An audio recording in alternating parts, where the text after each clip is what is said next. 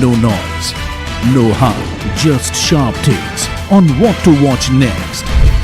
Editor's Cut, every Friday, 3:30 p.m. only on NDTV Profit. Economy, business, world, technology. Noise filtered, numbers decoded. Insights that rewire your worldview. From governance to growth, we connect the dots. Your daily edge, your global advantage. India Business Report with me, Gauri Dwivedi, weeknights on NDTV Profit. He has been tracking markets for over a decade, spots the trends before they hit the screen. And he is now bringing his analysis to the show that the market watches. Watch Sharad Dubey on Know Your Company, a show that puts the most traded stocks under the scanner. We dissect the company so that you, the investor, don't have to get the management to answer questions relevant to you. Watch Know Your Company weekdays at 11:30 a.m. to understand your next big bet. New year, new power panel, India market open, now in its boldest lineup. This is where the trends get tested and stocks get conviction. I'll recommend a buy call on a stock only when I'm fully convinced on the stock. With a table thumping buy. And when the street wants the levels, he brings the chart. Charts speak the truth, and I deliver the levels with no frills. Parag Thakkar and Kush Bohra are now part of the morning crew with Tamanna, Neeraj and Alex. Same show, sharper voices. Every morning on India Market Open, your favorite market show just got better. On NDTV Profit, for your profit.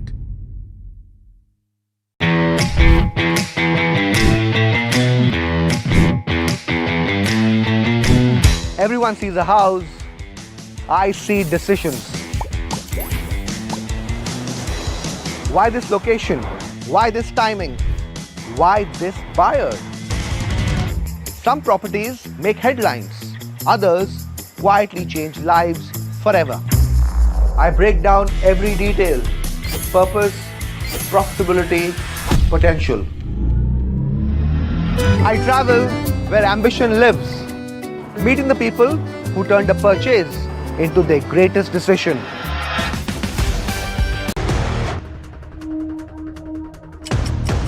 You're watching live from the NDTV Profit headquarters in Mumbai.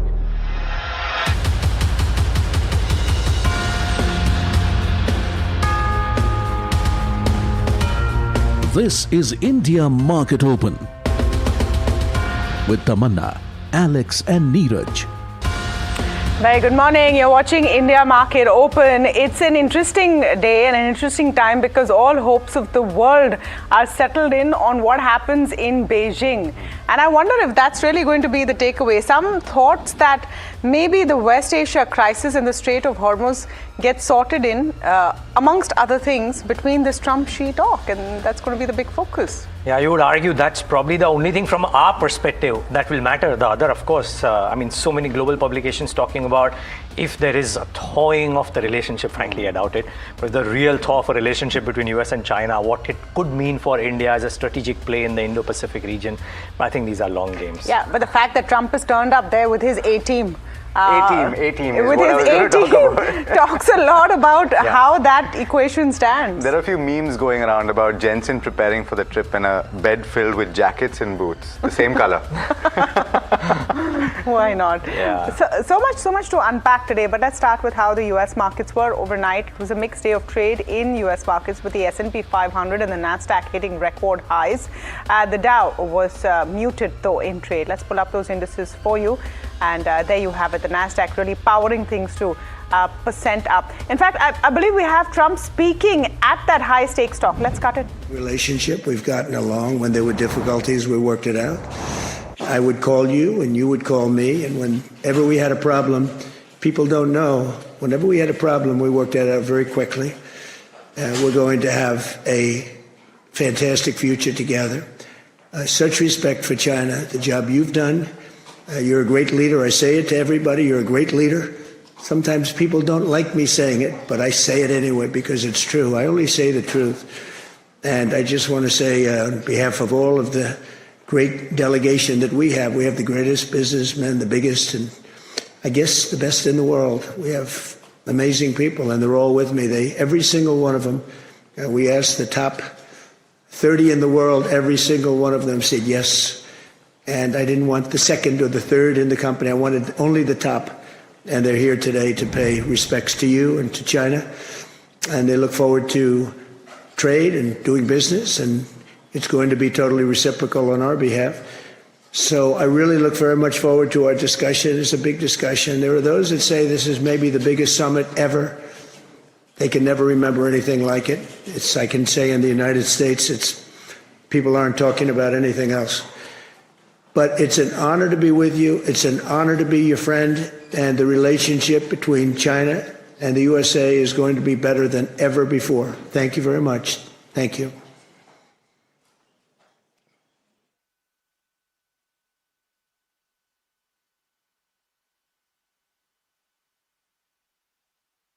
Okay, so we cut in just in time to that conversation or that statement that Trump was making and speaking in glowing terms actually about Xi Jinping, saying it's an honor to be your friend. I call you a strong leader. People don't like it, but that's what I do. So, we were talking about, we should pull up futures actually. Let's pull up US futures and see how they're doing, because a lot hinging on this conversation and this meeting in the US. US futures actually pretty much mirroring what you saw in trade yesterday in US markets. Bond yields, meanwhile, have spiked as the producer price index rose by 1.4% in April versus expectations of a 0.5% uptick. The 10-year was at 4.46%. Oil prices are staying range bound as all eyes are on that meat, isn't it? Let's pull up the latest on the Brent at about $105 a barrel. Has actually cooled off a tad bit on hopes that there's some kind of a resolution there. Let's pull up Asian indices for you and talk about what's happening there. All up in the green. Look at the Hang Seng, up about 2%. And the India implied also showing us a good start of the day that we could see, about 81 points up. But I'm going to quickly go across to Sharad to talk about what is the agenda and what really is the plan here.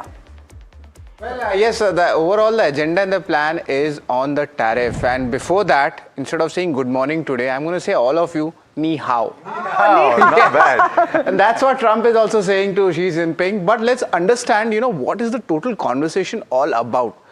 And, first of all, he is coming with a barrage of a lot of CEOs, from the America inclusive. Now, this is the first visit to China by a US president in almost a decade. Last time it happened in 2017. The Iran war looms over the trade talks, but definitely the more conversation is there expected from the trade perspective. Apart from this also, let's look at the key takeaways which we should be focusing on. There will be trade deals and strategic tie-ups. And also the AI and the Taiwan angle is definitely there, and that is where the conversation will most likely circle around. Apart from that, look at the CEOs who are accompanying the US president. This includes NVIDIA's Jensen Huang, Tesla's Elon Musk, Apple's Tim Cook. But not only that, there are other CEOs also who are making it to the list. You name it, from BlackRock, Blackstone, Boeing. He has taken literally half of S&P 500 with him in that plane, it looks like. But interestingly, looking at the CEOs, there is a huge expectations on the corporate tie-ups. And now we also have Micron and Qualcomm making it to the list. Earlier, we never used to discuss these companies, and look at that now. Apart from this, let's actually look at what he had stated before he had left. He had stated that he'll give him a big fat hug when he gets there. And of course, it seems like he has given one. And also importantly, they are focusing much more on the trade tariff front, but also the Iran aspect might be discussed as well. And if that happens, there will be some kind of matter coming in. But remember, the fragile tariff truce is there with China and US, and this may actually help also when it comes to the ceasefire if any positive news flow comes in. And China, remember, is Iran's biggest oil customer. So there is a lot of things at play. But the US recently sanctioned several Chinese companies also, so some issues are there, and the Chinese officials have publicly called the to have stability in the markets. But in all this discussion, what does it mean for India? It's largely neutral, or you could say slight negative. There is a potential US-China G2 trade deal which could be slightly adverse for India. And if in case any positive commentary comes on the ceasefire front, then these sentiments will be positive for India going ahead as well. So this is the entire picture with Trump and Xi Jinping in focus today. Okay, we will have to learn more than Ni Hao to push it through as we cover this through the day. Thank you for that, Sharan. Seth Freeman with us this morning. He's Senior Managing Director, Glass Ratner Advisory and Capital Group, and welcoming Deep Pal, Dr. Deep Pal, Director, Geopolitics and Policy at Coan Advisory Group. I'm going to start with you, Deep, since you're an old friend and a former colleague. So nice to have you on the show as an expert. Tell me what you think will really come out of the Trump-Xi meet. Likewise, Tamanna, wonderful to be here and great to see you guys.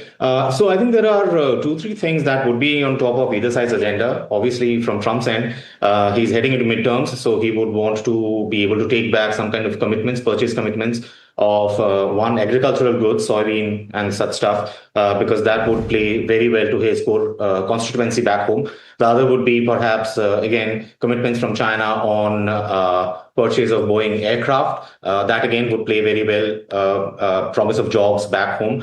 Apart from that, he would want some kind of, he's talked about the Board of Trade, Board of Investment concepts, some kind of a trade architecture between the US and China to manage bilateral trade, bilateral investment, open up the US market for solid, concrete commitments from China to invest into or to buy into. That is something that he would look at. As far as China is concerned, their priorities, I don't think they're going to really talk about Iran, even though obviously Iran and China have been close. So there have been talks about China assisting Iran with intelligence and other things. I don't think the Iran war is going to be pretty high up in the agenda, because China for itself has a number of other priorities that it would want to talk about. One would be some kind of stability in the tariff system. They would also want less obstructions in being able to import chips. I mean, Jensen Huang's last minute jumping into Air Force One from Alaska was an indication that there would be conversations about that. And I think they would want a slowdown in the various kind of legislation that we are seeing being introduced in the US. Obviously, not most of them are not law yet, but the conversations around trying to stop China's progress in AI and other tech-related matters is something that China would want to discuss. And separately, not entirely connected to the US, they would want, not really in the list of priorities for the US, they would want the US to soften their language on Taiwan's independence, which would give more of a normative advantage to Beijing in the Taiwan.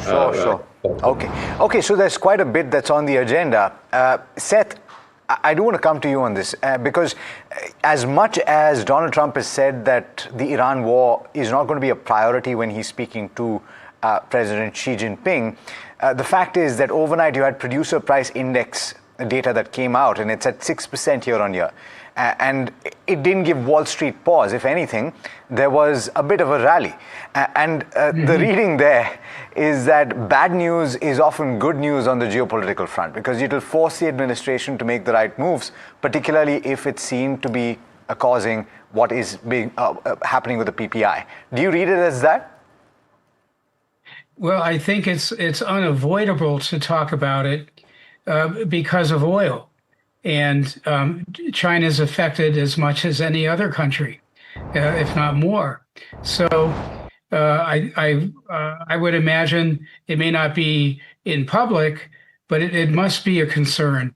The inflation and the prospect for more inflation is really an interesting situation now that that Warsh was approved by the Senate to become the Fed chairman. So there's a lot that's going to be up in the air. What's very interesting about what we've been seeing on TV in China is whether, is this a trade mission or is this a political trip? And it looks a lot more like a trade mission. Well, and it can morph into either of those two things depending on which side of the bed Donald Trump wakes on and where Xi Jinping wants to smile as well, because we've seen that he's hardly returned any of the flattery that Donald Trump has said. So, well noted, said. Deep, come in.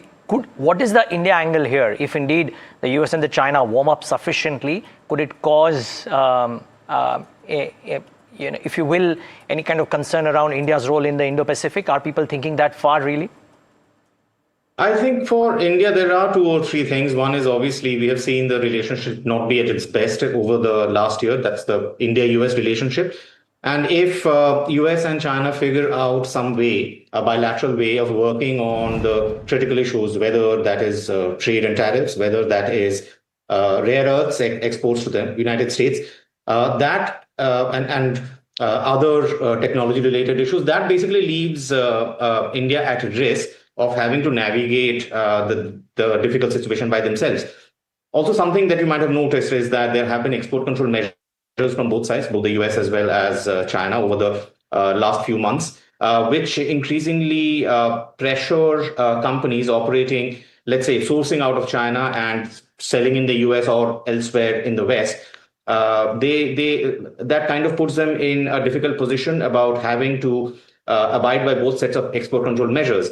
Now, Indian companies that source out of China, sell to the US or to Europe, they have been feeling the pinch as far as that is concerned. Now, that might just continue if the two sides figure out a way to work together, leaving the rest of the world on one side. So we'll have to look at things such as the Board of Trade or the Board of Investment announcements if they come about. What the US, if the US managed to get in concessions out of China in terms of rare earths sourcing.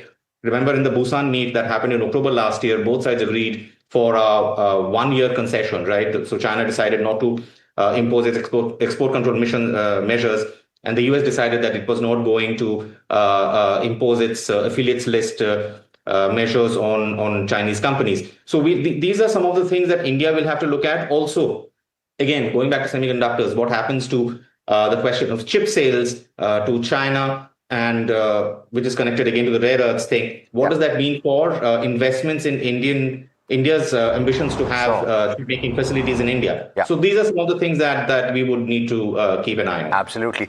Deep, Seth, on that note, thanks so much for taking the time. Pleasure speaking with you. Likewise. Thank you. All right, let's talk about what happened in trade yesterday. And equity markets recouped some of the losses after 4 days of selling. And primarily, I'm talking about the benchmark Nifty 50. It clawed back about 33 points after losing over 950 points in 4 sessions. And the Nifty Bank actually underperformed in trade yesterday as well, with cuts of about 0.2%. Foreign institutional selling continued, with net sell figure of 4,700 crore rupees or thereabouts, and the selling likely concentrated in large cap counters. In fact, the mid cap as well as the small cap outperforming. By the way, the India VIX remains elevated at over 19, and the broader markets, as I said, outperforming. The mid cap index gaining about 0.6% in trade, and the small cap index up about 1/3%, as a result of which the market breadth was tilted in favor of the advances. 3 gainers for every 2 declines in trade at the end of trade yesterday. Metals, defense, oil and gas all outperformed. In fact, for the last cohort, you had HPCL results that came as a bit of a surprise and aided the OMC pack. All of those stocks were up and about. HP, BP, IOCL, all of them. IT continued to sulk, with the index down another 1.1%. There were a few surprise moves. Dixon Tech, it wasn't the best set of numbers, but the joint venture with Vivo seems to be causing quite a bit of excitement. The stock ended higher by close to 10%. Of course, it's been beaten down in the recent past, and so some of that ground being recouped. Yeah, and therefore, yet again, the trade setup doesn't change from what was the case yesterday. It just kind of stays true because, well, crude prices also have stayed just about that 104, 105, 106 level. So the formation of lower highs continues to effectively reflect supply pressure at any elevated zone. And by elevation, I don't mean really 1,000 points higher. It probably happens 250 points higher on the Nifty. That is essentially the pain point. But selective buying in the SMIT space definitely continues. So now you're seeing signs of profit booking in not just the index, but various stocks as well, right? I mean, blockbuster numbers by, for example, the CDMO company yesterday, but after starting off about 8 or 9% higher, the stock completely cooled off. So in some sense, you're seeing that selling pressure come into a number of names. Newland was a classic example yesterday. That's the one that I was referring to. But NBFCs per se are starting to draw favor from market participants, and you're seeing signs of that across various names, across various categories of NBFCs as well. So keep that cohort of stocks in mind. And we'll talk about Airtel in great detail, so I'm not going to spend time there. But telecom very likely could be the sector of the day, buoyed by, yes, led by Airtel maybe, but also Vodafone Idea. There is a board meet on Saturday. If indeed there is some further investment that comes in from the promoter entities there too, then I think you see in the sector starting to see some participation after a bit of a hiatus, and that could actually augur well. So you keep that a set of stocks in mind for sure today. You know, I think the fact that this meet has taken focus and oil has at least shown directionally a cool off will be some relief to all Asian markets and India included, which is why you're seeing the Nifty implied possibly in the positive. Nifty did manage to break a 4-day losing streak on Wednesday as well, but the recovery was fragile at best. Sell on rise remains the strategy throughout the day yesterday. Buyers defended the 23,250 to 23,300 region, but sellers aggressively emerged in 23,550 to 23,600.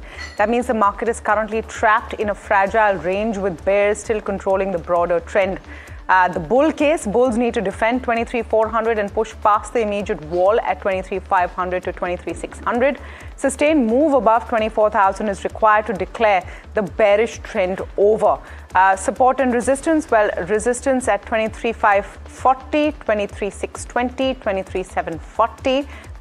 And support levels at 23,300, 23,220, 23,100. That's a critical one. For the bank Nifty, the banking index continues to underperform. Key resistance at 54,000 and 54,200. Key supports at 53,000 and 52,675. I think the other big overhang is when the trigger will be pulled and petrol diesel prices will go up. I mean, it's now a given that it's going to happen. I wonder if you think it's already priced in what we saw in the last couple of days of trade? Because you saw a bit of panic in the markets after the Prime Minister spoke not once but twice about tightening the belt, so to speak. Do you think that price hike at the pump is priced in, or we'll see another reaction when it comes in? For the markets, I don't know really, but not too much of an impact. No, I don't think so. I think it's more. I think the reaction was more on account of the expectation of slowdown in activity. Or the fears of slowdown in activity. Of course, which will happen if you have a significant hike. So more so. I don't think that the price increases are priced in.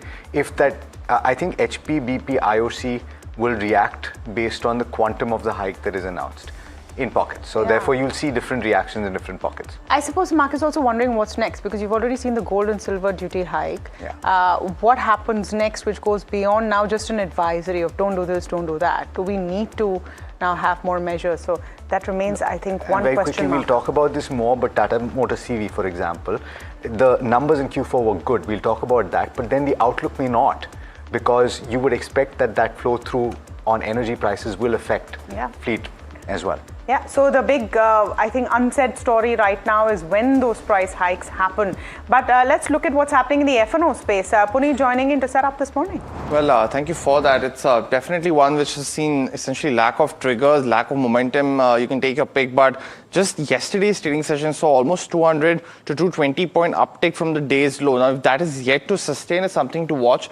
But at 23,500, we're back above that 23,300, sluggish momentum that we've seen, but hasn't been sustainable at this point of time. So we continue to monitor those individual moves for the benchmarks, while largely the fag end of Nifty earnings as we go into that aspect. So really a tricky position of where the index is. Today is the Sensex expiry as well, so you'll see some volatility coming into this picture as well.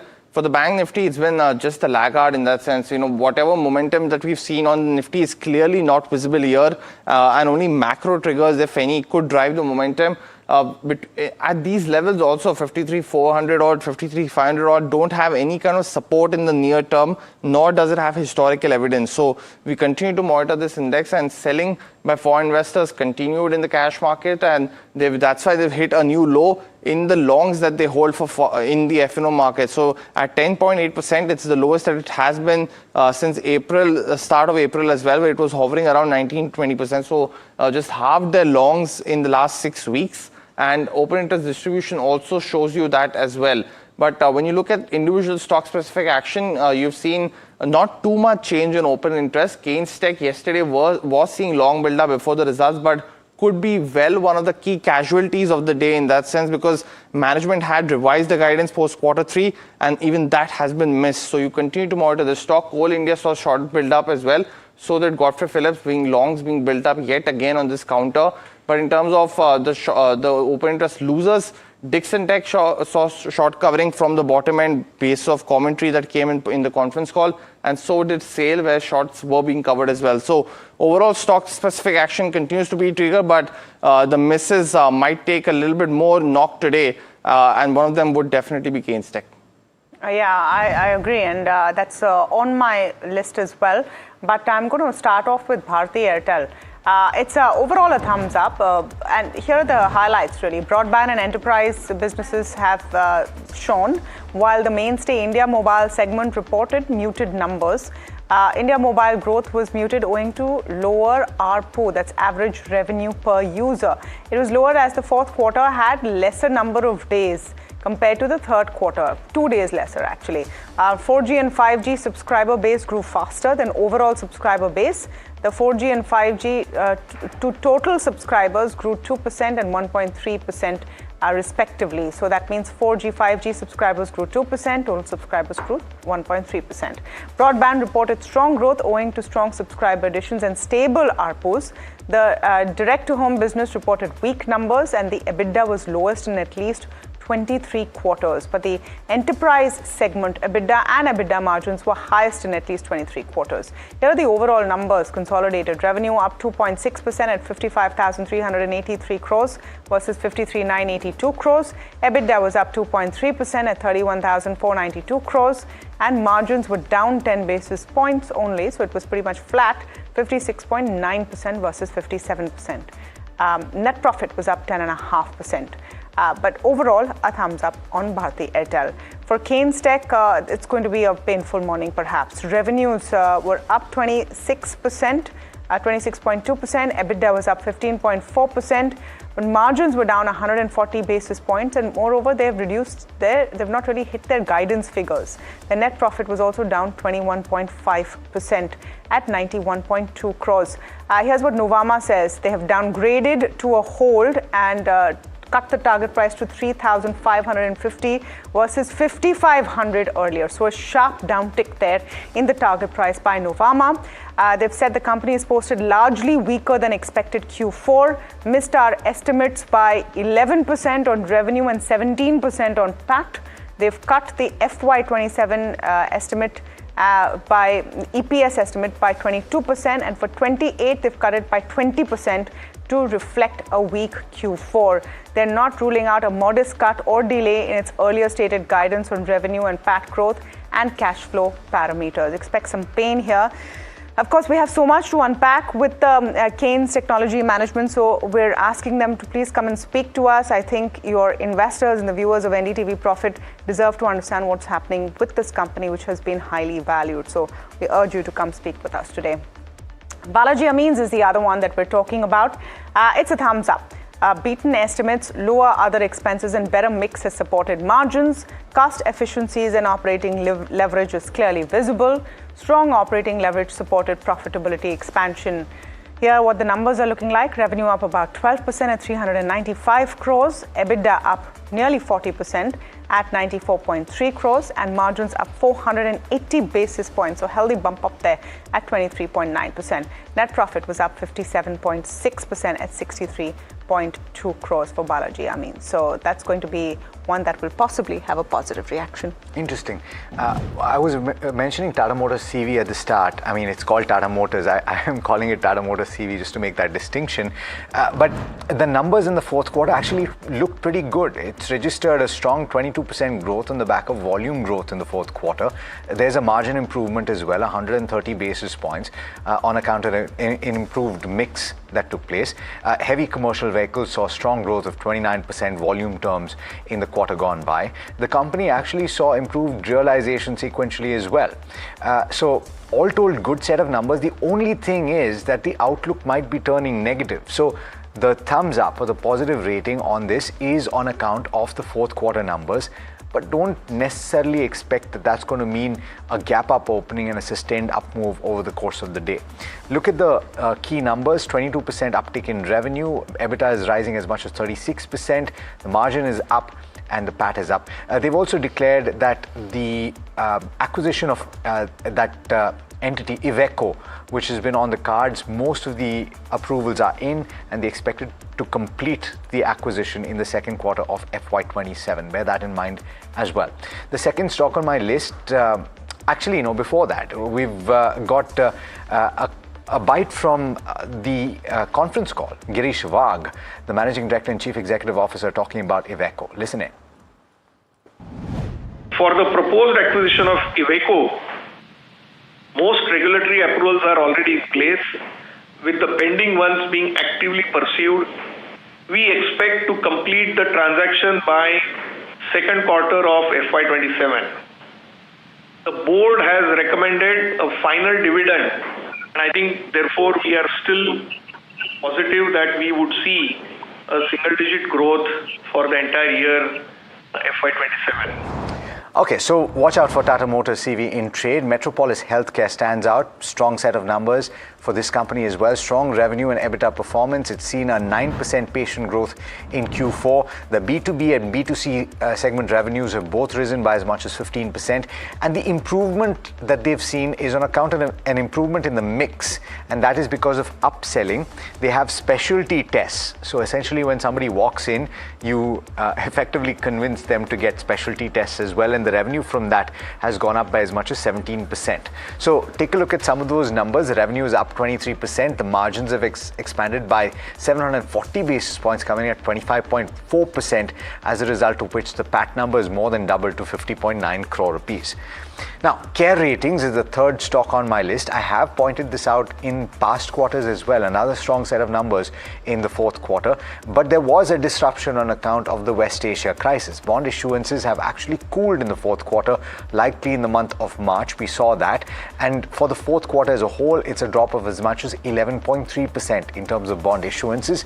Remember that 89% of the revenue of Care Ratings comes from the ratings segment. This is companies seeking ratings ahead of bond issuances. So if the issuances have cooled, and they've actually cooled further in the month of April, then there's an issue for Care Ratings in FY27, or at least at the start of FY27.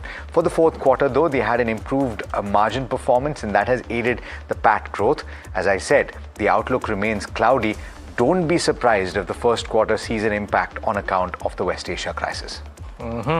Okay, and that could be true for so many companies, right, which have maybe shown a good number, but Q1 could be different. Let's wait and watch. IKS, though, from all the tech-related names which have kind of had an issue, IKS is on the other side of the spectrum, right, benefiting greatly from this whole AI tech transfer piece as well. And their Q4 numbers, look strong. Revenues were up 18.5%, but their EBITDA growth was significant, 32.8%, as a result of which the operating profit margins were up 380 basis points at 35% versus 31.2%. Profit after tax up 39% at 206 versus 148.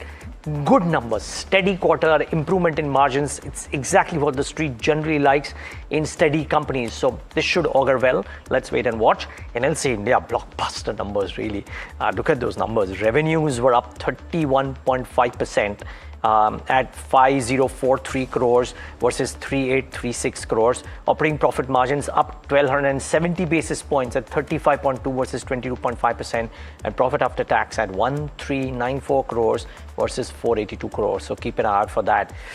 The third one, I don't know who, but somebody had met me and told me that look at ADF Foods, because their supply chain to US is intact. They are able to send dry fruits. And I was like, listen, India imports almonds from America, but apparently no. And well, the numbers look pretty good, because clearly they have been able to do some exports there seemingly, because revenues are up 23% at 196 crores. It's a small company, but I'm highlighting this because of the numbers. Operating profit margins up 190 basis points at 17.4 versus 15.5, and profit after tax up 57% at 25.9 crores versus 16.4 crores.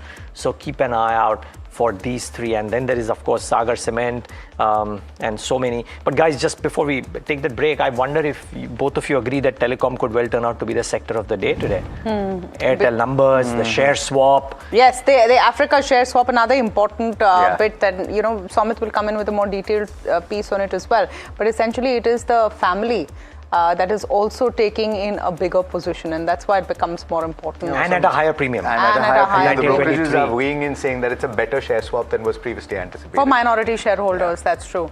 Vodafone has anyway been in focus ahead of the Saturday board meeting Exactly, as well. right. And that's a positive read-through. And if indeed the rumor mills, which is that Kumar Mangalam Birla invests, then that's another promoter investing in one more company after Airtel is doing that. And all of this is a positive read-through for Indus Tower as well. So in some sense, telecom, the sector of the day today. Yeah, there are only 3 stocks, but not but many. 3.5. 3.5. Reliance you as well, which I is think part you of our actually need a lot more. But we have so many stocks to discuss, and we're coming back after a very short break to talk about all of that and more. Plus, you will have Parag Thakkar and Kush Bohra's strategy for the morning. So stay tuned. We'll be right back.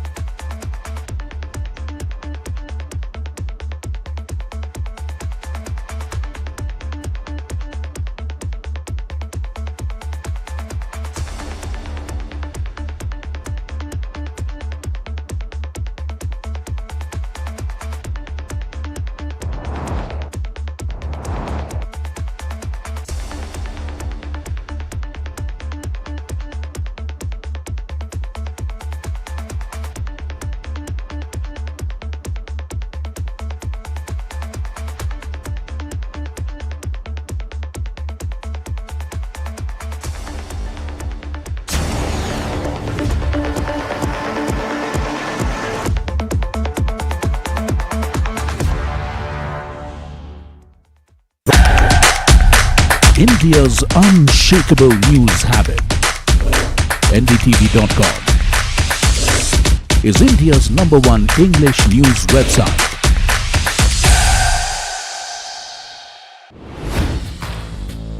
Hi, I'm Tamanna Inamdar. Watch me on NDTV Profit, where I break down the day's biggest business stories. What happened, why it matters, and what it means for your money. Hi, I'm Neeraj Shah.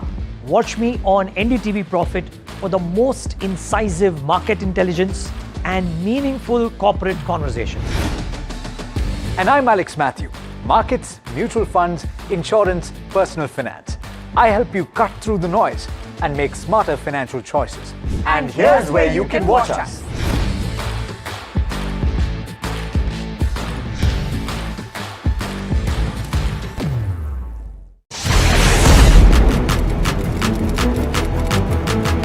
When the headlines move fast, perspective matters. On Editor's Cut, our editors come together with experts to distill the week's information blitz into clear perspective. Down the story.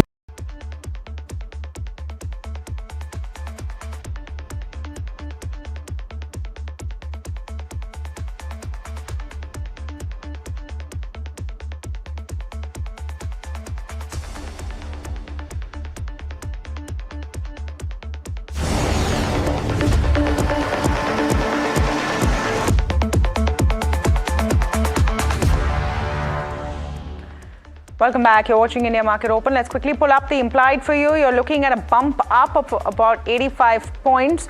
Remember, it was a fragile uptick in trade yesterday. Will we see another sell-on rise is the question. A lot of hopes on the Trump-Xi meet. But apart from that, India now looking specifically, or Indian equity looking specifically at the numbers of results that have come through. Parag Thakkar, Kush Bohra with us this morning. Very good morning to both of you. I'm actually going to start with Kush first today and get an index view. Kush. Not so great. Yeah. Not so great. But I'm going to give you something very interesting today. You've heard of the book, the famous one, The Tale of Two Cities. This is going to be a tale of two markets, right? If I can just quickly request the team to pull up the Nifty chart, right? Look at what's happened there. 3 months, negative returns, firmly, very clearly trading below, the 50 and the 20-day moving average.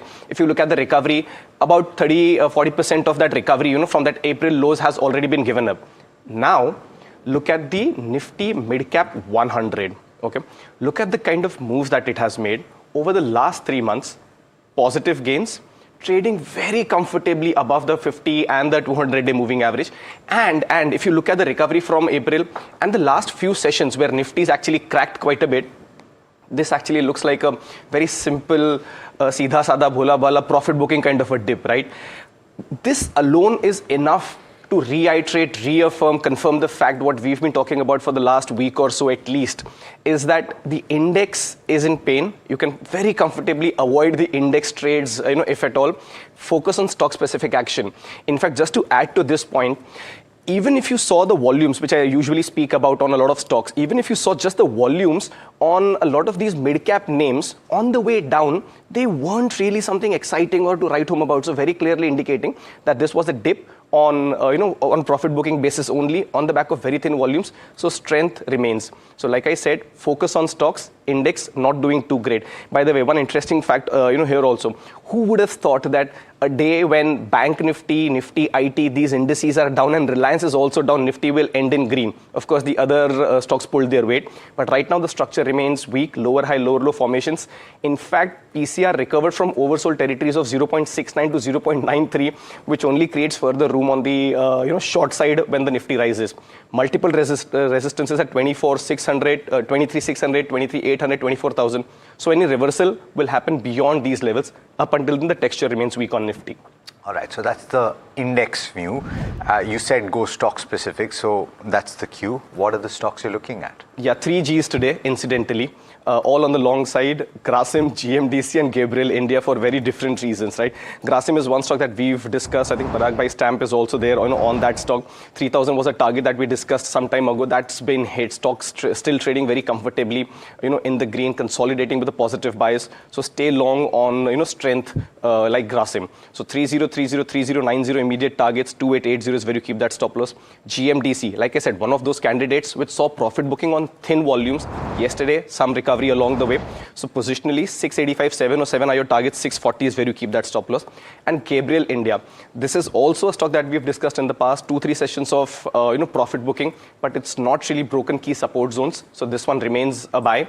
In fact, the risk reward ratio becomes that much more attractive now. 1130, 1160 are your targets, 1070 is where you keep that stop loss. Okay, the 3 Gs, I like that. Parag Thakkar, but it's only about 1B for you, Bharti Airtel. No, of course, G also, Grasim. Grasim also. So Bharti and Grasim and Ultratech, and ICICI Bank, these are my top holdings. No, that's generally in life. I'm talking about today. Today is about Bharti Airtel. Yeah, so Bharti, see, one important thing why the stock corrected was capital allocation issues.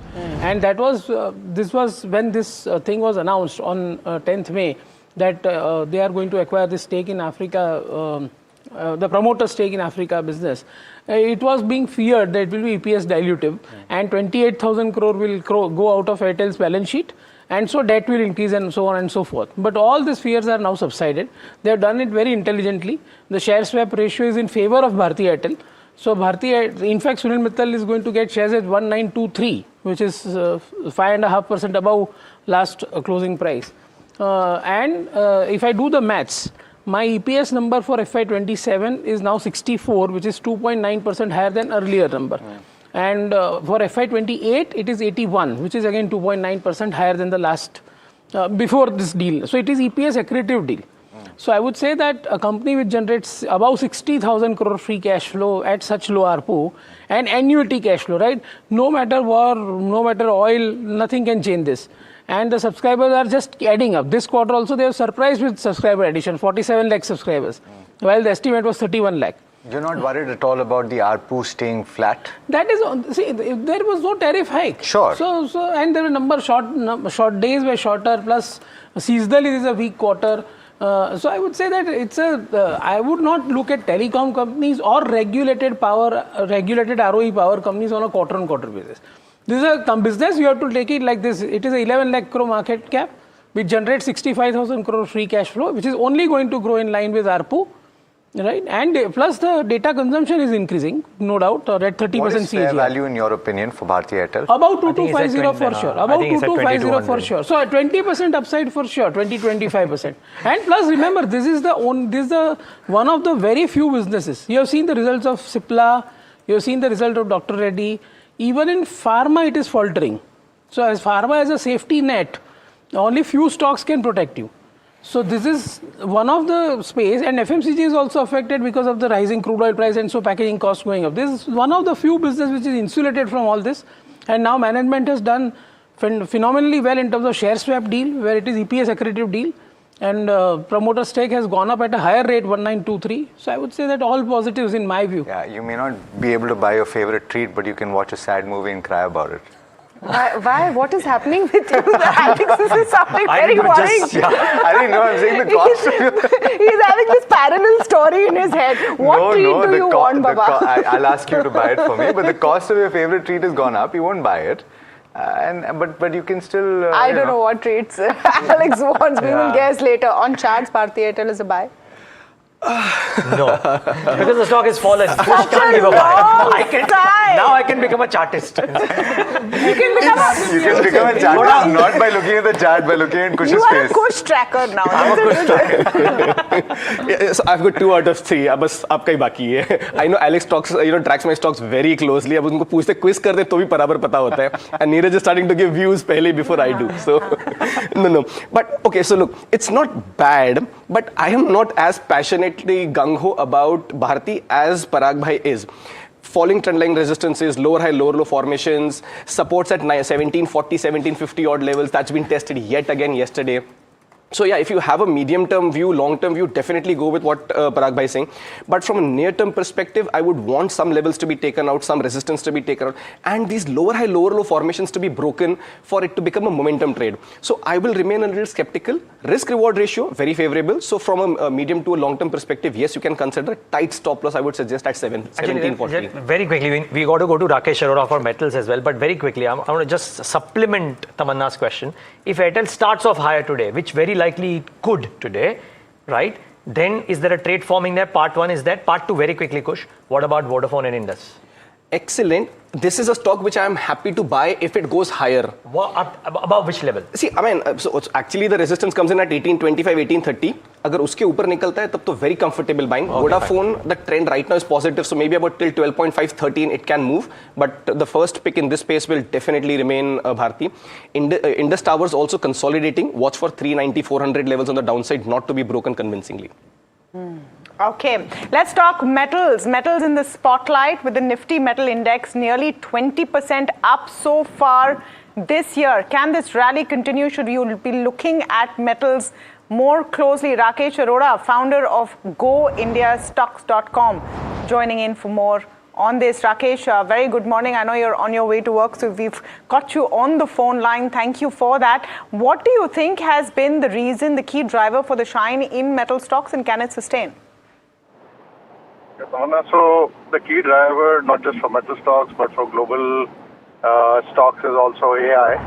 AI has come up in such a rapid phase in last 3 years that everybody was, caught unprepared. And there's one estimate that, we will need to mine as much copper that we mined in last 10,000 years in next 18 years to meet the demand coming out from AI-led data center and power requirement. So that is the quantum of shift which we are talking about. And, mining is difficult. It takes 8 to 10 years to develop the mines. So clearly, mining capex was insufficient over the last few years. Rakesh, good morning. So that's a strong case for the non-ferrous plays, and particularly copper. But what about the ferrous? And you're hearing conversations about flat steel products getting price increases. This is a worry, of course, for the companies that use it. But what's the outlook for ferrous? So, before ferrous, I just want to talk about aluminium, because aluminium is a kind of a proxy for copper in a lot of use cases. Aluminium, I'm seeing, a lot of capacities coming up in Indonesia. So in second half this year, we have almost 1 million ton of aluminum capacity coming up. And in next 3 to 4 years, Indonesia is repeating what China has done. They are targeting between 10 to 15 million ton of aluminum. These are all Chinese, companies who are putting up plants in Indonesia. So aluminum, I'm not that bullish. I would want to, warn investors that they should be wary of getting caught at the higher end. The fair, price for aluminum is around $2,600, $2,700. We are at $3,580 or something like that right now. Now coming to ferrous, what is really playing out is that in this year, China has reduced their exports of steel, and for the first time, we are seeing producer prices going up in China. So steel, the margins are normalizing. A large part has already played out because of the safeguard duty which was extended by the government.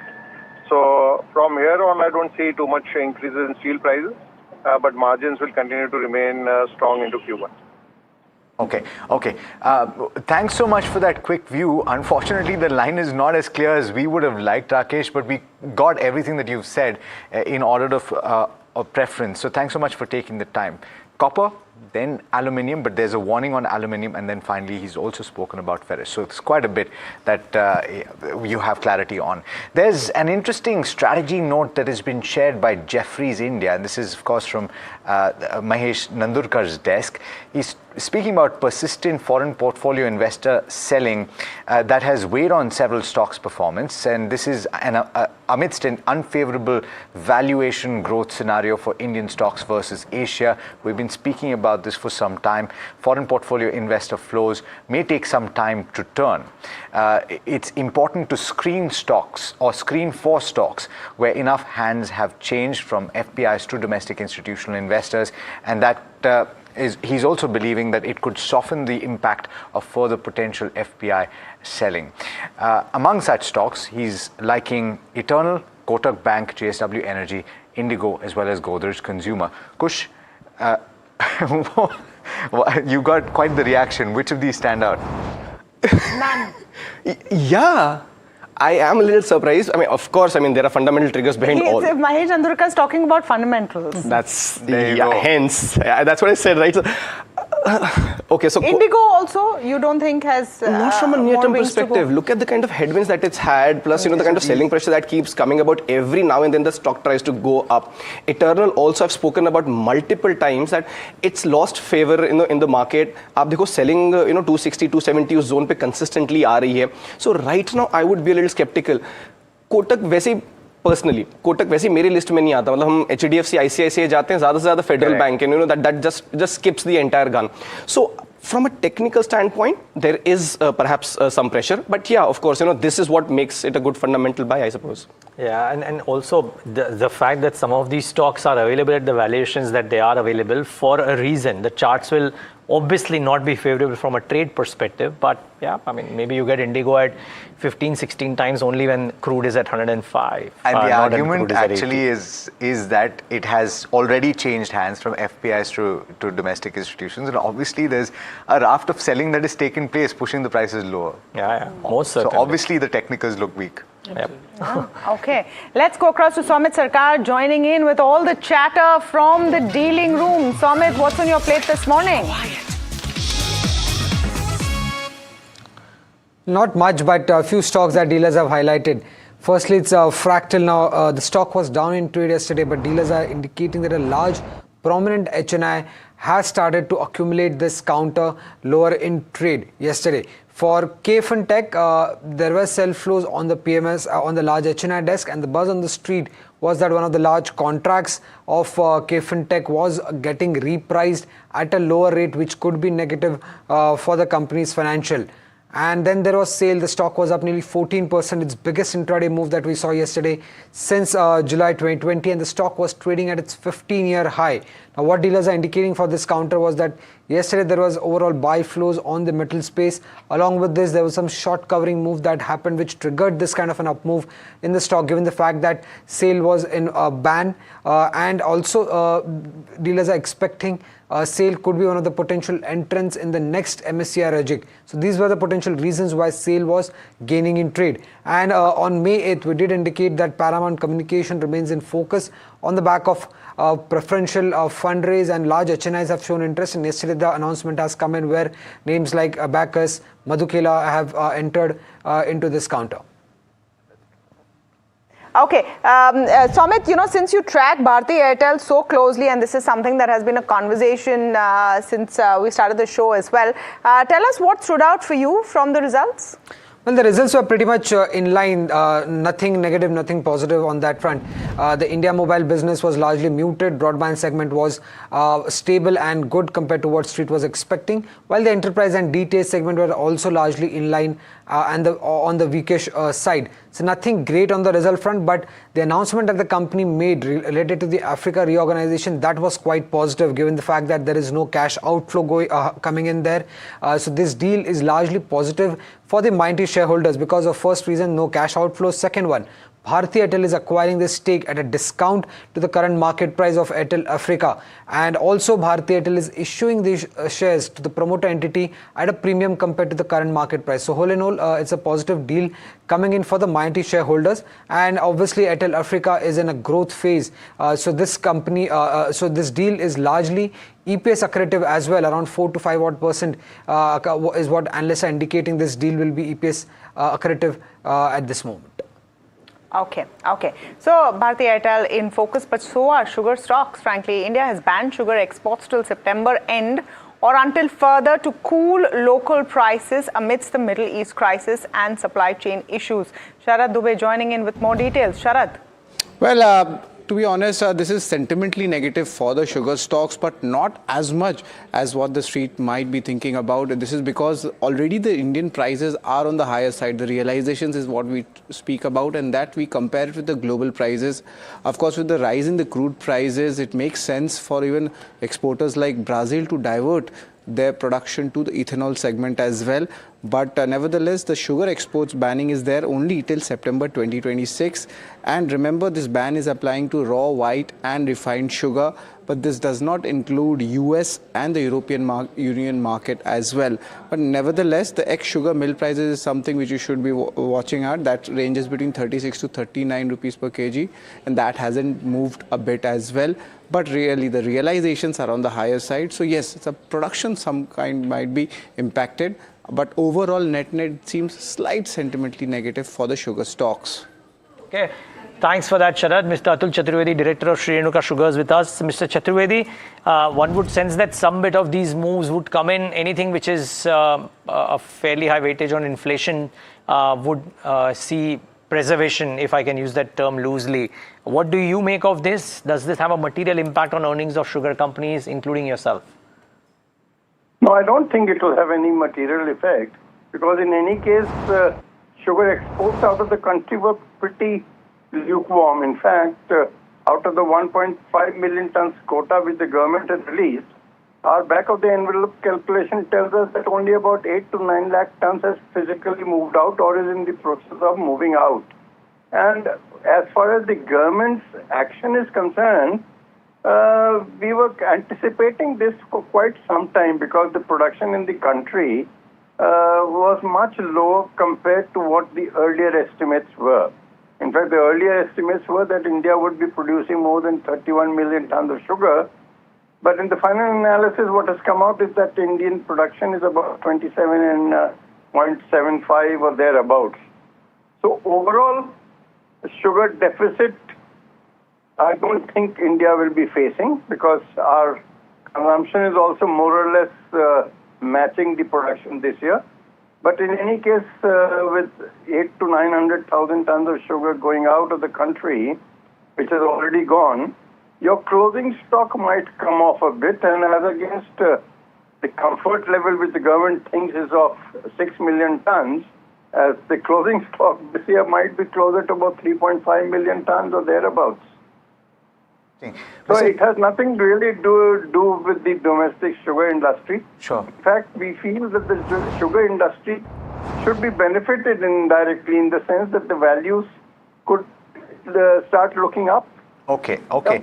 So the other aspect, and I understand that we primarily wanted to speak to you about this measure, but since you're speaking about the domestic trends, let me ask you about ethanol, because with the focus on traditional fuel sources, the expectation is that you're going to have to gird against or protect against higher fuel costs. So ethanol consumption could go up. What bearing does that have for you? And have you made any headway in trying to increase the price of ethanol at sourcing? I don't think any headway has been made as far as ethanol pricing is concerned. In fact, the industry has been clamoring for having a even field compared to maize ethanol, which is currently being sourced at around 72 rupees a litre, as against sugar cane juice ethanol at around 65 or thereabouts. So I think as far as sugar diversion to ethanol is concerned, more or less the season is over and done with. So nothing much is going to happen till the next season, which starts in October, November. So industry is also waiting patiently, and we feel that this time around the government might bite the bullet because the cost of crude is going through the roof, and but the trouble is the government will have to keep balancing between food and fuel, because food prices also in the world look elevated and likely to be elevated going forward with the kind of disturbance. Yeah. So it will be a tight walk. It will be a tight walk indeed. Okay, thank you so much for that perspective, Mr. Chaudhary. Really appreciate your time this morning. Okay, lot of stocks in focus, by the way. Keep that in mind. We might have a flattish start, maybe marginally green, but a lot of, by the way, today was marked by a lot of very good numbers to watch out for. But I'm going to go to Parag Bhai with a number which is slightly difficult. Parag Bhai, Keynes Tech, and a miss on its own guidance. Will it hurt the stock? What is your view? So, first of all, I don't own the stock, and generally I don't like to buy this kind of businesses where actually earnings are very unpredictable, as it is reflected from this result, right? That they themselves miss their guidance. So I would say that margins also dropped. So I would say that for this kind of business which is unpredictable, to pay 70 PE on a trailing basis, that is not my framework, at least. So I think it should react negatively in my view. Okay, and you're not a buyer then? No, right? no. Okay, fine. Perfect. There were some very interesting numbers. Did you get a chance to look at the numbers of either NLC India or Balaji Amines or Inventress Knowledge Solutions? So Inventress Knowledge Solutions keeps doing well. That is a company which is very interesting. That and Sagility. These two companies in this particular space, which is related to insurance, a BPO kind of thing. In the earlier context, we used to tell them BPOs. Now it is different. Call center. I haven't heard that in so long.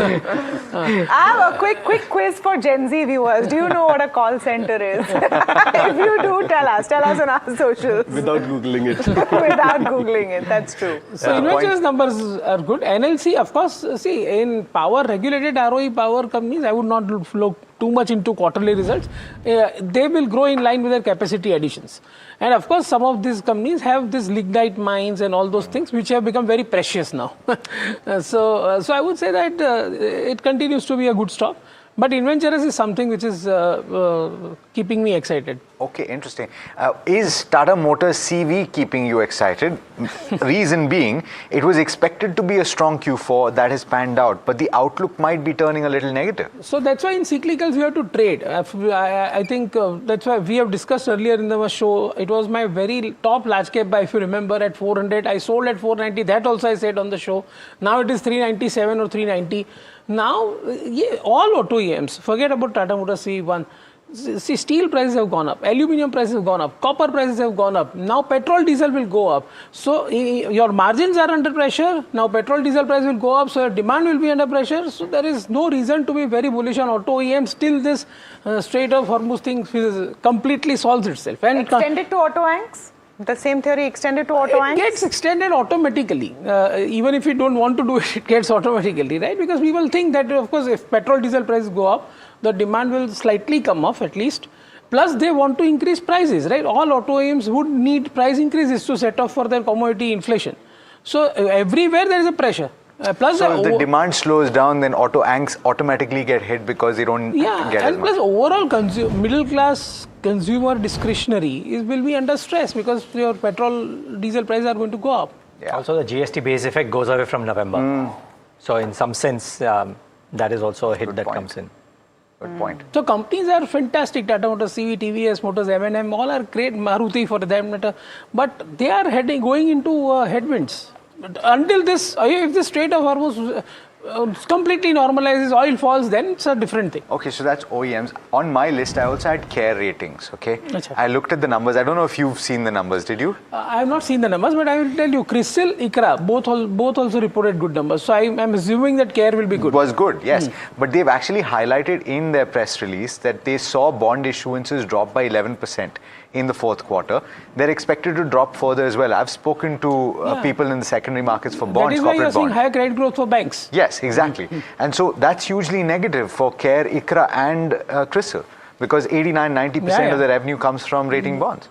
Yeah, so I was also surprised. CRISIL numbers were also good. I think ICRA also I saw it was good. And the CARE you are saying is good. So something to and these are great businesses, right? Yeah. Again, I would say infinite ROC businesses. Yeah. Okay. This is what's going to be on the watch list this morning as we get into the pre-open session. And first, rates are on. And quick recap of everything that's been happening.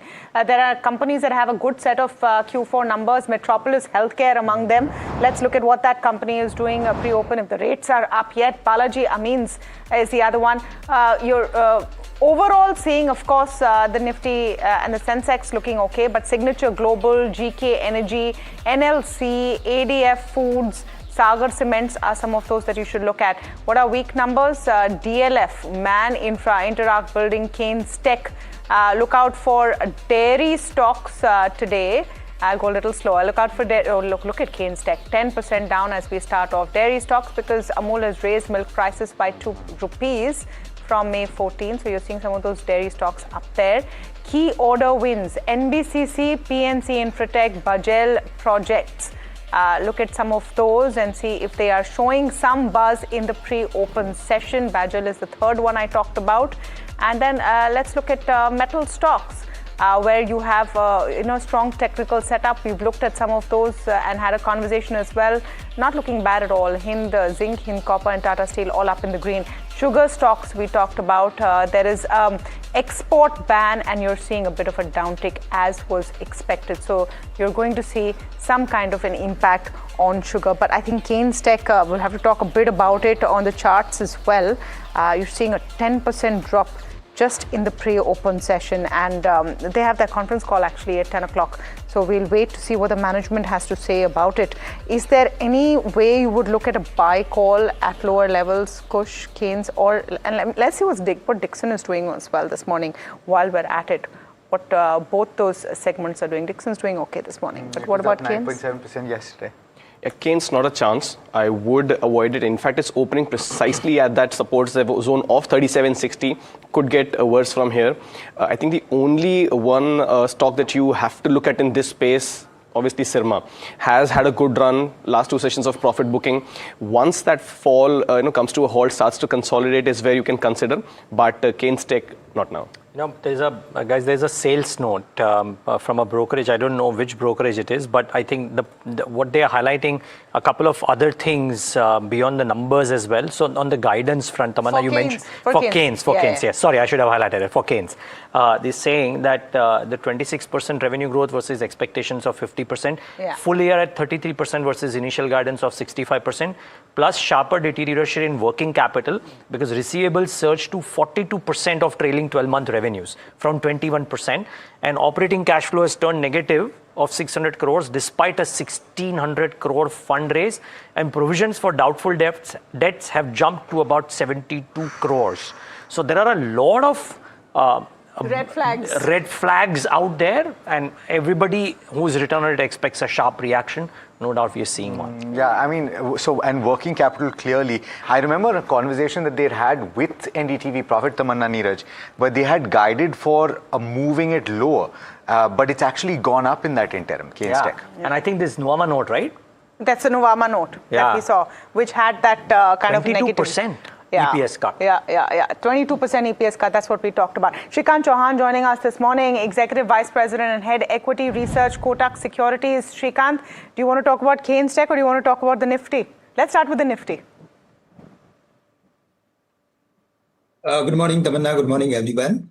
So while looking at the setup of the market, it is very clear that the market is going to spend time within the range of 23,600 and 23,300 on the downside.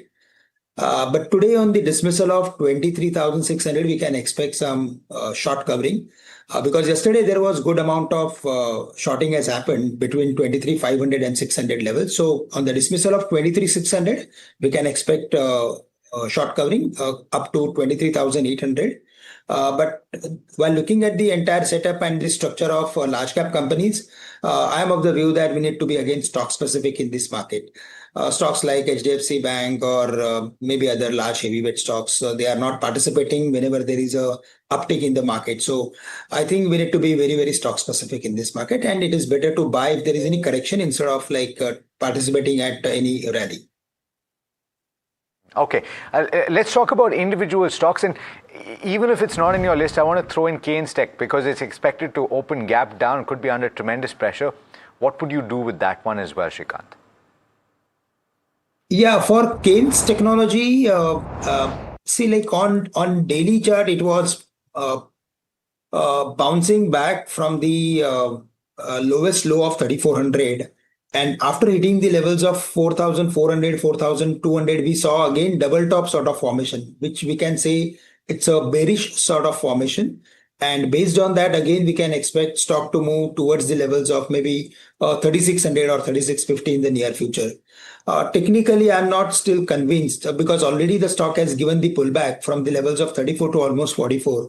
Now, again, it is going to take some more time, consolidate between the range of maybe 4,000 and 3,600 for a longer time. Okay, stay on with us. Shrikant, going across to Sharad Dubey for the big brokerage call of the day. Sharad, you have Meesho on your radar, and for a change, the view is very different from what it usually is in the recent past on Meesho. Exactly, Tamanna. The stock has actually run up a lot, and that is why a little bit of concern is coming in. And this is one of the first reports from the broking house coming in from Kotak, where they have initiated a reduced rating with a target price of 195 rupees per share. And they've stated that most of the positives are priced in at current levels. But nevertheless, let's list out the positives also. It's a large horizontal platform, and a good growth is coming, at least in their operational parameters. Now, it's asset-light and value-focused as well. And the broking house is modeling at least a 28% growth in the net merchandise value, NMV, that's what we call, over the next 3 years, and EBITDA is expected to be break-even by FY29. Now, there's a healthy long-term growth potential, and a steady profitability improvement is something where the bullishness is still there for the street. All right, Sharad, thanks so much for that. Question specifically for Parag Bhai right now. If you're looking forward to FY29, do you have the patience to wait that long for a break-even? No, I don't have patience. I have patience if company is making profits right now. Okay. At the EBITDA level right now, I'm seeing 255 crore loss. Market cap is 89,000 crore. So I would like to see operating profit at least for me to get interested in the stock.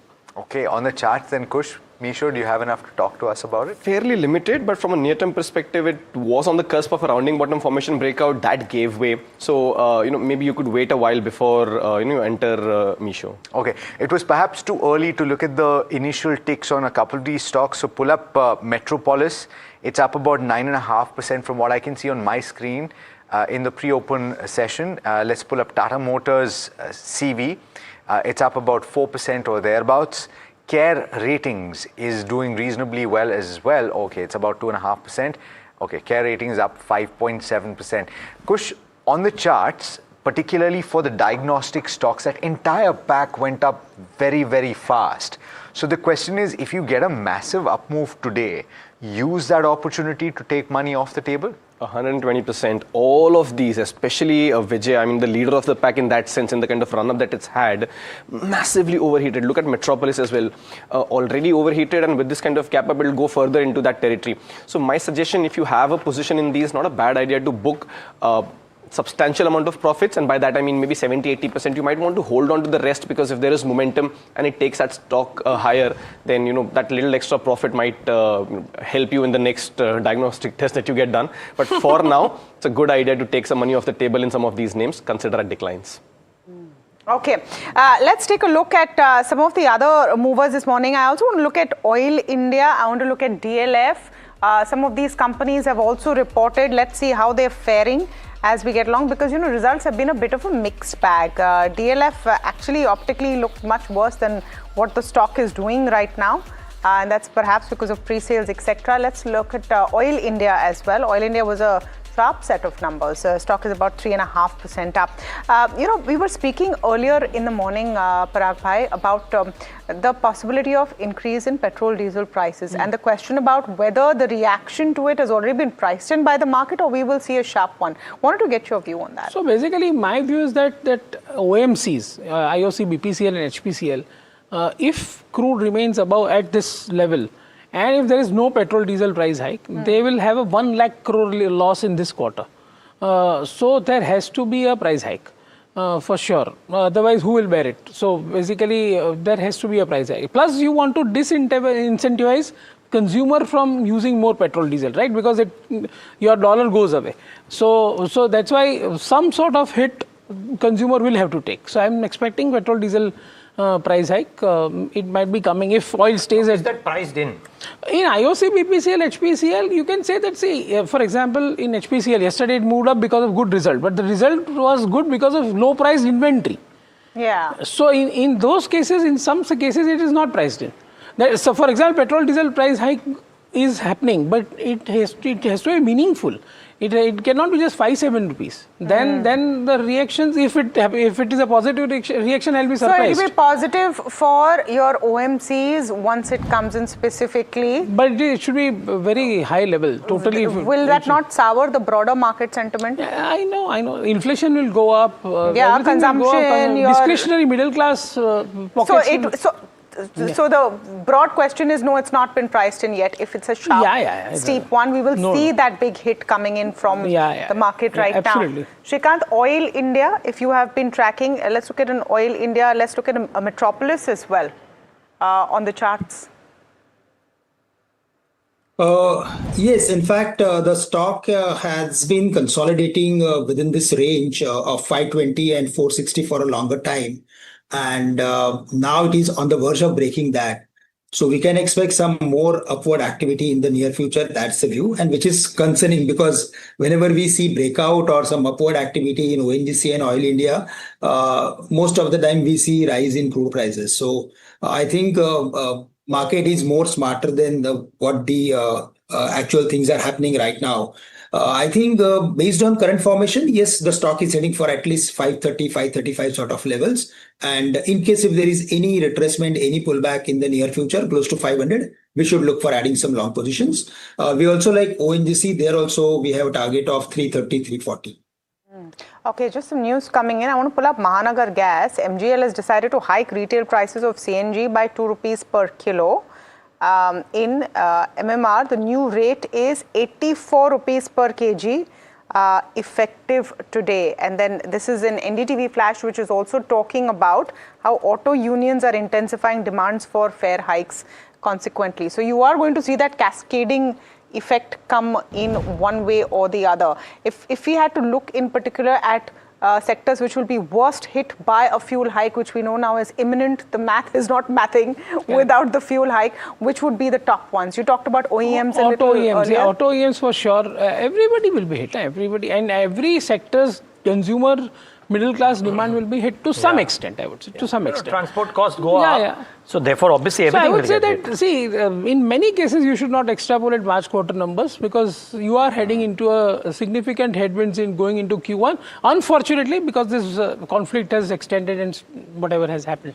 So it's actually quite concerning, actually, if FMCG companies have also guided to a certain volume growth in FY27, that's going to be challenged, isn't it? See, FMCG is a day-to-day consumption, so it depends on category to category. If it is a discretionary category within FMCG, then of course it will be impacted. But if it is a day-to-day need, then for example, as I gave you example, right? Last year, parachute prices have gone up by 60%, but the volume degrowth was just 2 to 3%. So there are some categories which are not that price sensitive. There are some categories which are price sensitive within FMCG. There might be some down trading. So Tata Consumer saw 16% volume growth, right? Tata Consumer. Now Tata Consumer tea, salt, that category will not see. Of course, if they are guiding for 15%, it might come to 13%. So FMCG is a safe bet?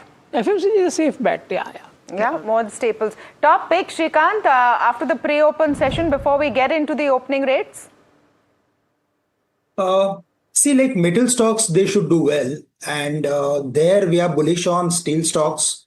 JSPL, which is currently around some 1245, 1250 sort of levels. From here, the stock can move towards the levels of 1300 or 1330. We can keep a stop loss around 1225 for the same. So there we are bullish. Okay, we'll take Kush Bohra's top idea in a bit. Maybe it will help viewers to try and stay in export-oriented names or companies which do not get impacted from this higher fuel, like maybe telecom. Let's wait and watch. But the markets for now are starting off okay, aided by, of course, global cues and the fact that we've fallen quite a bit, really. I mean, we are at 23,555 after a 0.5% uptick. I mean, 24,000 is long gone yesterday. Mid caps and small caps too looking okay because the market breadth is positive. Mid cap index 0.6%, small cap index 0.76%. Really strong show, really, by the small caps as well. So a lot of stocks moving around. Like we said, today actually was a day full of very positive results and some of which can be extrapolated. The IKS kind of for the world. But let's get the heat map up on the screen and show you what is moving and what is not. Fair degree of green, very little red. IT yet again taking the stick. And well, that is that one index which has really been taken to the cleaners. But what is doing well? Cipla, 6% higher. What a big bump up there. And we spoke about it briefly. Maybe we'll talk about it in detail. Adani Enterprises, another 3% higher. Airtel, 1.26% higher. Rather subdued a reaction, I must admit. Adani Ports about 1.3% higher. HDFC Life, yesterday too, the Adani Group stocks actually had a very strong recovery. And I think it's playing on today. Maybe the rest of the group also could be doing well. We just mark that maybe. Tata Consumer, HDFC Life, M&M, Coal India, etc. That is the set of names which is doing well. Cipla is big bumper, 7.5. It's moving like a mid-cap stock, really. But look at that kind of a gain. And just before Tamanna comes in, or as Tamanna comes in, can we just get some of the other Adani Group stocks? In case Tamanna is marking it, fine. But otherwise, let's just show Adani Green, Adani Total Gas, etc. And just see Adani Energy is up 1.6%. Adani Green is up 2.7% as well. Standard disclaimer, of course, the Adani Group owns NDTV. There's some undercurrent here, Tamanna. Yesterday too, there was a strong move here. Yep. So just the broader markets as well, Neeraj, also looking quite positive, and that's a relief, really. 150 points up on the Nifty mid cap, 150 on the small cap as well, about more than 0.5% up, nearly 0.75% up. Let me just pull up India VIX quickly. The advanced decline is also looking quite positive, 1803 to 367. This is a good figure, nearly 5% down, 4.5% down on the India VIX. So all things considered, at least the market is settling after a rough and tumble week. I would say most of this week has been quite tough. Let's pull up the sectoral heat map for you and see what's happening here. Pharma sector will be up there thanks to Cipla, possibly. See, healthcare is up there. And Nifty Pharma up there, 1.5%. Nifty Healthcare also up there. These indices are not that widely populated. So if you have one star of the show, it's going to pull the whole thing up. Nifty Energy about 1.5% up. Defense stocks doing well this morning, as are infra, PSU banks. The only one really sulking is Nifty IT, down about 1%. Today in trade. The Nifty IT, they're seeing a bit of a muted start. But let's look at specific stocks while we can. And results is what is going to be top of mind. We're still in that season. There's some good, some bad, and some ugly numbers which have come in. Let's see how they're reacting. Keynes Tech 10% down at start. Missed guidance, EPS downgrades, a whole host of problems there. We're hoping that the management can come and clarify what's been happening there. Good set of numbers for Metropolis. 7.5% up. Balaji Amines is the rock star really this morning. 18% up on the stock. As we move forward, you also have NLC, IKS. Let's look at some of those. All of them doing well. NLC about 13% up. IKS also up in the green. ADF Foods about 6% up this morning. Tata Motors, CV, Oil India, DLF. Let's look at all of them. DLF was a muted set of numbers. The others are doing fairly well. I want to look at some of the sugar stocks. Exports have been curbed. It's a negative for some of these companies. We had one company come and say it doesn't make too much of a difference, but clearly the street feels it's going to be a bit of a downtick. You're seeing sugar stocks largely down in the red. Order wins have come in for NBCC, PNC Infratech. I think Bajel has will also see a bit of a spike over there. Yeah, there you have it, about 6% up. MTAR also in focus this morning. Let's look at Parag Foods and Dodla Dairy, because milk prices have gone up, but the stock's fairly muted. A bit of action in the pre-open session, but yeah, you do have some big hits there as well. You do, Tamanna, and what's actually looking good is the breadth. Because I look at the 500 stocks of the Nifty 500 and it's mostly green, over 400 in the green at this moment. And you've highlighted a few of the top gainers. I want to add to the list though. You have First Source Solutions that's up about 7.8%, one of the top gainers in the broader markets. That's doing reasonably well. Alkyl Amines is doing well. Inox India is doing well. These are stocks that are buzzing in trade. Zydus Life is up and about. Not a stock that you see very often. Bombay Burma is up 3% in trade today as well. I'm looking at the downticks and some of them stand out. Of course, we've already highlighted Keynes Tech. It's the accident of the day, if you will. And HPCL, a cool off taking place very quickly after yesterday's up move. And I wonder whether the rest of the oil marketing pack is also seeing similar cuts. So pull up BPCL, pull up IOC as well. No, not too much. So HPCL seems to be where the focus is. So a couple of cohorts that I want to focus on. Shrikant Chauhan, the Adani Group stocks. Something seems to be working here and building on strength that has come through in the last few sessions. Would you add to them, and which one would be your preference? Yeah, technically, if we go through with the Adani group related stocks, most of them have crossed their long-term resistance levels. And it clearly indicates that the overall trend, short-term, medium-term, long-term, is like positive for all the stocks. And we can expect further more activity. But in that specifically, we like Adani Ports, which is around 1770, 1775 sort of levels. There we have a target of 1950 or 2000 sort of levels. See, all these stocks we should look for adding with a positional view, because in the near term, in the near future, even if we consider last 2 days, they have rallied a lot. But if we consider the period of, let's say, next 2 to 3 weeks, then all these stocks are trading. We also like Adani Enterprise, which is around 2590, 2600. There we have a target of 3000.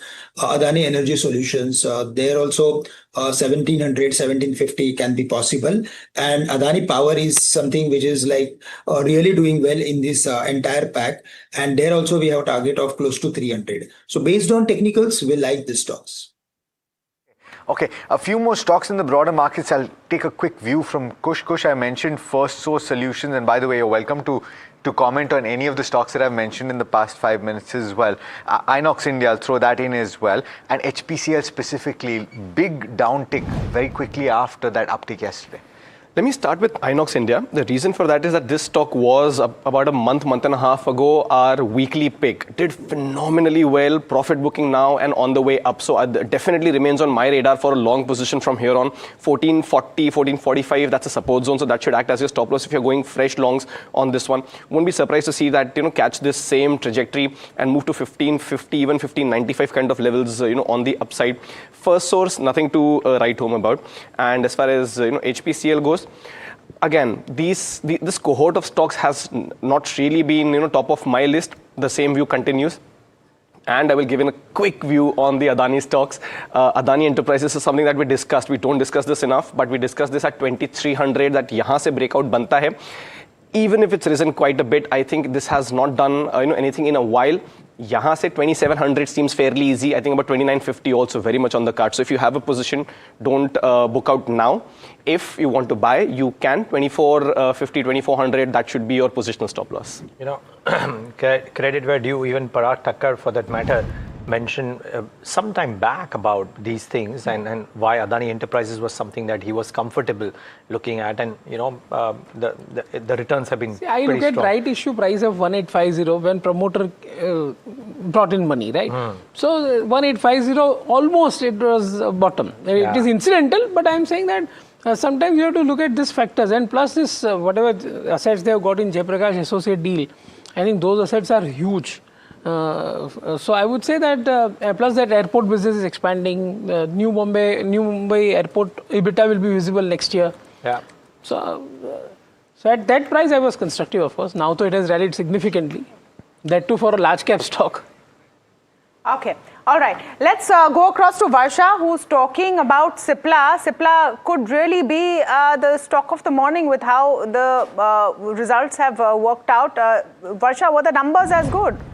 So I would say revenue was in line, but EBITDA and PAT was missed. But the reason why Cipla is buzzing is not because of numbers, but because of the commentary of the management, and of course the brokerage is being bullish post the commentary. Well, the company is expecting strong launches which will help to aid growth. EBITDA margin expansion is on the cards. US business is expected to do well. Now, talking about the brokerages, well, let's see what Goldman Sachs has to say. They've maintained neutral, though they've hiked target price. Q4 results, according to them, were below estimates, but India, South Africa beats US pipeline in focus for FY27, and One Africa gathers momentum. Kotak has maintained buy with target price of 1,625. According to them, the numbers were in line, but domestic business delivers strong at 15% year-on-year growth. Robust H2 FY27 is expected, and US guidance brings a positive surprise. While MS has maintained underweight, though they've cut the target price as well. According to them, the earnings were weak. FY27 remains a transition year. EBITDA margins down, sustainability of gross margin improvement and launch timeline of peptide assets will be a key thing to track, but the US pipelines is strengthening. So overall, all the brokerages and investors are, betting on the US pipeline, and of course the new launches and the capex will also go down, which will help the operating leverage, and hence the EBITDA margin will also improve for the company, and hence you are seeing the stock is buzzing in trade today. Interesting, very interesting. Thank you so much for that, Varsha. Parag bhai, just on Cipla, because the numbers on the face of it were okay, but this is more of a forward-looking kind of excitement when it comes to it. I think company has guided aggressively for FY27. There are mixed set of views on those things. Some people are saying it's a very aggressive guidance, although they have lowered their margin guidance. So I would say that this is a stock which has not done anything. I think the positioning might be such that there is a good rally. But I would say that the numbers were not that exciting, guidance was not that exciting. One of the key products is being pushed out to next year. And Revlimid sales are falling off. So I would not read too much into today's move. Yeah, it's already cooling off actually. Oh, really? So Cipla, if you hold it, would this be a good opportunity to exit? Would Cipla not be a top pharma pick? Again, it's a good company, but I would say that for somebody who is holding it, will have to hold it for at least next 1 year.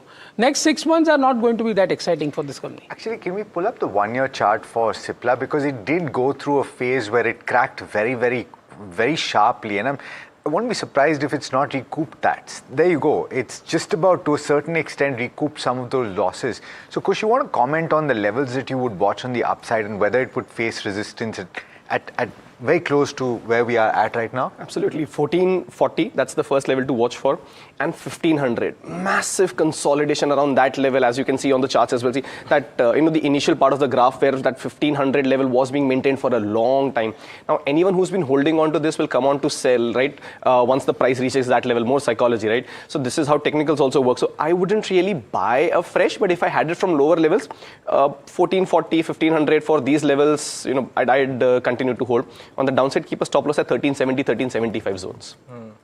Two stocks which will be in focus today, and we'll have the managements there. One is MTAR Tech, large order win yesterday too from the lows because they raised the guidance, the stock bumped up, and today too doing well. So Shrikant Chauhan, MTAR Tech is one. And the second one is Paramount Cables, which is actually sulking despite the investor names out simply because the preference issue price is much lower. So Shrikant on the charts, MTAR Tech, Paramount Communications. Yeah. So Neeraj, if we go through with the technical pattern of MTAR Tech, it's a parabolic rise that we saw, and it is like consolidating, let's say for a few days, and again it breaks into the breaks on the upward side. This time also it is signaling the similar sort of pattern. It has spent close to 7-8 days within the range of 6,800, 6,900 on the higher side, 6,000, 6,200 on the downside, and now again it is breaking back. So broadly, I am of the view that till the stock is in the trend and as it has broken the important level of 6,800, the next level to watch out for would be 7,500 or 7,600. So I think even at this price, around 7,200, it's a buy with a short-term view. We can keep a stop loss at 7,000 for creating any long positions with a target of 75, 7,600 on the higher side. For Paramount Communication, there means I don't have any idea because I have not seen that particular chart. But broadly, I am of the view that in this market, most of these stocks, they are doing really well. But I think fairer stocks, I think there we can expect a lot of activity even from current levels, especially JSW Steel and Jindal Steel and Power. Okay. Thank you so much, Shrikant, for joining in today. Thank you, Parag Bhai and Kush Bora. But, we want to focus on another buzzing stock, which is Balaji Amines. And Varsha joining in to tell us what's working here. Varsha, the numbers looked good. Yes, absolutely. So the number did beat estimates. We have seen a sharp margin rise over here. This is on the back of product mix and the operating leverage. Cost efficiencies have also led to this expansion because there was the other expenses have lowered down, and the operating leverage is supporting profitability expansion. Now over here the story is because of the West Asia crisis and all the amines prices have also gone up. So there might be an inventory gain that Balaji Amines has been enjoying, number one. And number two, because of the shortage of ammonia, the productions were halted. So we need to watch out how Q1 FY27 will be played out for the company. But overall, the numbers look good, and the volumes in the amines are also looking good. But we need to wait for the press release also. And we have an interview at 12 today. So a lot of things will be cleared. Okay, interesting. You look at alkyl amines and some of the other stocks as well. Everything is moving because of this. Do you think Balaji Amines and alkyl amines, Shrikant, if you get an opportunity, is this a profit booking moment? No, I think after a very long time, these stocks have started pulling back to their recent sell-off that we witnessed. Alkali amines was somewhere close to 3,000, 4,000, 4,500 sort of levels. From there, all the way it fell to 1,200. So now it's a pullback rally that we are witnessing, and furthermore, upside is very much possible in the near future. We are targeting somewhere close to 2,400, 2,500 for alkali amines from current levels. So we should look for hold on to it.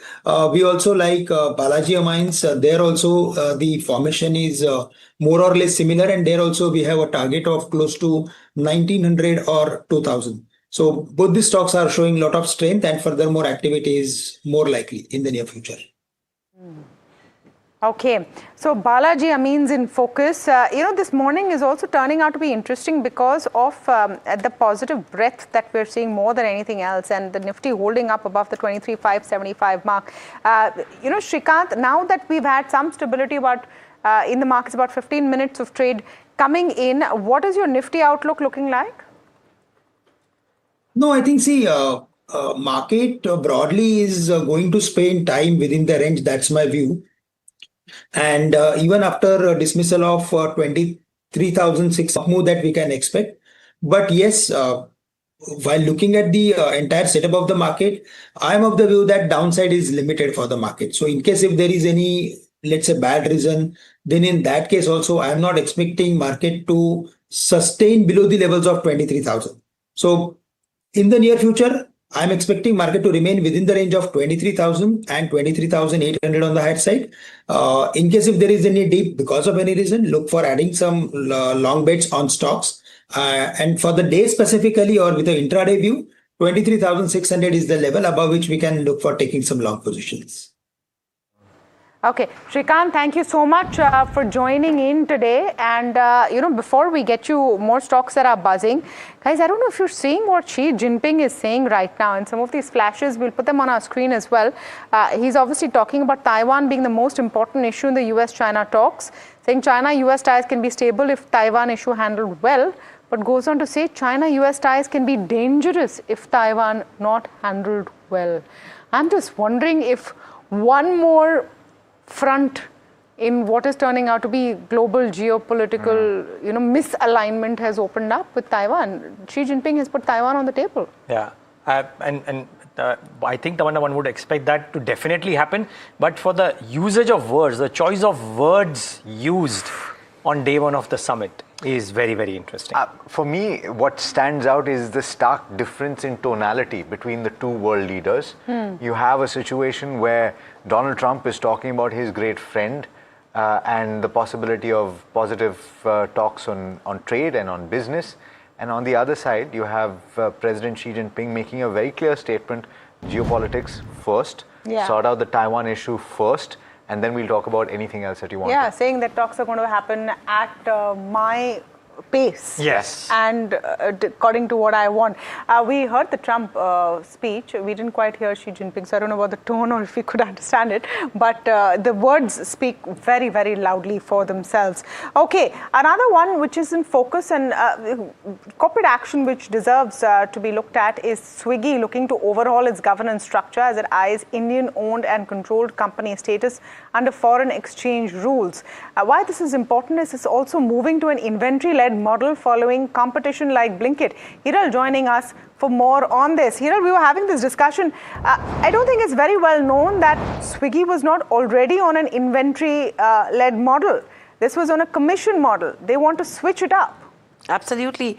They are looking to switch, Tamanna, in terms of an inventory-led model. And this is a step, where they've come in closer to transition to this kind of a model, specifically when it comes to Instamart.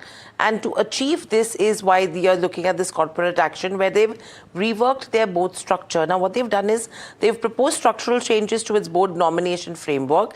And the aim is to transition to an Indian-owned and controlled company.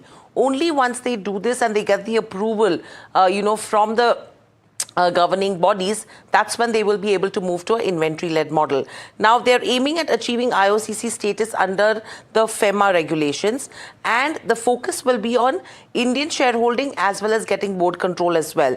Now, what the government change rationale is, they're aiming to restructure and rationalize their legacy board nominations. They're ensuring a steady board-level representation also for the core leadership team. And they will look at safeguarding the taking local control when it comes to supply chain as well. And now, moving from there on, if you have to look at the inventory-led model, they are actively, pivoting to this model. And in May 2026 is when they had made this announcement as well. The reason why they want to do this is because even competition has moved there. If you talk about Blinkit, in September is when they moved to an inventory-led model. And due to that, if you see their Q4, their revenues actually grew 4 times. So you are seeing results from a financial perspective as well. Very lastly, if you have to see why the shift, One, their margins will improve. Two, there is better control and quality. Three, in terms of competition with Blinkit, they will be able to fill in the gap quicker. And you have the average order value also that could potentially go up for a Swiggy. And in terms of the steps taken, they've already hived off the this quick commerce vertical into a separate subsidiary, and they've called it Swiggy Instamart Private Limited. And they've also actually hived it off into a separate app. So all of these are actually coming in place. Once they get an approval, it'll be interesting to see how FY27 pans out, because you will see good revenue growth coming in. If Blinkit has seen the 3 times, let's hope a similar kind of performance from an Instamart as well, and your margins will also improve. Got it. Okay. Thanks so much for that. And keep an eye on the stock. The stock currently trading with gains of about 0.5%. Remember, we were talking about Eternal in the same breath, of course, for different reasons. The stock was under a tad bit of pressure earlier, but it's trading with gains of just about 0.33%. Now, a very interesting regulatory piece coming through from the perspective of the Reserve Bank of India. This whole conversation about upper layer NBFCs has just got a little bit more interesting, pertaining to the government non-banking financial companies, things like Power Finance Corporation of India. Exclusive information being picked up by my colleague Piyush Shukla about that, and the fact that they're tapping the shoulder of the Reserve Bank of India seeking exemption. Why is that, Piyush? Good morning. That is correct. There are these government-backed large NBFCs, over 1 lakh crore of asset under management. They have actually sought exemption from the RBI from coming in the upper layer category. Essentially, when a NBFC is promoted to an upper layer category, they have 25% ceiling on large borrower group exposure. So some of these NBFCs like PFC, REC, IRFC, these companies do a lot of large ticket lending to infra projects. IRFC, for instance, has just one client, which is the Indian Railways. So it is not practical for them to diversify so much in the time period that has been given by the RBI. So that is essentially the reason that they are seeking an exemption from being added in the upper layer category. There is one more aspect to this, that the RBI said that standalone NBFCs with up to 1 lakh crore loan assets will be included. So they can actually hive off also some of their loans into another NBFC, but that negates the purpose of this whole upper layer classification. So it is an interesting aspect to watch. 1 lakh, there are a lot of government-backed NBFCs which will come under the upper layer category as per the RBI's draft norms, which had come out in April. Right. And we are picking that the large government-run NBFCs are concerned on this particular aspect. Got it. Okay, Piyush, thanks so much for getting us those details. Really appreciate your time. Let's go across now to the first management of the day. Paramount Communication, plans to raise capital, the mix of shares and warrants. The cable and wire makers, it's a cable and wire company, remember, raising some money. First, let's get in Varsha to talk about this development before we get in Mr. Sanjay Agarwal, the chairman and CEO of the company. Varsha. Well, company plans to raise 122 crore. This is via equity and warrants, and will issue 2.2 crore equity shares at 42 apiece. Now, additionally, company will also issue 72 lakh warrants worth 30 crore. Now, the interesting point over here is the proposed allotee includes a backers, diversified alpha funds, singularity funds, and the warrants are proposed to be issued by two promoters also, Sanjay and Sandeep Agrawal. So overall, interesting fundraise, considering the backers, diversified alpha wealth and singularity fund will also participate in this fundraise.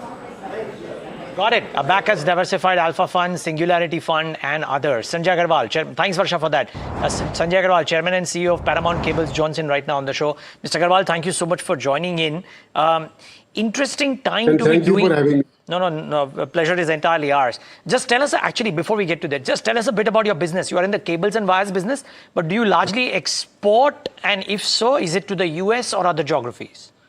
You see, we have a large export percentage of our revenue. I'd say roughly it varies between 30 to 35%. At one point, it had touched nearly 50% also, some 3 years back.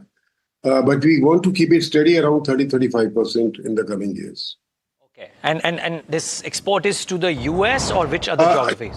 Yeah, now for the last few years, we've been focusing on the US because it is one market which is unparalleled in its size and depth. especially for the cable industry. It's roughly $30 billion worth of imports every year into that market. And to have a strong presence and to have a recognized quality name in that market is a huge advantage. Mr. Agarwal, thanks so much for that clarification. And so let me jump straight into the fundraise, which is 120 odd crore rupees, mix of warrants and equity. You've got warrants issued to the promoters. You've tied up the investors as well. What are the timelines that we're talking about, and what is this fundraise for? What is it going to be used for? You see, we are basically going in for a greenfield expansion project at Narmadapuram near Bhopal. It's around a 32-acre piece of land. And we are proposing to spend around 300 crores over the next 2 years. In the first phase, we plan to spend around 150 crores. And the fundraise, we are going to use partly for our working capital and partly for the project. Okay, so this capacity increase that will take place, just give us a sense of the timelines of the completion and the integration into your existing facilities, and what are the heads that it will cater to? Because you've got power cables, railway cables, telecom, house wires, and pipes and others, right? So it's a pretty diversified set that you have. Will all be manufactured at this new facility? And what do your existing facilities have with regard to capacity utilization? You see, our existing facilities, we have got 2 factories, one in Jharsuguda in Haryana, the other in Kushkeda in Rajasthan. Both have been practically running at 100% capacity utilization for the last 4 years. And we have been, progressively increasing our capacity. We have invested around 120 crores plus into the capex into these existing 2 plants. But we are running out of space in these existing 2 plants. And that's the reason for our setting up the new plant. As to your question about the capacities that we are looking at in the new facility at Narmadapuram, we expect to do roughly 2,000 crores at the end of the expansion when we have invested our 300 crores approximately into this project. Mr. Agarwal, quick question. Now, your numbers and the growth that you've shown over the last 2 or 3 years has been strong. A couple of queries here. One, because of this capacity expansion plan, what does it do to growth? Let's say, because you have a 3-year project in mind, but it comes up in phases, I'm presuming. What does it do to growth? FY27, FY28, any thoughts here? You see, FY27 might be slightly less than the continuous progress that we have had in the past few years, because the existing factories will be, having a limitation on their capacity a bit. But still, we hope to do reasonably well, maybe 25% plus or 20-25%. Over the next 3 years, we hope to again double our turnover, which we have done in the past also.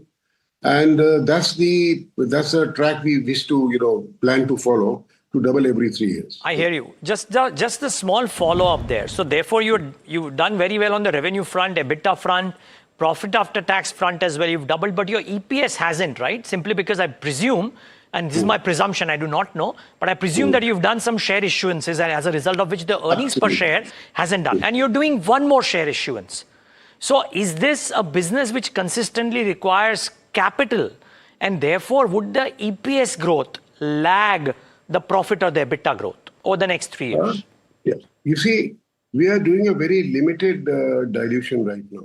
It's just 120 crores odd. And a good part of the overall expansion is going to come out of our own funds or through out of debt. You see, we are barely leveraged. We just had 110 crore debt on our books as against more than 700 crore plus of net worth at the end of the previous year. So there is enough space to have debt on our books. It's just that we wanted to, have a more solid footing while going into the expansion and to have some prominent investors on board. But so the question your minority shareholders might ask, Mr. Agarwal, is that if you have so much space on the gearing ratios, why not utilize a portion of that? Because and therefore, incrementally, are you likely to fund future expansions with debt? And what are the levels that you see them going to, the gearing ratio perhaps, over the course of the next 3 to 5 years? You see, the gearing ratio, I would say we would be comfortable till, it's roughly 1:2. Beyond that, we'll have to be a bit more careful. But you see, there are various other ways to, fund your working capital, including, tightening your debtors and all. So all of those aspects have to be looked into, and we have to try and become more and more efficient in use of capital over the years. Leave it at that. Mr. Agarwal, all the best for the quarters ahead and the expansion plans. Thanks for taking the time out. Thank you so much. Thank you. Yeah. All right. To what is arguably one of the key stocks of the last so many days, if you will, because of what one technical chartist told us as well, the parabolic rise at MTAR. And remember yesterday, after starting off lower, once the management raised the guidance, the stock actually did even better yesterday. And now, today we learned that the company secured a new order as well from an international client. Before we speak with Mr. Parvat Srinivas Reddy, the MD of MTAR, Puneet Johnson to set up the chat for us. Puneet. Well, 200% return, Neeraj, just in this year itself. It's up 377% in the last 1 year. And as you rightly said, the 2,200 crore just announced today at 9 a.m. Now, they've not given too many details of the client because of confidentiality reasons, but as well as the timeline. So those will be some of the key aspects to start off this conversation. But 67% growth in revenues. Profits are also, up 3x at 44 crores for this quarter. Just two key aspects also was that the FY27 guidance has been raised again. So they are now penciling in an 80% growth in FY27 versus a 50% growth earlier. And the second key aspect is that the order book now is expected to be at 5,000 odd crores versus the closing order book of 2,600 odd crores at the end of March 2026. So I think 2,600 crores plus the order which we've gotten today at 2,200 crores. That's the calculation. I think that's the management will also speak about. But those are some of the key numbers. Parabolic, just the right way to describe them. Yeah, parabolic. Okay. Mr. Reddy, I wonder if he agrees with that description. Managing Director, MTAR Technologies with us. Mr. Reddy, thank you so much for joining us. Let's speak about the latest news coming in, which is this 2,279 crore order that you've got from an international client.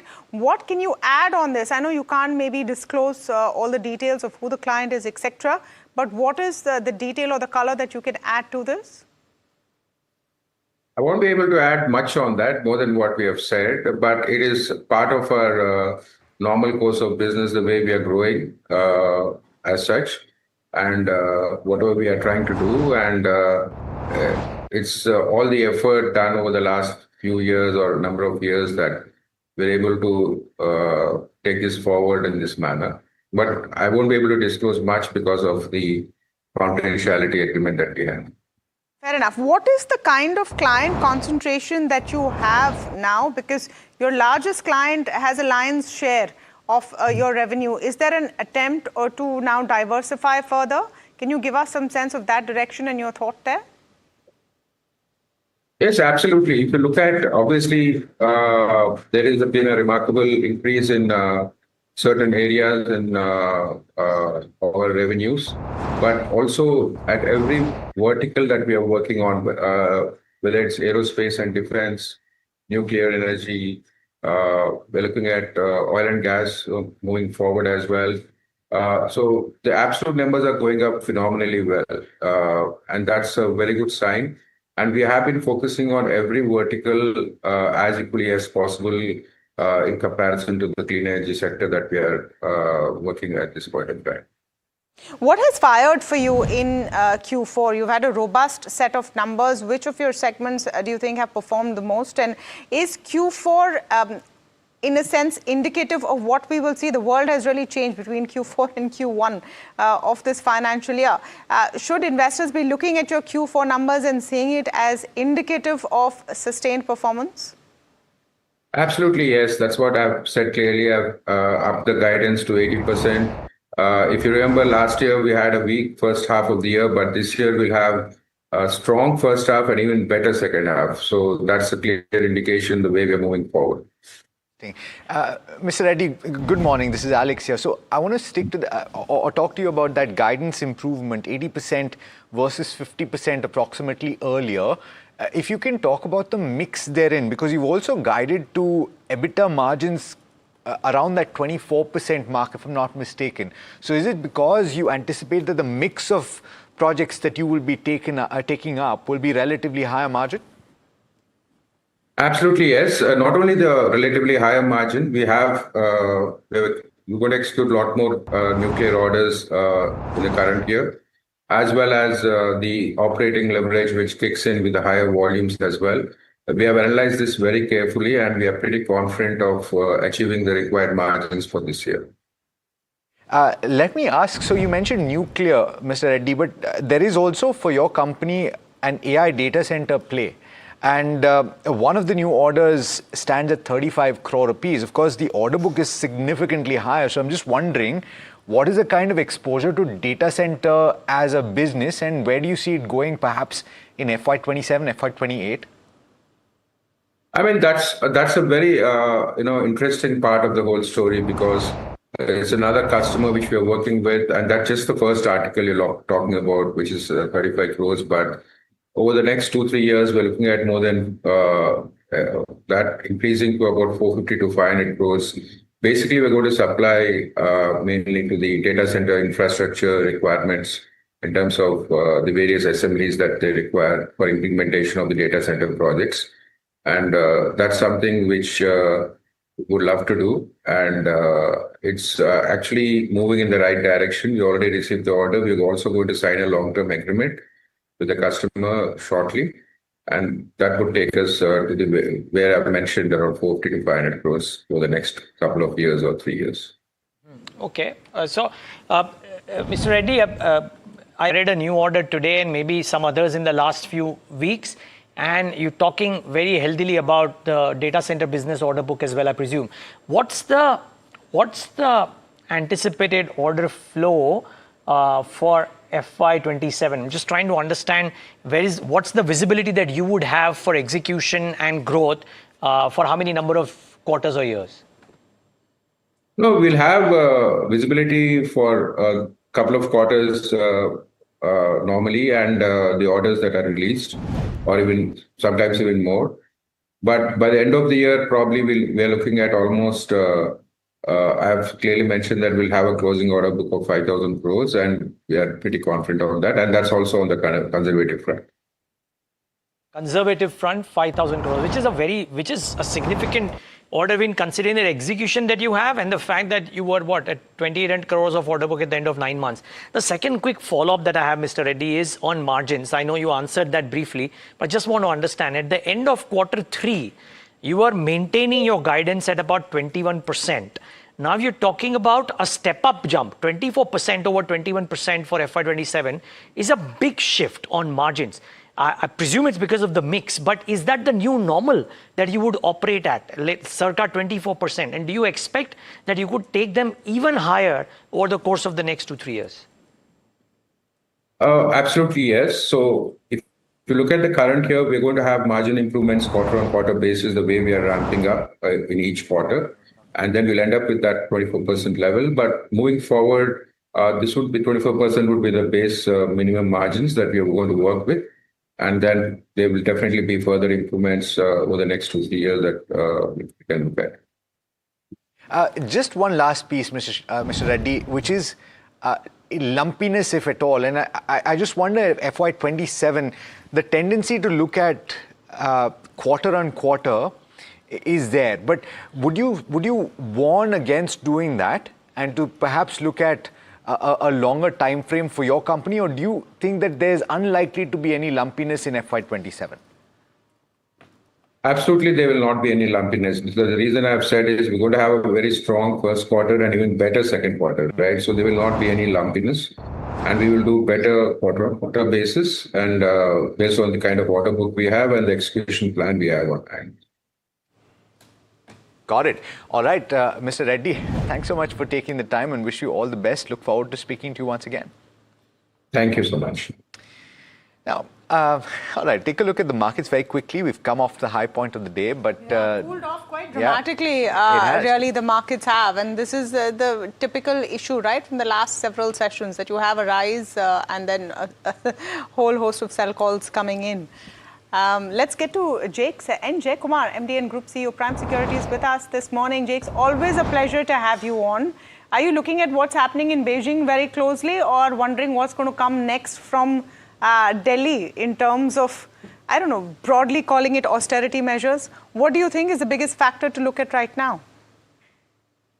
Well, I think the one factor that I'm looking at is the long bond in the US. The 2-year has just about inched up to a new big figure. The 4.4% has been breached on the 10-year. And we have a situation where the 30-year has now gone above 5. As markets feel more and more comfortable at these levels, we have a big risk that refinancing becomes a huge issue and a real issue as far as the US markets are concerned. So to my mind, that's the one point that we need to look at. And every time these levels have been tested in the last 18 months or 12 months or thereabouts, you've had some policy action, some talk of de-escalation, and some almost, 1 to 2 week kind of measure which cools yields down to 10, 15 basis points lower. To my mind, that's the one thing that we need to look at, because those are, the bond markets in the US are the deepest, most liquid, and almost most independent markets in the world. You can't talk them up, you can't talk them down. They react to what they see on the ground. And I think that's the single biggest important thing to look at. What is the indication that you're reading from how bond yields are moving, Jakes? I think they are pushing for de-escalation. They're pushing for some stability in the Middle East. And, whether it's Scott Bessent or it's Trump, I think if there's one thing we can't take away is their absolute riveted focus on the bond yields.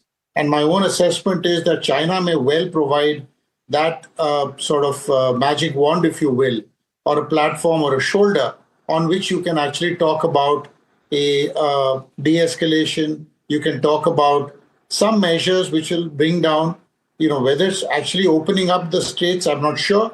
But yeah, to some extent, they will get opened up. And I think China may well turn out to be that pundit which Pakistan has been unable to perform the role as. Jakes, good morning, Neeraj here. Is the deck stacked against India for the time being, per se? Because despite the valuation drop off, and despite the parabolic performance of South Korea, that's the term we're using this morning for a lot of things, it still trades at what? High single digits or very low double digit multiples. And the earnings growth is real in those AI plays as well, right? So crude high, AI not a play. Are we sandwiched in right now in an unfavorable place? And will it take some time for us to move away from there? If you look at markets from an allocation perspective and a flow perspective, maybe that's true. But what's really happening is that foreigners are only able to sell what they own, which is heavy on financials, heavy on technology, etc. My assessment is slightly different, which is that we are products and animals of the Indian market. And we need to discover spaces here that give us comfort and, in fact, can actually feed off the tailwinds coming from, unintended as they might be, feed off the tailwinds from whatever is happening right now. And we'll talk about a few of those. But I think the real issue here is not so much Korea and others. The allocation money isn't coming in here because foreigners have lost, whether it's on the equity markets or in the currency market or in the bond markets. They've actually been losers everywhere. So from that point of view, it seems like it's like a climaxing of all these multiple negatives, if you will. This can last a little longer, sure it can.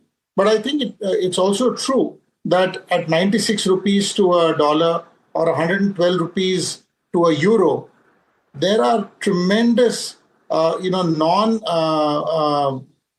currency related exports, sectors that are there. I think good quality engineering exports, we waxed lyrical on pharma, especially generics.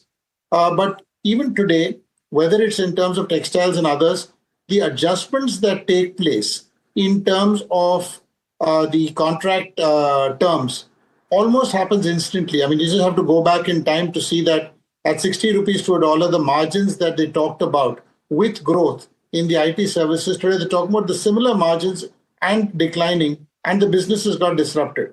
So I think as I've always maintained in the last now few quarters, that pharma could well be the next IT in terms of having those characteristics and growth, but without the headwinds of a disruption that IT is witnessing. That's one. Engineering exports, I think PLI schemes, those industries that are looking to manufacture domestically and export could be beneficiaries. I'm not of the camp that necessarily says that because the rupee is weakening, that exports will take off. But sectors that have been exporting consistently, and there are large pharma companies that are doing close to 25, 30,000 crores of exports and more, are actually significantly benefited by the tailwinds of this. Telecom infrastructure, big beneficiary of this. Yeah. Telecom infrastructure, especially expansion of some of these infra players into other parts of the world like Africa, etc., or whether it's cybersecurity, data, and so I don't think there is all doom and gloom. Yeah. I kind of understood that. Jakes, just a disclaimer, the stock of the morning for the wrong reasons, unfortunately, is Keynes Tech because of all that's happened. So the con call is on, so we'll have to cut to it at some point of time while the conversation is on. But having said that, interesting point that you made about pharma, and just want to pick that, right? Not getting disrupted, but you were amongst the earlier identifiers of CDMO, right? And that's done really well. Is that the theme that plays out, or do you believe generic exporters now stand to benefit? The likes of Cipla, Sun Pharma, etc. I think generics more than a CDMO, because I think a lot of manufacturing is actually now slowly moving into the US markets also, given certain incentives, etc. This may come back to haunt or pare down some of the CDMO businesses, especially over the next 2 to 3 years. So I think generics is the way forward. It's also price competitive. It's also being able to, supply medicines at an affordable price to the countries that are importing. So given that, that's of course a theme we've played out. Its weightage is still low. It's underinvested, etc. So given all that, I think we are in a situation where we could see a scenario where the weightages for some of these companies will continue to grow, and we could have a scenario of this being an unexpectedly big beneficiary. But the unfortunate thing of what has happened is oil has got reset to an 85-100 scenario rather than 65 to 80. Interest rates in India have moved up. Exchange rates have moved up significantly, against the Indian rupee. So some of these are structural changes that have happened, which I think sectors like I talked about could benefit hugely from. So, we need to be sector specific, maybe even company specific, far more than we've ever been. This is not a market where you can say that allocations will increase and MSCI flows or others will come through. I think we may still be a few quarters away from that. Okay, and that's exactly what I want to ask you about, Jakes. Alex here, morning. From what you've described, it's not all gloom and doom, and there are pockets of relative strength that you can pick. But let's face it, there are macro challenges at this juncture that could potentially get worse. And ultimately, for a large part of the last 1 year, one of the major challenges we faced as a market is a sentiment against the up move, right? To say that it's not justified more than anything else. And so therefore, if the view on the India market as a collective remains negative for the next 3 quarters because of macros worsening, even those pockets that you've identified that could potentially benefit on the earnings front may not actually see a significant up move. Should you be prepared for that? I mean, it's a generic question, and pardon the pun here, but my feeling is that some of these macro factors are way outside the pay grade of anyone to predict or have any control over. So I think no point getting into that. I think we are seeing the macro worsening already playing out in terms of the currency, in terms of interest rates, in terms of the FI at 2-decade lows, etc. So it could play out a little longer. Nobody can call a bottom in that sense. But I think local liquidity... Jakes, I must apologize, but we want to cut to the Keynes con call, because that is the stock of the morning. We need to hear what the management's saying. Let's just go across and listen to that. Players. We respect those expectations. We are conscious that when a company scales at the pace we have scaled, execution has to mature equally fast. That journey of institutional strengthening is underway, and we remain fully committed to improving consistency, predictability, and delivery against the confidence placed in us. There has been some top management restructuring and role realignment in this phase, such transactions naturally take some time to settle, particularly in an organization that is expanding across multiple technologies, manufacturing, and strategic platform simultaneously. However, these changes are intended to sharpen accountability, deepen execution ownership, and build a resilient operating architecture for the next phase of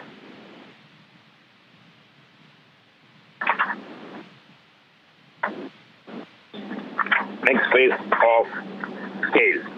The organization is adapting quickly, and the leadership team is fully aligned to match with the market expectations.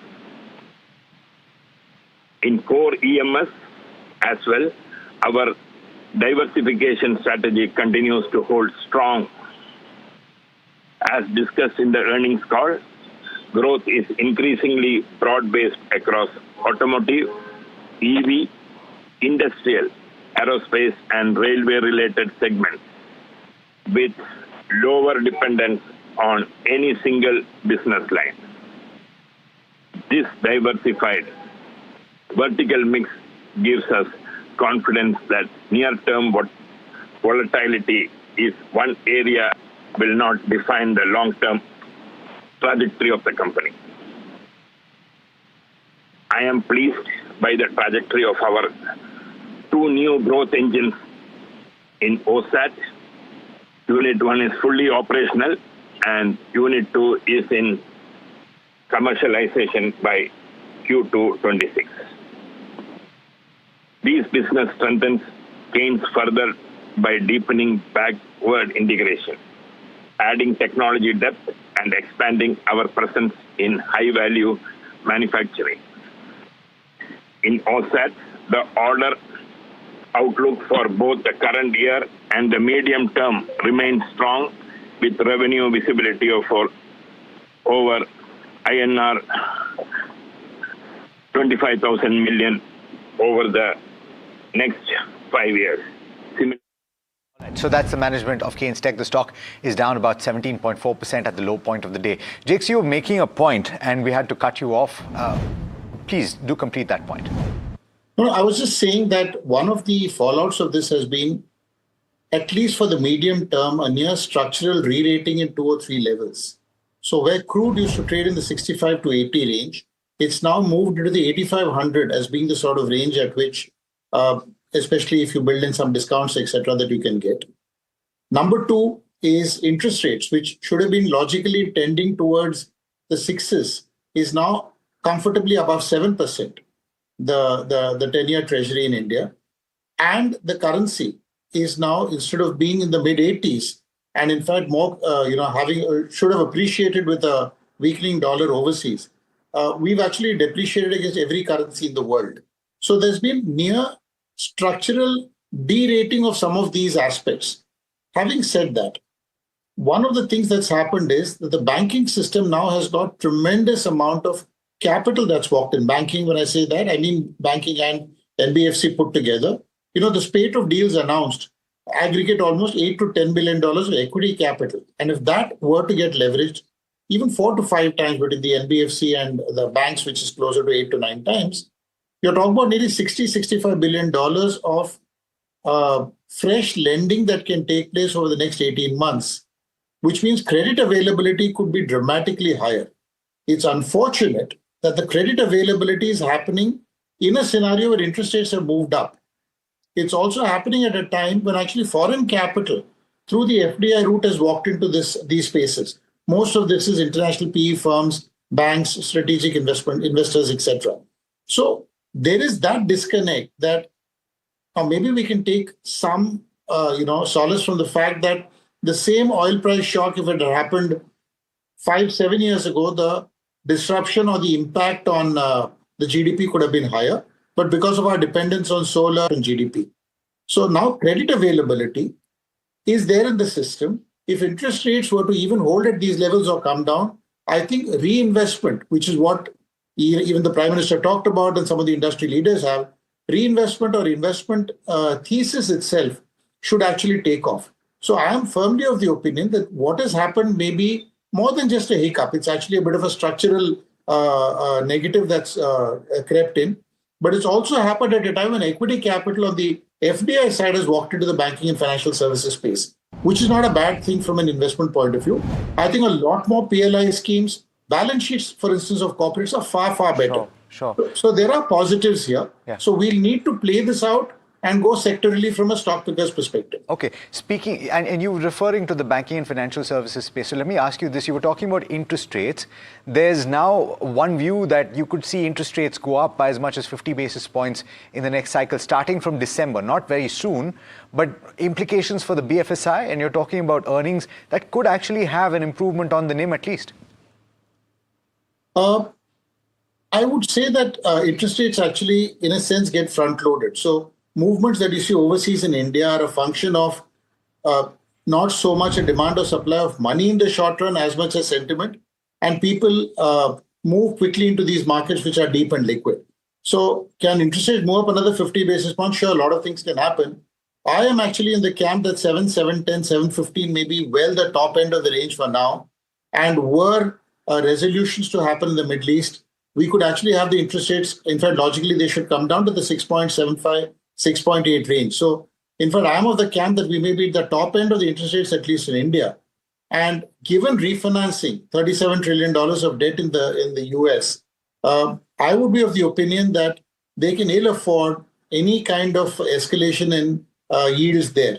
And this would now have to be done in terms of hard policy and hard, whether political steps or in terms of economic steps. You can't just talk down interest rates. So, whether Wash comes in and tries to just cut interest rates, which I don't think will be immediately doable, but ultimately steps have to be taken to de-escalate the Middle East for interest rates to come off. Otherwise, you could be talking about a near permanent, at least for the next 3 to 4 quarters, hike in interest rate levels, which could dramatically impact everything, including the AI mania that's going on.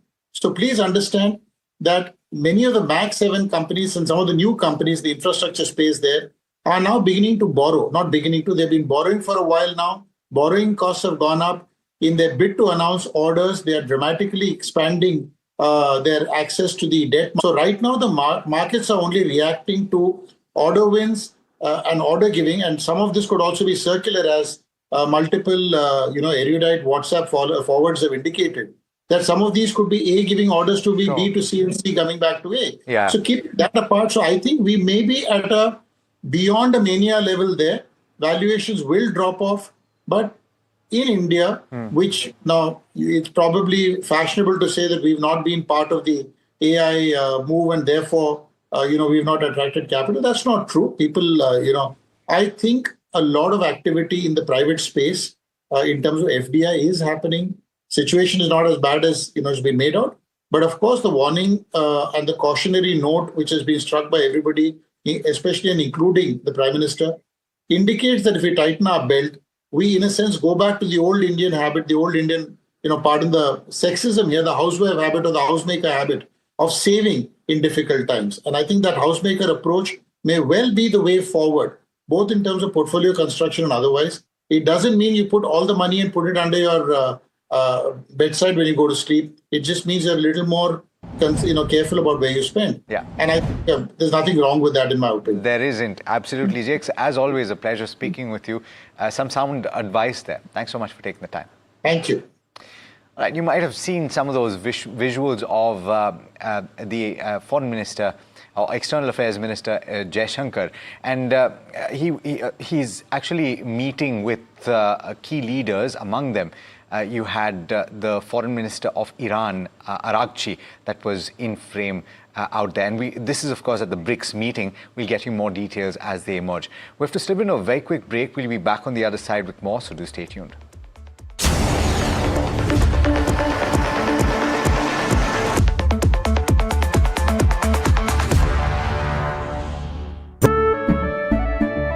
केसरिया से मन जोगी हुआ रे दिल झूमे देखो मतवारा हुआ रे केसरिया से मन जोगी हुआ हर पल मनाओ केसरी त्योहार विमल बोलो जुबान Kesari India's unshakable news habit.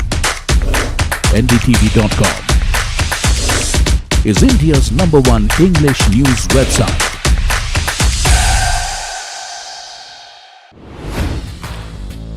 Hi, I'm Tamanna Inamdar. Watch me on NDTV Profit, where I break down the day's biggest business stories. What happened, why it matters, and what it means for your money. Hi, I'm Neeraj Shah. Watch me on NDTV Profit for the most incisive market intelligence and meaningful corporate conversations. And I'm Alex Matthew. Markets, mutual funds, insurance, personal finance. I help you cut through the noise and make smarter financial choices. And here's where you can watch us.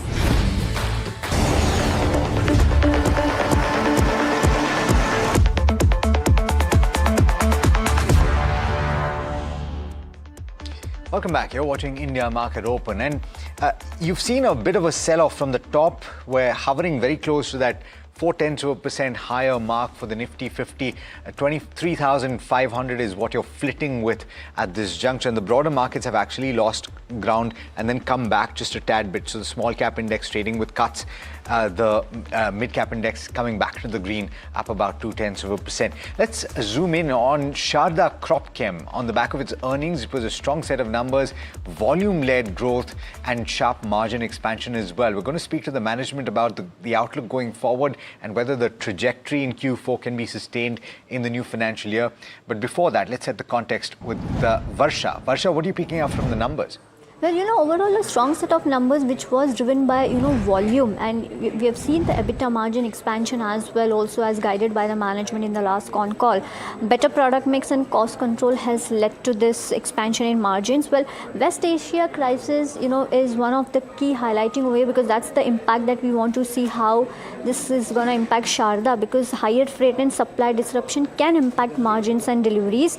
Well, onto the adverse weather impacts from output is also one of the key aspects that one should also watch out, which may lead to weak agri demand and lower agrochemical volumes. Onto the cabinet MSP, where the higher minimum support price has been set to support farmers' income, which will boost crop protection demand and is also positive for agrochemical companies like Sharda. So overall, a lot of triggers, yes, working for the company. We need to see how FY27 will look like. Will it be a volume-driven growth or a pricing-driven growth? It's actually a very good question to start with. We've got Mr. R.V. Bubna, who is the Managing Director of Sharda Cropchem, joining in. So thanks so much for taking the time and for speaking to NDTV Profit. Let me start with that question. It's been a good Q4, but everyone's worried about FY27 because there are so many headwinds coming through. How much of the growth is going to come from price, and how much of it is going to come from the product mix shift? More better growth will come from the product mix shift, and also partly because of the price. Okay, that's what panned out in the fourth quarter. Can you explain accelerate and what are the kind of numbers you anticipate on account of this? Sir, I would hesitate to use the word accelerate. I would say it will grow. Okay, so if you say so, how much? Okay, if you say that pricing is something that is sustainable, you have the MSP that has been announced, right? Are you worried at all about the fact that this is a year that is going to have a massive El Nino effect? There could be a headwind with regard to domestic demand. Is that something that worries you at all? Sir, it does not worry me at all. It does not. Because we are selling our products to about 70-75 countries around the globe. This El Nino may affect few countries, but that will not affect our total business. Yeah, I saw that. In the fourth quarter as well, you have pretty strong numbers coming through from Europe. Your revenue was up 20%. The contribution now increasing to as much as 70%. You have rest of the world revenue that was also up 77%. So that's quite considerable. Fair point, Mr. Bubna. I wonder about margins. You've had pretty strong margin growth as well. How sustainable is this 23 to 24% margin mark? Is this the peak or the new normal? It is sustainable. And what are I won't say it is a peak. I would say it will become normal. but nobody can predict about the future more accurately. That's fair. So, freight costs, etc. You're talking about the West Asia crisis, Mr. Bubna. It's affecting a lot of entities that have business in countries around the world, and you pointed out 70 plus countries, right? So, what is the kind of impact that you're seeing on freight? Not much. I would say almost negligible, because freight constitutes a very small percentage of our total cost and prices. What is the percentage of? It's very easy to pass it on to the customers because they are fully aware what is happening around. Understood. So just for our understanding, can you tell us what the percentage of impact has been, and you've been able to pass it on already? Have you done so in price increases to your export customers? Sir, we do it every day. Okay. I won't say that. This is a very normal process for us. And I want to tell you one more thing. Our products are not freely tradable products. They have to be registered, and we have limited competition, and our customers are fully aware of it. They have to show. Absolutely, Mr. Bubna. So things are looking up in FY27. You say that the margins can be sustained and the business looks good. Thanks so much for taking the time, and wish you all the best in FY27. Thank you so much, sir. We need your blessings and good wishes. Absolutely, sir. Let's go back to the earnings con call of Kaynes Technologies, the stock under pressure today. Let's listen in. Yeah. See, what happened is while we have got the indication from an LOI from the customer, we started ordering the material. And in fact, if you ask us, we have started even the pre-manufacturing activities of this, which gave us the confidence that yes, we will be able to deliver. If you see, more than 50% of the manufacturing of those activities also has been on the pipeline. As I said, it is not a denied order, it is a delayed order. We sincerely apologize for that this has happened. But I'm sure that you will all trust with me that it is beyond our control. And going forward, we will take this input in terms of committing for the future numbers. We are committing for our growth based on what market can pull in. And one of the reasons that you will see that going forward, we will be better is, like when our executive vice chairman said, our dependency on every vertical, we are bringing it down. So we are taking into many other verticals so that the impact on one business will not have an overall impact, but we will definitely keep this in mind and make sure that in future we will be better prepared for mitigating these risks. Fair enough, your answer. Sir, yeah, please. Our type of business, we also depend on customer inspection, accepting it. I hope you all appreciate that. Sure. Sir, which is a fair enough point for the P&L side of view. But sir, OCF 600 crores of negative. I think that is a bigger disappointment, especially when you kind of guide that you will be just about neutral or slightly negative, sir. So you would have known that, and sir, why have we not been able to turn that around, sir? Okay, I think it's a fair question. The operational cash flow, I think there was a little misunderstanding. I was also in the call during that time. The two cash flow that we were talking as a standalone EMS business, I wanted to bring it to all your notice that in a standalone EMS business, our cash flow was 250 crore positive when compared to 65 crores last year. However, as a consolidation entry, 65% of our revenue today comes from EMS business where we are cash flow positive. The metering business, which is a specific model, this is the first full year we have taken and we are getting matured into this business. One of the things that happens is, this business model is a strategic acquisition for Kaynes in order to make ourselves getting matured towards a product-based company rather than an EMS assembly company. I just want to bring it to all your notice that prior to acquiring metering company, we have been supplying them the EMS business. So the entire revenue is not new to us. At most 50% of the revenue as an EMS business we have been supplying there. But this is a unique acquisition where it is not only making the meter, but also installing the meter and also maintaining the operation maintenance of providing the software.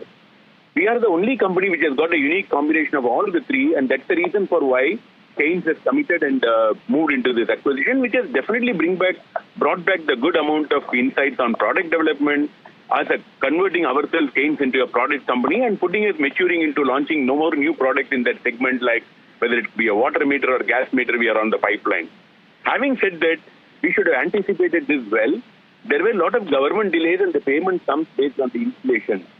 With various activities at the various state governments releasing the tender for supplying the meter, installing the meter, going to those houses and installing, there was a little delay. I would request you all to appreciate that as a standalone Keynes EMS business, our net working capital has come from 64 days to 54 days. However, the total number has gone up because of this. 65% of our revenue comes from EMS business, where our receivables is only 35%, whereas 25% of the business comes from EMS, where the receivables is 67%. We have worked out a strategy as a management team on how to mitigate this. We've been working with various organizations to see that how this business model can be mitigated. Rest assured, ladies and gentlemen, we'll be able to bring it back at least to a level of reduction. I think the inflex point has stopped and we'll come into the reduction, and we will come back in 3 quarters with a positive results on specific this entity. But on EMS business, we have demonstrated our ability of how to bring back the net days by both working on supplier side and also on the customer side, and brought it back. The numbers are available in the list. I think you can see from our opening receivables of about 399 crores in the EMS business. By end of the year, 379 crores, but the end of the year we have come to 399 crores. Even though we've grown the EMS business at 30%, our outstanding or receivables has gone up only by 20 crores, which clearly shows how we could be able to manage this business efficiently. Ladies and gentlemen, trust us, in the years to come, we will manage the metering business and demonstrate our ability to manage the product development, which is going to be a strategic shift in the Keynes organization from moving an EMS provider to a product provider. Okay, so certain messages being sent out to the analyst community asking to look at the next 3 quarters and the trajectory on certain business lines, EMS in particular, but the stock is still pretty much at the low point of the day. That brings us to the end of this edition of India Market Open, but I'm sure that you've got questions on individual stocks and you can ask them on the show that is up next. That's called Ask Profit, and stay tuned. This is NDTV Profit.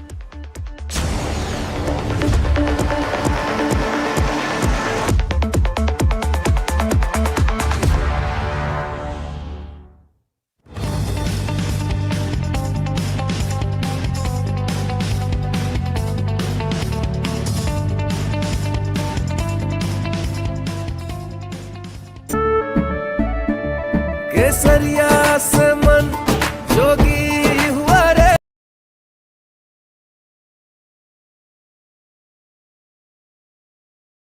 से मन जोगी हर पल मनाओ केसरी त्योहार विमल। से मन जोगी हर पल मनाओ केसरी त्योहार विमल। बोलो जुबान Kesari. India's unshakable news habit. NDTV.com is India's #1 English news website.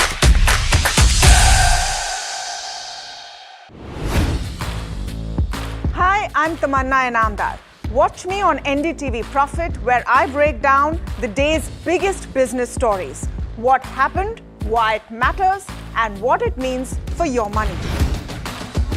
Hi, I'm Neeraj Shah. Watch me on NDTV Profit for the most incisive market intelligence and meaningful corporate conversations. And I'm Alex Matthew. Markets, mutual funds, insurance, personal finance. I help you cut through the noise and make smarter financial choices. And here's where you can watch us.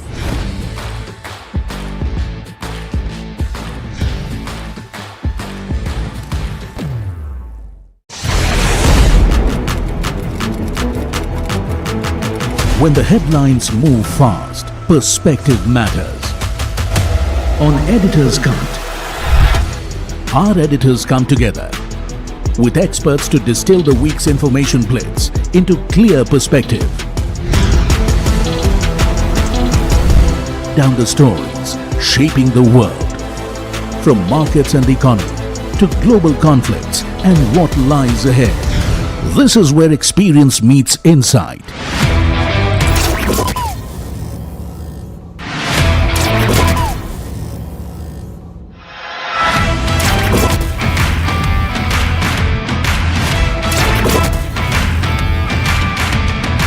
No noise, no hype, just sharp takes on what to watch next. Editor's Cut, every Friday, 3:30 p.m. only on NDTV Profit. Excellence measured by those who built it. Presenting the jury of the NDTV Profit Business Leadership Awards. Sunil Bharti Mittal, Chairman of the jury. Founder and Chairman, Bharti Enterprises. Noel Naval Tata, Chairman, Tata Trusts. UK Sinha, former Chairman, SEBI. Kiran Mazumdar Shaw, Chairperson, Biocon Group. C.S. Sethi, Chairperson, SBI. Jayant Sinha, former Union Minister of Finance and Civil Aviation. Ramesh Damani, Value Investor and member of BSE. Cyril Shroff, Managing Partner, Cyril Amarchand Mangaldas. NDTV Profit Business Leadership Awards. Honoring excellence. Coming soon. Economy, business, world, technology. Noise filtered, numbers decoded. Insights that rewire your worldview. From governance to growth, we connect the dots. Your daily edge, your global advantage. India.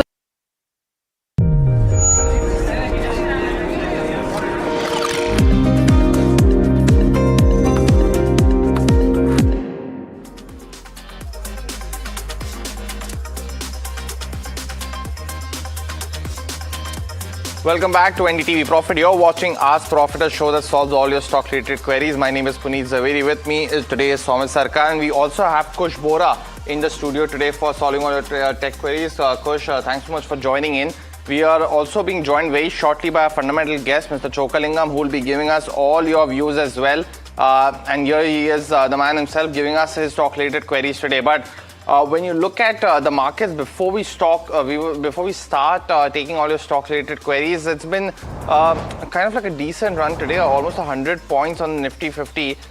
Been sluggish. 23,300 continues to be a stubborn level that we continue to monitor at this point of time. But overall, broader market led by earnings is also the other key factor to watch. Now, we've seen in terms of the heat map for the Nifty 50 that one of the key stocks today was Cipla. The numbers were weak yesterday, as expected, came during market hours. But when you look at the heat map, that'll give you that perspective for the other gainers as well. So you've seen that Cipla continues to be one of the biggest gainers for today. You've also seen that apart from that, of course, the commentary driving in for Cipla, but the Adani group of stocks continue to be the other top gainers for the Nifty 50. While we've seen tech yet again bearing the brunt of the bottom. So you've seen HCL Tech, you've also seen Infosys and TCS being some of the key losers in today's trade, while Eicher as well as Maruti, those are a couple of stocks are also down in trade today, but seeing a green skin largely positive at this point of time. Sectoral heat map also gives you that perspective where you've seen yesterday as well that the Nifty Metal continues to be the other one that's rallying almost, and the top gainer for today up 1.6%. While the IT is down almost 2% now. Nifty Realty also down in trade, while we are seeing some positive move on healthcare and the pharma sector. The advanced decline ratio, though, this one has been a very choppy one since the trading session started. You've seen that in terms of the advances up almost 1200 at this point of time, but the declines have now, so you've seen a crisscross pattern coming in there.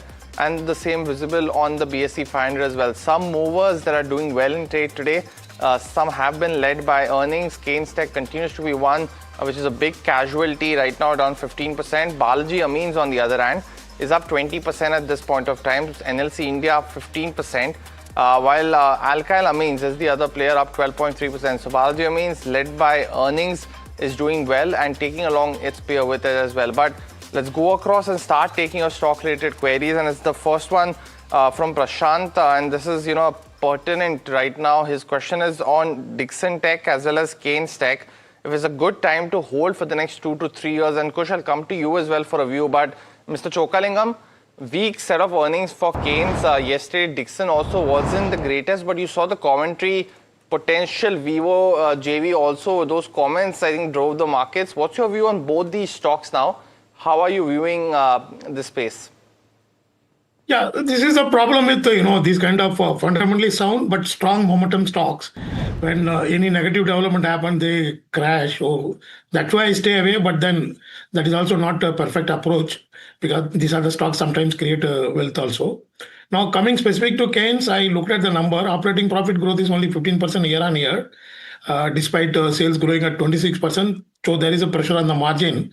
So my only point is that should we want to pay more than 50 PE when the profit is growing only at 15%?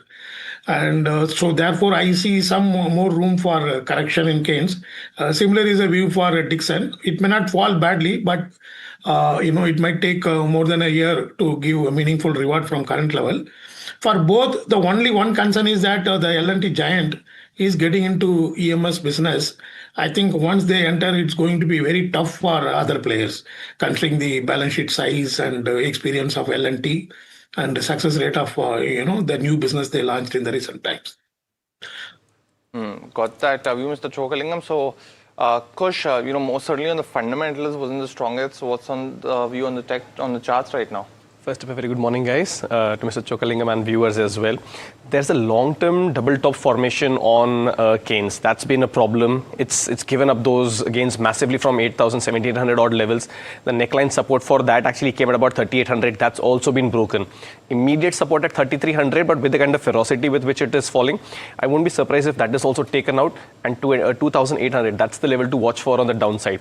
Dixon, on the other hand, is consolidating, awaiting a breakout, but if you have to pick between the two, obviously Dixon makes the cut, but here too, because of the missing momentum, I wouldn't really buy into it right now. But you said 2,800 on the lower side for Keynes, and that's a near term that you could see that stock going there as well? Absolutely. See, because 3,300 was the recent lows that it tried and to... then it bounced back. It rebounded, right? Correct. But this is the third, in fact, the fourth attempt at holding on to that level. Now with the kind of news flow coming in, the volumes on the downside and market being what it is, market is not going to reward.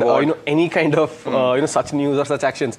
So I think 3,300 breach is quite likely. Yeah, got it most certainly. Well, it's a difficult one to imagine as well for Keynes Technology. Stock was at almost 7,000 just a year ago.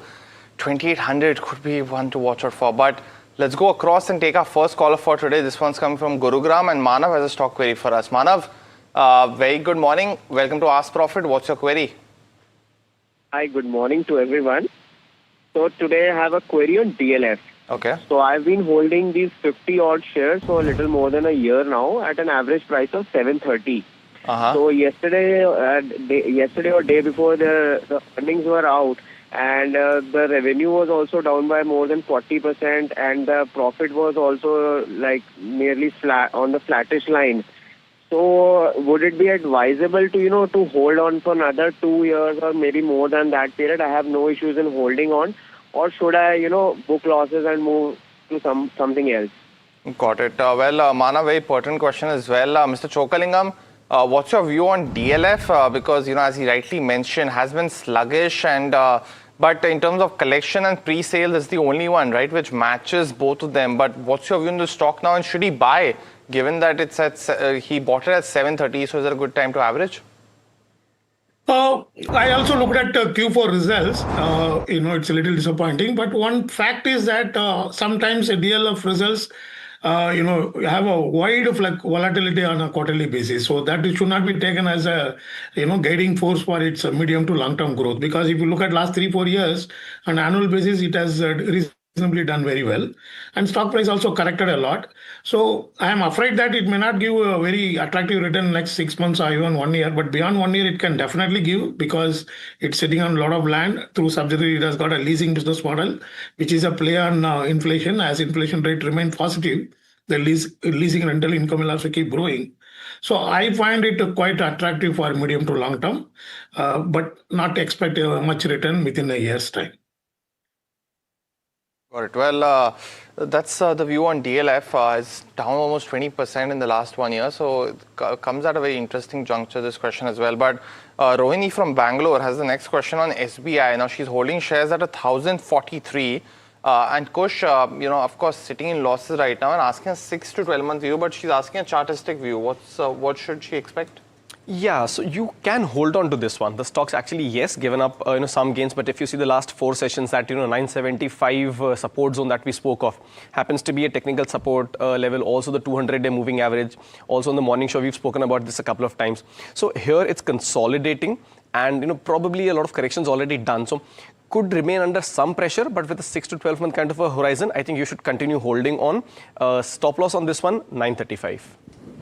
Right, an important flash coming in. In fact, Siemens' parent company yesterday reported their numbers, and in the conference call, the management has clearly said that they're looking India growth at around 21% for the March ended quarter. Now, do remember that the street estimates for Siemens for the March ended quarter estimated a growth of just 6%. So quite a strong growth is what the parent company has reported for the India business. Mr. Chokhalingam, any view on Siemens India, or would you want to stay away from it given the fact that the valuations are quite on the expensive side? But definitely valuations are expensive, but unfortunately or fortunately, it always remains as a very costly stock. Rarely the valuation swing badly. So with a small correction now, I would say that it is better to hold for a medium to long term, because the Indian stock market also now focusing more on power and other infra valuing better as compared to the traditional sectors like IT, FMCG, etc. So I would give a hold recommendation for medium to long term on Siemens. Right. The next is a caller query coming in from Hyderabad. Anjali, you can go ahead and ask your query. Hi, sir. Good afternoon to all of you. Actually, I'm having a Oracle Financial Services holding 110 shares at the price of average 8,200. So shall I add further, and what is the support and resistance and long-term and short-term view on this? I wanted to check with Kushbura, sir. Actually, all the analysts are good, but I have been waiting from last week. I missed my call. So please, ask Kushbura, sir. Okay. Kush, any view on Oracle? That is so sweet of her. Anjali, thank you so much, for those lovely words, for those kind words. And I'm so sorry that you had to wait for one entire week for this query to be answered. But that's really sweet of you. For now, I think you should continue holding on to OFSS. In fact, in the entire space, this is a standout stock. Yes, I know you're probably hurting because you saw those 10,000 odd levels on that stock, 9,900, and now it's slipped quite drastically. But if you see the fall has been on very thin volumes. So I won't be surprised, once this fall stabilizes, the stock starts to move up again. So my suggestion, don't look to average, as you would have probably guessed, I will perhaps be saying, but hold on to this, keep a tight stop loss at 8,450. That's the level. Even if the stock goes to those levels, you'll still be making profits because that is above your buying price, right? But on the way up, the stock has a good potential to go to 9,300 and 9,600 levels once again. So my suggestion, hold on to this, don't average, keep a stop loss at 8,450. Got that view, question. Definitely one of the most, active stocks at this point in time in investors' portfolio as well. We've been getting so many queries on this one. Has given decent returns for investors who've held on to it for some time. The next one coming from Vijay from Chennai. Mr. Chokalingam, he wants to know between HDFC and SBI for the next 1 year, which is a better pick, or would you suggest that either of those can be invested in equal proportion? What's your view? Right now, post results between HDFC and SBI, I think SBI can give better return in 1 year because SBI is growing its credit much faster than HDFC Bank, and post correction it's also available at attractive valuation of 1.7 times as compared to HDFC, which is more than around 2 times. So in the short to medium term, SBI will do better, but for a very long term, HDFC Bank will do better. Got it. Well, that's the view from Mr. Chokalingam. The next question coming in now, it's on BEL. Kush, our viewer wants to buy into these shares at 415 odd levels, and what would you recommend? Is it a good time to add? Already bought it or wants to buy? Wants to buy. Oh, not a bad idea. 415, very good levels. I'm sure they're very good with their analysis on this one. Multiple technical factors emerging at that point. So kudos to you on that. 415 is a good level. only hitch there is that the momentum is missing. If you have seen in the recent past, the stock has actually not crossed those 455, 460 levels meaningfully, seen rejection from there. But if you're playing for those kind of returns and those kind of levels, then 415 is your ideal level. I would, however, suggest a stop loss on the way down at about 390, 395 odd levels. So the risk reward ratio becomes attractive. Immediate targets would be on the upside 445 and then about 465. So yes, when you buy at 415, the stop loss at 390, 395 zones, risk reward ratio becomes attractive. But you might want to exit at those levels because it's been taken some time to, or rather some effort to cross those levels. The next query is coming in from Raj from Bangalore, and it's on Tata Motors commercial vehicle. The company reported its numbers yesterday. They were a bit cautious on the outlook. Now, Raj has around 550 shares at a price of 410. What's your technical view on this, Kush? I'm going to have to suggest an exit on this. The stock had run up quite a bit. It is seeing selling pressure. Yes, it has seen some recovery on an intraday basis, and it's not too far away from your buying price. So I'm assuming that the loss is not very deep, but the selling pressure continues unabated. And even now, after having fallen so much, the volumes on the way down are still relatively high. So my suggestion would be exit right now. Maybe you can consider again at lower levels. Got that view, Kush. The next question is from Mohit, and it's an interesting one. He's asking if what are some of the correct time to invest into the energy, power and the coal space for the next 2 years. Mr. Chokalingam, what would be your pick? Coal space, yes, Coal India, if somebody wants to invest for beyond 1 year, because a phenomenal amount of money being spent on expanding the coal capacity and also renewable energy capacity and also getting into gold gasification projects. And not only that, it's getting into critical minerals as well. And also the management has proposed to list another 1 or 2 companies in the current fiscal that will enable Coal India to maintain good dividend yield also. So short term, there is a concern. Q1 results may not be good because of recent cost hike and management commitment not to pass on fully to the consumers. But if somebody wants to wait beyond 6 months, this is a one good stock. Power stocks, most of the power stock, energy stocks have rallied. One can wait. On declines, one can consider Tata Power. Okay. The next query is coming in from Gautam. He has 10,000 shares of Jio Finance, bought at a price of 300 rupees, currently sitting on a loss of around 20%. Kush, should he continue to hold this counter or sell? Is there a time horizon that he's mentioned? 12 to 18 months. Yeah, then you can continue to hold because yes, the near to the medium term structure on this one is a little iffy. The stock has seen selling pressure, below the 20 and the 50-day moving averages. So all of those things not really working for it and, substantially low from his buying price. But given the kind of time frame that he has, there's a good chance that the stock could again find support at those 205 to 215 zones and, attempt a rebound. So with that kind of a time horizon, I would suggest a hold, tight stop loss at 205. Got that view, Kush. But the next one coming in on Tata Steel, and the metal pack has been flying in trade over the last few weeks. Now, Bala Subramaniam actually bought into the shares at 156 and he's holding on to 70 shares of them. Mr. Chokalingam, he's mentioning that he's a long-term investor, but asking if it's a good time to book profits or continue to hold. What would be your opinion? I believe it is a good time to book profit as it starts improving further from current level. The steel company quoting around 22 trailing P is slightly stretched. And secondly, the rupee depreciation and war conflict in West Asia all contributed for steel and metal stocks to rise. But I think this is going to be temporary. I am very still optimistic. I believe within a couple of months, a conflict would end. Otherwise, the global economy will fall very badly. And therefore, when such thing happens, all this metal and steel will correct substantially. So therefore, my research view is sell on further rise. Next query is coming in from Bindu from Hyderabad, and it's on Sansera Engineering. She's holding 50 shares, bought at a price of 2,415. Should she hold more? Should she continue to hold, add more or sell? What's your long-term view on this, Mr. Chokalingam? Long-term view is good, but I'm not comfortable with the kind of valuation of 53 PE on a trailing basis. So probably if it corrects at least 10%, then only I would consider Sansera Engineering. Got that view, Mr. Chokalingam. The next one coming in from Anwar from Andhra Pradesh. He's bought 500 shares of Lenskart, Mr. Chokalingam, at 539. Asking if he can add more at the current range. It's not cheap in that sense, Mr. Chokalingam, and really you need to, wipe your glasses essentially to look at that kind of valuations over the next couple of years, 3 years. Is this a business that you like? What's your view? I can't like such company. That is my problem. So the investor should seek somebody else review, because hundreds of P I normally don't touch.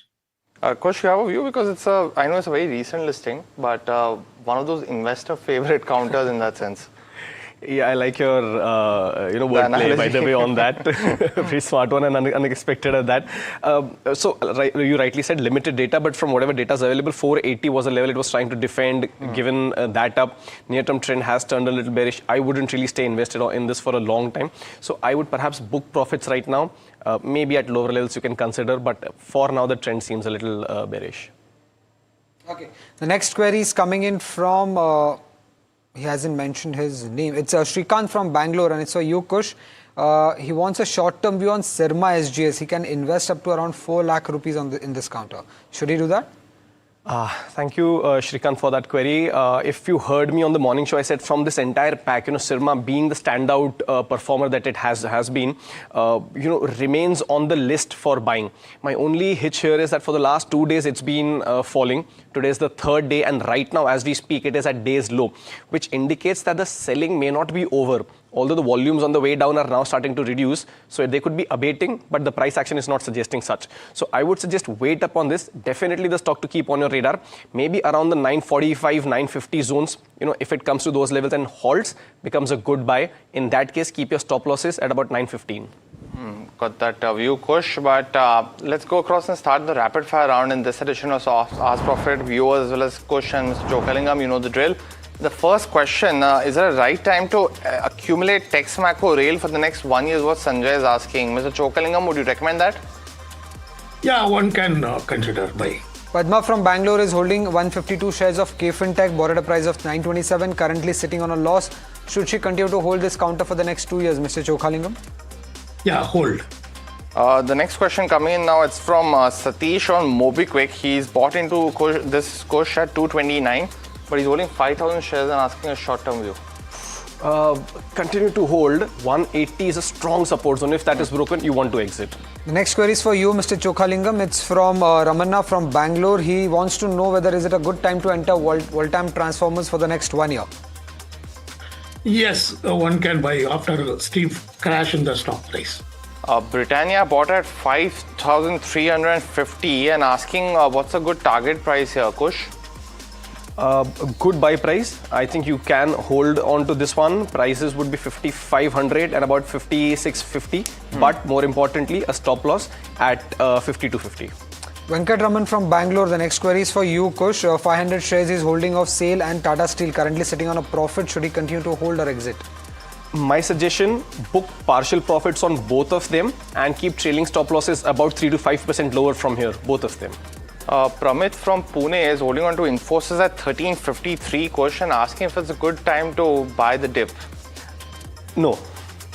The next query is from Surya Prakash from Visakhapatnam. He wants to know whether should he enter Tata Capital at current levels. Mr. Chokalingam, any view? If somebody wants to hold for 1 to 3 years, yes, it's a great buy. MCX Kush, is it a good buy for the next 2 to 3 months is what Viswa is asking. Overheated. If you get it around 3,000, 3,050 odd levels, then yes. The next query is for you, Mr. Chokalingam, on Balaji Amines. Rajesh Maheshwari from Indore is holding 85 shares at an average price of 2,485. He wants to know whether should he continue to hold this counter or exit. I'm sorry, I have not analyzed the stock recent time.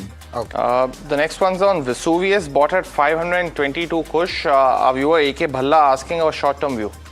Sorry, what's the price? 582. 522. It's consolidating and right now in the middle of the range. I would suggest a hold, but a tight stop loss at 440. The next query is for you, Mr. Chokalingam. Soumya from Bangalore is holding 30 shares of Kalyan Jewellers, bought at a price of 416 rupees. Currently sitting on a loss. Should she hold, sell or average? One can hold. I mean, these stocks will come back after a year or so. Ramesh wants to know a technical view question on Spark, Sun Pharma Advanced Research Company, is bought at 181. But would you advise to play into this counter? You can hold because the risk-reward ratio is extremely favorable. Needs to take out some key levels, but I would suggest a stop loss at 155. The next query is for you, Mr. Chokalingam. It's on Zaggle Prepaid. Giridhar from Bangalore is holding 168 shares at an average price of 270. Should he hold or sell? Hold. Last query for the rapid fire on Motherson Sumi Wiring. Mr. Chokalingam, our viewers bought it at 44. And Ramesh is asking if he should buy more now at 39. It's not a cheap stock. What would you recommend? If somebody wants to hold for 1 to 3 years, then one can buy. Otherwise, leave it. Got it. Well, that is the end of the rapid fire in this edition of Ask Profit. But a lot more stock-related queries on the other side after this very short break. So do stay tuned.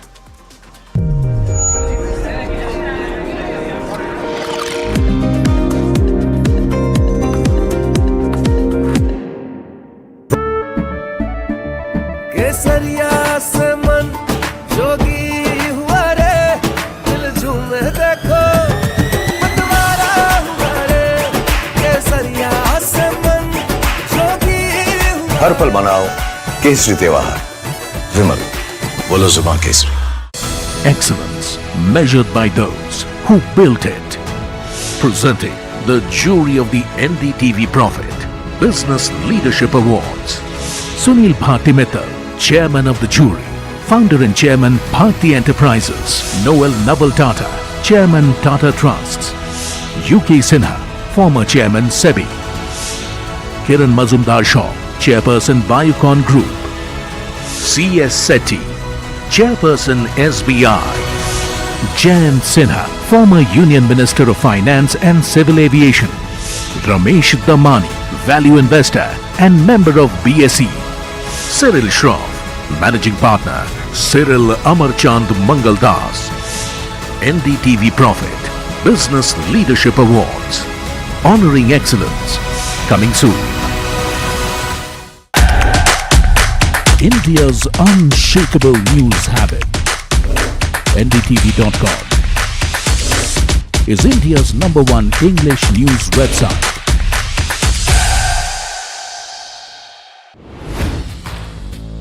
Hi, I'm Tamanna Inamdar. Watch me on NDTV Profit, where I break down the day's biggest business stories. What happened, why it matters, and what it means for your money. Hi, I'm Neeraj Shah. Watch me on NDTV Profit for the most incisive market intelligence and meaningful corporate conversations. And I'm Alex Matthew. Markets.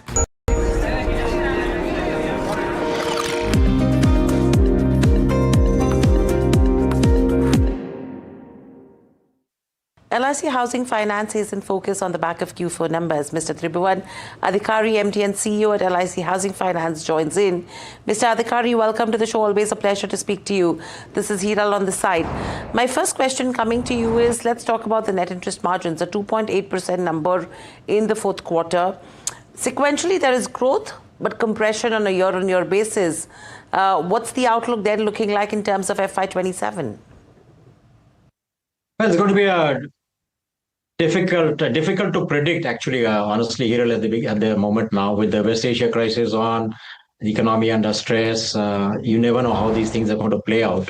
Right now, what we are witnessing is an elevated cost of borrowing when compared to Feb and March. So honestly, going forward, we will have to see how the geopolitical and the economic scenario plays out, and then probably give you a fair idea. Yeah, for the quarter, I think I would hazard a guess and say that the margins would be between 2.6 to 2.7 for the quarter. We would try to retain it where they are. 2.68 is where we ended for the year, or 2.8 is for the quarter only. So 2.6 to 2.7 is the guidance I'd like to give you for the quarter. And then when we meet again in July, let's see what the situation, the West Asia situation and the overall economic situation stands at, and then probably give you a guidance for the entire financial year. Okay, so that's with regards to where net interest margins go, and it's fair to actually understand that yes, there is impact of the West Asia crisis, and that's what industries are grappling with to ascertain what the impact could be. The other concerning area that I see is in terms of the loan growth.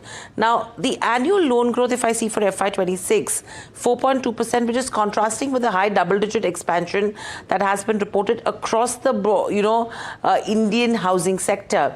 A 4% AUM growth is what you've seen on a year-on-year basis. I mean, analysts are saying that this could be a key overhang as well in terms of the stock. How are you looking at the annual loan growth rate and AUM? Yes, honestly, 4.4% loan book growth, slightly disappointed. Beginning of the year, we had given a guidance of double-digit growth. But I had, at the beginning of the year, I had also said that the year is going to be very challenging in terms of competition, in terms of the rates at which we lend. And that is exactly how it played out. And in the beginning of the year, I had said that if I had to make a choice between book growth and protecting margins, I would prefer to protect the margins rather than going for a book growth. That I think we've been able to do that. Margins have been fairly, I would say, protected. Yes, slightly disappointing, was wanting more. Probably as a growth of around about 7 to 8% would have satisfied me. But in view of the intense competition in the market, you'll have to understand that LIC HFL, about 80% of the business 85% of the business we do is individual housing loans. And again, in individual housing loans, these are all prime customers with CIBIL scores of 750 and higher. And this is the exact segment which coincides with what the bank sell to. So our intention, competition is entirely with banks. Banks slightly advantaged with a lower cost of funds. And in fact, the other part of it is that we borrow from banks. So basically, we are competing with our borrowers, our lenders, so as to say. So it becomes a little bit tough. But yes, in the fourth quarter, quarter four, we have been able to ramp up our business and we've been able to show a 10% growth in business. The same has continued in the April month also, where we are showing a 20% growth in business. So hopefully this year, we will be able to overcome the shortcoming of a low book growth and come to double-digit figures. Okay, so FY20. Well, that was the management of LIC Housing Finance. Disappointing year in stocks, reflecting that underperformance as well. But on the flip side, though, Metropolis reported a very strong set of numbers in quarter four. And to just get a quick perspective, we have now been joined by C. Surendran. He is the managing director of the company. Mr. Surendran, very good morning, sir. Thanks so much for joining in. It's Puneet this side. Just in terms of your quarter four performance, you've seen a very strong growth in revenue, but the EBITDA growth actually has been much, much higher, almost 70% at this point of time. But could you give us some perspective of it? Was this largely led by volume growth, by upselling, by more expensive tests in that sense, seeing a much higher volume? Is that how you would describe the quarter gone by? Good morning, Puneet, and good morning to all your viewers. On the revenue side, the upside that we got is largely on the basis of the patient volume growth. We could almost get about a 10% patient volume growth in the last quarter, right? That's something which has really driven our revenue growth. And of course, please remember that we also had acquired entities this year on the numerator, whereas in the last year it was not there. So about 8 to 10% of revenue growth is coming because of the newly added entities. Right. So otherwise, organic business growth is about 15% and about 8% is coming from acquired entity. Let me clarify that. And secondly, on the margin side, see, remember last year in quarter four, we had a one-off. We had booked about 20 odd crores of expenditure on account of the money that we spent on acquiring or 2 or 3 new entities. Right, so that came on the denominator. So hence, if normalizing that, normally you see about 30 to 34% of margin growth this year, but still 34% margin growth and a 23% revenue growth is a very strong performance and a good way to end the year. Right. So was that, in fact, your EBITDA number, obviously it was aided, the number looks higher because of one-offs in the base quarter. But despite that, the numbers were much ahead compared to what the street house was anticipating. So is it because of higher specialized testing that has happened? Is this margin level sustainable even going forward? No, so we have beginning of the year and we have initiated a lot of actions around correcting our margins and improving it further. Right. And what I can tell you 2 or 3 big items is like one, of course, we have stopped the rapid lab expansions in the last financial year itself, in the year before. And in the last 1 year, we did not add any new labs. So the erosion happening because of the new lab expansion is almost, getting over now, and that is aiding the margin for us on one. And second one is we have undertaken a lab platform change and modernization across all the labs in the country. And as a part of the process, we upgraded the lab platforms and we did some vendor consolidations. And in the process, we got some gains in terms of material consumption, which is helping us to improve the gross margins, right? So that's other sustainable action that we have taken in terms of getting margins better going forward. And also many other productivity initiatives in terms of automating our processes and digitizing our other platforms, etc. is reducing our spend on people, right? And all these put together, we are getting good traction on the margins, and these are all sustainable action, not one-term actions, one-time actions. So we hope to see the margins getting further improved during this year and the next 2 to 3 years. Got it. So, Mr. Surendran, as you talk about the margins and the effort that's gone in, which will be visible in the next 2 to 3 years, what's your expectations for revenue then for 527? Could we expect it to touch roughly around 2,000 crores? You're already at 1,650 odd.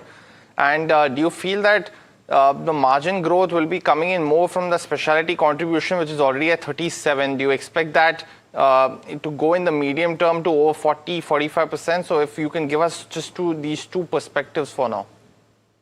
Well, I think the estimate that we have for the future is the next 2 to 3 years is like our revenues will definitely grow in the range of 14 to 15% year-on-year basis, right? That if you just to add that up, it may not reach up to 2,000 the number that you put across, unless until we bring in another acquisitions in the year, which is very unlikely for this year. And as far as the margins are concerned, we ended the year with about close to a company level 24.5% and the group level. So we believe that we will be able to take up the margin to 27 to 28% in the next 2 to 3 years. In terms of the testing volumes, what we are seeing is the growth is coming largely from the specialty testing. The oncology segment and the neurology segment is definitely giving much higher traction. And we also introduced genomics in the last 2 quarters, and we set up 2 labs, one in Gurugram and one in Mumbai, our genomics labs. And we also started seeing good traction on the genomics side. The specialty testing is what is largely going to take the volumes up, and also the True Health, which is your preventive healthcare. That's also, continue to do well, which is in the range of 22% year-on-year growth. So these are the things which are going to help us in terms of, getting higher, revenue growth in the days to come. Right. Thank you, sir. Thank you for joining us and giving us the way forward for Metropolis Healthcare. Well, that was the management quite confident on growth going forward. Well, moving on to our next query, that is a caller query coming in from Yogesh, Jaipur, from Jaipur. Yogesh, you can go ahead and ask your query. Yeah, I can speak in Hindi also. Yes, anything is fine. मेरी query है कि मेरे भी 500 share ITC के लिए और अभी मई 12 मई को लिए। ये पहले भी मैंने लिए थे 15 अप्रैल को, और फिर मैंने 16 अप्रैल को मैंने बेच दिए थे। 300 में लिए थे और 316 बेचे थे। Second time I am buying this thing. और अभी जो न्यूज आया है कि गवर्नमेंट कभी हर फिक्र को धुएं में उड़ता चला गया, तो धुएं में उड़ता चला गया, इसका मतलब ITC is good for me, that I am thinking about, that I am asking. आपका शॉर्ट टर्म व्यू है, लॉन्ग टर्म सर? मेरा लॉन्ग टर्म है, बट एक्चुअल में मेरे को शॉर्ट टर्म दे रहा है, that's why I am taking risk. अच्छा, तो मैं कुछ से एक क्वेरी लेता हूँ। कुछ, आपका क्या व्यू है? बड़ी इंटरेस्टिंग क्वेरी थी, I have to give him that. देखिए, स्टॉक फिलहाल वैसे तो कुछ नहीं कर रहा है, बट अगर किसी ट्रिगर से यहाँ पे कोई मूवमेंट आता है तो मेरे हिसाब से स्टॉक में इतनी क्षमता है कि 312 से लेके अबाउट 320 तक जा सकता है। अब अगर इनको इन लेवल्स के लिए खेलना है तो मेरे हिसाब से बिल्कुल खेल सकते हैं। उसके बियॉन्ड जाने के लिए थोड़ी मेहनत लगेगी स्टॉक को, तो यहाँ पे आप बिल्कुल अगर आपने बाई किया है तो होल्ड करें। 295 के आसपास का यहाँ पे सपोर्ट जोन है, बट जैसा मैंने कहा वैसे कोई ट्रिगर है नहीं, वैसे कोई मोमेंटम है नहीं, बहुत लंबे कंसोलिडेशन फेज में है, तो होल्ड का व्यू रहेगा 295 का stop loss. Got that view, Kosh. But let's go across to the next question from Reenu from Bengaluru. Her question is on Cello World. Now, it's a stock that's continued to underperform over the last over the last 1 to 2 years. So let's pull up the 1-2 year chart as well, and it'll give you that perspective. Now, Mr. Chokalingam, she's bought it actually at 534. Stock's trading at 400 now. What would you recommend her for the next year or so? Because the growth just seems to be very absent, even when you compare it to DOMS that's been performing much better. Yeah, unfortunately, on an annual basis, last 2-3 years, it's stagnating. Revenue and profit, not much growth. But that is partly in price also. So at around 28 PE, I would give a hold recommendation and sell hold. Okay. The next query is coming in on Sandur Manganese. It's from Rajendra. He wants to know whether he's holding around 2,000 shares at a price of 240. He wants to know whether should he hold or exit. Any view on this, Kush? You should continue to hold on to this one. It's had a good run. The resistance is actually at 235, and hence you're seeing the stock consolidate around that level for the last couple of sessions. I think a good clean break above that will push the stock to upward trajectory of about 255 and 270 plus levels also. Healthy volume accumulation over the last few sessions. So I would suggest a hold. Stop loss on this one should be placed at about 215, 218 zones. Got that view, but next question, that's coming in now. This one's an interesting one. So we've seen that specifically on Azad Engineering as well as on GE Power. Now Azad actually has done very well over the last few months. We've seen that on the aerospace side of stocks have started to see a lot more traction. And Subha Rao from Iluru actually is asking if he can buy into this counter right now. So within this, Mr. Chokalingam, within Azad or GE Power, anything that you like from the space? GE Power looks better purely on the basis of fundamentals. Azad Power is a strong growth company, but valuation comfort is not there. Okay. Kush, the next query is for you, and it's on Imami. Sayan from Kolkata, he's holding around 100 shares at a price of 440. Should he average out or continue to hold this counter for short term? No. Exit. Very weak structure, has been an underperformer for a while. Every rise there has been a selling opportunity. Luckily, it's a little far from his buy price, but not too much. I would suggest an exit. If he wants to consider something in this space, I would suggest Marico on declines. Marico on declines. Got it. Well, the next question, coming in now. This one, it's specifically, yet again, Kush, for you, wants to invest between PG Electroplast as well as on Praj Industries and NetWeb. Anything that you like on the charts for Anil Singh? So, PG Electroplast was attempting, an up move. With the entire sector doing what it's doing, that rally's been fizzled out. So I wouldn't suggest, investing in PG Electroplast. Like we've discussed some time ago, Sirma, once it takes halt, of this fall, you can consider. Praj also ran up, but now seeing sharp profit booking, so would avoid that also. And the third one, I suppose, was NetWeb, correct? Yes. Yeah. So here you can consider, but support immediately comes in about 3770, 3775 levels. So maybe around those levels. So not really, very gung-ho about all the three stocks picked. So I'd be a little wary on these. Okay. Next is a caller query coming in from Hyderabad. Aruna, you can go ahead and ask your query. Yeah. Hi, sir. Good afternoon to all of you. Thanks for taking my query. Actually, I wanted to invest short-term and long-term in transformer stocks. So I'm requesting Kushpuro sir to suggest one short-term and one long-term stock and with entry and prices. Okay, Kush. First up, this is very lovely. Thank you so much for that query. In this space, there's already been quite a bit of run-up. I think what you can do is, yes, you can consider Tarrell itself, because the run-up's been, or rather the fall's been quite steep and the run-up's been very gradual, and you want that kind of a move. You don't want a V-shaped kind of a recovery on the stock. So Tarrell is something that you can consider from a long-term perspective. The momentum is missing, but the gradual recovery offers a good risk-reward ratio. So buy Tarrell, keep a stop loss at 275 odd levels, and on the way up, you can expect a rise up until 350, even 375 odd levels in the next few months. So that is something that you can consider. One stock which has run up quite a bit and you can consider on declines is actually BHEL. Like I said, not now. From a short-term perspective, you can consider BHEL, but let it slide to about 375, 380 odd levels. Let the cool-off happen, and then you can consider BHEL from a short-term perspective. But let me reiterate, not now, around 375, 380 levels. Got that view, Kush. The next one's coming in from Raju from Tirupati. And he has a question actually on MTAR Tech. He bought these shares at 4850. We also had another query on a similar stock, and the viewer actually, Vanita Bara, was asking if it's a good time to enter MTAR Tech for the next 2 years. So, Mr. Chokalingam, again, one of those rank outperformers, but the run-up also is strong, but they've guided for almost an 80% growth in revenue for next year. What's your view on the stock now? I find it difficult to justify the current valuation. Even if the revenue grows at 80%, the stock is trading at 225 PE on trailing basis. So I may be wrong, but personally, I find it very difficult to justify. Right. The next query is coming in from... the next query is coming in from Vijay from Chennai, and it's on M&M. Kush, he wants to know the short-term target on this counter. The entire space is going through some pain, and M&M also, despite the kind of standout performance that it has given in the recent past, is also seeing some pressure.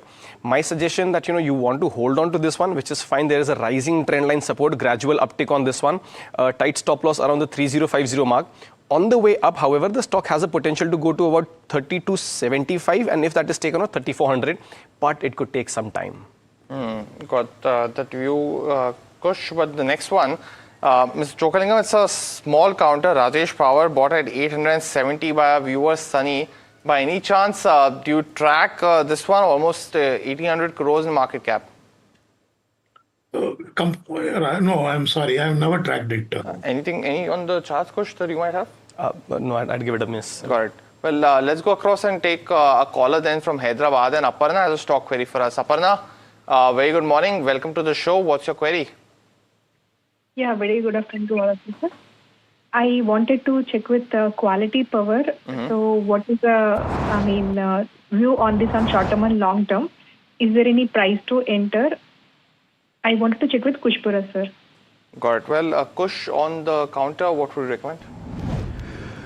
This is why I love Ask Profit, and especially those viewer queries. Aparna, this is so sweet of you. Thank you so much. I think we've spoken in the past, and at least we've certainly spoken about Quality Power on the show. And I remember, the Pan Mahima made about how Quality Power still has quality, correct? Yes. I think this is still a good stock. You can consider this. It's already run up quite a bit, and hence the profit booking. So I would suggest you can consider it, but let it slide a bit more. Maybe around 1090, 1075 odd levels. The risk reward ratio becomes very attractive. What you're seeing in the last 3-4 weeks is mere profit booking rather than any structural shift. So I would suggest a buy on this, but close to 1100, 1090, those levels. In that case, your stop loss should be at 1040, and on the way up, the stock's already shown that it has potential to run quite a bit.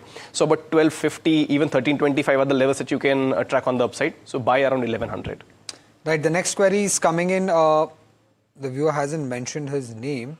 It's from Lata, and it's on Ashok Leland. She wants to buy Ashok Leland for the next 3 to 5 years. Mr. Chokalingam, should she do that? Yes, certainly. But this morning also we saw the most reputed rating agency giving positive outlook on CV growth. So one can buy for long term. Got it. Well, the next question coming in now, it's on a recent company is Seshasai Technology, and Sharath from Tirupati is actually holding on to this counter at and wants to know if it's a very good long-term bet for the next 5 to 10 years. Mr. Chokalingam, by any chance, any view here? I just looked at the numbers, very poor return ratios, extraordinary P valuation. I'm not comfortable. Okay. The next query is... the next query is from Vedant Garg, and it's on IIFL Finance. He's bought few shares at a price of 506 rupees. He wants to know the targets. He can continue to hold this counter for the next 3 to 5 years. Mr. Chokalingam, any view on IIFL Finance? Yeah, good. For 3 to 5 years, definitely the growth momentum will continue. It's a good stock for long term. Got that view, but let's go across, take the next caller now, and from Hyderabad, and Murli is joining in for a stock query. Murli, good morning. Welcome to the show. What's your query? My query is to Pushbora, sir, on Varun Beverages. I have about 100 shares in 2 years at an average of 220. Okay. Should I hold it for another couple of years? Okay. So you bought these shares at 220. And when was this? How long have you been holding on? For 2 years. Okay, for 2 years. Okay, got it. Well, Kush, on Varun Beverages, I don't remember when was the last time it was at 220 because those levels seem very attractive. But anything on the charts for Varun Beverages? Sure. First up, Murli, thank you so much for this query, and you can drop this, sir. Kush Bohra is just fine. But kudos to you on buying this, holding on to this for now. I'm sure you're probably hurting a bit because you've seen those higher levels of about 600 plus, and now at about 500. This stock has been on my radar. This is now attempting a rebound, now a more meaningful one, because there was a long-term, medium-term falling trendline resistance that has been broken. The 200-day moving average, which it was resisting around for a while now, that's been taken out. So yes, it is on the cusp of a breakout, attempting that. So it's not a bad idea to continue holding on to this one. However, I would suggest that you keep a stop loss around the 425, 450 zone, because if it fails and if it falls again to that level, then this entire recovery could fizzle out, and you don't want to be losing out on those profits that you're making right now. So right now, hold a steady recovery underway. You just want this to continue for some time. Stop losses around the 425, 450 zones. Okay. The next query is from Ankit, and it's on Enviro Infra Engineer. He has around 250 shares, bought at a price of 160. He wants to know whether should he add more at the current levels of around 180, or should he continue to hold what he has? Kush, any view on this? The buy price you said was 160? Yeah. Yeah, no, don't add more. 200-day moving average resistance massively playing out, massively. It's not been able to take that out, and market's not helping its cause either. I wouldn't suggest averaging either. I normally don't, but I would suggest continue holding on to this, because this consolidation breakout could happen if there is any bit of support from the markets. So yes, you should continue holding on. 160 is your buy price. 180, in fact, should be your trailing stop loss. So I would suggest a hold, trailing stop loss at 180. Got the view, Kush. But time now for the rapid fire round in this edition of Ask Profit. Kush, as well as Mr. Chokalingam, you know the drill. First question coming in on Cohance. Manoj has bought shares at 500 and he's holding 200 shares, Mr. Chokalingam. We've seen weak results, but there's been a big management change. Umang Vora coming in. Would you believe in the stock? The problem with this stock is a good quality stock, but EV to sales was highly stretched. One can at best hold it now. Shankar from Dubai wants to know the targets on Hindustan Copper and Hindustan Zinc. Kush? For Hind Copper, good move. I would hold on to this one. Immediate targets about 635, and once that is taken out, 655 as well. That's a good move. I will continue holding on to this. Hind Zinc, slightly differently placed. Seeing some negative resistances on the weekly setup, but you can still hold on to this, has that metal momentum. 705 and about 730 are your targets. G. Varnova Kush, bought by Surya from Dubai at 4650. He's asking us 6-month view on the stock. Yeah, had a good run, profit booking right now. Keep your stop losses at 41, 4150, 4135 levels, but you can continue to hold. The next query is for you, Mr. Chokhalingam. Prakash is holding 300 shares of Wari Renewable, bought at a price of 1,040 rupees. Can he hold this for the next 2 years? One can hold it. If one receives a capital invested or even marginal profit, one should exit a solar company like this. Got it. Mr. Chokalingam, you like Coal India, but on Bharat Coking Coal, Murthy is holding shares at 38. For the long term, do you have a view? Long term, it should do well because of a huge shortage of coking coal. Long term, it will do well, so one can hold it. The next query is for you, Mr. Chokhalingam. It's from Shrijit from Bangalore. He wants to know whether should he add Bellrise Industries for long term in his portfolio. Sorry, I'm not analyst. Got it. Well, the next question coming in now, it's on Avantel, Kush, and a viewer, Ansh, actually holds shares at 153. He's asking what he should do with his 3,000 shares. If a quick word I may on Bellrise, the structure from a near to medium term is positive. You can hold. If I can just going to quickly address that. Avantel, I would continue to hold. Consolidating, attempted breakout failed, but that attempt happened right on back of good volume. So hold, stop loss at 143. The next query is for you, Mr. Chokhalingam. It's from Rajan Iyer and it's on JM Financial. He's holding 500 shares at a price of 136. For the long should he continue to hold this counter for long term or switch to Vedanta post demerger? Long term, it's a good JM Finance. Avinash Naidu from Bangalore asking on delivery, Mr. Chokalingam at 269. Should he still continue to hold? I would not hold it. I will sell on rise. Kush, the next query is for you. It's on NLC India. Tarakaram is holding few shares. Should he continue to hold them? He hasn't mentioned his buying price. Right now, book profits, maybe consider again at about 350 odd levels, but right now book profits. Got it. Well, the next question coming in now, this is from Harsha, holding on to Persistent, Mr. Chokalingam at 5,450. asking what she should do with this counter. Is it a good time to add more now or sell out? See, it is one of the best quality mid-size ID stocks, no doubt. Credible performer. The pain is only from the industry outlook. So at best, one can hold it for medium to long. The next query is for you, Kush. It's from Babasab from Karnataka. He wants to know whether should he buy NHPC 5,000 shares at a price of 78. Is it a right time to enter for short term? Again, it's consolidating. The range is 72 on the downside and about 85 on the upside, bang in the middle of the range. So if you want to do a range play, then perhaps a little lower, closer to 75, you can consider stop loss at 72. Sunil from Baroda is asking Mr. Chokalingam, what are your top picks in the hotel space? Hotel space, my top pick is East India Hotel Limited, EIH Limited. I like the stock most. Got it. Well, that is the end of the rapid fire as well as this edition of Ask Profit. Mr. Chokalingam, Kush, as always, thanks so much for joining in, giving us your views on a whole host of queries. But viewers, out of time on this edition of the show. KYC comes up next and all the stock related queries at 2 p.m. So we'll see you there.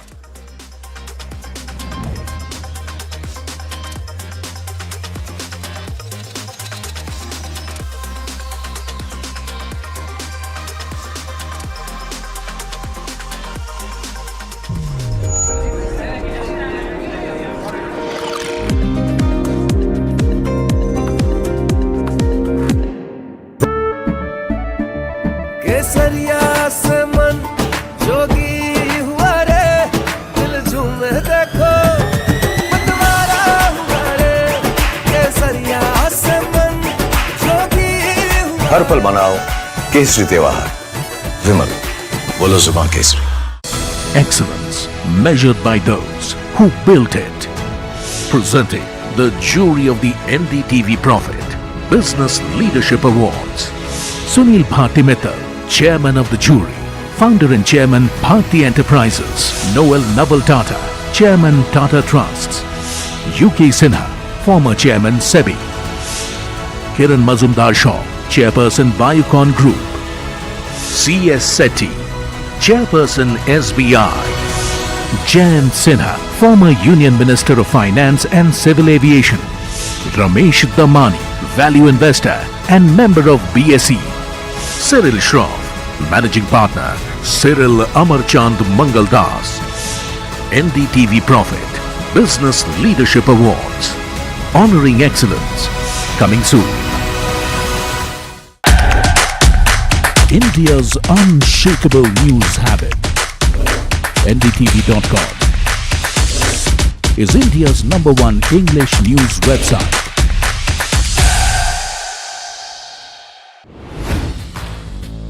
Hi, I'm Tamanna Inamdar. Watch me on NDTV Profit, where I break down the day's biggest business stories. What happened, why it matters, and what it means for your money. Hi, I'm Neeraj Shah. Watch me on NDTV Profit for the most incisive market intelligence and meaningful corporate conversation. And I'm Alex Matthew. Markets, mutual funds, insurance, personal finance. I help you cut through.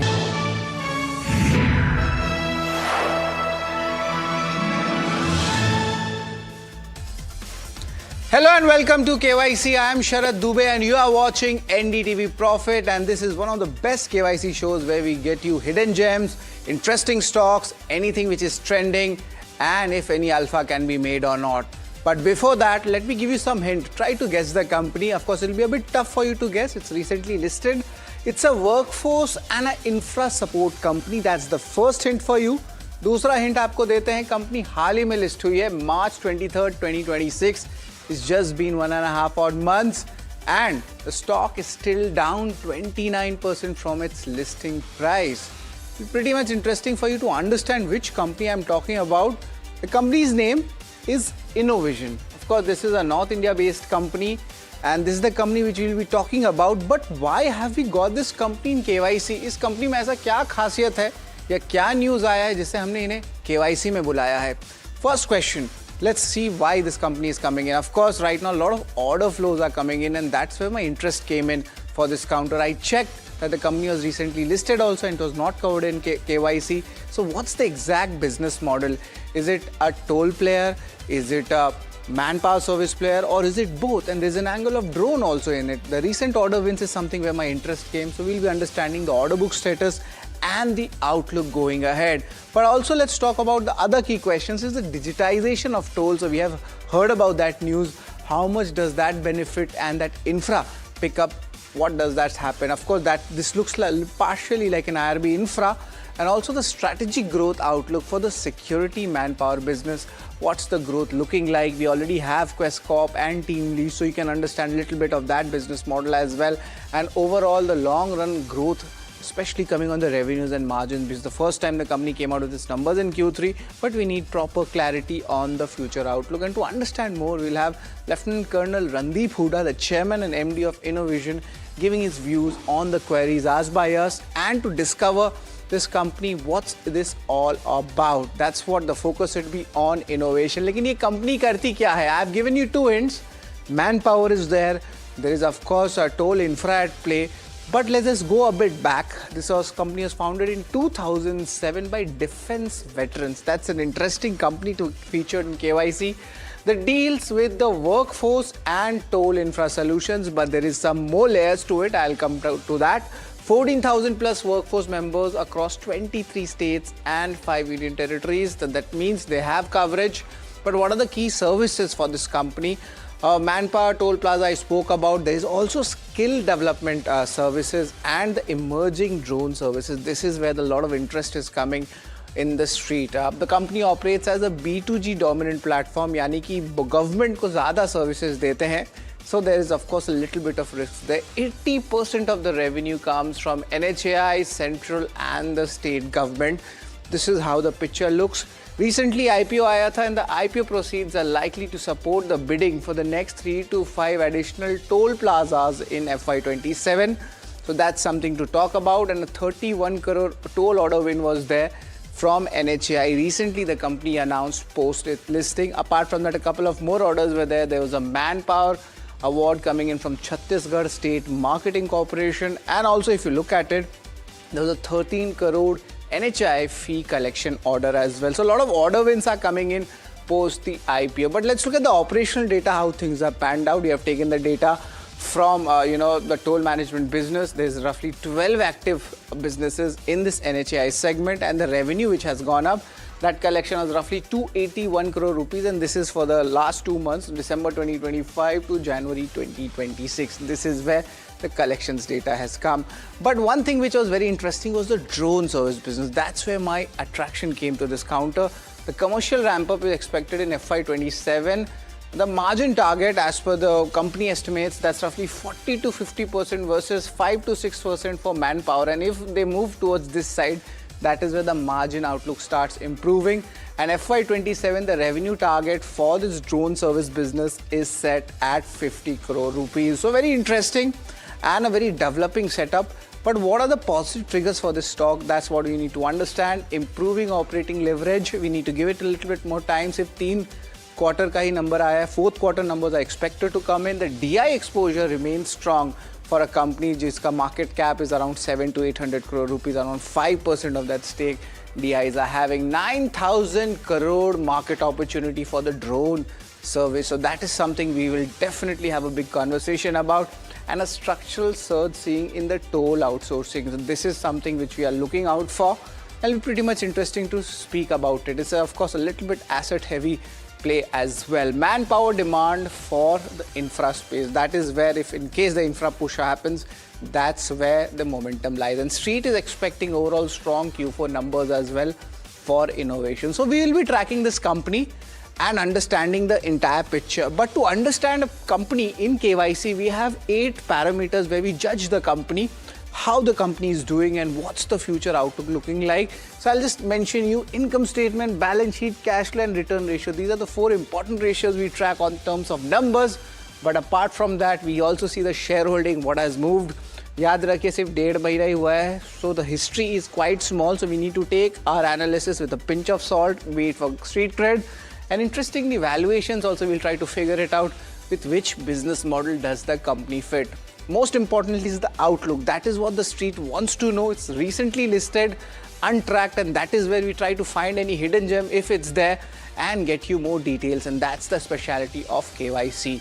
Let's talk about the first parameter, and that's the income statement. Of course, a lot of data has come in from the RHP. H1 numbers, look at the revenue, that's around 510 crores, 893 in FY25.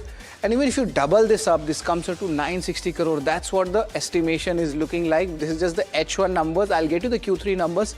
But net, look at the strength coming in these numbers, and that is showing good.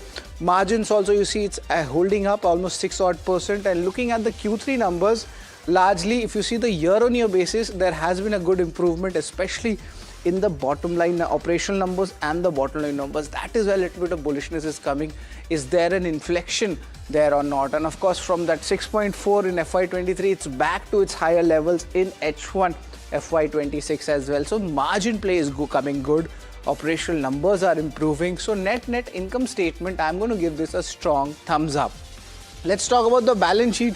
What's happening here? They recently had in the IPO also a little bit of borrowings reduced, but the way they are expanding, I explained to you, this asset heavy model as well. So borrowings are definitely there. That's what we'll try to understand with the management. Are they reducing it, or is the focus going to some other businesses or not? The cash is pretty decent, as around 55 odd crore rupees, and it has increased each year, and comfortably it's sitting at the end of H1 FY26. So it's a kind of a neutral rating right now. Let's give it a little bit more time. Since it's in an expansion mode, there might be a little bit of pressure. So income statement was strong, balance sheet was neutral. Let's see what's there in cash flow. And always remember, whenever there's a company in the B2G segment, cash flows at times will be an issue because it's coming in from the government. There might be a delay in receivables, and that is what the reason is. Look at the cash flows, it is not very uniform. So this is a business model itself. It's not a flaw, it's the feature when you judge these companies. So largely it gives an infra company vibes, but manpower, of course, receivables is much stronger. So we need to get more time to understand that. But as of now, on this data, I'm going to give this a thumbs down when it comes to the cash flow segment. But interestingly, the return ratio is something which caught my eye. The ROC numbers we speak about, of course, this is before the listing. This is around 20 to 22% kind of a business. But after that, there's been a good up move coming in. Of course, there are some capital adjustments from the IPO, but currently it's at 30 plus in the ROC number. So net, a strong performance when it comes to the return ratio. So I'm going to give this a thumbs up as well. Apart from this, let's talk about shareholding. और shareholding में ज़्यादा समय नहीं हुआ है, बस एक ही बार का जो है shareholding pattern आया है. So right now net we see promoters are holding a decent 74% stake. 75% is of course the SEBI cutoff, so it's comfortably below that. But interestingly, what I liked is the DIs. They have done a good participation, and around 5% of that equity is amongst DIs, and almost 2% coming in for FIs. Roughly the remaining 19% float is with the retail. So it's a neutral rating. समय देते हैं. That's why we have just kept this a neutral one when it comes to shareholding. But let's talk about street cred. Company को 1.5 महीना हुआ है listing के. So we need to give it a little bit more time. Of course, market conditions are also, you could say, impacted. So from the IPO price and the listing price, there has been a big downtick coming in. Of course, the listing price itself was down 10%. After that, a little bit sell-off happened. And of course, stock is flattish, for the last 1 odd month. And of course, company is coming out with 3-4 important orders also. So the street is looking for the Q4 numbers. That's where the clarity comes in. And that's why I picked up this company in KYC to give you a first-hand view of any chance of alpha being made. So net, let's give it more time. So I have given this a benefit of doubt and a neutral rating when it comes to street cred. Let's talk about the valuations. Here, धंधा इसका peer कौन है? And that's where the confusion a little bit happens, because innovation has the toll management business also. Innovation also has the manpower business also. But let's see how the valuations stack up. We have taken the trailing P ratios. It's around 23 times. That's what the number is coming as per our calculations. We compare that with IRB Infra, it is cheaper at 31 times. But if you talk about the other players for the manpower segment, that's where TeamLease and Quest comes in. That's around 14 to 17 times. These businesses do have good cash flows also. Over here, that cash flow gets used in toll and asset heavy announcements as well. And companies, of course, doing other businesses also. So net, in our analysis, I'm going to give this a neutral rating as well. But let's talk about the outlook. What is there? Is there any change happening here? How's the things looking? There's a large order win expectation in the security surveillance theme. That is where everybody is talking about. We have seen companies like RNIT AI also in the small cap space doing well. The beneficiary of expansion of toll infra, that is where, you know, some little bit of alpha is lying, and the government is pushing hard for that. Now they're growing advanced drone and smart monitoring solution. That's also one of the key takeaways which the management had mentioned in their IPO discussion. Deeper penetration across tier 2, tier 3 cities. That is where the movement is happening of the key products. So we'll be looking out for. So net as of now outlook looks strong. लेकिन आइए आपको पूरा KYC rating बताते हैं Innovision का.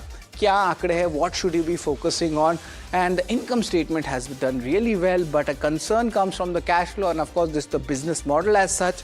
Return ratios are improving, and if you look at the street cred and shareholding, that itself also, it's largely, you could say, a neutral rating, and the valuations also, the story remains the same. The one thing which is good is the outlook. That is where the outlook, it seems like there is some inflection in the business as well.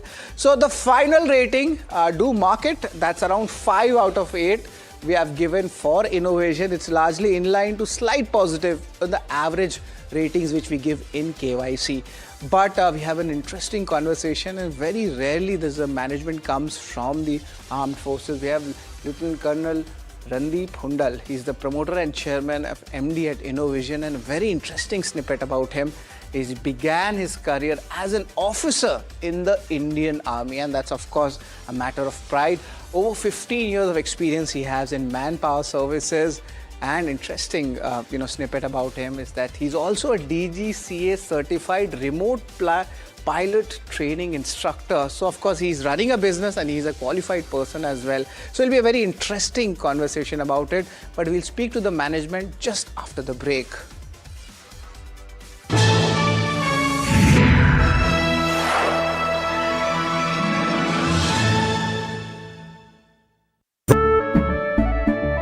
केसरिया से मन जोगी हुआ रे, दिल झूमे देखो मतवारा हुआ रे, केसरिया से मन जोगी हुआ। हर पल मनाओ केसरी त्योहार, विमल बोलो जुबान Kesari.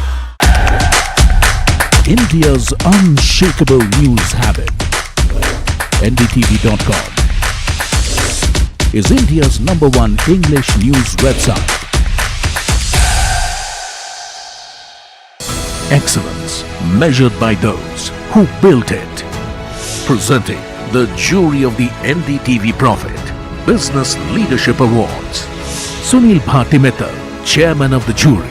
Founder and Chairman, Bharti Enterprises. Noel Naval Tata, Chairman, Tata Trusts. UK Sinha, former Chairman, SEBI. Kiran Mazumdar Shaw, Chairperson, Biocon Group. C.S. Sethi, Chairperson, SBI. Jayant Sinha, former Union Minister of Finance and Civil Aviation. Ramesh Damani,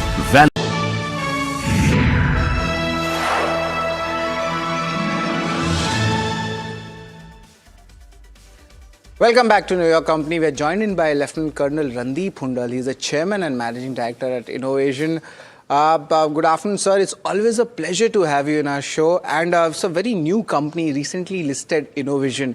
Just wanted to understand a little bit more about your company and what's the exact motto of your company? ये आपकी company करती क्या है और अलग कैसे है? Yeah, firstly, thank you for having me on your show, Sharad. So, Innovision Limited, we have 3 major verticals in the company. Though when we started, we being from the armed forces, I was a short service officer. So when I left, and I also, come from a post-generation army background. So the first thing when we started the company, we started purely as a guarding company, and we started with 2 guards. And today, as we stand, we have more than 17,000 workforce across India. We are present in more than 23 states and 5 union territories. So that is what from 2007 till date we have been able to achieve.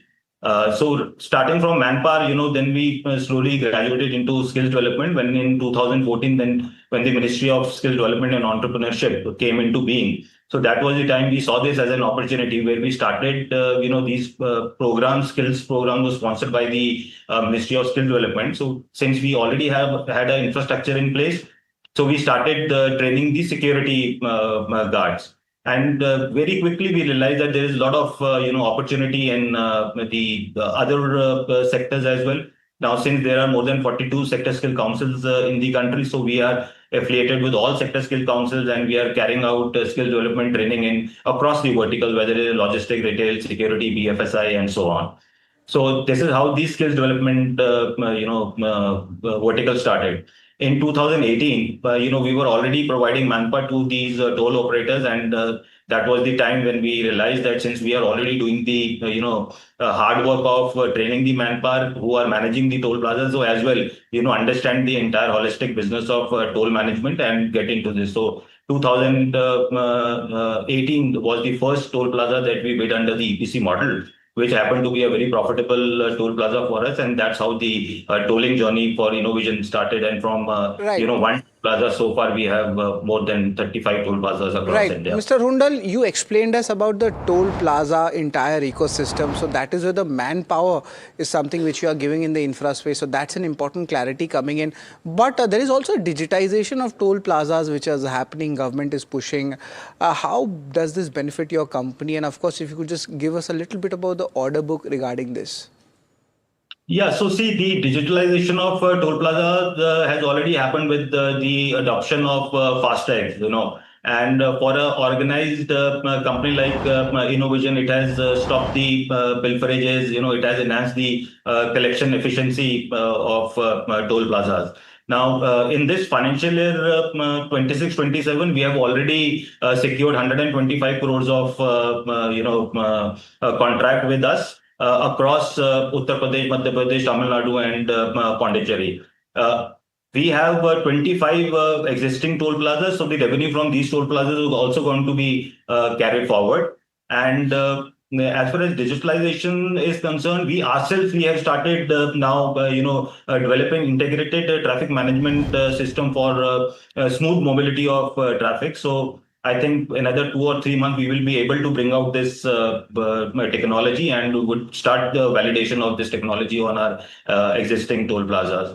So as far as the market is concerned, we typically operate, as of now, we are operating under EPC model with NHAI. And under this model, the market size is almost around 55,000 crores. Typically, there are more than 850 toll plazas across India. So there is a strong bidding pipeline already in place for this ecosystem. Right, so there is a strong bidding pipeline coming in. Apart from this, of course, there's a lot of B2G exposure. Whenever the company is having a B2G exposure, of course, the questions arises on the receivable front. What are the payment cycles looking like in your business? What are the risks involved here? So if I talk about toll management, now here, the cash flow is very positive because we collect on a daily basis and we remit NHAI on weekly basis. So there is no gestation period of cash as far as tolling business is concerned. There is a gestation of around 45 to 60 days in manpower business. But B2G, if you talk about tolling is cash positive. In manpower segment, I would not say that there is a problem from B2G, but generally, by the time you raise the invoices and the monies are realized, the gestation time is around, anything between 30, 45, 50 days. Right, but apart from these businesses, thank you very much, Mr. Hundal, to explain us the payment cycle. Like Street was having a little bit of concern on the B2G segment. So just to put that in perspective, manpower business will have 40 to 60 days of gestation period, and mostly your cash flow collection. So the tolling business is on the same day itself.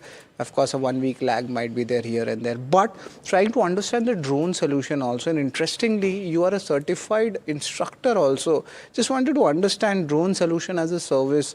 How nascent is it right now, and how big of a market can it open for you? Because there seems to be, a move to a high margin product also. I was just trying to, connect the dots. It's a newly listed company, so we have less information. So we just wanted to know from you.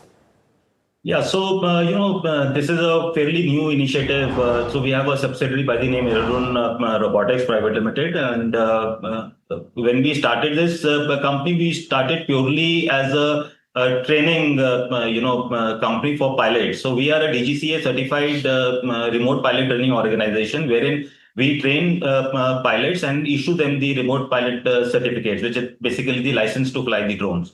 Now, after when Opsindur happened, now that was the time we also realized that there is a lot of the entire warfare of the Indian Army has changed, and it has become a drone warfare now. And we also saw this as an opportunity, and we quickly gotten our R&D team in place. And I'm very proud to say that within a span of 6 to 8 months, we were able to bring out the products, 4 good products, which are drones, which have already passed the trials, defense trials, and as we speak, we have already started supplying these drones to the armed forces. So other than training the pilots, manufacturing drones, we also saw this as an opportunity with the drone as a service. So it also complements my security business. So we are providing drones for perimeter security. We are also in talks with a lot of oil refineries where the drones can do perimeter security. So this is how the aerodrone robotics, and it's a high margin business for us. As we speak, we have more than 24 crores pipeline in place, and by the end of the year, I am very, very bullish that we will be able to cross 50 crores. Right, so that's the target, coming in 50 crores of revenue from this segment. But I just want to understand the IPO portion. There were some proceeds which are going to be used for the bidding for toll plaza. I just wanted to understand what are those numbers looking like if you have to bid for these toll plazas, and what's the timing of it? So since now for the financial year 26-27, we are looking at high margin businesses. Now for us, toll plaza management is a high margin business. So most of the IPO proceeds are going to go into tolling vertical. Manpower vertical is going to be a steady growth. And though we are with the new technology, which is the AI-enabled electronic surveillance system, which we have introduced along with the physical security, we are looking at improving the margins of physical security. And this electronic surveillance system itself is a very high margin vertical the technology for us. And drone any which ways is so going forward, these are the verticals in 26-27 that we are going to focus on these high margins. Right. And Mr. Hundal, just wanted to talk about any numbers or the growth or margins, any aspirational numbers are there which you could share for the next 2 to 3 years. What's going to happen? I know the Q4 numbers are not out yet, but in case if you have to give a range of what growth numbers are looking like, you mentioned 50 crores for revenue for drone as a service, but for the other businesses or as a combined business, any kind of a growth outlook? So see, if you look at my past deliverables, we have been able to deliver more than 50% of growth year on year. And going forward, and this was also when the biggest problem we had faced was the working capital problem. Yet with that problem, we've been able to give this kind of growth. Now after the IPO, after raising the working capital, we will be able to give at least, if not more, 50 to 60% of the growth year on year. And now we are really looking forward, to scaling all our verticals, which we are very, very bullish about. And we are looking forward, to these exciting times, which is financial year 26-27. Right. I just have a last question from you, Mr. Hundal. This surveillance theme, it's very much important, be it border or even oil segment. And also a lot of government schemes are also promoting it. We have some listed players also. How do you see this space going? See, now this is for all the sectors, especially for defense. Now, drone is the futuristic thing. Even for I being part of the armed forces, I'm also serving with the territorial army. So I have myself been inducted in Opsindur. So I have seen firsthand where now the entire warfare has changed to drones. Even in security, we are looking at the requirement of our clients, wherein the manpower is being replaced by the drones. So this technology going forward is drone technology. If you look at it, is going to come into every sector and majorly, the defense, and that is where the most of the focus of aero drone robotics is.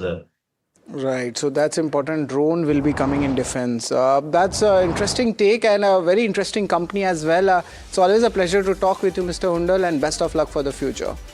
Thank you, sir. So that's the management of Innovision. Interesting company, and just to give the clarity, most of the working capital issues are sorted in the toll road segment, and the management was bullish when it comes to the overall drone service and the defense segments. Of course, there are this industry has payment issues as well, but something to wonder and understand, and also stay tuned to NDTV Profit for these new companies getting discovered in KYC.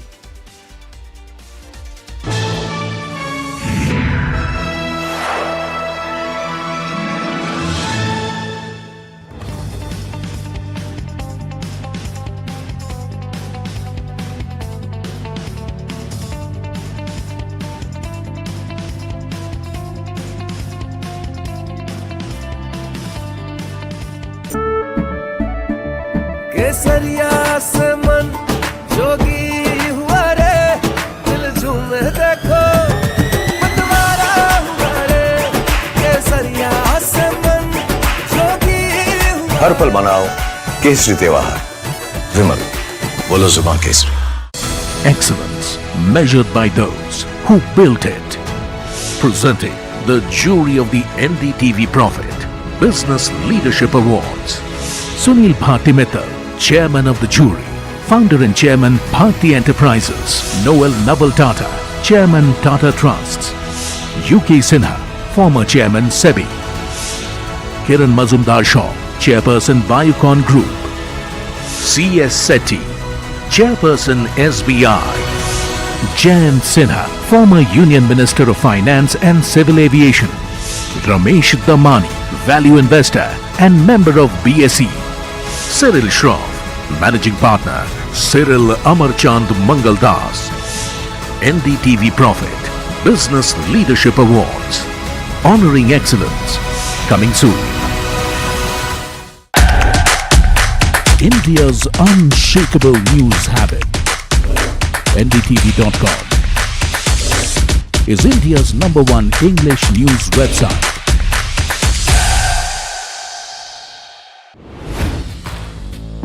Hi, I'm Tamanna Inamdar. Watch me on NDTV Profit, where I break down the day's biggest business stories. What happened, why it matters, and what it means for your money. Hi, I'm Neeraj Shah. Watch me on NDTV Profit for the most incisive market intelligence and meaningful corporate conversation. And I'm Alex Matthew. Markets, mutual funds, insurance, personal finance. I help you cut through the noise and make smarter financial choices. And here's where you can watch us.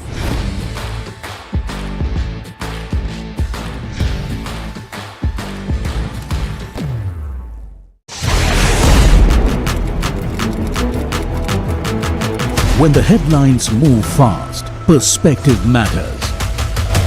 On Editor's Cut, our editors come together with experts to distill the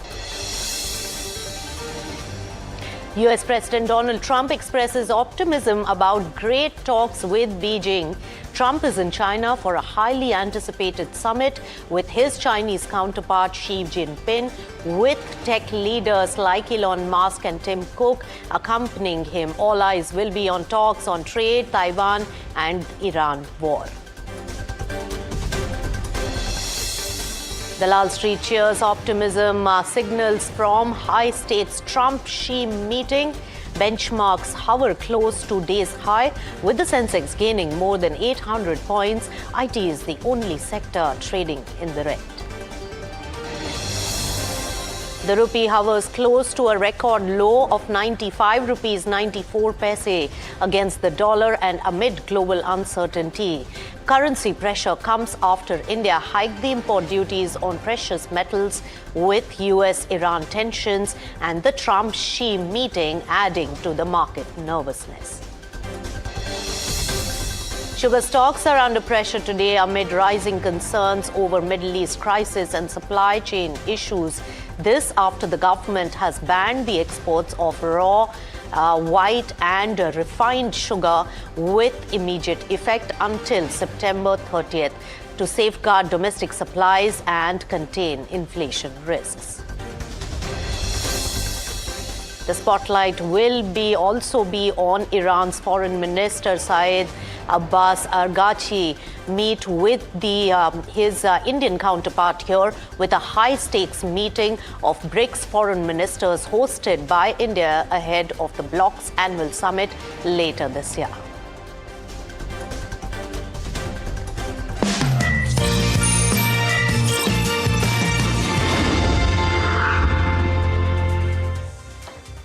Hello and welcome. You've tuned into Markets at 12. I'm Nisha Poddar, and yes, markets are looking pretty today. Lots of global events are really impacting, and the most hope being built up with the historic meet of a US President Donald Trump really making a visit to China, meeting with Xi Jinping and also taking the global tech leaders. And that optimism of probably the Iran war, shadow boxing also being figured and coming up in those talks also is one thing that is adding to the momentum and hope in the Indian markets. Over 1% up when we talk about Nifty 50 in 23,650 odd levels at the moment. If you really take a look at the sectors, it's an all-round participation really coming in, except for IT sector, which has been seeing a constant downgrade and also nervousness because of the AI thrust. But apart from that, a little bit of auto, but on the other hand, pharma, metal, defense, financial services, banks, these have been really contributing to the overall market momentum. When we really take a look at the other internals, take a look at how Nifty 50 is really panning out today. And remember that it's the banking blue chips which have been taking the onslaught of either nervousness coming in about the Indian economy, and also on good days, they are the ones really leading the charge. So HDFC Bank has been one of those trade-off plays in the investments into India or out of India, and today it is seeing a good day of trade, adding 75 points to Nifty 50 at the moment. Bharti Airtel, after its results and restructuring announcement, that also is adding quite a bit of momentum as the second important gainer for Nifty 50. ICICI Bank, RIL, all of them really doing well in trade. On the downside, it is mostly the tech companies which are really not performing and contributing to the market. All right, before we start more on markets, let's also take a look at the conversation that will really set the tone for the markets today. Let's listen into what the US President had to say about the talks in China. Great. Did you talk about Taiwan? Great place. Incredible. China's beautiful. All right, and External Affairs Minister S. Jaishankar says that the meeting comes amid flux in the global relations, which are shaped by, remember, conflict and challenges in trade and technology. With energy, food, as well as finance pressures really rising, emerging economies expect the BRICS to act as a stabilizing platform and also explore practical, diversified solutions. Listen in. We meet at a time of considerable flux in international relations, ongoing conflicts, economic uncertainties, and challenges in trade and technology and climate are shaping the global landscape. There is a growing expectation, particularly from emerging markets and developing countries. Development issues remain central. Many countries face challenges on energy, food, fertilizer, and health security, as also access to finance. BRICS can help them respond more effectively. All right, some big political global events really taking shape today, and markets are really keeping a very close watch on all of them. Let's get chatting with Sonam Srivastav, who's the founder and fund manager at Right Research PMS. Sonam, pleasure welcoming you on NDTV Profit. Given the global volatility, and now there is some semblance of hope again being built up, and the market really reacting to that as well. Sonam, how do you look at the market in the current scheme of things, where a large part of damage with the oil prices and inflation has already been seen on the ground? No, definitely. I think, the damage has been done, and you're seeing a recovery from the bottom that we went into. I think, we remain positive on the market. I think, companies are at a very fair value. If you look at Indian market compared to a lot of their global peers, a lot of emerging market peers, we are quite cheap, and I think there's a good path ahead. But, like you said, that the geopolitical crisis is still going on. There is no conclusion that has come into place yet. And if there is no solution, then India definitely is vulnerable, because, we import a lot of oil. We're dependent on a lot of commodities from the global markets. And if something like that, keeps on going on, right, the crude prices continue to remain escalated, we could face inflationary pressure. We could face pressure on our current account deficit. So those fears are still alive. But I hope with this, new China-US visit, I think there are positive offshoots in the global market. And, if there's a solution that comes into place in the Iran crisis, that would definitely allay a lot of fears for India, and that could lead to continuation of the up move. Right. So Sonam, hold on to your thoughts. Of course, the rupee market is also becoming very, very critical in the larger scheme of things. And somewhere the markets are impacted or will continue to get impacted. Anindya Banerjee, who's the Senior VP of Currency and Commodities Research at Kotak Securities, also joins in. Anindya, pleasure having you add to this discussion. Of course, I spoke to some of the economists yesterday, and the worrying thing is that already it's being penciled in that 96.5 rupees to $1 is what is being penciled in. What is your in-house view and the factors driving it? A very good morning, and thank you for having me. See, the entire trade of rupee continues to be on Hormuz, and Hormuz stays shut. And the global situation which is emerging, it looks like the way we are facing 12 to 13 million barrels per day of deficit. I think if this continues into June, the world could actually face shortages of products or crude oil. So that can lead to a substantial jump in the prices, something which even the global leaders are warning about. So I think a lot depends on how long this shutdown continues. We are hopeful that the current meeting between Xi and Trump, and also Lavrov is here. So I think all those things should pan out well and in a positive way. But the bigger issue is how long will this Hormuz shutdown continue? So if it continues, then oil prices rise. India, just hold on to your thoughts. Of course, Bharti Airtel management is talking about their numbers. Let's listen into that. Opportunities. The first one being homes, enterprise and data centers, and the second being Airtel Money, where there is a potential for further value unlock with listing. This is a no-cash deal and value accretive to Airtel shareholders.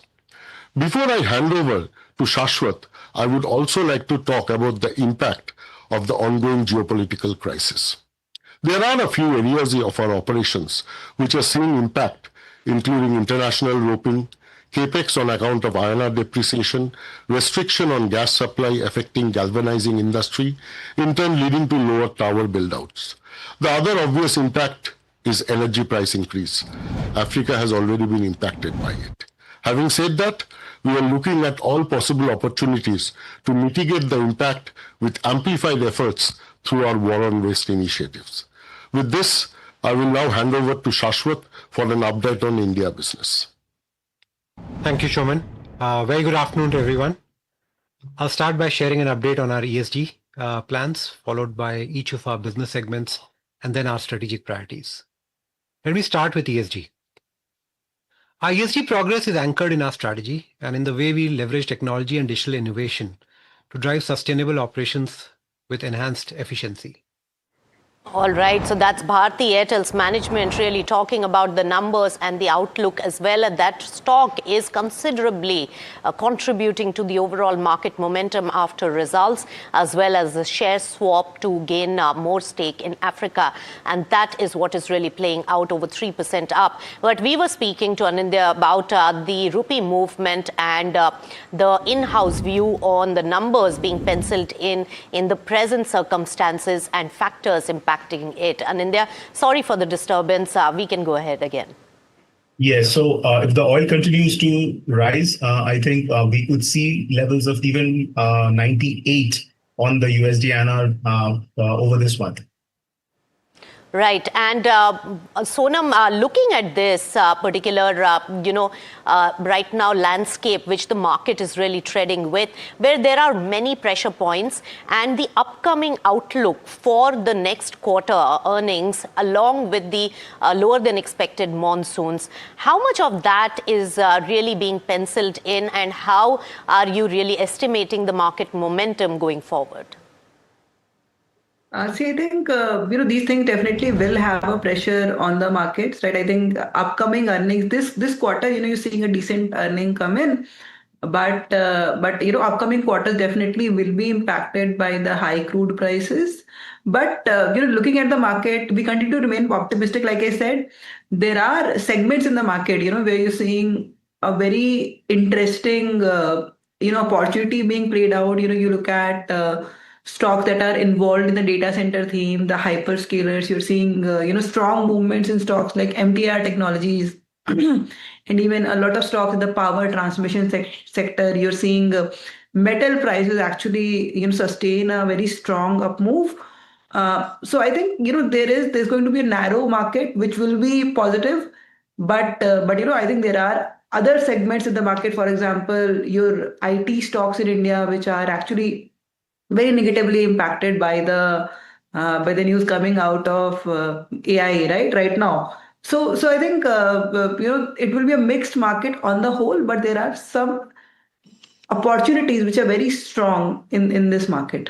All right, some opportunity is very strong. I'll pick your brain on that. But Anindya, just to focus on the kind of steps that are being taken by the government and the RBI to arrest the fall of rupee, that has really not impacted so far. Of course, there was a slight bit of recovery after the big treasury speculation was banned by the RBI. And after that, the rupee's downslide really continued. Now this gold and silver duty that has been increased by the government, how much of that will really impact, and by when do you see that strengthening rupee, if at all? See, I think this import duty will have marginal impact as far as gold is concerned, because gold, the demand of gold comes from two major areas. One is investment, other one is consumption, which is jewelry. Now, as far as the jewelry demand is concerned, yes, that will get negatively impacted. But as far as investment demand is concerned, that I think totally depends on momentum, the international prices and its momentum. If the momentum comes back, we might see a lot of people entering the market to chase those returns. So it will have a marginal impact. That's why oil is the main thing as far as Indian rupee is concerned. Right. And what more measures are required in India? See, RBI has a lot more measures, but we have to understand the challenge. Odd $1 billion was the import bill last fiscal. It is expected to jump towards 160 or 170 billion if things don't really escalate even then. Plus, we have FPI outflows which are happening from equity and to some extent in debt. So I think this pressure or this demand for dollars being met by RBI through interventions. They have measures. They have the FCNRB window. They can open an oil window. So all those things are there. But for the trend to change for USD INR, I think, again, I'll come back to the key point. The Hormuz has to open up.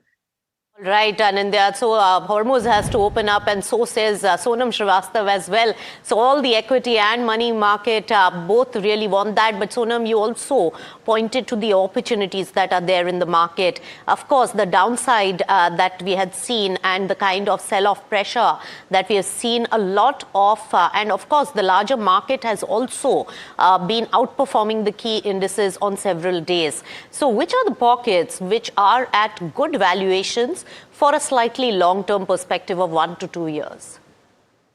Yeah, I think I mean the valuations you could discount in sectors like I said, the power and the hyperscale, the data center sector, right? So if you look at the recent news, also you would see Google has set up a discom in Hyderabad. We saw announcements of Uber doing a deal with Adani for data centers and for that infrastructure.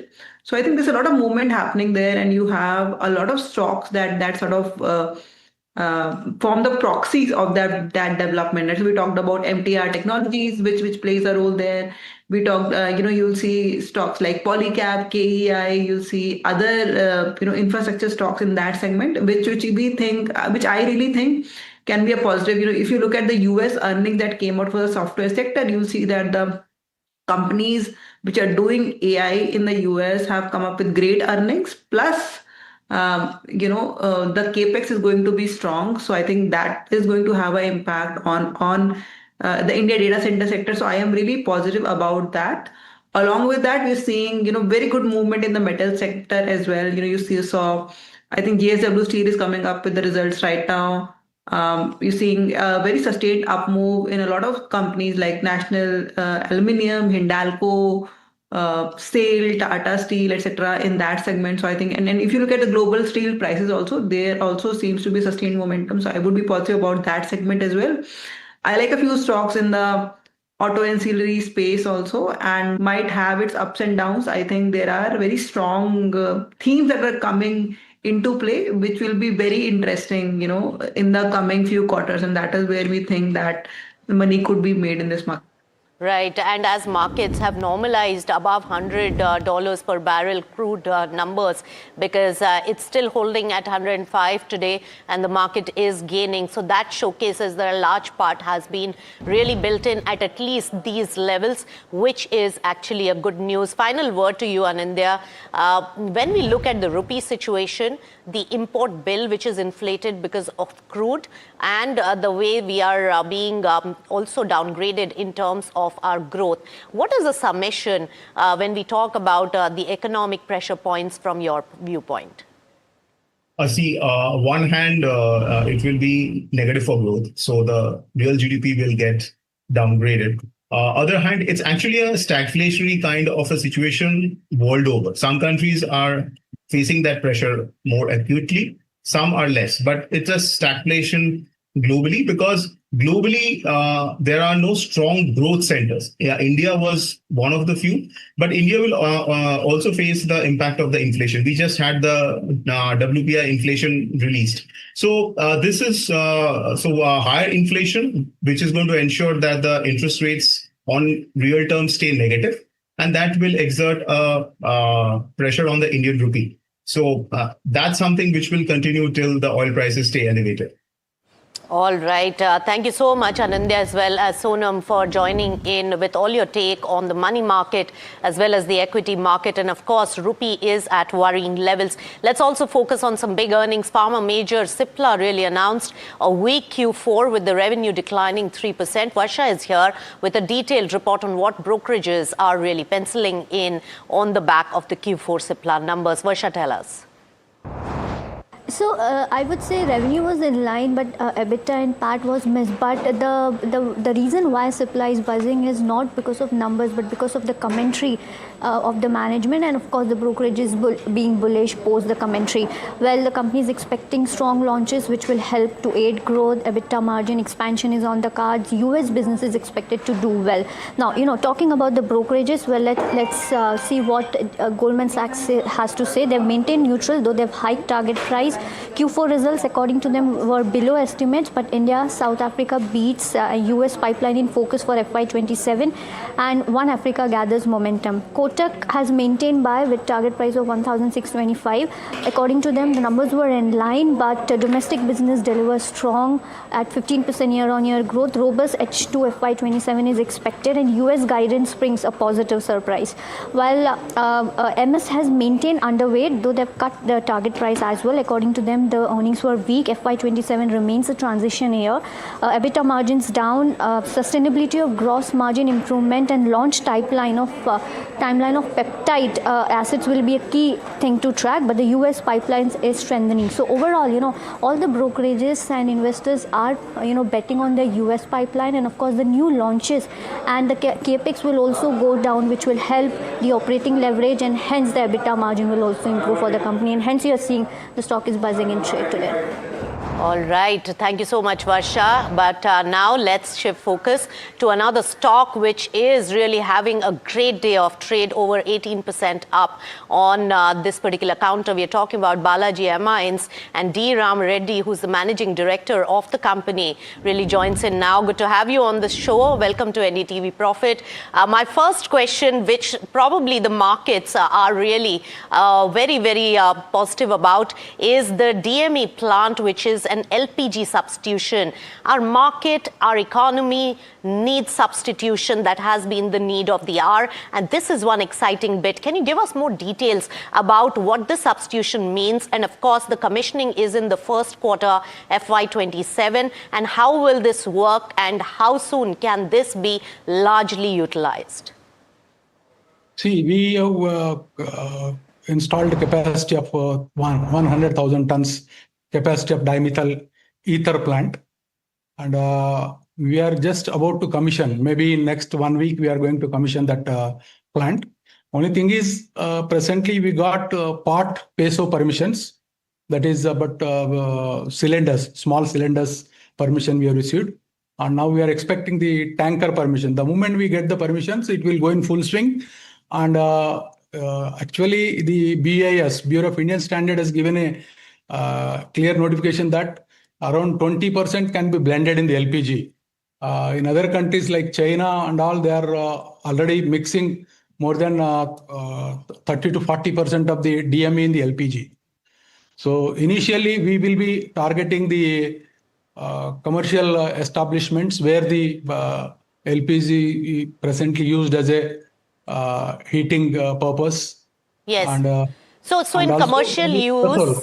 Yes, Mr. Reddy, in commercial use, you're saying you gave us the steps of how soon and what are the steps forward, but how soon can it be rolled out in the market? Is the back end tied up for that rollout to happen, for that 20% addition to LPG, so that the LPG pressure, shortage pressure is really eased a little? When is that going to happen? That is left with the government. We have already requested the government to give the permission to the oil companies to blend this with the LPG.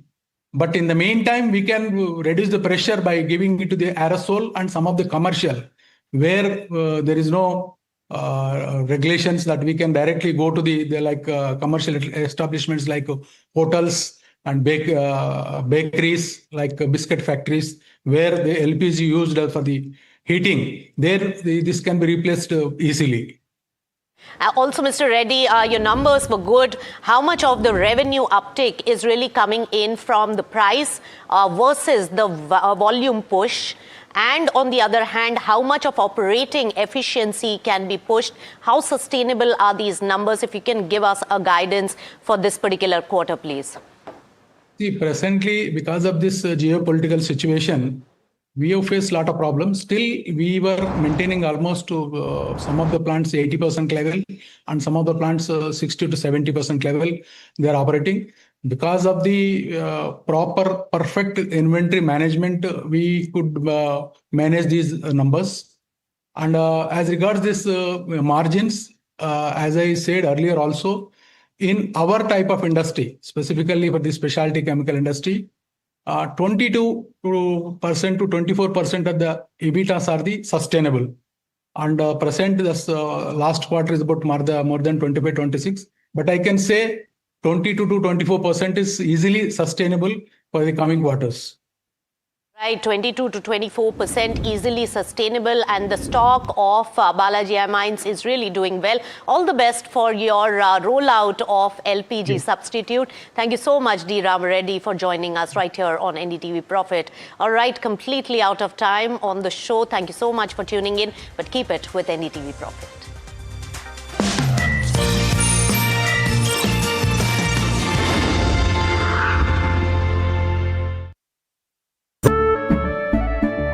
केसरिया से मन जोगी हुआ रे दिल झूमे देखो मतवारा हुआ रे केसरिया से मन जोगी हुआ हर पल मनाओ केसरी त्योहार विमल बोलो जुबान Kesari Excellence measured by those who built it. Presenting the jury of the NDTV Profit Business Leadership Awards. Sunil Bharti Mittal, Chairman of the jury. Founder and Chairman, Bharti Enterprises. Noel Naval Tata, Chairman, Tata Trusts. UK Sinha, former Chairman, SEBI. Kiran Mazum, Chairperson, SBI. Jayant Sinha, former Union Minister of Finance and Civil Aviation. Ramesh Damani, value investor and member of BSE. Cyril Shroff, Managing Partner, Cyril Amarchand Mangaldas. NDTV Profit Business Leadership Awards. Honoring excellence. Coming soon. India's unshakable news habit. NDTV.com is India's #1 English news website.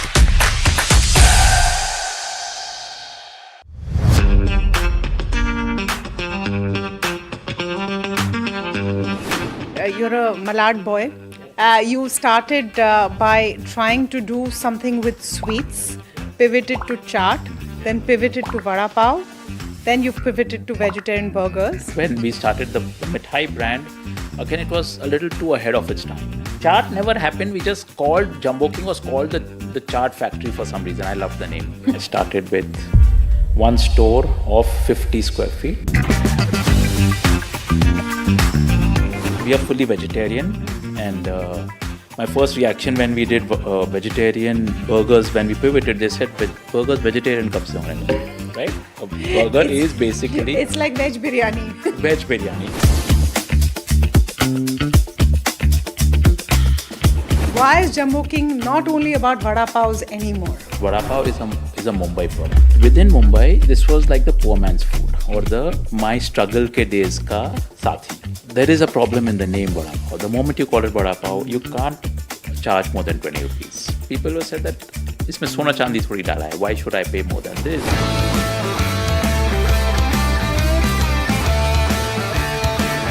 How many people told you कि MBA करके आप वड़ा पाव बेच रहे हो? My friends used to joke around, tell us the truth. You've been disowned by the family. You're not telling us that.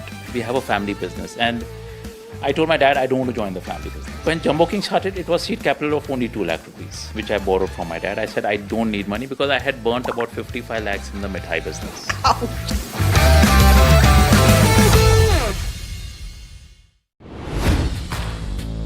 Hi, I'm Tamanna Inamdar. Watch me on NDTV Profit, where I break down the day's biggest business stories. What happened, why it matters, and what it means for your money. Hi, I'm Neeraj Shah. Watch me on NDTV Profit for the most incisive market intelligence and meaningful corporate conversations. And I'm Alex Matthew. Markets.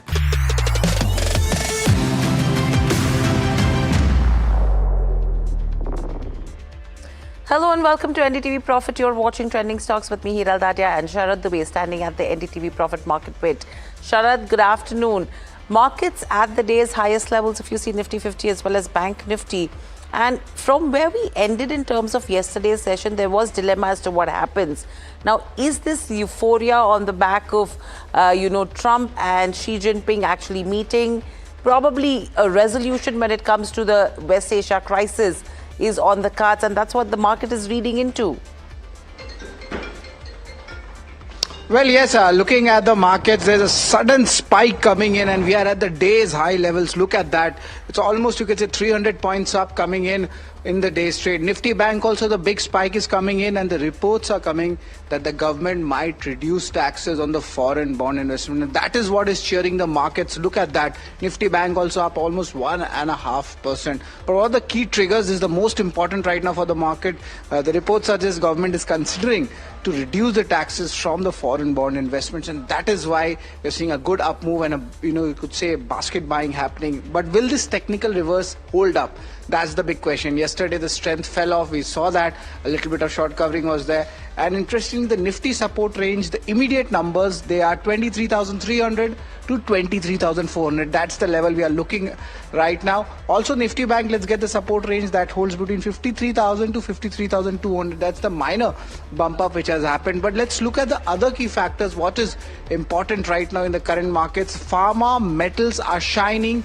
But the IT segment, that's where the drag is definitely going to be there. And that's what we are seeing in the trade. Value buying continues in the small and mid cap space. It's not that bad as, compared to the overall indices, but the rupee has strengthened and the yields, they have also cooled off as well. So this is an important macro trigger as well. But globally, Trump and Xi Jinping meeting is still underway right now, but coming back to the earnings, that's where a lot of action is happening. We have three major earnings today: JSW Steel, Tata Motors PV and United Spirit. Before the earnings, all of them are in the green, especially JSW Steel, as we have seen a good run up in metal. But Hiral, the entire story right now is definitely there on the government's initiative. If it is announced, it will definitely be very positive for the FIs, because we have been seeing a lot of sell-off in the equity space, at least for the FIs. Absolutely. I mean, the FI holdings has actually gone below your DII holding, and this has happened for the first time in 2 decades. So that is telling you what the mood of the FIs is so far. But let's quickly look at what the watch list is looking like. Cipla is in focus on the back of earnings and brokerages which have gone ahead and hiked target price. You have Adani Enterprises. The stock is at a 7-month high in intraday trade. Partly Airtel, a solid Q4 broadband and enterprise business. That stock also seeing some smart moves. OpenAI's deployment model fears is what is spooking IT sector for a second or a third consecutive session, and that is under pressure if you have to look at Nifty IT at the day's lows. Hindalco is also trading at record highs, and this is that metal rally which has continued for all metal majors. NLC India, a strong volume buzzer.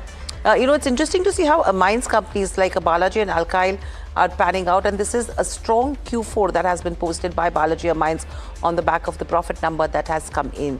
Godrej Industries will be reporting numbers tomorrow, so strong moves there. Care Ratings again buzzing on the back of earnings. MTAR Technologies, they've raised their FY27 guidance, and in addition to that, they've got an order win as well today, which is keeping the stock afloat. Keynes is a disaster. It's missed its guidance in the fourth quarter. In fact, we will be speaking to the management at 1 p.m. to grill them in terms of what has happened, what has gone wrong, and what's in store, because they did make promises in the past as well, which have not really fructified. So please stay tuned to NDTV Profit to hear out the management as well. Zaggle, the margins have contracted and office is trading under pressure. Sharda Crop, volume buzzer plus reacting to numbers. Zydus as well has acquired a US oncology firm. Swiggy is switching to an inventory-led model, and that's the path it's taking, and that's the reason why it's making the switches it has to. Siemens is also in focus because the parent guidance has been upgraded. So that's what is on our watch list. But Sharad, over to you to take the rapid fire with Ajit Mishra of Relicare Broking. Thanks a lot, Hiral, for that. Good afternoon, Ajit. It's always a pleasure to have you. Just want to check up. Just a minor market check I just want to do for Nifty and Nifty Bank. Both of the good spike has happened. Any important views on that? Yeah, good afternoon, Sharad. Good afternoon, Hiral. So yes, it's indeed a welcome relief, because after 4 days of decline, yesterday was a day of a breather, but still we couldn't see any major up move. And today we are seeing that Nifty is up by around 1% on the Sensex expiry day. So we are inching closer to the area where we were earlier taking support, which might act as a resistance. 23,800, 900 Sharad will be the area where Nifty might find resistance in case if this recovery extends. The good part is banking is at least contributing to the move, while IT is completely in the doldrum. banking is at least contributing, so which is definitely a positive thing, because other sectors, if you talk about energy, metals, pharma, they were anyways doing well. So it's more of like, short covering so far is what the markets are indicating. At the same time, sector specific approach is something which is yielding better results amid all this choppiness, so one should largely focus on that. And for the index, in case if this recovery extends, one can look for shorting opportunity on rise around 23,800 to 900 miles. Right, but coming back to the rapid fire, Adani Enterprises stock is doing really well and the volumes have also picked up. Do you see further up move in this counter? So in fact, if you see, Sharad, the entire group of Adani stocks, they have done exceptionally well in the recent months. And after this today's move, which is roughly around 7% up, and the volumes are also almost 3 times of the average volume so far. So this definitely indicates a promising a move to unfold further. So maybe close to around, let's say, 3,000, 3,100 is something that the stock might test. So with stop at 2550, definitely one can look for long positions. Right, there's a standard disclaimer for Adani Enterprises. But moving on, the second stock which is in focus should be the group of stocks, maybe the IT stocks. So second straight day, they are spooked on the AI developments. Do you see further fall in these IT stocks, or is there any value emerging in any kind of names, be it mid cap or small cap, Ajit? So broadly, I still don't see any reason one should dampen into dabble into a fresh long position into the IT pack, considering that the overall tone looks bearish and we are completely diverged to what we are seeing on the global front. So basis that, and plus the IT index texture indicates a possibility of further decline, roughly around 700 to 800 points down from the current level. So currently we are at 27,000 marks. So maybe close to around 26, 200, 300 is something that Nifty might IT test in the coming days. So basis that, one should refrain from any fresh long position. In fact, in case if the markets offer shorting opportunity, IT should be the preferred pick. Right, short IT. Hindalco, another stock hitting its 52-week high levels. Good time to book the profit, or do you think there is more sustained move here? So metal as an index, as a pack, is doing exceptionally well. We are at the record high. Hindalco is aligned to that move. In fact, we have fresh breakout from a very short consolidation range also. So I feel that one should continue to ride this move with the 1070 as a trailing stop loss and keep on trailing your stop losses on rise. Let's say once we reach to around 1150 plus levels, one can trail the stop loss to 1110 and continue. LC India back on a good volume buzzer and a strong earnings also. Good time to at least do a partial booking of profits in this counter. Do you think there is further buying in this space?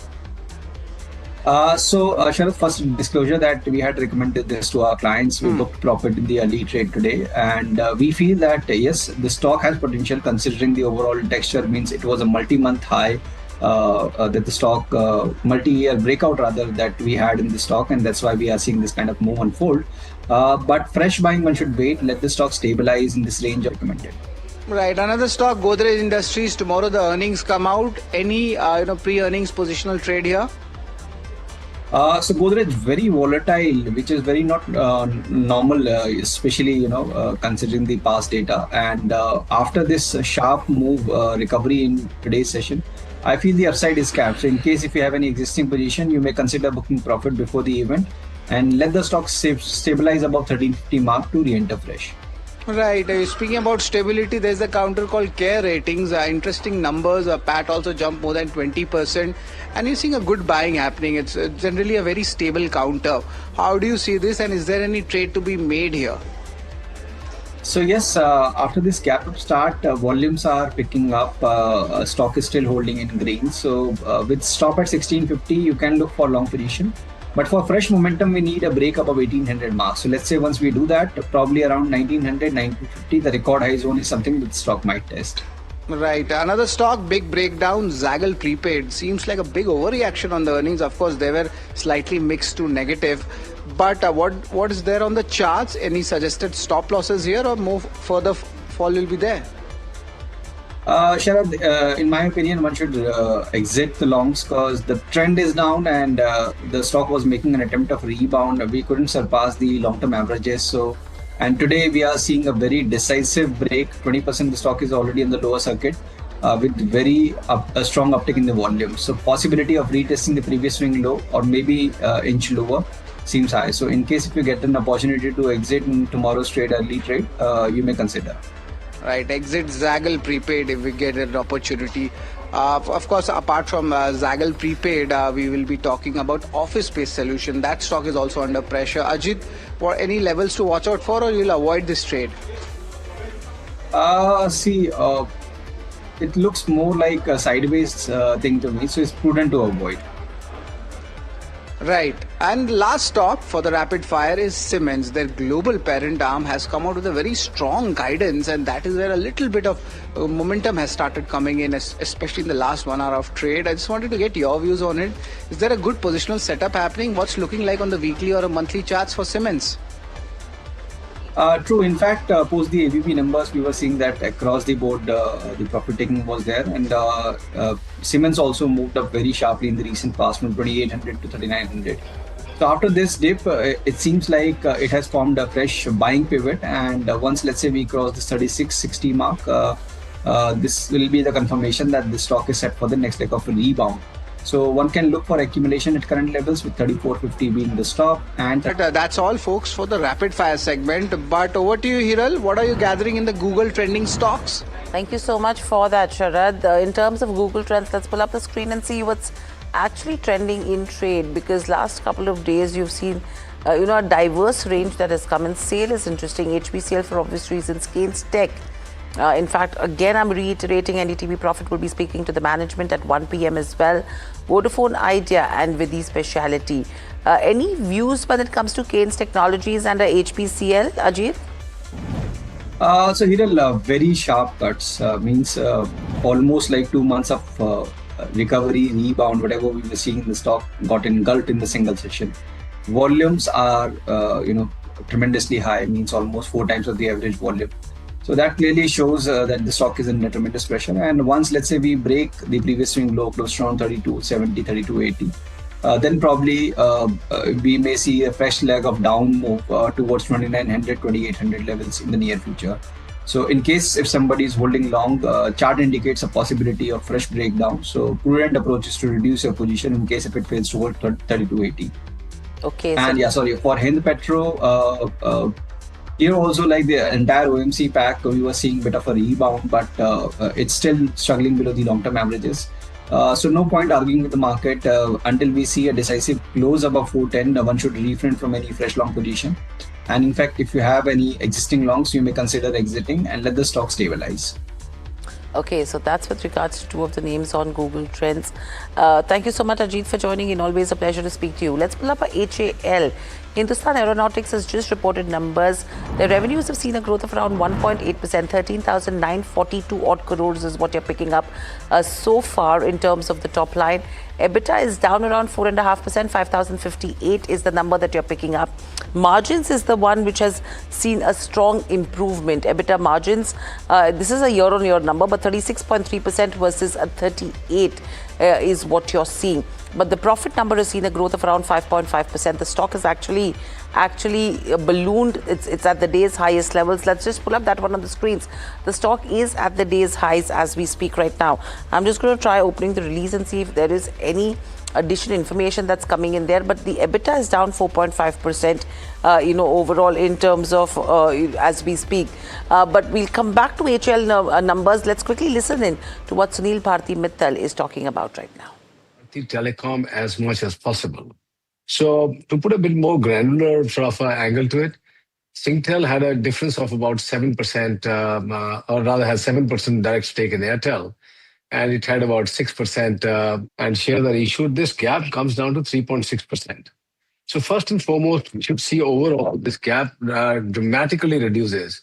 And if Singtel, which has been on the path of a sell down of this direct stake, has to sell now much less than earlier. So 3.6% over the next 3 years or so, let's say 3-4 years, as a less than 1% a year, gets Singtel onto the equalization path that they stated in the last 2 years.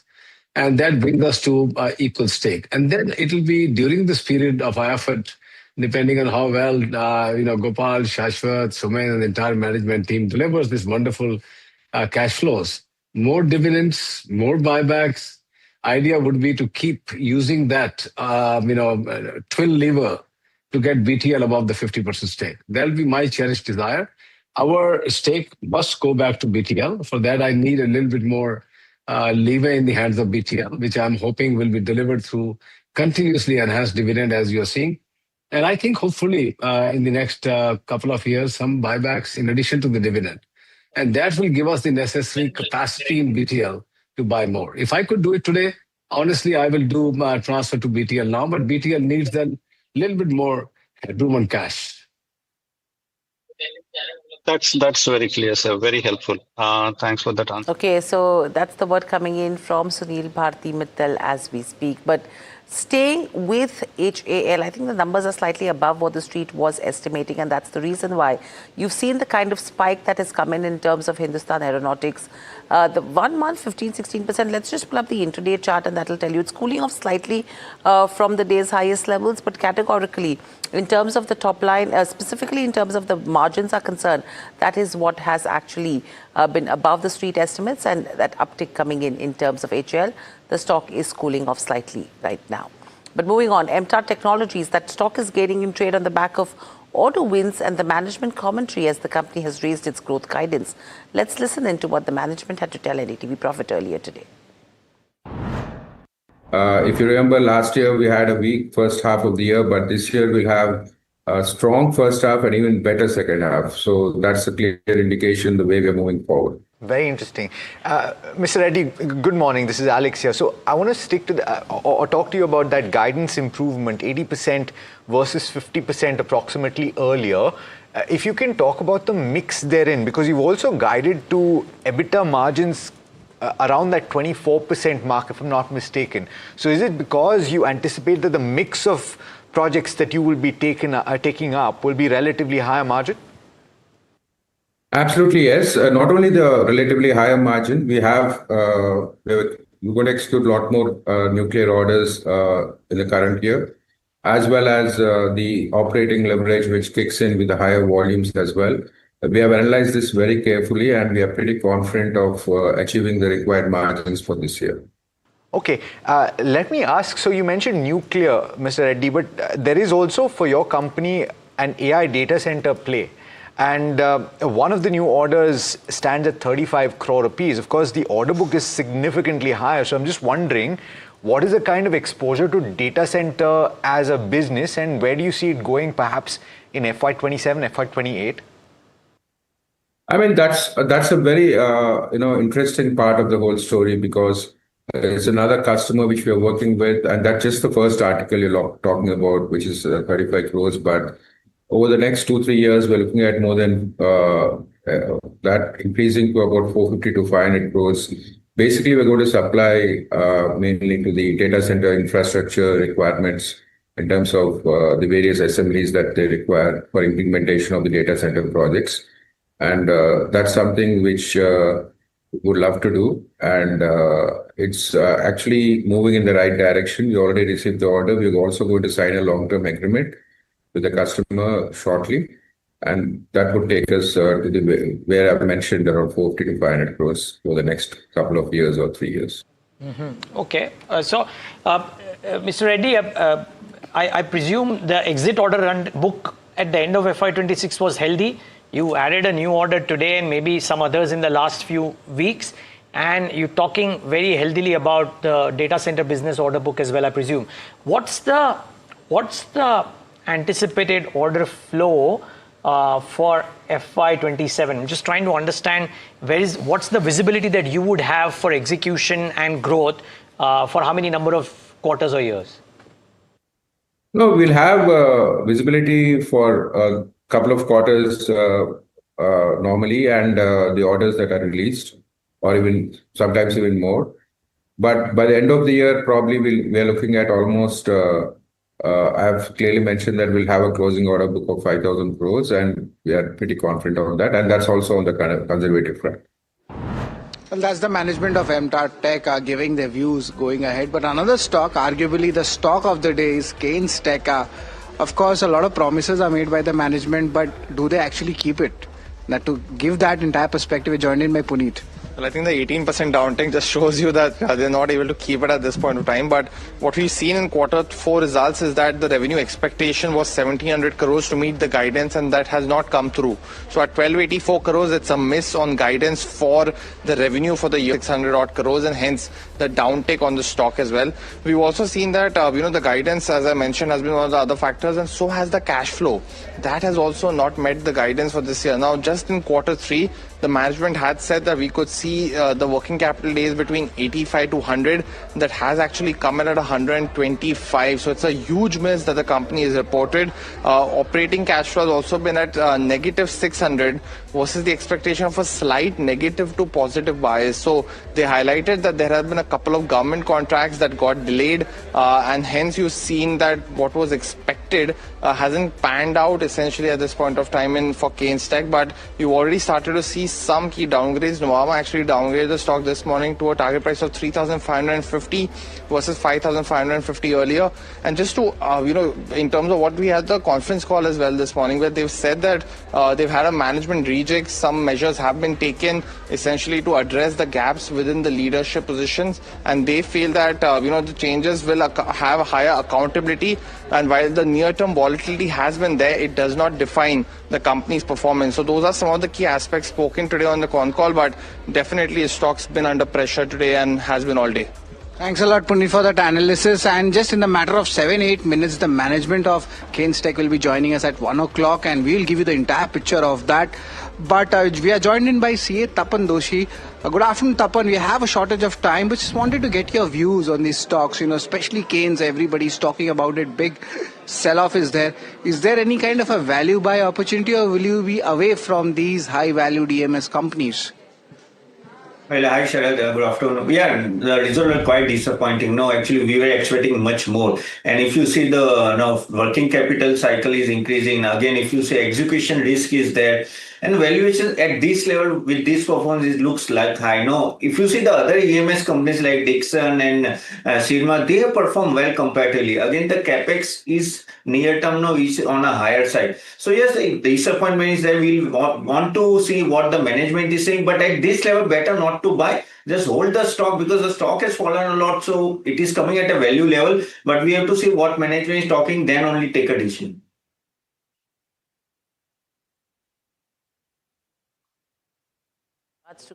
Technologies. Bharti Airtel is another one that is in focus as well. You're talking about restructuring in terms of Airtel Africa shareholding. Plus, you have the numbers which have come in. The stock at the day's highest levels, gains of 3.5% coming in there. In fact, we did hear the conference call as well, but a lot of takeaways have come in where they have indicated that, yes, there is a need when it comes to, tariff hikes is concerned, but this will be on the lower category ones.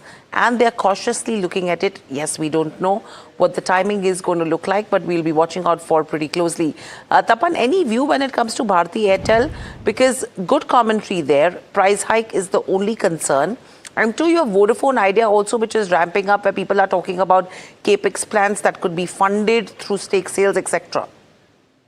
No, yeah, it's a completely value pick. No, if you see, of course, 5G monetization, I think it will accelerating from here. And if you see, broadband expansion is quite good against Jio, and digital services also scaling rapidly. Tariff hike, yes, we have to wait and watch when it is going to happen, but it's going to happen. And that will add directly to the profitability. Of course, debt level is on a higher side, but as the 5G monetization will happen, there it will come down gradually. So competition pressure is there, but it's like a duopoly. So we can, competition against Vodafone Idea, I think Vodafone Idea is far behind. So at this level, I think, and because of the strong cash flow, it's a pick where one can keep it in a core portfolio.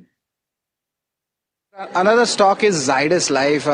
Rarely do we see a pharma company announcing a buyback, but there are two news. One is buyback and one is an oncology acquisition. What are the key details on it? Well, company is the subsidiary of Zydus is buying a company called Assertio Holdings, which is a US pharma company focused mainly on oncology. So this acquisition will build an oncology portfolio for Zydus. Now the deal size is at $166.4 million, and Assertio will be delisted from NASDAQ. and the deal is expected to close in FY27. Now, talking about this will be all cash deal, a tender offer first, which will be followed by merger to acquire remaining shares. This is a US-based specialty pharma company, as I said, mostly focused in oncology segment, and the key product is Rolvedon. Onto the financials in FY25, if you see, company did almost $68 million of revenue, and mostly was from this single product. Now, why Zydus is buying? Because this will help entry into the US specialty oncology market. Now, oncology for Zydus contributes around only 9%, and this will build up the portfolio for them. Will get immediate commercial presence in US, 170 plus oncology accounts already in place. And also the other news, the why Zydus is buzzing, of course, the buyback which is expected. The board meet is set on May 19th, wherein company will consider this buyback and of course announce its results. So these are two reasons why the stock is buzzing as of today. Thanks a lot, Varsha, for that analysis. But Tapan, just wanted to get your views also in Zydus Life. Stock is doing well. How do you see the medium term or the long term prospect? Well, valuation of Zydus Life is okay. No, it's not too expensive. Again, the specialty growth will be there in coming years. A good, maybe double-digit growth, and margin expansion is expected in next 1 or 2 years. I think new launches which they are going to have that will drive the growth. And if you see domestic front, I think demand is quite strong. Of course, their R&D expenses are quite increasing, but I think because their EBITDA margin is strong and maybe improving, I think this is a stock now one can hold on to their portfolio, because still the valuation is okay, and one can think about buying also as and when it goes down. A lot for your opinion, Tapan, on that, but we are out of time right now. From me, Hiral, and the entire team put together the trending stocks. That's all, folks. Stay tuned to NDTV Profit, and up next there's a very important interview of Keynes Tech coming up at 1 p.m.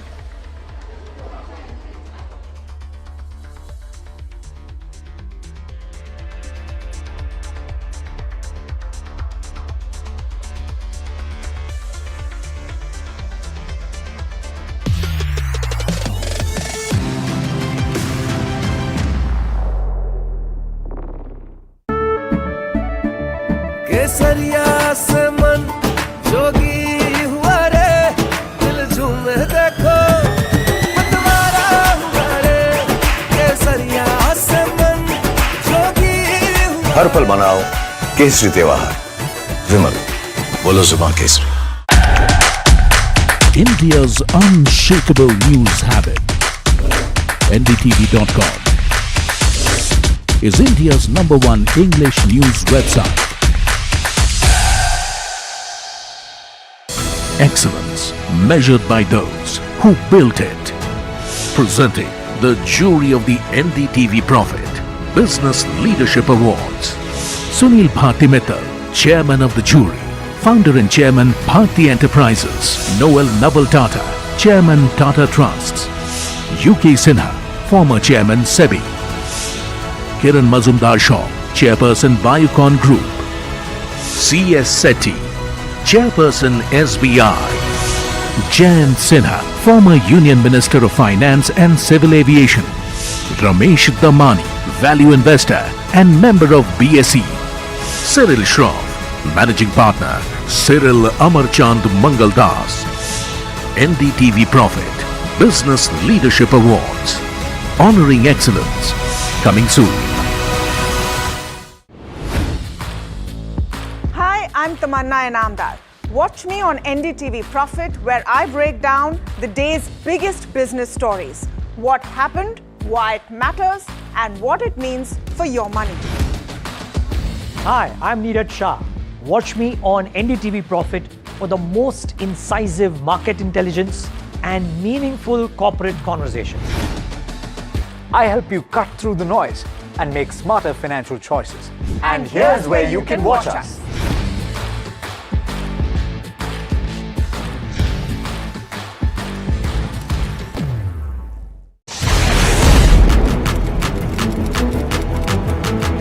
When the headlines move fast, perspective matters. On Editor's Cut, our editors come together with experts to distill the week's information blitz into clear perspective. Down the stories shaping the world. from markets and the economy to global conflicts and what lies ahead. This is where experience meets insight.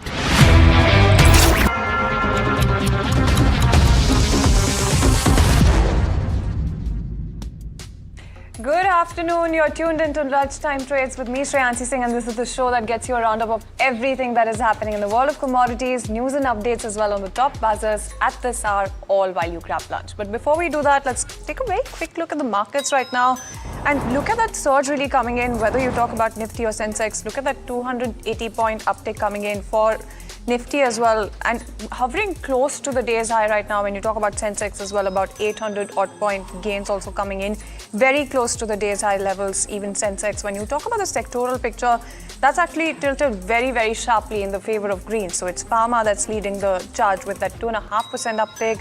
PSU banks, metals also shining with that 1.7% uptick as well, and Nifty Financial Services and some of the other sectors, everything barring IT is doing great for itself right now. When you talk about some of the gainers as well, you're taking a look at something like an NLC India, Alkala Mines from the broader universe, but when you talk about just the Nifty 50 complex as well, you do have a bunch of gainers.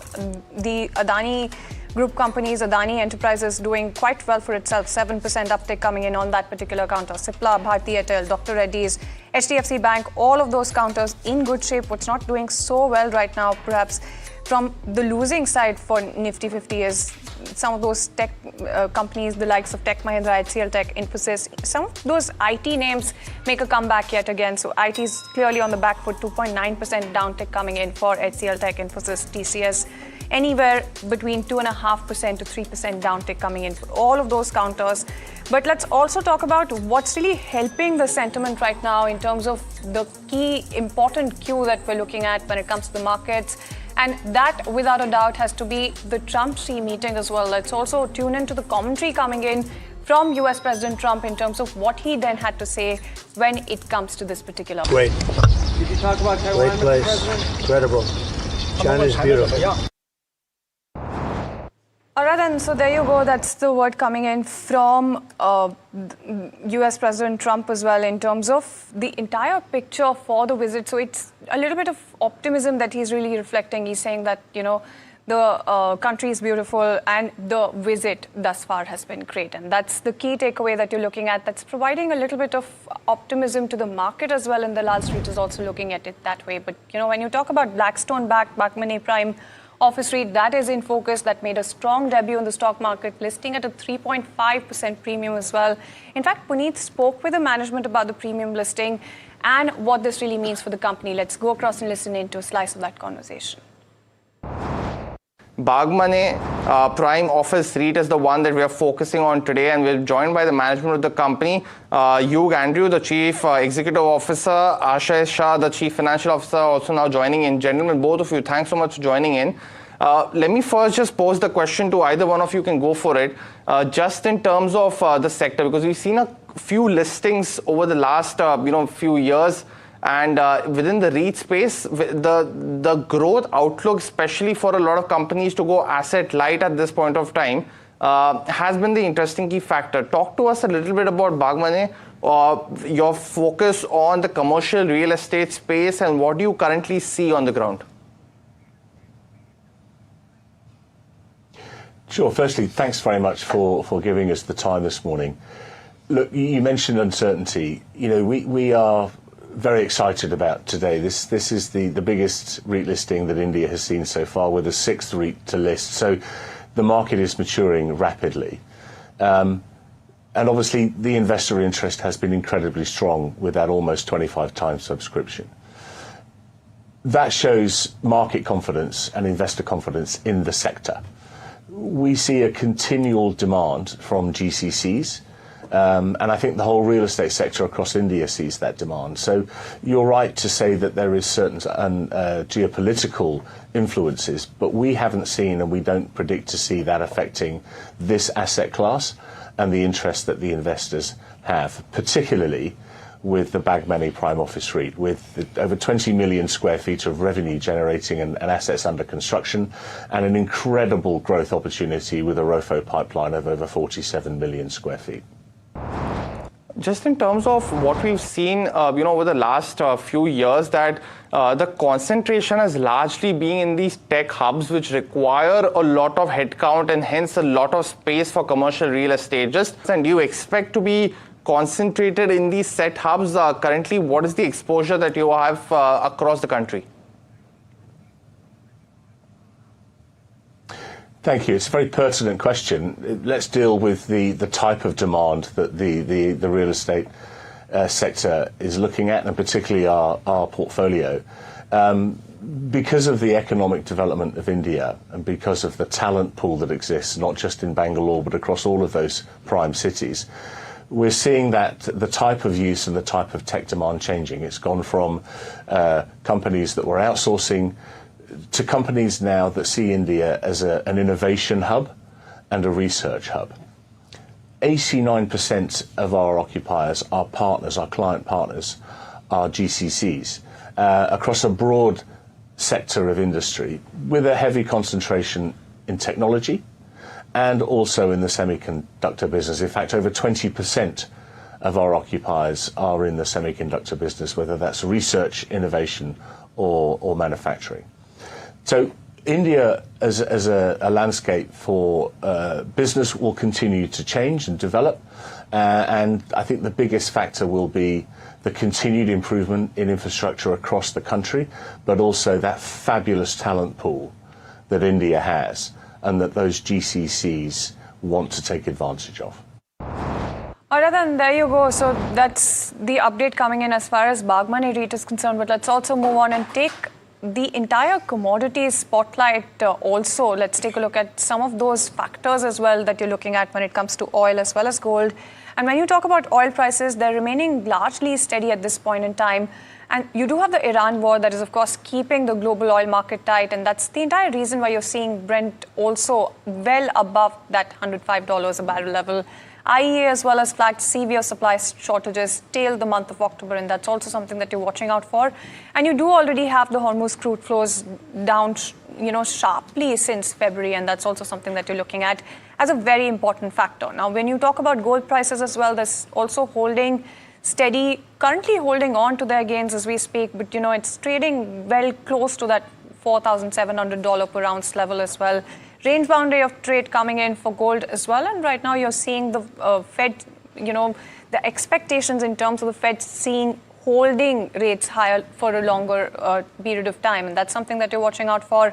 Other than that, concerns are also persisting over Fed independence. And that has been in the past a trigger for gold as well. So that's also something that you're keeping on your radar in terms of factors to watch for both of these commodities. That said, before we get to some more insights, when it comes to gold as well as oil, let's quickly take a look at Bitcoin as well. That's slipped below $80,000. And you're looking at this decline coming in amid higher for longer US rate fears. That's also something that you're looking at. And other than that, the inflation impact that is keeping crypto pressured. But the headline really is the Clarity Act hearing, ahead of which you're seeing a little bit of caution really emerging when it comes to the entire cryptocurrency complex. The US Senate is going to be debating the landmark crypto regulation bill, and that's something to watch out for on the crypto front. Ahead of that 80,000 level, that's a key psychological level when it comes to Bitcoin, has also been broken. With that in mind, let's also quickly take a look at some of these insights also coming in as promised. And Ajay Kedia, Director, Kedia Advisory, is joining us on the show right now.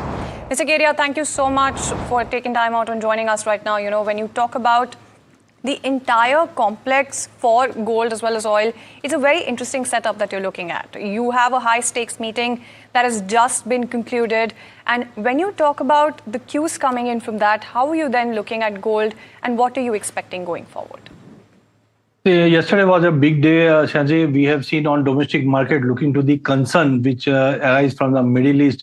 We have seen our Honorable Prime Minister has already alerted about the gold not to buy for 1 year, and we have seen immediate action has been taken place. Domestically, yesterday we have seen 6% gain in gold prices, but on the contra, international gold prices are trading with the weakness only. Currently, prices are trading near to, we can say, 4,700 below. Timing, we expect with the inflation is rising around 3.8. There is a high possibility, whatever previously we were expecting a rate cut, aggressive rate cut from Fed, but now it's a high possibility that in the month of December, maybe there is a hint of rate hike, and that is why prices are expected to trade with a negative bias. Yes, US and China meet is going to be more important because in last 1.5 years we have seen the trade tension between US and China has impacted globally, and even Iran issue is been impacting very well. But let's hope if there is any positive talk, then definitely gold and crude has to come down. Otherwise, I think things would be awkward, and maybe we can see Brent testing near 110 because logistical issues still prevailing as compared to the supply what we are getting right now. Shansi. No, absolutely, and since there's a lot of volatility right now, Mr. Kedia, that you're looking at when it comes to gold, especially for the domestic market, right? How are you looking at somebody who could be looking at fresh buys, or if you already have chips on the table, how should they be approaching this? Should they be waiting for the dust to settle a little bit, or what's the strategy that you would suggest there? I think better would be better wait and watch, because one side already we have seen the appeal from the PM, and our love for gold is two different ends. So I think prices has already rallied very well. That has been already discounted. I'm not so much bullish for next couple of months because energy cost is been very important. It will impact your budgets. It will impact your logistic, everything. So maybe we can see price moving closer to $4,000, 4,100 would be a great level to re-enter. Because say in last 1 year period, we have seen rupee has depreciated to the tune of 14%. That has already been priced in domestic market. Even a duty of 9% difference is also priced in. So I think on domestic side, if I get a level like 130, 140 could be a great level to re-enter for long term, because long term we are bullish on gold, but timing for a couple of months, unless until this geopolitical tension cools off, we expect gold can correct to the level of 4,000 to 4,100 level. Absolutely. So some of it seems to be priced in is the view coming in here. But Mr. Kedia, just hold on for just a minute. We have an important update that we're looking at, and onto an exclusive. Then a big relief must be in store for OMCs. To give us some more information, you do have Shrimi's joining in with all of those updates that she's gathering from her sources. Yeah, that's right. The government is considering a series of measures to boost foreign exchange inflows and strengthen the overall external position as we've seen the tension in West Asia continue to keep global energy markets on edge. And what top sources indicating that center in active consultation with Reserve Bank of India is examining multiple proposals aiming at improving forex flows and even easing the pressure on reserve in case of this crisis further intensifies. Now, one of the key proposals under discussion is allowing state-run oil marketing companies to raise more foreign currency loans directly from the overseas market. Now, this could definitely help them bringing in additional dollar inflows at a time when crude oil-related outflows remain elevated due to uncertainties. And in fact, sources underline the fact that this is also going to help reducing borrowing costs for a lot of these OMCs, which are among the biggest buyer of dollars in the domestic market because of the India heavy dependence on the crude oil import. In fact, the other proposal which is also being discussed and being actively considered is the liberalized remittance scheme. Now, this is something they are talking about to how to sort of tighten so that the inflows, the outflows can be curbed. So exact contour of any tightening as such is still under being examined. The fine tunes are not being independently verified, but they are actively considering how to sort of curb the outflows through this LRS scheme which RBI has. Now, this discussion is coming as a series of meetings on the impact of West Asia crisis on crude oil prices, shipping costs, insurance premium, etc. And any prolonged disruption is kind of creating a concern among departments, among ministries, among government, that how to sort of curb all those, non-essential commodities, and one being increasing import of gold, which we have seen. So we will see a couple of more such decisions coming, soon, with regard to, boosting profits as well as curbing the outflows to sort of contain the overall import bill. No, absolutely. Thank you so much, Shrimi, for joining us with that. So a handful of measures that you're looking at, some bit of fine-tuning on those finer details. That's something that's going to be worked out later as well. But before we wrap up, let's quickly take a look at some other updates also coming in. When you talk about oil prices, like we said, and we were talking about with Mr. Kedia as well, that Iran war is something that's keeping the global oil market tight. And you do also have IEA that flagged severe supply shortages till the month of October. let's also get him back and try and get some of those insights also going. Mr. Kedia, just as we were talking about a moment ago, when you talk about oil prices, you do have elevated levels that you're looking at. So there's a little bit of pullback. There seems to be a little bit of a hurdle that you're looking at, close to $107 a barrel. When you talk about Brent, are there any levels that you're looking at that are acting as a key resistance level? And going forward as well, for this week to be wrapped up, what are you looking at for oil prices? Yeah, I think the supply side concern is more important because, production has been there, but demand would be continue to be there. But important would be the state of Hormuz, whether it will be opening or not, because that is majorly impacted. So I think prices would continue to hold about 97, 96 level mark for Brent, and on higher side we are expecting 115 on higher side, because no further development has been seen in last couple of days. So we are also waiting to get an update from US and China whether they can trigger some new thing. But I think with the entry of Israel and UAE, one secret meet has been talk going on. So let us understand first, if geopolitical tension doesn't cool off, I think a supply shortage would be continue to be there, and maybe price can break 120 level, $120 mark also, if things continue to be there for next 15-20 days also. No, absolutely. 120 is what you're looking at when it comes to oil as well. And I also wanted to try and understand if you're pricing in higher for longer oil prices as well. Is that something that you're keeping on your radar? In terms of the disruptions that we've seen and some of the supply shortages, it's quite the concern right now when it comes to oil prices. Are you looking at the lower level of prices, the lower band being revised in your outlook as well?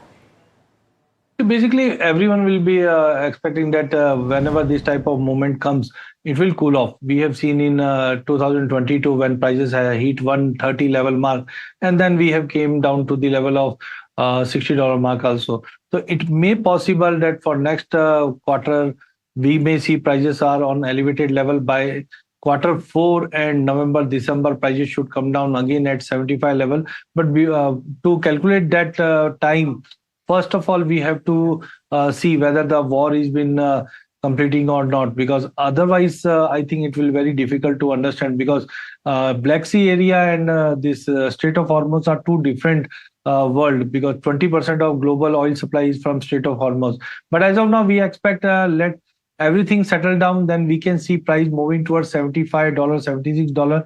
We are not expecting price to come down to 60 level. But before that, 120, it can be 135, because things have been very critical as of now for the month of May and June. Absolutely, and that makes perfect sense, in terms of how you should be looking at price levels as well, Mr. Kedia. But before we let you go very quickly, I just wanted to get a word in as far as sugar is concerned. I'm curious if you have a view when it comes to the ban until the month of September for exports for sugar as well, and if you also have a view there. So I think FRP prices are already rising, ethanol demand is improving, and supply side concern would be there because this year El Nino impact would be there. So I think government has taken a precautionary step by banning the sugar export, and definitely this will maybe we can see some more restricted steps coming in that will actually impact the global prices. We can see international sugar prices may see some more boost from here, but domestically we can see prices are almost at par with global prices. Maybe we can see some more upside. Important would be the monsoon and the ethanol price, how it will be moving further from here. No, absolutely, and thank you so much, Mr. Kedia, for taking time out and joining us. So there you go. That's the entire update coming in terms of how you should be looking at oil prices, gold, as well as sugar going forward as well for the prices. Now, with that in mind, let's also take a look at some of these sugar counters as well that are buzzing away in trade, and some of the other stocks that are in focus as well. When you talk about any of your major sugar companies as well, you're seeing a cut anywhere between 2.5% to about 3%. For some of those stocks as well. There you go, 6.3% for something like a Dhampur sugar as well. But with that in mind, let's also quickly take a look at some of these other counters that are in focus as well. And let's also get in Shivam to take a look at some of the counters that make it to his radar. Shivam.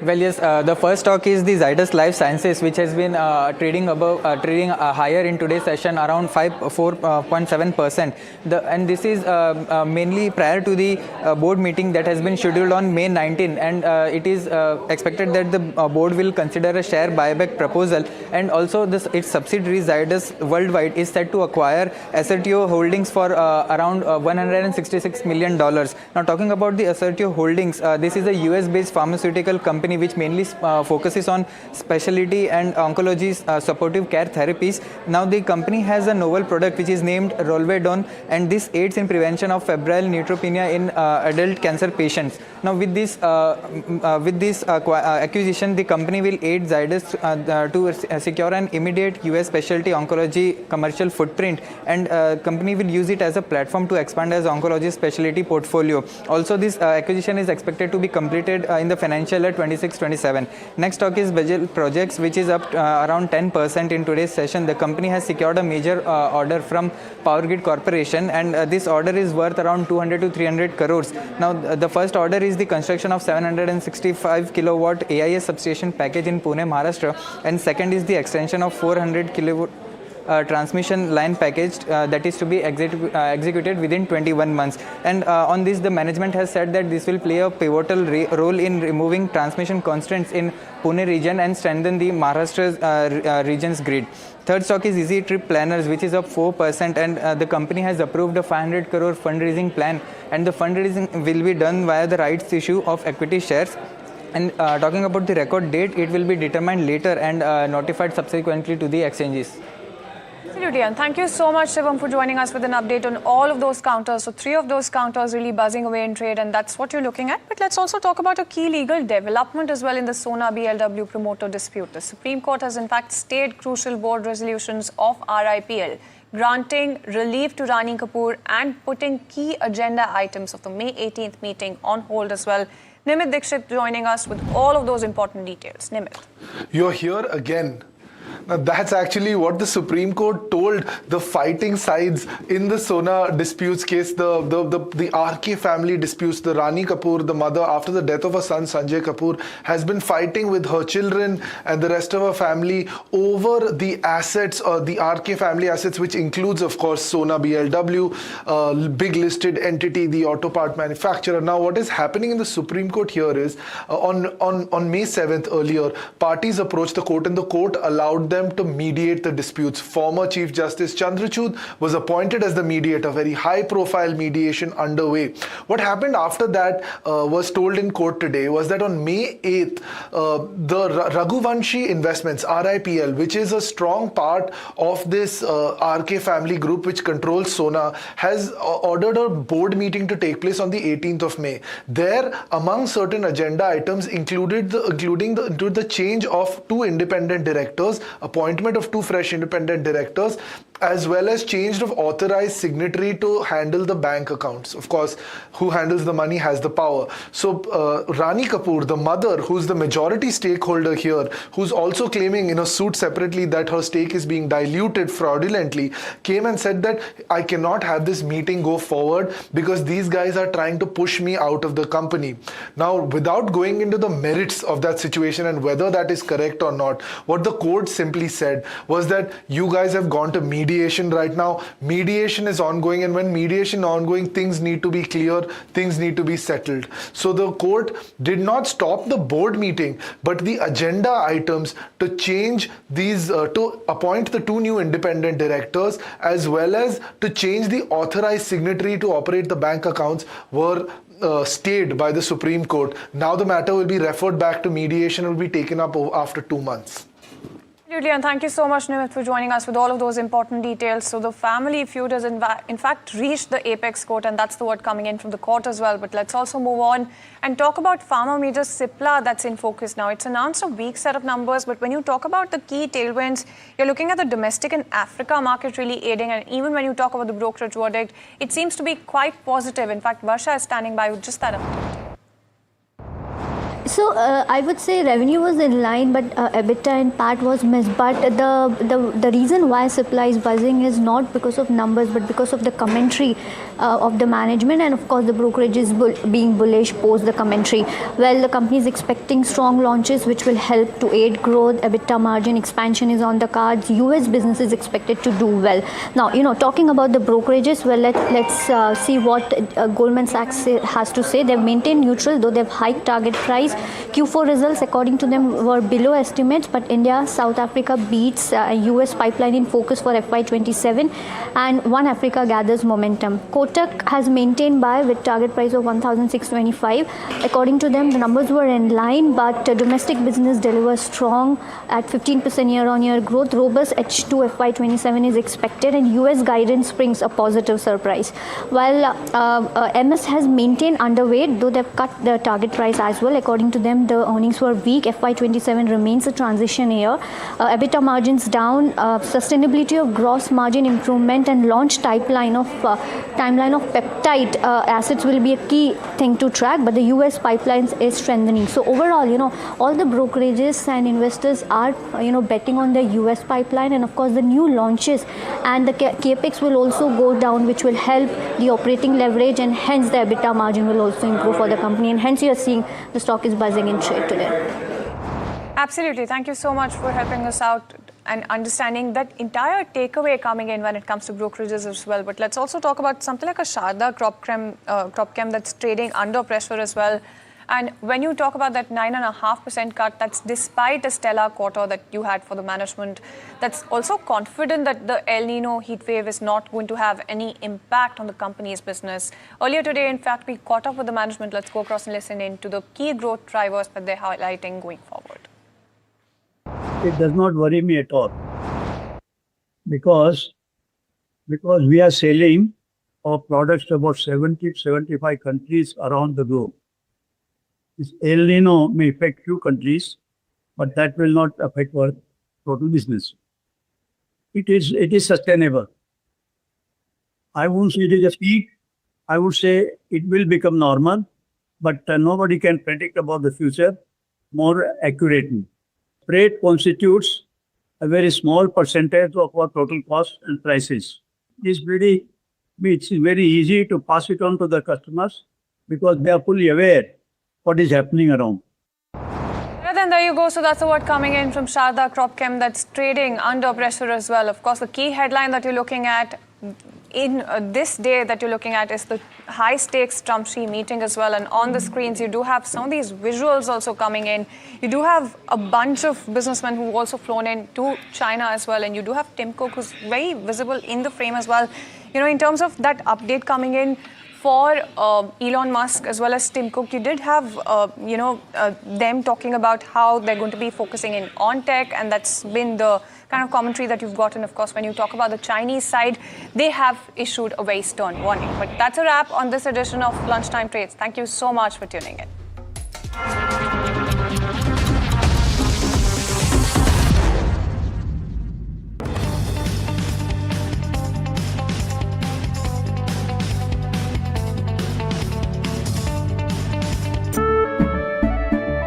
केसरिया से मन जोगी हुआ रे दिल झूमे देखो मतवारा हुआ रे केसरिया से मन जोगी हुआ हर पल मनाओ केसरी त्योहार विमल बोलो जुबान Kesari Excellence measured by those who built it.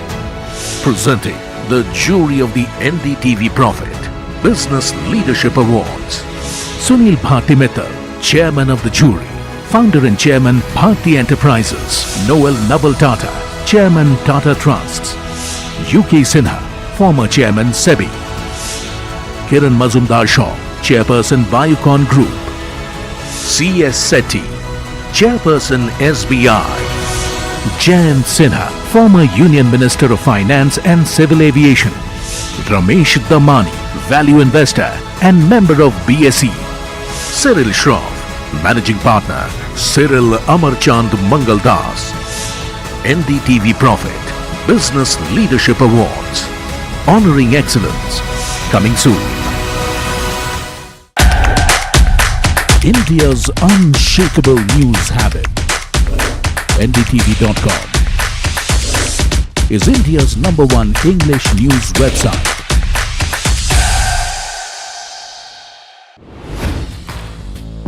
Hi, I'm Tamanna Inamdar.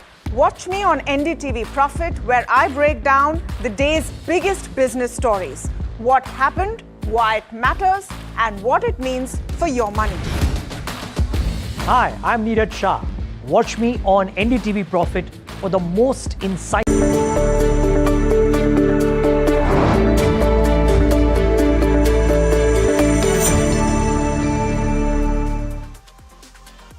Welcome back to NDTV Profit. You're watching Small Cap Buzzers, and today we are putting the focus on one particular counter that's buzzing in trade today, and that's Kaynes Tech, down almost 19% now. And this is after the company's quarterly results failed to meet the guidance that the management had stated.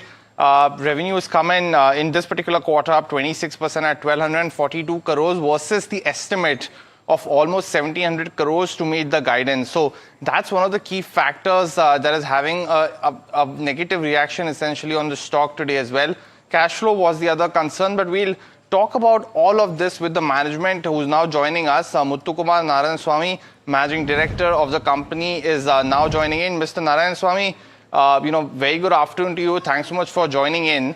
In terms of this is of course your first full quarter as the Managing Director, and it's a tough one to handle most certainly. So just some clarifications to start us off firstly on what was promised essentially by your predecessors in that sense for the guidance for this year for FY26, and of 4,100 crores you've done 3,600 crores. Largely any particular delay in recognizing certain orders, has that been one of the reasons for not meeting the guidance, and is that penciled in for the next year as of now? Good afternoon, and thank you very much for taking the. First of all, Mr. Kumaraswamy, we have a bad audio with you. We'll try reconnecting once again on that one. But I think from what Puneet is saying as well, if we can just patch that audio glitch that's coming in right now.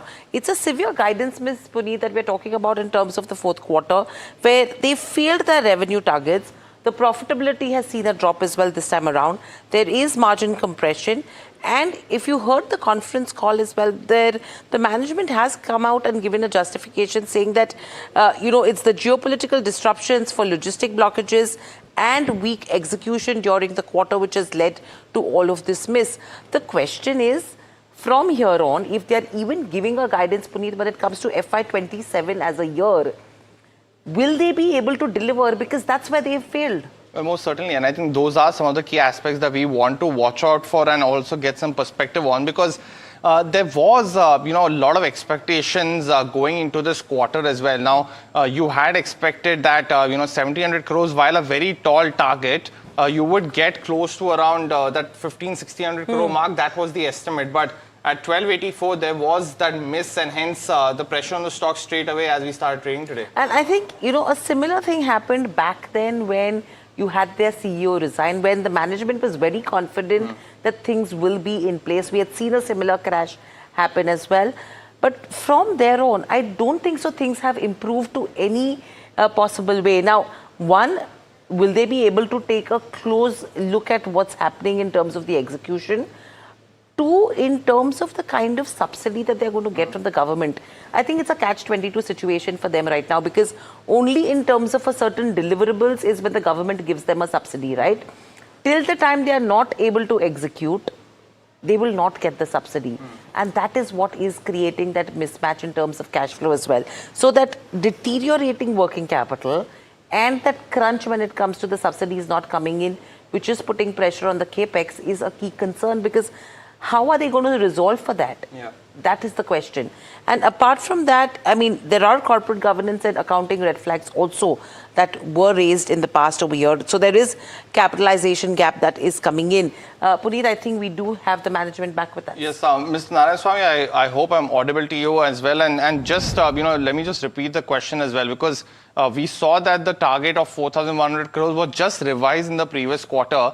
If you can give us some perspective of there was some delay in certain recognition with a particular customer or an order, and is that revenue delayed or revenue lost? Thank you for taking me in the call. Can you hear me well? Yes, sir. You're audible. Please go ahead. Two things. One is the missing the top line. For a full year, I think we have grown at 33% and it has grown at 39%.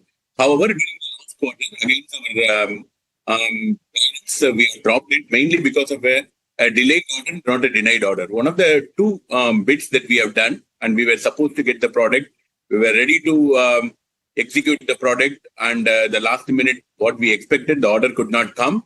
That will be taken up in the first and second quarter of this year. So it is only a delayed order and not a denied order. And that is one of the reasons why we have lost the revenue target in the year. So is it...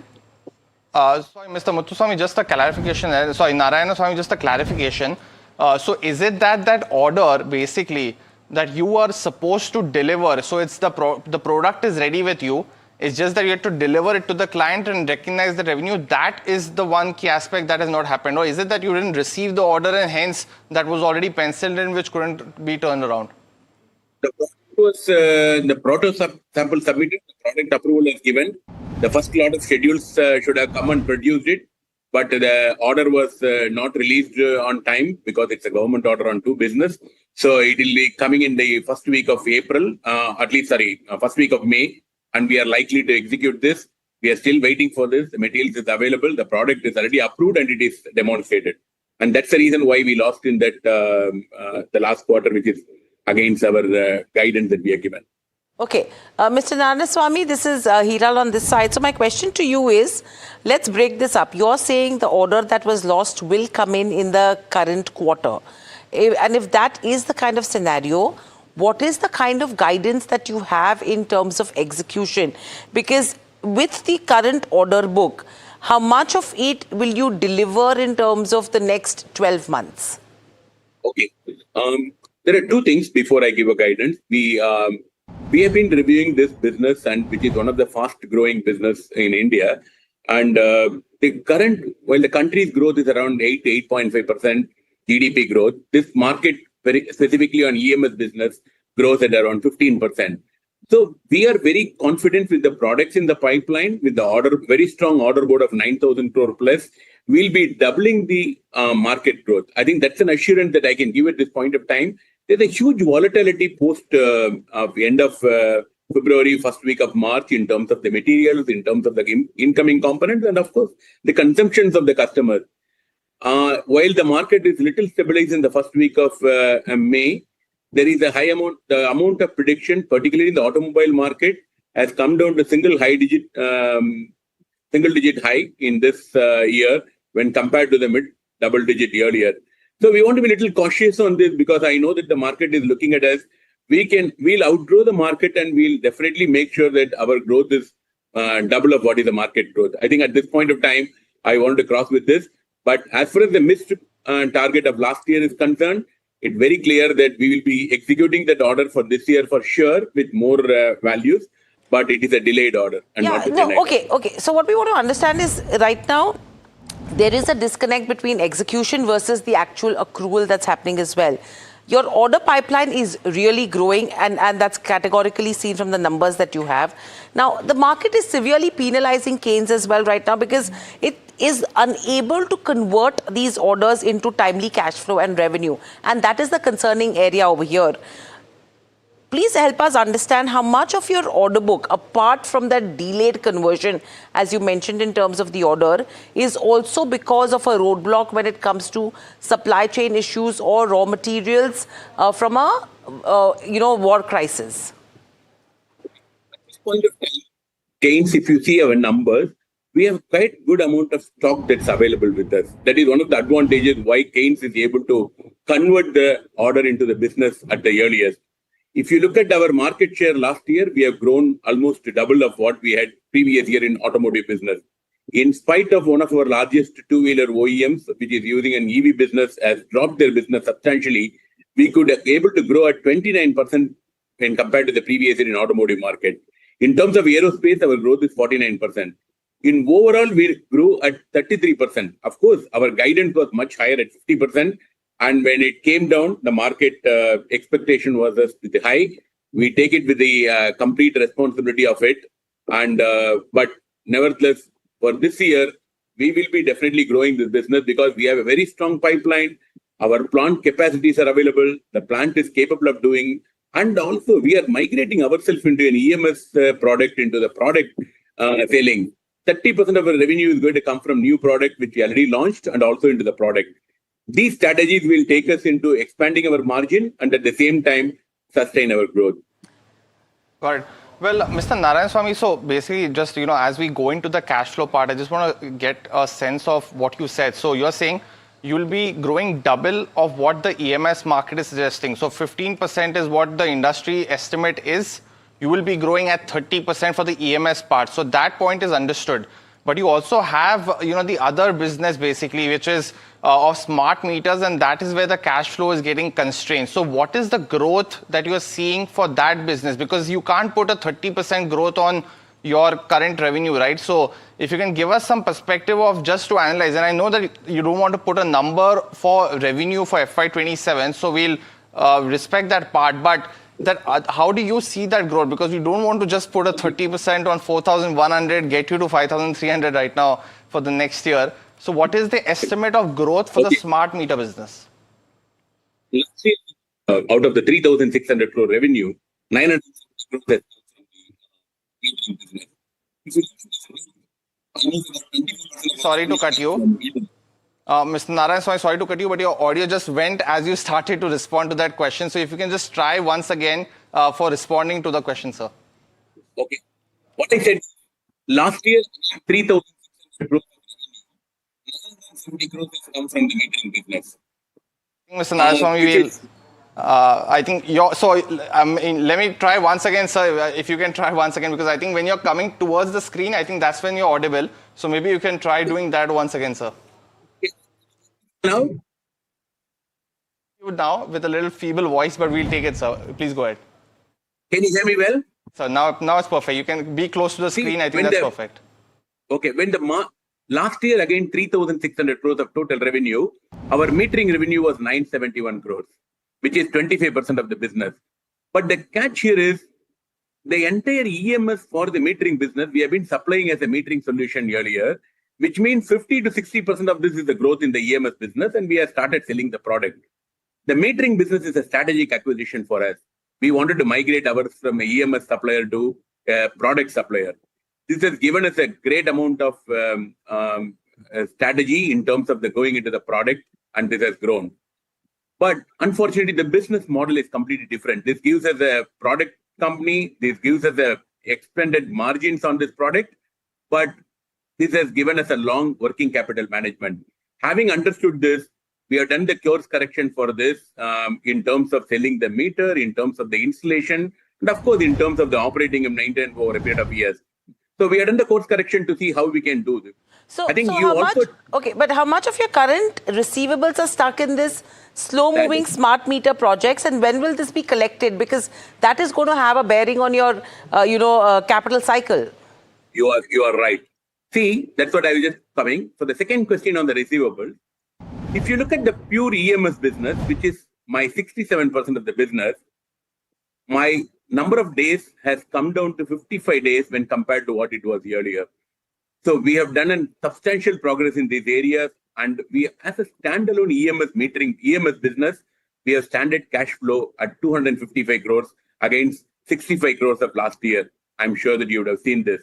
But in terms of the metering business, our receivables has gone to 1,365 crores, which is almost, we are working on the next 3 quarters to clear it up to about 1,000 crores is what we are planning to get it out. In the next year, when we are going to do the business, we have clearly strategized how much we are going to sell it as a meter and how much we are going to sell it as a metering. But as a strategy of Keynes, this is very, very important business of getting into the smart meter, because it is not only in EMS space, in our product space, and of course in the data in terms of the operating meter. And these data are going to bring in a lot more value for our business in Keynes, which is going to set us to grow in the days to come.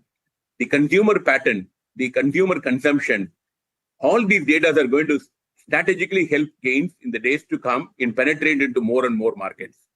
And you have also seen, that's the reason when compared to our guidance, our profitability has grown up over a full year. Of course, the last quarter, our profitability was a little less, but in terms of the full year, for a 32% growth in the revenue, our EBITDA growth is about 39%. So, Mr. Narayanaswamy, as you highlighted, and thank you so much for giving us that number of 971 crores for the metering business, as you mentioned. Now, the only thing that I think the street is not understanding, or if you can give us some perspective on, is what could be the growth expected from this business, because you've given us what to expect from the EMS business. The reason I ask is your cash flow, you're saying, will over the next 3 quarters will come to a break-even kind of level from minus 600 for cash flow from operations right now, which is majorly dragged by your smart meter business. So how do both of those things come together for you in this year? Is it that you can expect at least market growth for the smart meter business? We don't want that. We want to grow in that business also. You'll have to come just a tad closer to the screen again to give your answer, sir. We would love to grow in that market also. We don't want to stop any market from growing. Sorry, Mr. Narayanaswamy, I'll have to interrupt you once again because of some audio issue. I think you'll have to just be a little closer to the screen. I think, yeah, I know you're already close, but we'll try once again. I think we lost you, sir, at this point of time. I think we'll just wait for the management to reconnect with us as well. But a couple of important points, Puneet, that they've already mentioned. I think 2 of the things that I want to still talk to them about is their negative cash flow, number 1, and the elongated cash conversion cycle. Because the question is, how will the management prove that they are able to bill these orders on time without inflating that current 125-day working capital cycle? Because if that gets elongated, it's going to be a concern. Yeah. If your receivables are already at 134 days, so that also is a concern. So that is one of the major mismatches happening over there. And if you're talking about the capital deployed, that is something which is concerning. Mr. Narayanaswamy, are you able to hear us? Yeah, I can hear you very well. Okay. If you could respond to what Puneet just asked you as well, and then we will go to our next set of questions. Okay. We will continue to grow in every segment because we want to de-risk the business. We'll be growing in automotive, non-automotive, aerospace, and also we'll be getting into the defense and space. These are the areas. So metering is a business we'll go. But how much of meters we will do as a meter sales and metering sales, which is including the O&M and things, is what we will do. And that is the reason why we are telling we will grow in the metering business, but because of the business model in 3 quarters, we'll come back to the normalcy. Okay. My question apart from this to you is with regards to where your orders is concerned. Now, how soon will you be able to bill them? Because the working capital cycle is already at 125 days. And if I'm looking at your receivables, that has worsened to 134 days. So there is a major mismatch happening on that front where money is locked up in inventory, unpaid client invoices. So how do you plan to fill in this gap? Because that's what the street is concerned about right now. Working capital. You are right, my collection days have gone up. But my in EMS business, which is 75% of the business, my net working capital has moved from 83 days to 55 days in the EMS business. The metering business with next 3 quarters of materials, receivables to be collected and converting into a direct sales of meters will be improving the cash flow. That's why I'm asking up to standalone EMS business is cash flow positive, but cumulatively at a consolidated level in 3 quarters we'll come back to normal. This will give us a good set of capabilities for improving on our working capital requirement and managing the supplies. To add to this, out of the 3,300 crore project cost, if I have to look at the other part of the, capex, you've deployed close to what, 1450 odd crores as on March 2026. Correct me if I'm wrong. Now, under the ISM scheme, you qualify for a 50% fiscal support, which is a subsidy from the central government, and alongside a 20% capex subsidy from the Gujarat state government, right? Now, there is a cash flow catch over here because the subsidies cover up only 70% of your project costs and they are disbursed on reimbursement basis after hitting specific milestones. How do you plan to fill in this gap? Because currently you're on a 600 crore negative operating cash flow. You've seen already we started hitting our subsidies, what we have spent on last year on end of March. That means this year, almost about 60 to 70% of the capital funding we'll be getting back into the subsidies in both the entities what we have made. Now, we are very, very confident and we have a clear pipeline to fund our projects. And also we are going to start generating the revenues from the new capex that we have started working in. That is going to add up either to our top line or to the bottom line, depending on strategy. We are saying that we are going to use it for our internal consumption or going to sell it outside. So both the things are going to really help us in terms of coming out of the cash flow issue. So, Mr. Narayanaswamy, you've been very upfront with us, and I appreciate your gather of your first proper quarter as managing director. So, because you also have to invest quite a bit, and you mentioned some of the points, right? I mean, in your next line of capex, because you're managing both your smart meter cash flow as well as your capex for both OSAT and PCB. So, just one question on what is the capex number for FY27? And is that largely being funded through whatever cash you have on the books? Will you be raising any debt? Do you need, and I guess that you don't want to raise equity at such valuations.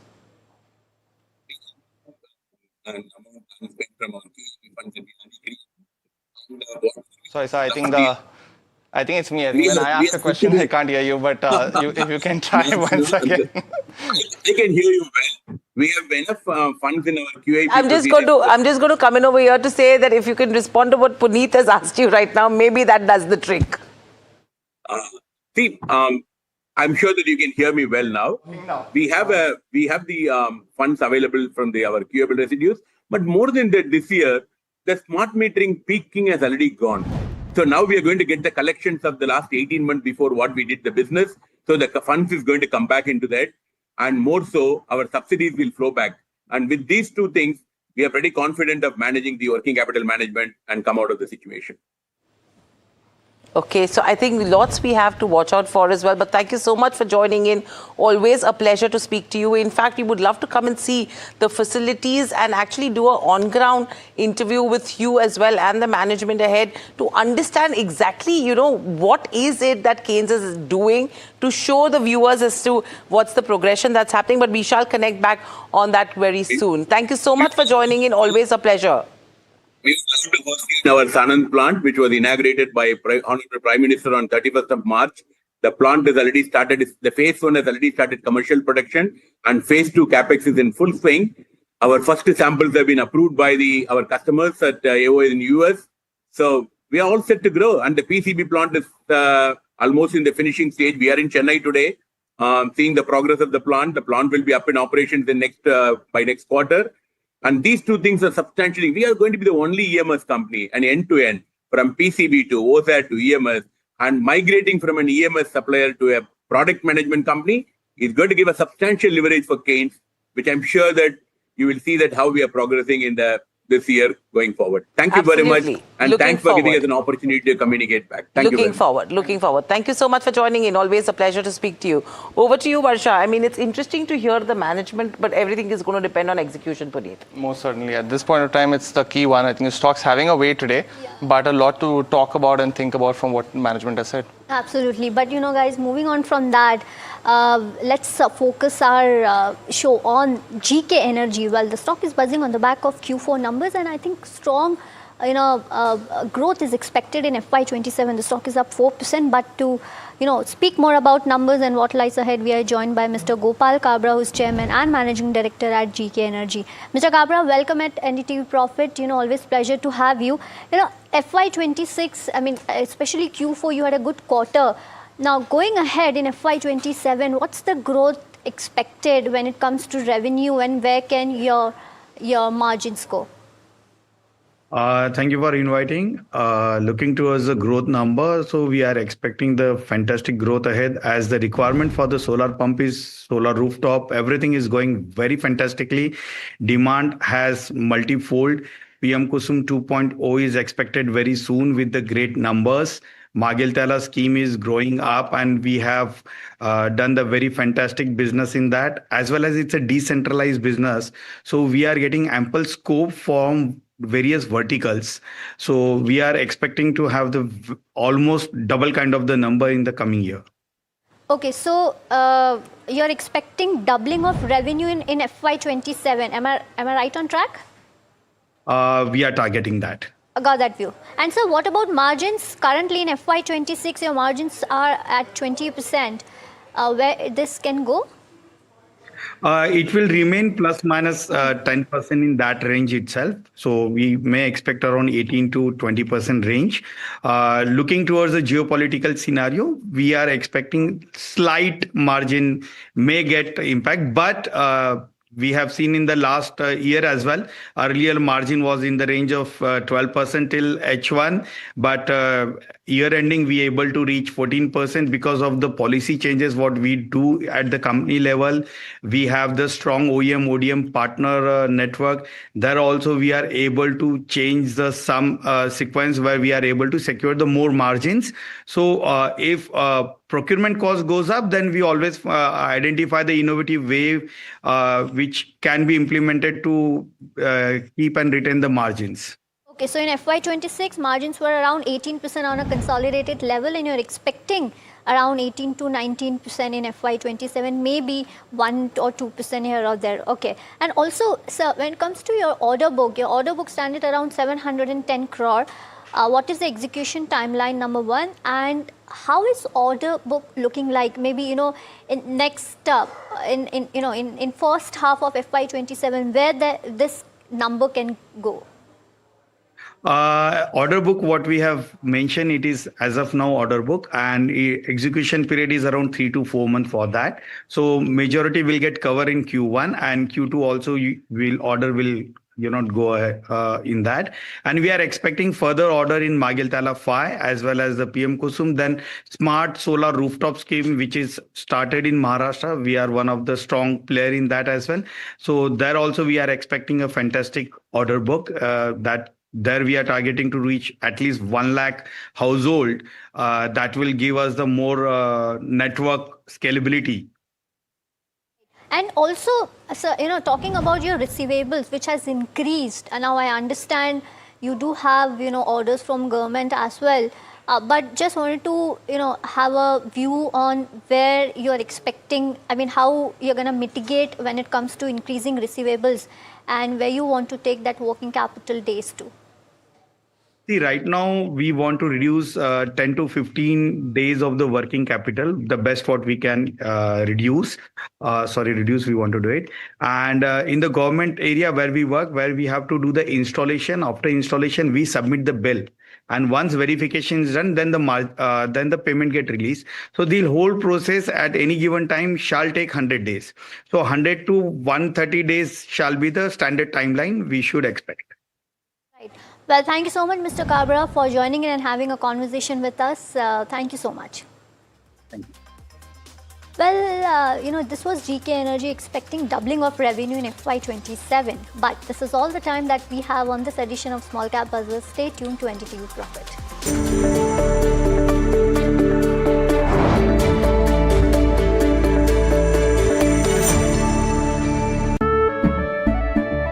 केसरिया से मन जोगी हुआ रे दिल झूमे देखो मतवारा हुआ रे केसरिया से मन जोगी हुआ हर पल मनाओ केसरी त्योहार विमल बोलो जुबान Kesari India's unshakable news habit. NDTV.com is India's #1 English news website. Excellence measured by those who built it. Presenting the jury of the NDTV Profit Business Leadership Awards. Sunil Bharti Mittal, Chairman of the jury. Founder and Chairman Bharti Enterprises. Noel Naval Tata, Chairman Tata Trusts. UK Sinha, former Chairman SEBI. Kiran Mazumdar Shaw, Chairperson Biocon Group. C.S. Sethi, Chairperson SBI. Jayant Sinha, former Union Minister of Finance and Civil Aviation. Ramesh Damani, value investor and member of BSE. Cyril Shroff, Managing Partner Cyril Amarchand Mangaldas. NDTV Profit Business Leadership Awards. Honoring Excellence. Coming soon. Hi, I'm Tamanna Inamdar. Watch me on NDTV Profit, where I break down the day's biggest business stories. What happened, why it matters, and what it means for your money. Hi, I'm Neeraj Shah. Watch me on NDTV Profit for the most incisive market intelligence and meaningful corporate conversations. And I'm Alex Matthew. Markets, mutual funds, insurance, personal finance. I help you cut through the noise and make smarter financial choices. And here's where you can watch us.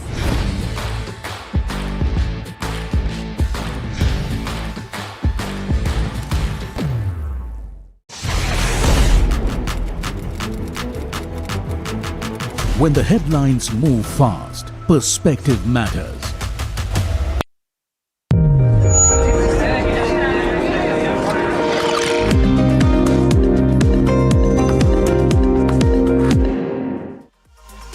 Hello and welcome back to NDTV Profit. You're watching Ask Profit, the afternoon edition. My name is Puneet Zaveri, and over the next half an hour or so, we'll try and solve all your stock-related queries. So if you haven't already, do start sending in those queries on the WhatsApp number that's flashing on the top of the screen.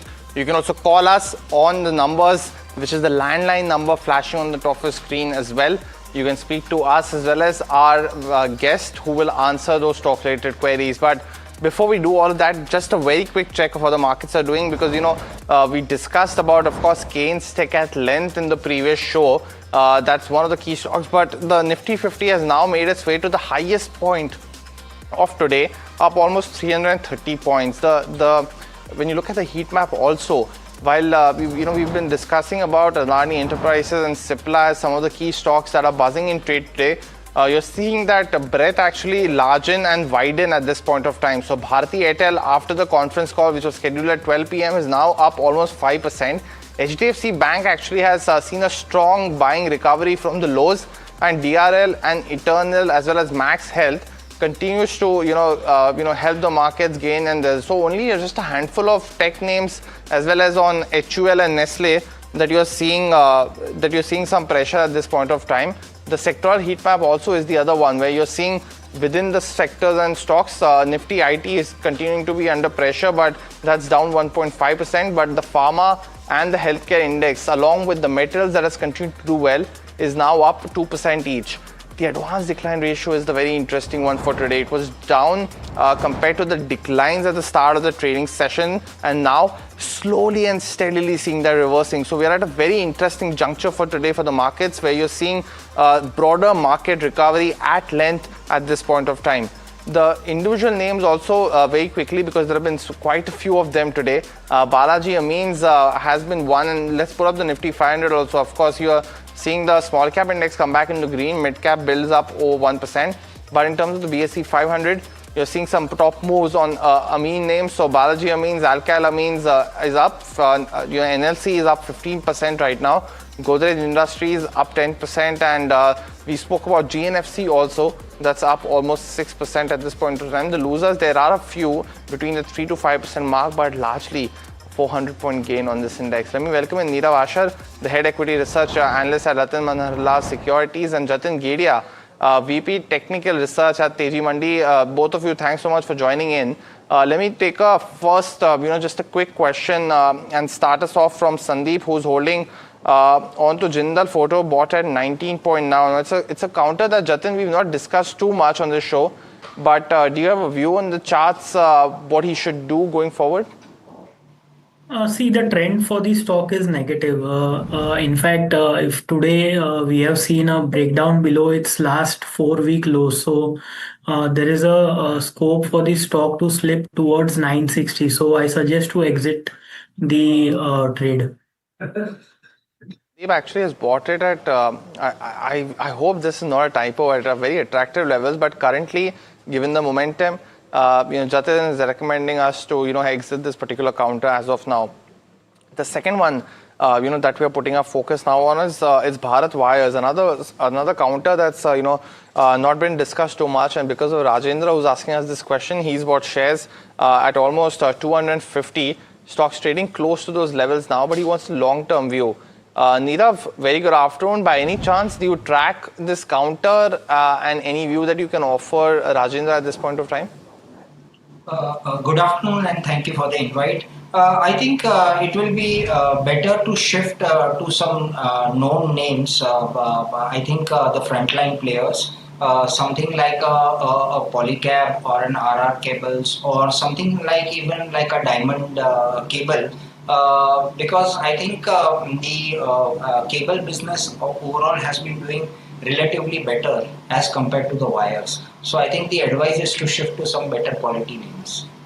Got that view. The next question, that's coming in now.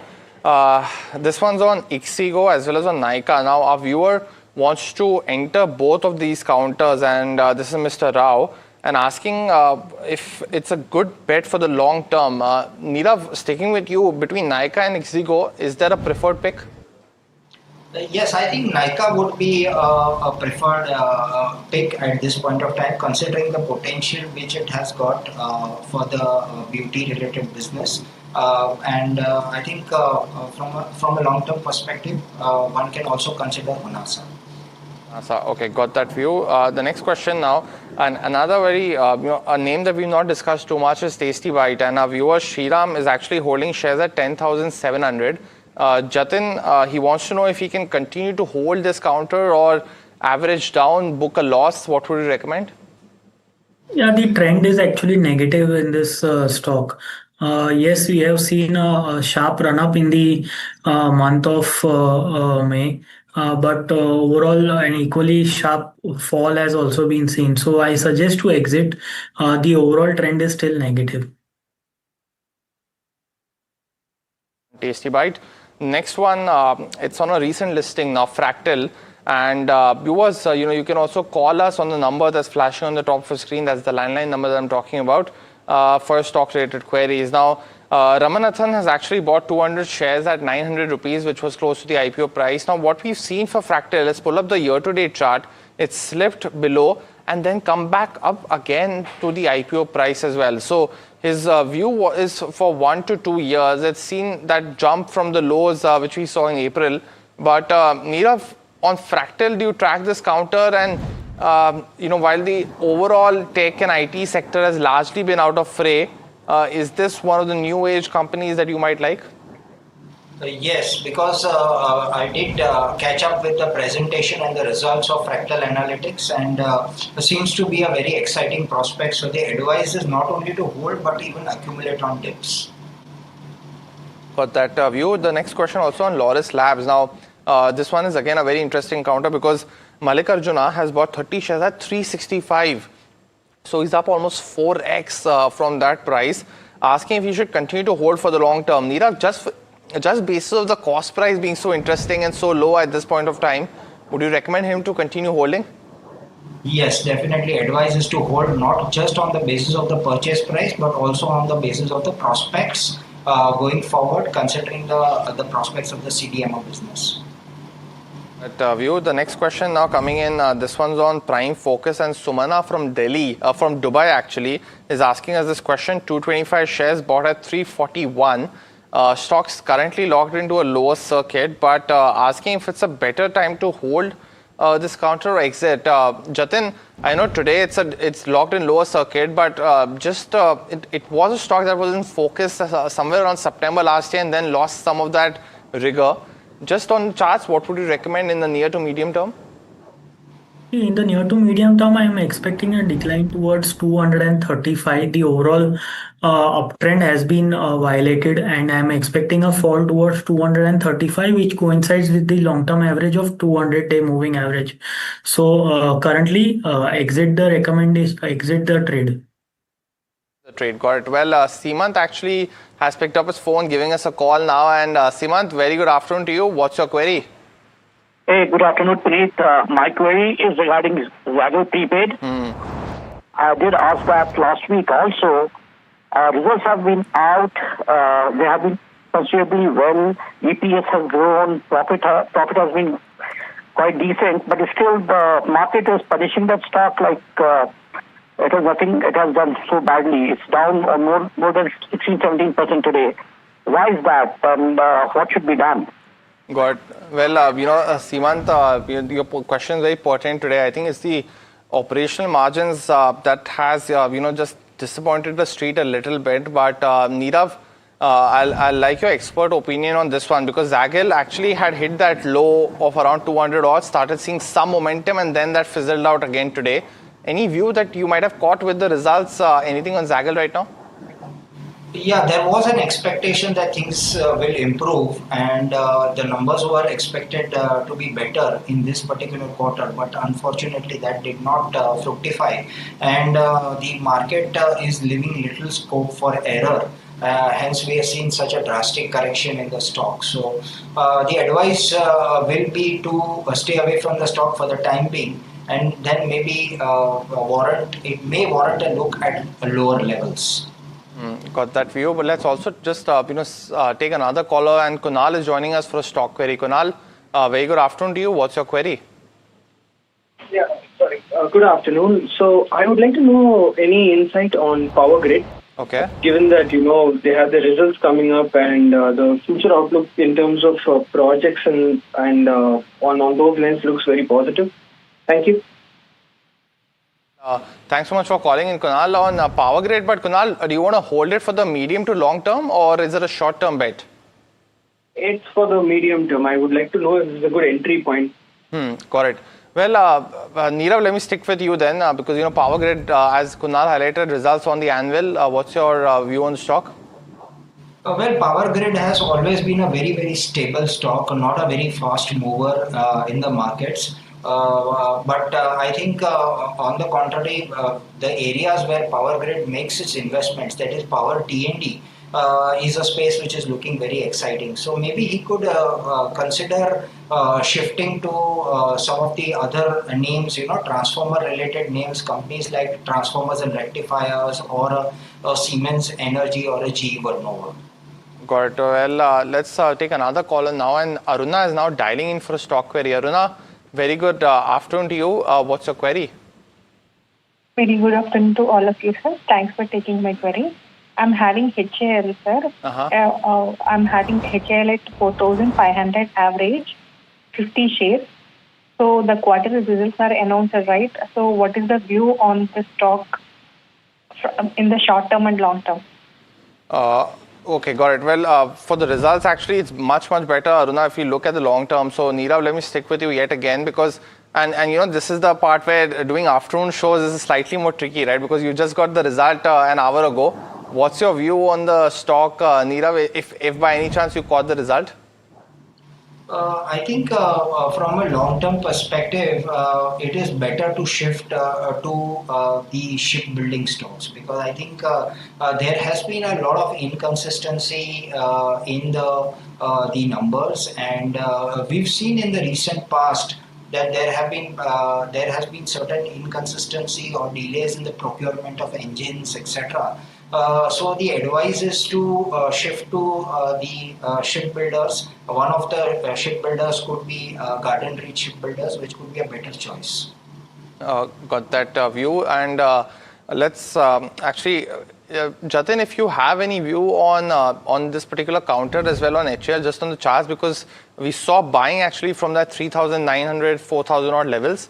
But is that momentum yet to continue? Yeah, it's overall the trend is still positive until and unless the stock slips below 4,400 on the downside, the uptrend is likely to continue. So from a short-term perspective, one can expect a move towards say 5,150 in the short term, and overall the support is placed at 4,400. Got it, 4,400, got that view, Jatin. But another caller from Hyderabad now, and Kalyani is joining in for a stock-related query. Kalyani, good afternoon. What's your query? Yeah, good afternoon to you all. This is regarding Interarc Builders. It's fallen very drastically today. Yeah. So since a long time, since its IPO time, it has climbed up vertically. And today it's fallen so much, so Is it the right time to purchase that, or should I skip that? Any other instead of Interarc Builders? Well, Kalyani, I think today, of course, the reaction is coming in on the quarterly results. So it was down in this particular quarter. The profits were almost 5%, and I think Street's not having too much of it at this point of time. The stock was almost down 15% actually at one point of time, and then seen some buying. But Nirav, we've also seen its other peer, right, which is EPAC, Prefab, also just fall out of favor actually at this point of time. But any view that you will be watching out for? Of course, the commentary on the con call will be very important. But any view on either of those stocks? Well, I think what has happened is that market tends to have very high expectations from these companies. There is a very high expectation of revenue growth, of better quality margins. Unfortunately, if there is even a slight deviation from that, then the markets tend to punish these stocks. And one pertinent trend which we have been noting in case of a lot of companies is that they have been refraining from giving any guidance for FY27. So I think that is also making the markets nervous. So I think certain inconsistencies are going against a whole host of stocks. Got that view, Nirav. But the other question coming in on Sandur Manganese, and Jatin, our viewer Sharna is holding shares at 170. So she's currently sitting on decent profits, holding 500 shares. Her question being, if she should book out the profit right now, what would you recommend? My suggestion would be to hold it with a trailing stop loss at 210. The reason being that the metal and mining space is looking very positive. And in this overall fall, the metals and mining space has relatively outperformed. So I'd expect the up move to continue. On the upside, I'm expecting levels of 270 in the short term. So continue to hold with a trailing stop loss at 210. Got it. Another quick question as well on Kalyan Jewellers, bought at 386 by a viewer, and he's holding almost 380 shares as well. Nirav, the quarterly results are largely decent, but then we saw that rigor being taken out by the excise duty being revised to 15%. So would you recommend him to exit this counter now or continue holding for at least the next quarter? I think taking into account the recent developments, it's better to shift to Titan. But Nirav, wouldn't the concern be there as well, or is it that you're not seeing too much of a pressure right now on this excise duty being raised? We feel that market leaders would be in a better position to weather the storm on the basis of their exchange programs or the recycling of gold, or strategies with respect to gold monetization scheme, etc. So I think Titan would be better placed. Fair point, and we'll just slip into a very short break. Viewers, Nirav as well as Jatin, stay on. The rapid fire comes in after this very short break.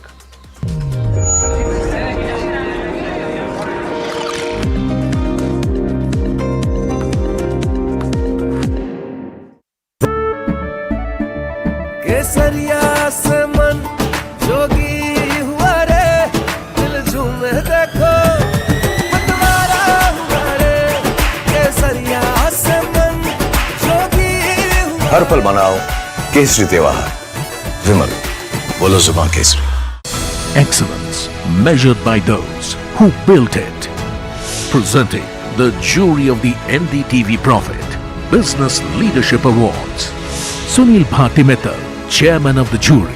Founder and Chairman, Bharti Enterprises. Noel Naval Tata, Chairman, Tata Trusts. UK Sinha, former Chairman, SEBI. Kiran Mazumdar Shaw, Chairperson, Biocon Group.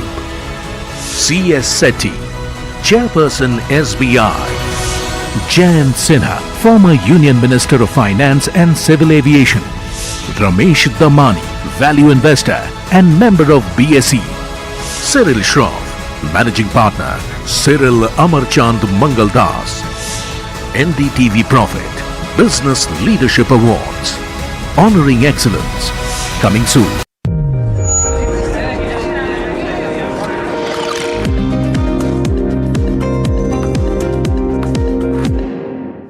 Welcome back. You're watching Ask Profit, the afternoon edition, and it's now time for the rapid fire round in this edition of the show. But So Nirav as well as Jatin, keep your answers as short as possible. The first one coming in on studs accessories in the auto space. Our viewer wants a long-term view. Is if it's a good time to enter. Nirav? Yes. Next question coming in now on Persistent Systems, bought at 4927, holding 50 shares. What would you recommend here, Jatin? Exit. The support level has been breached. Got it. Tata Tech is the other one, bought at 772 by a viewer, Naz. He wants to know, Nirav, actually the recent quarter was strong in terms of the results. So is it a good time to average down? No, it's advisable to hold. Okay, advisable to hold. Got it. Next one's coming in on CDSL at the current range between 1280 and 1290. Jatin, is it a good time to buy actually to go to those levels? What would you recommend? Current market price is a good level to enter. Good level to enter. Got it. Well, the next question is from Sudarshan on RVNL, holding shares at 368. Should he continue to hold here, Jatin, or should he average down? What do the charts suggest? I suggest to average down. Okay. And any targets in Nirav that you're watching out for RVNL? Jatin, any targets for RVNL? Yeah, on the stock RVNL, short to medium term, 325 to 330. 330, got it. Next one's from Yogesh from Jaipur. He's holding 100 shares of Hyundai at 1658. He's mentioning that he wanted to book his profit in the near term. On the charts, what does it suggest here, Jatin? Yeah, suggest to book profit. Book profit, got it. The next one coming in is from Prashant from Hyderabad on Jamna Auto. He wants a short-term view here, Jatin. He's bought it at 117. Suggesting exit. The next one's coming in on Tata Steel. Is it a good bet for the next 2 to 4 years? Actually, now Nirav, it's already run up quite a bit. Would you recommend that? Definitely yes. Next question coming in now on from Jaydeep. He's holding on to 2,000 shares of One Solutions. What would you recommend here, Nirav? I think the results yet again on One Source Specialty basically weren't the greatest. Any view? Still, you should continue to hold. What's the future outlook on Cupid? Jatin, any view? Yeah, the overall short-term trend is positive. Continue to hold with the trailing stop loss at 115. Got it. Well, on NMDC is the next question. A viewer wants to actually book some profits. What's your opinion in the next 3 months? Will there be a time, or right now it's a good time to book profits? What would you recommend here, Jatin? Yeah, see, overall trend is positive. Continue to hold, ride the up move with a trailing stop loss at 89. 89, got it. The next question is coming in on Protein eGov. Viewer Rimple from Chandigarh actually bought shares at 860. What's a 1 year view here, Nirav? Any view? Well, I think it's advisable to exit. Got it. Well, that was the last question for Rapid Fire as well as this edition of Ask Profit. Jatin as well as Nirav, thanks so much for joining in, helping us solve a whole host of queries across sectors and spaces. But viewers, that's all the time on this edition of the show. India Market Close comes up next. Thanks so much for watching.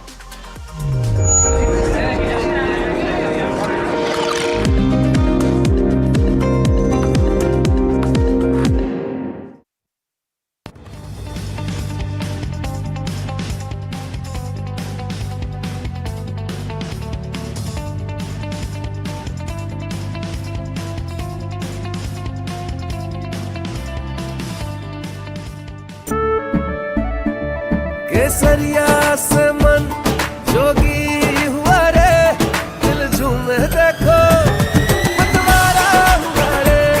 केसरिया से मन जोगी हुआ। हर पल मनाओ केसरी त्योहार, विमल बोलो जुबान Kesari. India's unshakable news habit.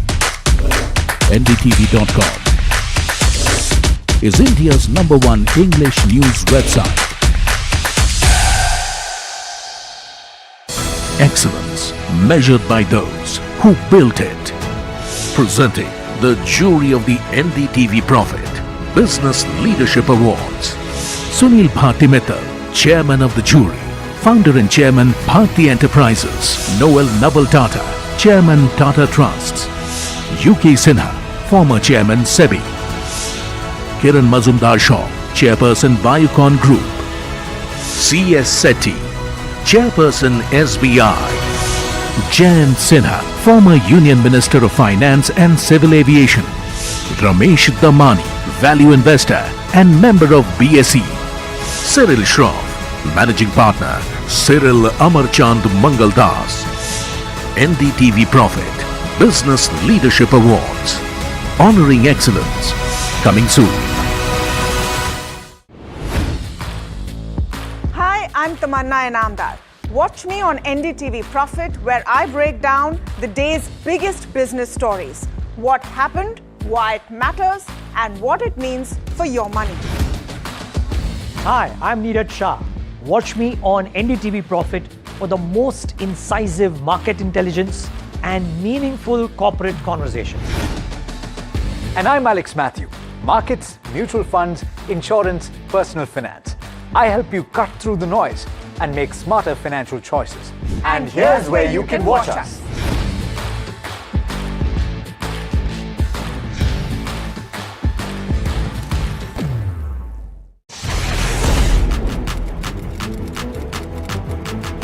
When the headlines move fast, perspective matters.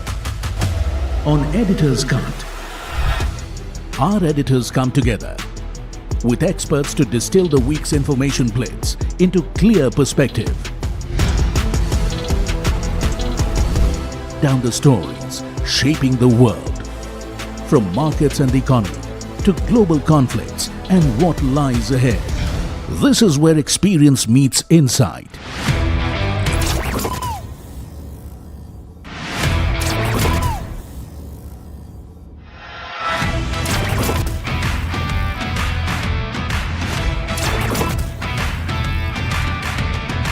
No noise, no hype, just sharp takes on what to watch next. Editor's Cut, every Friday, 3:30 p.m. only on NDTV Profit. Economy, business, world, technology. Noise filtered, numbers decoded. Insights that rewire your worldview. From governance to growth, we connect the dots. Your daily edge, your global advantage. India Business Report with me, Gauri Dwivedi, weeknights on NDTV Profit.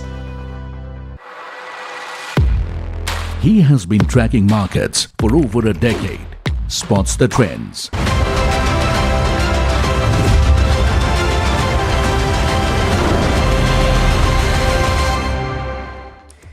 Hi, thanks so much for joining in. You're watching India Market Close. My name is Alex Matthew, and take a look at this screen. The Nifty 50 at the high point of the day, 23,750 on the charts and up about 1.5%. You're probably wondering what occurred between the start of trade and the more or less midpoint of the trade that caused this kind of an up move. And there is a news point that we have to talk about. It's source-based information that has come from agencies that talks about the possibility that the Indian government is contemplating lower taxes for India bonds for foreign investors. This is something that seemingly has come as a proposal from the Reserve Bank of India and that the ministry is taking very seriously. It's had a bearing on both the India rupee as well as what you see on the left, which is the bond yield. The 10-year bond yield currently at 7.03 or very close to that mark, having fallen about 2 basis points. But the move for the India rupee is actually more significant. So if you can pull up the intraday chart for the India rupee, you will see what I'm talking about. We did hit an all-time low in trade today, and we've actually recovered from that point. So this is more than anything else seemingly an acknowledgement that there need to be policy measures put in place to stem the decline or the depreciation of the Indian rupee. And this is aligning with the commentary that you've seen from the administration over the last few days, where there is a call for austerity measures, there's a call for protecting the Indian rupee. Let's talk about the internals of the Nifty 50 next, because the heat map for the Nifty 50 has changed quite dramatically from the start of trade. On the top of the screen, you have Cipla, which continues to rule the roost, but the Adani Group companies have actually been doing particularly well in trade today. Adani Enterprises now up as much as 7.6%. Bharti Airtel trading at the high point of the day on account of a pretty decent set of numbers, inline set of numbers, and a more beneficial share swap than was previously anticipated. HDFC Bank leading from the front as well, as Tamanna joins me to talk about some of these aspects, and financials once again coming to the fore. We look at the heat map for the Bank Nifty as well, because you will see a pretty dramatic shift. What isn't doing well continues to be the IT pack, Tamanna, and that's the one pocket of weakness that fails to go away.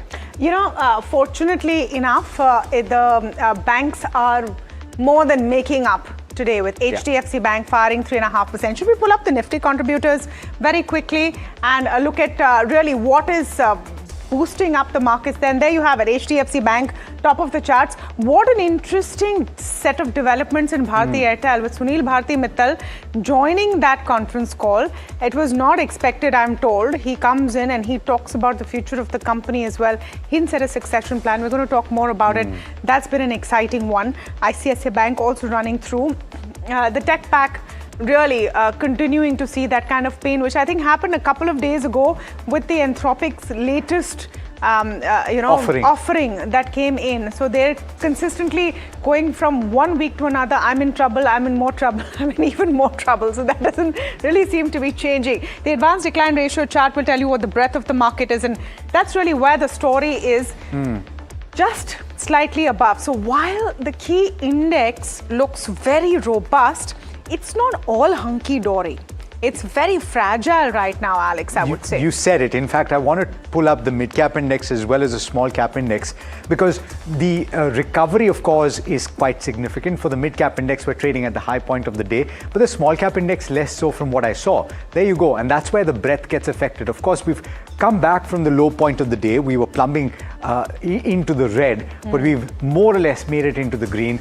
There are a few stocks from the broader markets that are reacting quite sharply as well, understandably, to the earnings in certain cases. Balaji Amines is in focus. Alkyl Amines, the amines manufacturers are in focus today. NLC on the back of earnings. Adani Enterprises, I did mention, and Cipla is trading at the high point of the day. Yeah, on the losing side, KRBL, Polymed, and a few of the others. Data patterns also seeing a bit of heat. But here's what's happening in the market. There is recovery mode on Dalal Street. There are news reports that the government is considering reducing taxes on foreign bond investments. This is in fact a Bloomberg piece which has come through, and that's seen some kind of a boost in sentiment. The Nifty has posted its biggest move in a month. Strong support and buying is seen around 23,450.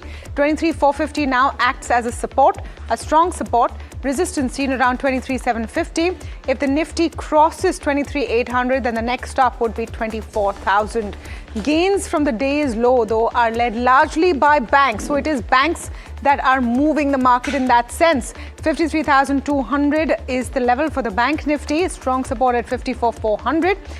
Resistance is where a decisive move above 55,000 could be taken to 56,000. That's where the index could go. Rudramurthy BV, founder, director of Vashna Investments, with us this afternoon, as is Mayuresh Joshi, head of research, MarketSmith India. Welcome to both of you. Great to have you on. Rudra, let's start with the index call. How far can the Nifty go?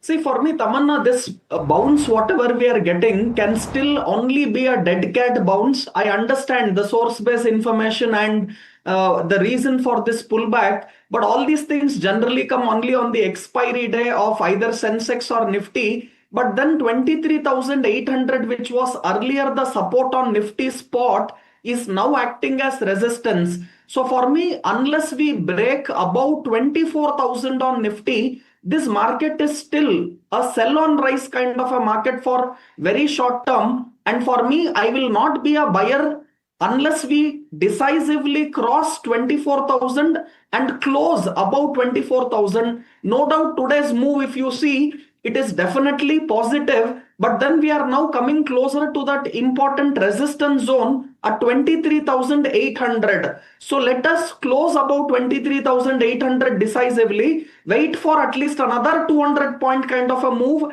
and only beyond 24,000 I'll be comfortable to say yes, one can go long, and market has just made a temporary bottom. But then you have to be very sector specific and stock specific in this market. So stocks like, for example, post result, look at Bharti Airtel, which is doing very good.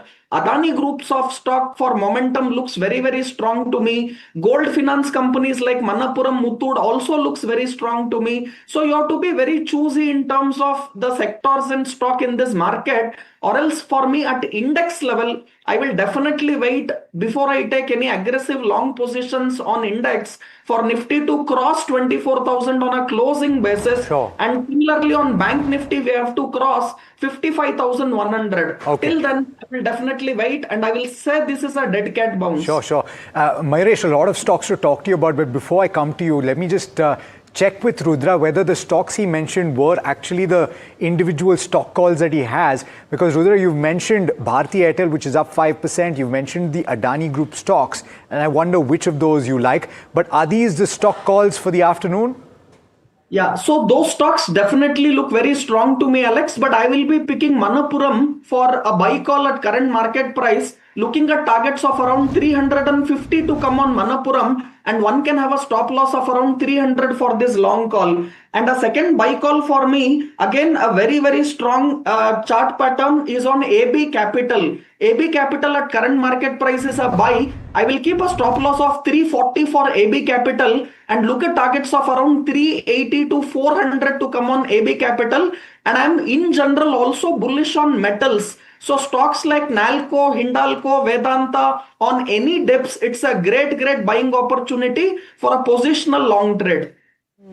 Okay, so a lot of options there, but I want to go straight away to the stock of the day. And in a sense, that is Bharti Airtel, isn't it? The numbers were good. The kind of promoter interest that is being seen in its Africa unit was as a positive as well. But then during its conference call, the appearance of Sunil Bharti Mittal and what he came in and said made things a little more exciting. So Amit, why is Bharti the stock of the day? Well, I'll give you 5 reasons why Bharti Airtel is stock of the day. Firstly, the stock moved nearly 5.3% on an intraday basis, which is the biggest move that we have seen for this counter in the last 1 year at least. Now, the 5 reasons. Firstly, the stock had underperformed from the start of April till now. From the start of April till now, the Nifty is up nearly 5% but Bharti Airtel share prices were largely flat. Now, this was because of one concern, and that was the capital allocation regarding the Africa reorganization. But now that has come in quite positive because there won't be any cash outflow, there won't be any leverage that will be taken in, and moreover, the share swap that has been done is favorable for minority shareholders, and it is also EPS accretive, nearly 4 to 5% as per analysts, and that is also one of the reasons why this counter is up. Apart from that, the 12-month forward valuations continue to remain quite cheap. The 12-month forward P stands at 27.4 times, while the 5-year average valuation for Bharti Airtel was around 34.5 times. And the entire analyst community continue to remain quite bullish on this counter. Nearly 87% of the analysts tracking the counter have a buy rating. The consensus target price stands at close to 2,348 rupees, and despite the 5% upside, there's still 25% upside that analysts continue to see on this counter. Now, because of these 4 reasons, the stock was up nearly 3%. But the last one, the last 2% move largely came in because of the comments that Sunil Bharti Mittal made on the conference call. Now, he said that Bharti Telecom, his aim is to increase Bharti Telecom, which is the promoter holding of Bharti Airtel, to increase to 51% over the next few years. Now, do remember that the current holding stands at close to 39.5% after adjusting for the Africa share swap. Apart from that, they also said that Bharti Telecom will buy shares from ICIL. Now, there was a big concern that Indian Continent Investment, which is the another promoter entity owned by Mittal family, will look to sell stake in the open market, but that won't happen. It will be an interstate transfer, is what Sunil Bharti Mittal has given commitment on the conference call. And moreover, they have also said that Singtel balance stake of 3.6%, which they might intend to sell going forward, will not happen at one go. It will happen over the next 3 to 4 years. So the supply overhang also moves out for Bharti Airtel, And the last one was where he clearly said that there would be more dividend and buyback to follow through, given the fact that the cash flow that Bharti Airtel is expected to generate over the next few years will be on the higher side. So that was also another positive reason because of which we have seen this move coming in the share prices. Okay, let's listen in to what the Bharti Enterprises chairman and founder Sunil Bharti Mittal said during that conference call. If you really ask me, my own wish is that in the next, I know it's hard to put in, years on it, and in the next decade, as I kind of come to a point where I hand over the reins to the next generation as shareholders, Bharti Telecom should get back to controlling shareholding, 51%, or just over 50%. So that's 10% more to go. And for a company of this magnitude and size, you can imagine that it's not a small task. So the principal, direction or vision of that I carry in my mind is all shares that we can from both ICIL or Bharti family entities and Singtel should go into Bharti Telecom as much as possible. Okay, Mayuresh, just wanted to get your take on Bharti Airtel. So much to unpack, and Somit very beautifully put all the reasons why you're seeing that kind of a spike, stock spiking even more while we're having this conversation. What is working for you as far as Bharti is concerned? Afternoon, Tamanna. I think the news itself, in terms of promoter buying back, that's the biggest trigger that any stock can probably have. And for a behemoth like Bharti Airtel, which probably has a deep footprint now in the domestic ecosystem, both in terms of the domestic wireless business as well as the broadband business that they're expanding into as well. I think that really augurs well. So I think the buyback news and the expectations in terms of promoters actually looking at the stock takes a very positive one for the stock itself from an investor perspective. The second element is also that African operations. I think the huge swap that is probably expected to happen. Again, I think let's understand the model there itself. I think mobile data works as the second best revenue generator. Voice is obviously the biggest one. But the third one is obviously the payment services in Africa as well, which is growing exponentially at 30-35% on an annualized basis. Let's not forget, they run a very asset-light model. The fixed structural expenses are taken care by third parties. The network that they probably use in terms of the shared technological architecture is shared between local partners as well, which makes a base case scenario of margins actually improving going forward as well, in terms of mobile data and the Airtel Money business probably moving faster. Therefore, I think with ARPUs expected to go higher on the domestic side, it's firing on all cylinders for Bharti Airtel. It's a clear hold from us. Okay, it's a hold for now. Just want to check with you, Mayuresh, 87% buy recommendations. What is your call in the stock at the current value? Is there a potential upside of 25% as consensus seems to believe? Afternoon, Alex. So I think if you probably look at the market structure itself, and assuming that Vodafone probably stays with the surplus that they're operating on at this juncture, I think all the arguments that are probably put forth give a potential upside in terms of 20 to 25%. So if you go in and buy it aggressively at this point of time, I think we probably need to just average out in terms of tips on this. Yeah, all right, so that's the strategy you should employ for Bharti Airtel. What are the other stocks that are buzzing and that are finding mention in the dealing rooms?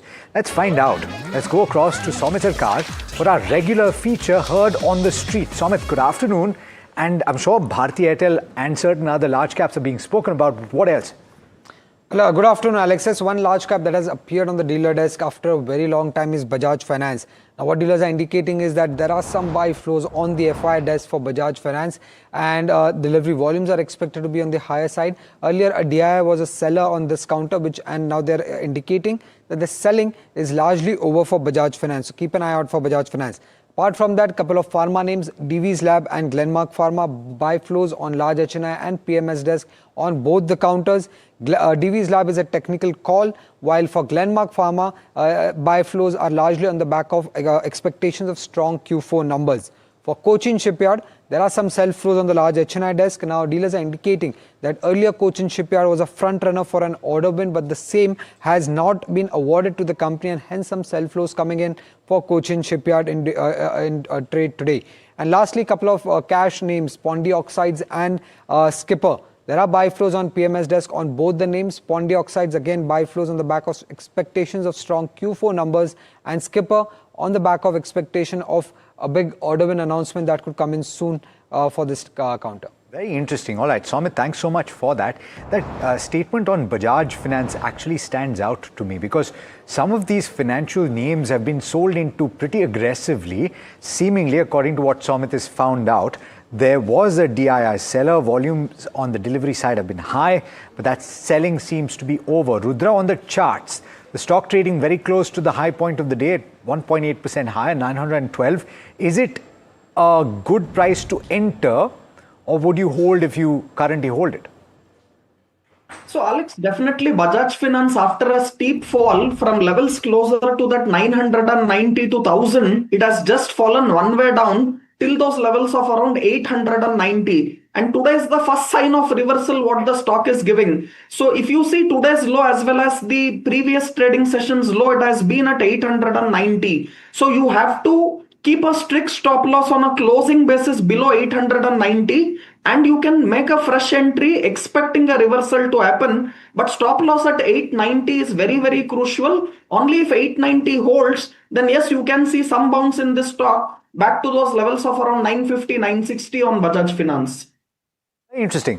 I want to pull up Cipla. While we're talking about frontline names that are making significant moves, the stock is currently trading at the high point of the day. Yesterday's up move was after a result that had a few gaps in it. Because while the revenue was in line, the EBITDA and the PAT missed. You had a North America decline that impacted growth. So that's on the earnings front, but seemingly the street seems to believe that the outlook is positive. Mayuresh, is that what is going on? And this is a stock that has borne the brunt of significant selling. It's coming up today and yesterday after quite a while. Would you say that this is a good entry point, or would you give it a miss for now? So anybody holding should continue holding Cipla, Alex. And again, I think looking forward in terms of the forward-looking statements that the management probably gave out, respiratory products has always been the backbone of Cipla. Post Revlimid, I think a lot of these frontline pharma companies need substitute formulation, high generic, high branded products to probably get into the market as soon as they can to probably replenish the kind of revenue loss that will start coming from the Revlimid sales. And therefore, I think the announcements that they probably done around alcohol and the respiratory products, which has a huge market size and wallet share as well when it comes to North America or the European markets itself, along with one peptide launch that the management probably alluded to. The expectation largely is that all these products are products with a good market size in the first place, good margins in the second place. And therefore, I think there is a significant amount of revenue visibility that starts coming through. Obviously, I think the hit in terms of numbers was more or less expected. The commentary was extremely optimistic from the management itself. And therefore, I think any people in the stock should continue. You know, beyond the stocks that we've spoken about from the broader markets, we did mark this at the start. Balaji Amines stands out. Both Balaji Amines and Alkyl Amines trading higher, but Balaji Amines hitting upper circuit and holding at that level. This is on the back of a strong Q4 result set. Let's bring in Varsha to give you some perspective on whether this was expected to take place and what has actually stood out with regard to Balaji Amines. Varsha, what is working? Well, first of all, the Q4 numbers were very strong, and second of all, they are shifting their, from being a commodity player to specialty one. That is also playing out. But starting with the Q4 numbers, revenue was driven by higher commodity prices. There were pricing recovery, which was seen in chemicals, which lifted the realizations. Though there was a higher revenue per ton also, and higher utilization led to the strong margin expansion. Volumes were stable, not so strong, because there was only 6% of growth, no aggressive as such growth. Demand is stable, not booming. Talking about the mix improvement, there was a higher contribution from specialty chemicals. That means better margins versus base chemicals, and the shift towards value-added products lifted profitability. Now, what does this tell us about Balaji Amines? One is company is of course moving from commodity to specialty chemicals. Then you have electronic grade DMC and DMF ramp up underway, and the focus is on high margin segments. Talking about the capex and project pipeline, because that is the key highlight of of this company. The DME plant, which is an LPG substitute, which will be commissioned in Q1 FY27. Then your NMM plant is under execution, and also ACN plant, that is acetonitrile plant, is commissioned in Q2 FY27. Now overall, what this tells about the overall chemical sector, whether the cycle is turning, the one thing is, of course, we have seen the pricing recovery, early signs of upcycle, and the sector is coming out of the weak pricing and inventory correction phase that was a problem in the last 2 years. So overall, Balaji and Alkyl will see a good growth, considering the inventory gain also that the company has seen. But Q1 FY27 will also be in focus, considering the production halt that all these companies saw because of the lower ammonia. Absolutely an important point, Varsha. Thanks so much for that.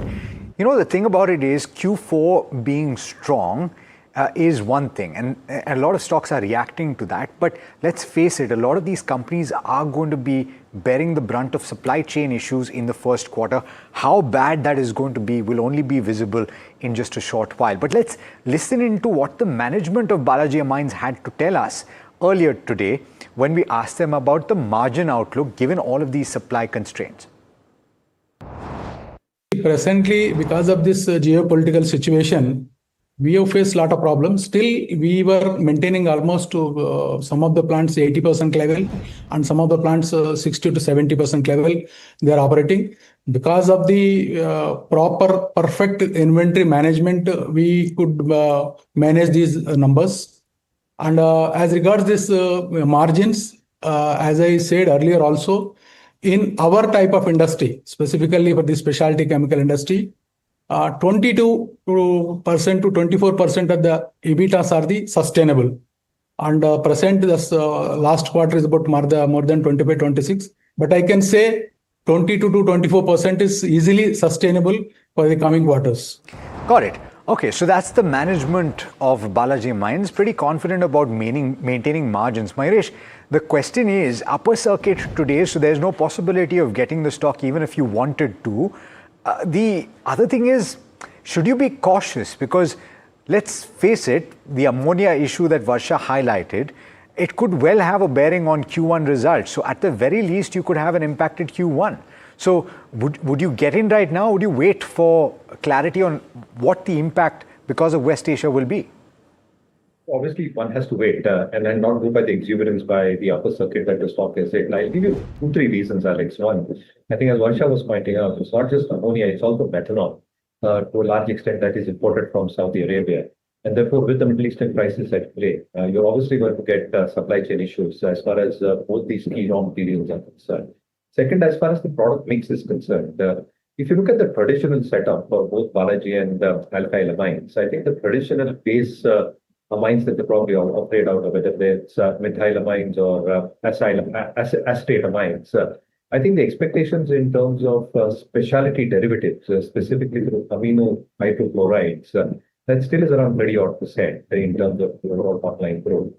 If you probably add in the specialty solvent thing with the acetonitrile plant expected to come up over the next few months, the next few quarters itself, I think that will have margins in the range of 18 to 20%, with amino hydrochlorides having margins of 25 to 30. So I think if they're able to pull this off over a longer period of time, yes, the 20 to 24% margin band is sustainable. However, I think in terms of what happens in terms of supply chain at the current juncture, makes Q1 numbers a little bit circumspect as we speak. And therefore, I think wait and watch the discussion at this juncture. I think the exuberance largely. You know, it's exuberance, Mayuresh, not just for Balaji Amines. And right here, you're seeing upper circuit, but pull up alkyl amines as well, which, by the way, Mayuresh did refer to. The stock is also up and about in trade, right? It's up as much as 8.5% off the high point of the day. So let me ask Rudra what he thinks. There's no opportunity, Rudra, in Balaji Amines. Is there an opportunity in alkyl, or would you hold off? See, definitely if you see purely the chart patterns of both the stocks, they are making a cup and handle formation, and after a long base formation, Alex, they are giving this big move.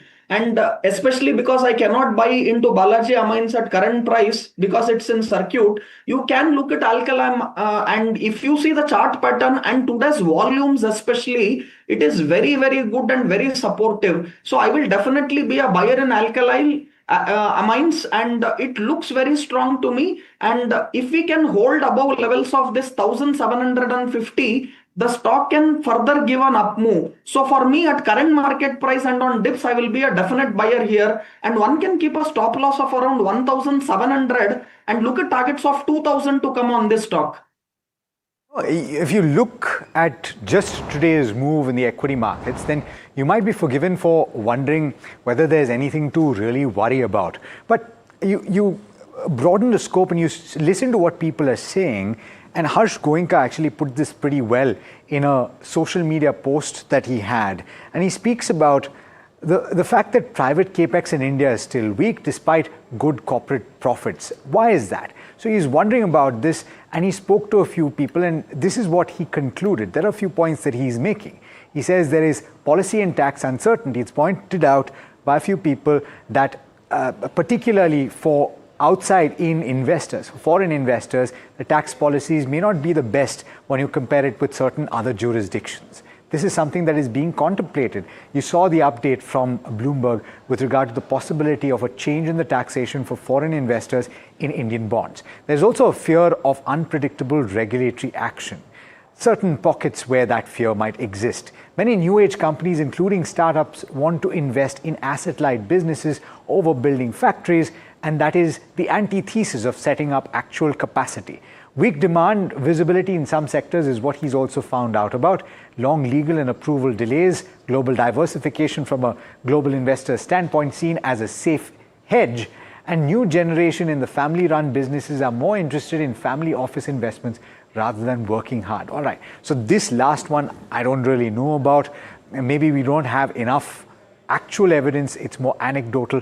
But I wonder what Mayuresh has to think or has to say about some of the other aspects. Specifically, maybe the move by Mayuresh, possibly the government, and this is according to a Bloomberg source-based report, so I must put that as a caveat, the possibility of the government contemplating easing tax rules for foreign investors in bonds. Is that a good first step? Well, absolutely, Alex. I think it's most welcome. And in times when you're seeing uncertainties when it comes to foreign flows and the pressure that has been put in terms of the currency, I think it's a very, very welcome move. But on the other two aspects, one, I think in terms of private capex, which has showed signs of green shoots as we exited Q3. I think there might be some hiccups as we speak, but I was just reading a news article a few minutes back. I think government capex and government spending on infrastructure and other allied activities is still expected to continue in spite of whatever is happening in the Middle East, which gives the private sector impetus in terms of government spending expected to continue quite significantly. And on the taxation issue, though it is contentious, I think investors still look out for what happens in terms of a review on long-term capital gains. That's a good point. But if anything, Mayuresh, it might actually stem the flow downwards with regard to the rupee and then make it that much more attractive for a foreign institutional investor to consider investing in India. But by the way, news coming in right now, and I would like your opinion on this as well. Coal India, dealers are indicating that the government offer for sale is set to open soon. This is an interesting update. The stock is down about 1.6%. Let's pull up the intraday chart for Coal India just to talk about what has happened. And there you go. It's a significant drop. Why is this? Because an offer for sale, you're talking about supply coming into the market, the possibility that prices could correct. That in fact has taken place. Would you say, given what we know about the current scenario, Mayuresh, with regard to the utilization of coal, and once again we're talking about coal gasification, we're talking about certain other aspects, energy security is front and center. Is this an opportunity in your opinion? It is, and again, I think let's be very honest. I think even when you're talking about renewables, I think it is going to take time, and therefore I think the normal capacities that Coal India probably runs through are extremely critical for an energy-consuming nation like India. And again, if you're probably looking at a large part of our dependence will probably stay away in terms of whatever is happening in the Middle East. I think Coal India probably becomes critical in terms of the global growth, at least over the next 5 years as I see it. I think it's critical for India's growth story. That's a fair point. Rudra, I want to just very quickly check with you on Coal India. What are the key levels that you're watching out for? Are there opportunities? Do you think that there's a base formation at some point here? So let this event of OFS come out and then it is good to buy. Definitely for medium to longer time frame, Alex, it's a good stock to own in one's portfolio. And I completely agree with my co-panelists that yes, this stock for a medium to longer time frame is a very good buy, and use that opportunity of OFS. And if you get this stock lower, one can definitely look at buying at that point of time. But before the news, I don't want to catch the falling knife and a short-term momentum which is on the downside. In fact, from levels of 485, we are seeing this fall in Coal India, and I don't know whether will it settle at strong support areas of around 435 to 440, or will it come down even as much as 425, 420 range. So my simple clear advice is wait for the OFS news to come out, and then definitely on the dip, buy Coal India for medium to longer time frame, and it's a portfolio stock. Portfolio stock is the call from Rudra. All right, on that note, gentlemen, thank you so much for taking the time and speaking to us on India Market Close. Always a pleasure having you. All right, so we have to slip into a very quick break with the Nifty 50 just cooling off a tad bit, still holding on to 23,700. The question is, do we end strong or do we see a little bit of a cool off in the last half an hour of trade? Stay tuned to find out.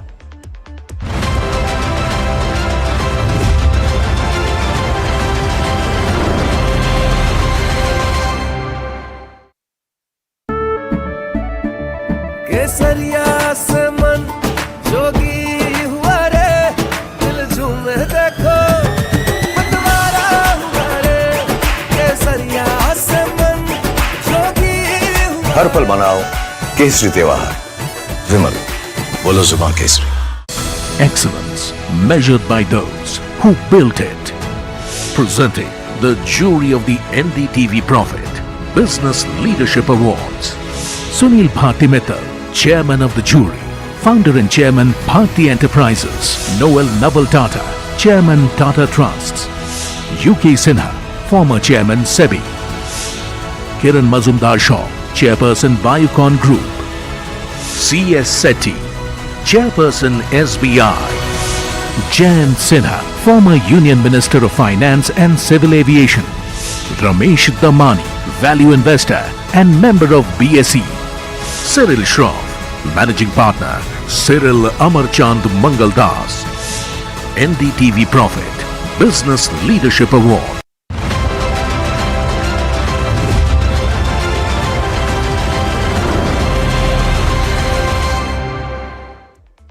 Welcome back. You're watching India Market Close, and we're trading with gains of 1.25% for the benchmark Nifty 50, holding above 23,700. And while there are a few stocks, the likes of Cipla, the likes of Bharti Airtel, the likes of Adani Enterprises, and a couple of the other Adani Group stocks that are doing particularly well, there are a few other stories that have played out where a big gain at the start of trade has been sold into. A couple of names for you. Metropolis Healthcare, which posted a pretty good set of numbers, has dropped from 8% plus higher at the start to just about treading water right now. Tata Motors CV, which also posted a decent set of numbers in the fourth quarter, has lost that ground that was initially found, and more so the concern about the outlook heading into the new financial year with the West Asia crisis is having a bearing on that stock. But speaking of the global situation, ultimately a lot of attention being paid to what is happening in Beijing, the meeting of Donald Trump and Xi Jinping. Donald Trump, of course, leaning into his personal rapport with Xi Jinping, with both the leaders sitting down alongside their teams to kick off bilateral talks earlier today. Even as Trump underscores relationship building, his counterpart is putting the spotlight on strengthening economic cooperation. Listen in. So I really look very much forward to our discussion. It's a big discussion. There are those that say this is maybe the biggest summit ever. They can never remember anything like it. I can say in the United States, it's People aren't talking about anything else.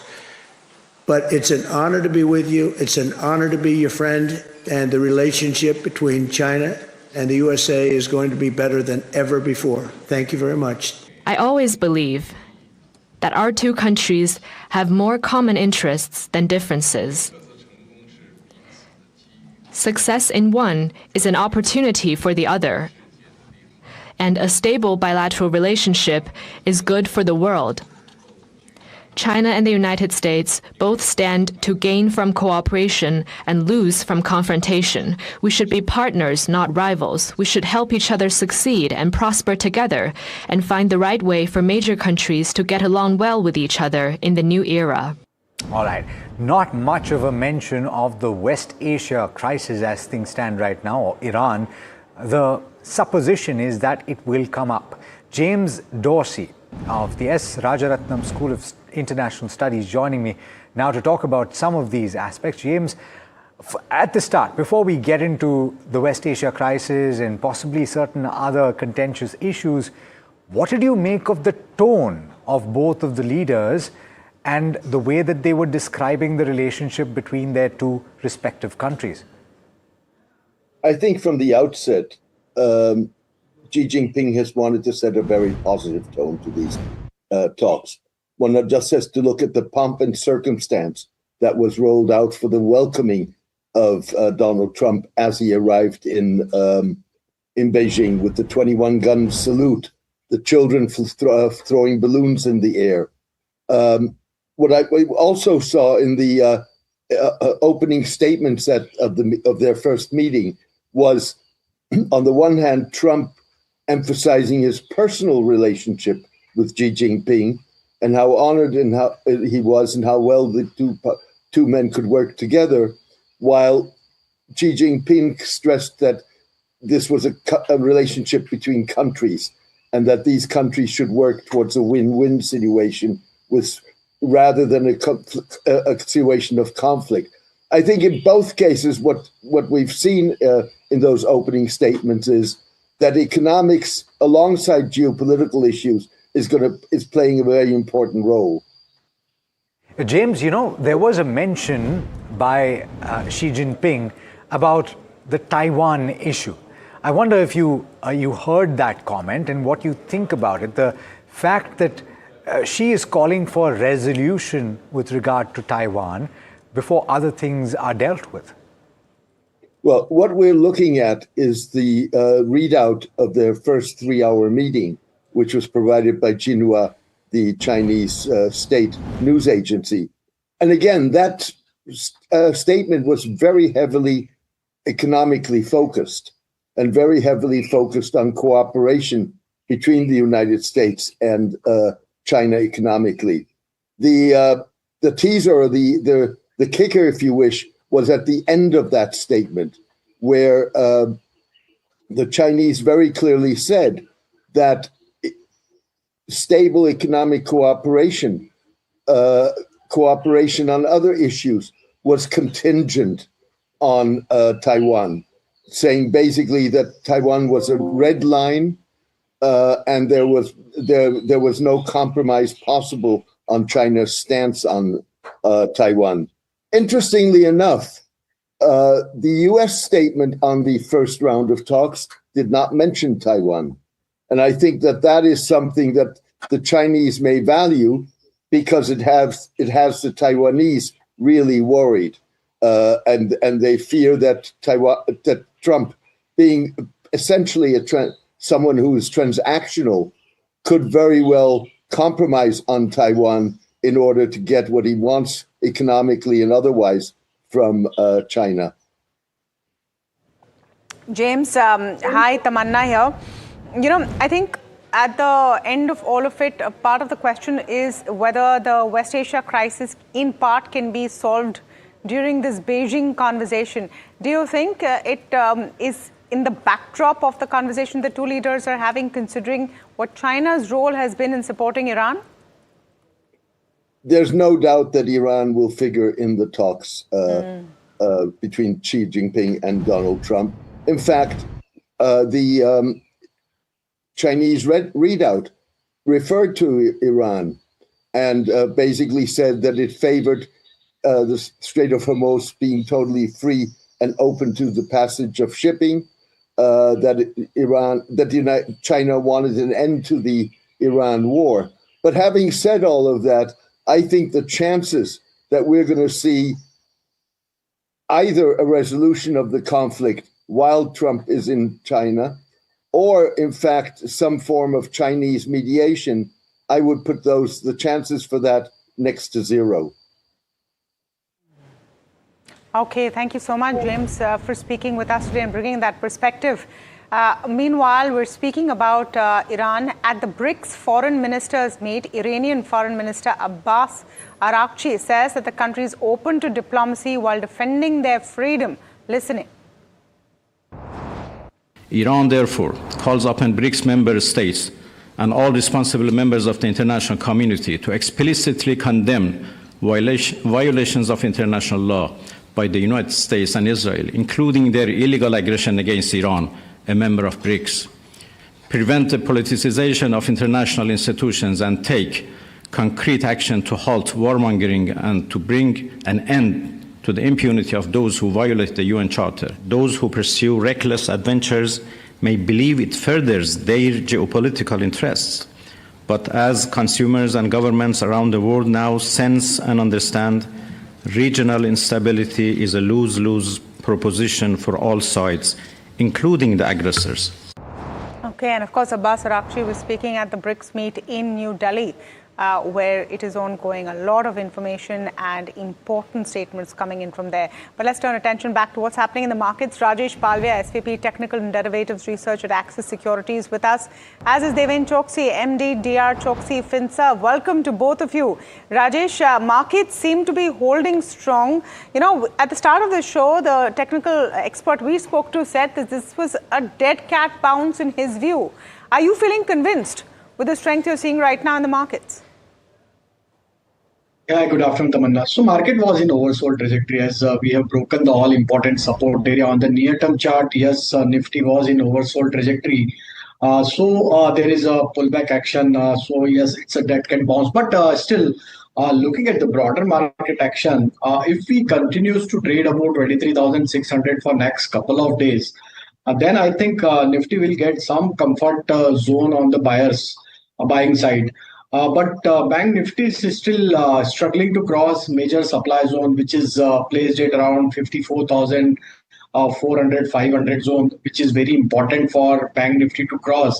If at all Bank Nifty crosses 54,500, then we may see some short covering action to trigger in banking stocks as well as in Bank Nifty, which can give some support on the Nifty also to move further higher. But looking at the today's pullback action, still we believe that, if Nifty not crosses above 23,800, I think that would be the major challenging level, as the major call writers are now active at 23,800, 24,000 strike. But on the other end, put writers are taking their bets on 23,500 strikes. So I think it's a tight range of 300 point from near-term perspective. Either side breakout or breakdown will decide the major course of action for Nifty. But we believe 23,600 one needs to keep as a stop loss. Maybe we could see another round of pullback in coming session also.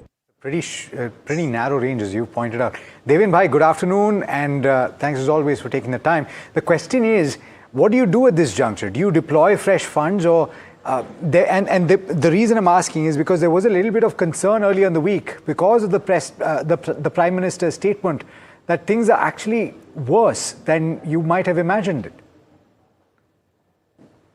Alex, good afternoon. Well, I wouldn't call it worst at this point of time, but yes, I think the industry is definitely, facing the good amount of pressure on the cost front.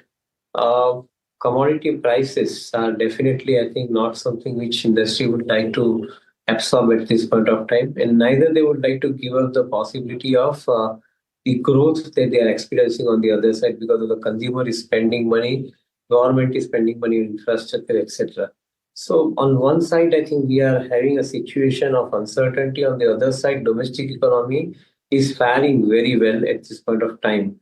So I think the opportunity for investor would be that in a corrective downside in the market because of any result season or any kind of, I think, the extraordinary disclosures, I think, on the war side, probably could mean that I think there would be some good amount of opportunity to buy at low levels. So our approach has been to sit on cash.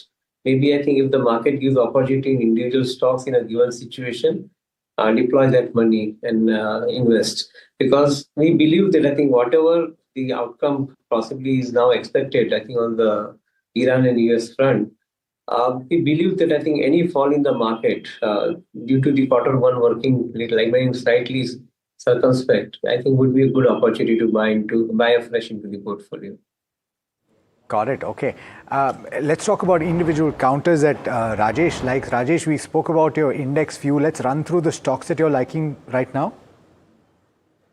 So I think pharma is one space where buying interest is still there. Metal space is another where we believe that continuity of uptrend would be there. So on the stocks front, I think one can focus on Zydus Life at this juncture. After a long consolidation, stock now managed to give breakout of this consolidation range.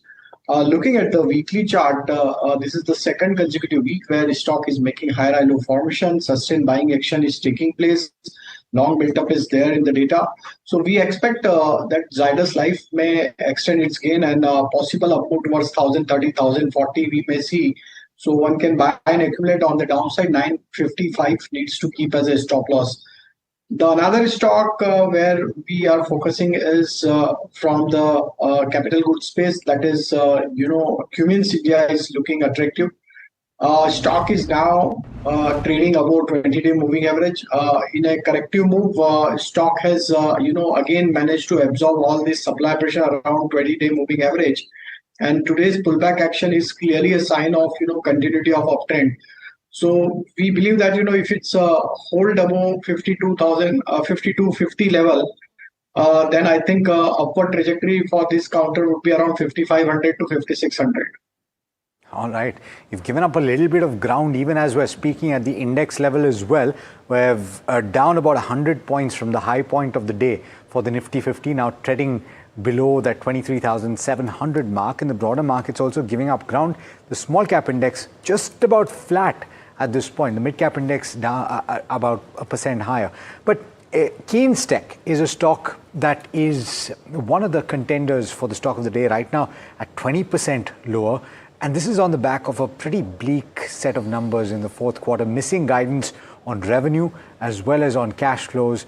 Let's go across to Puneet just to lay the case on whether or not there's a bull case and a bear case. What is it?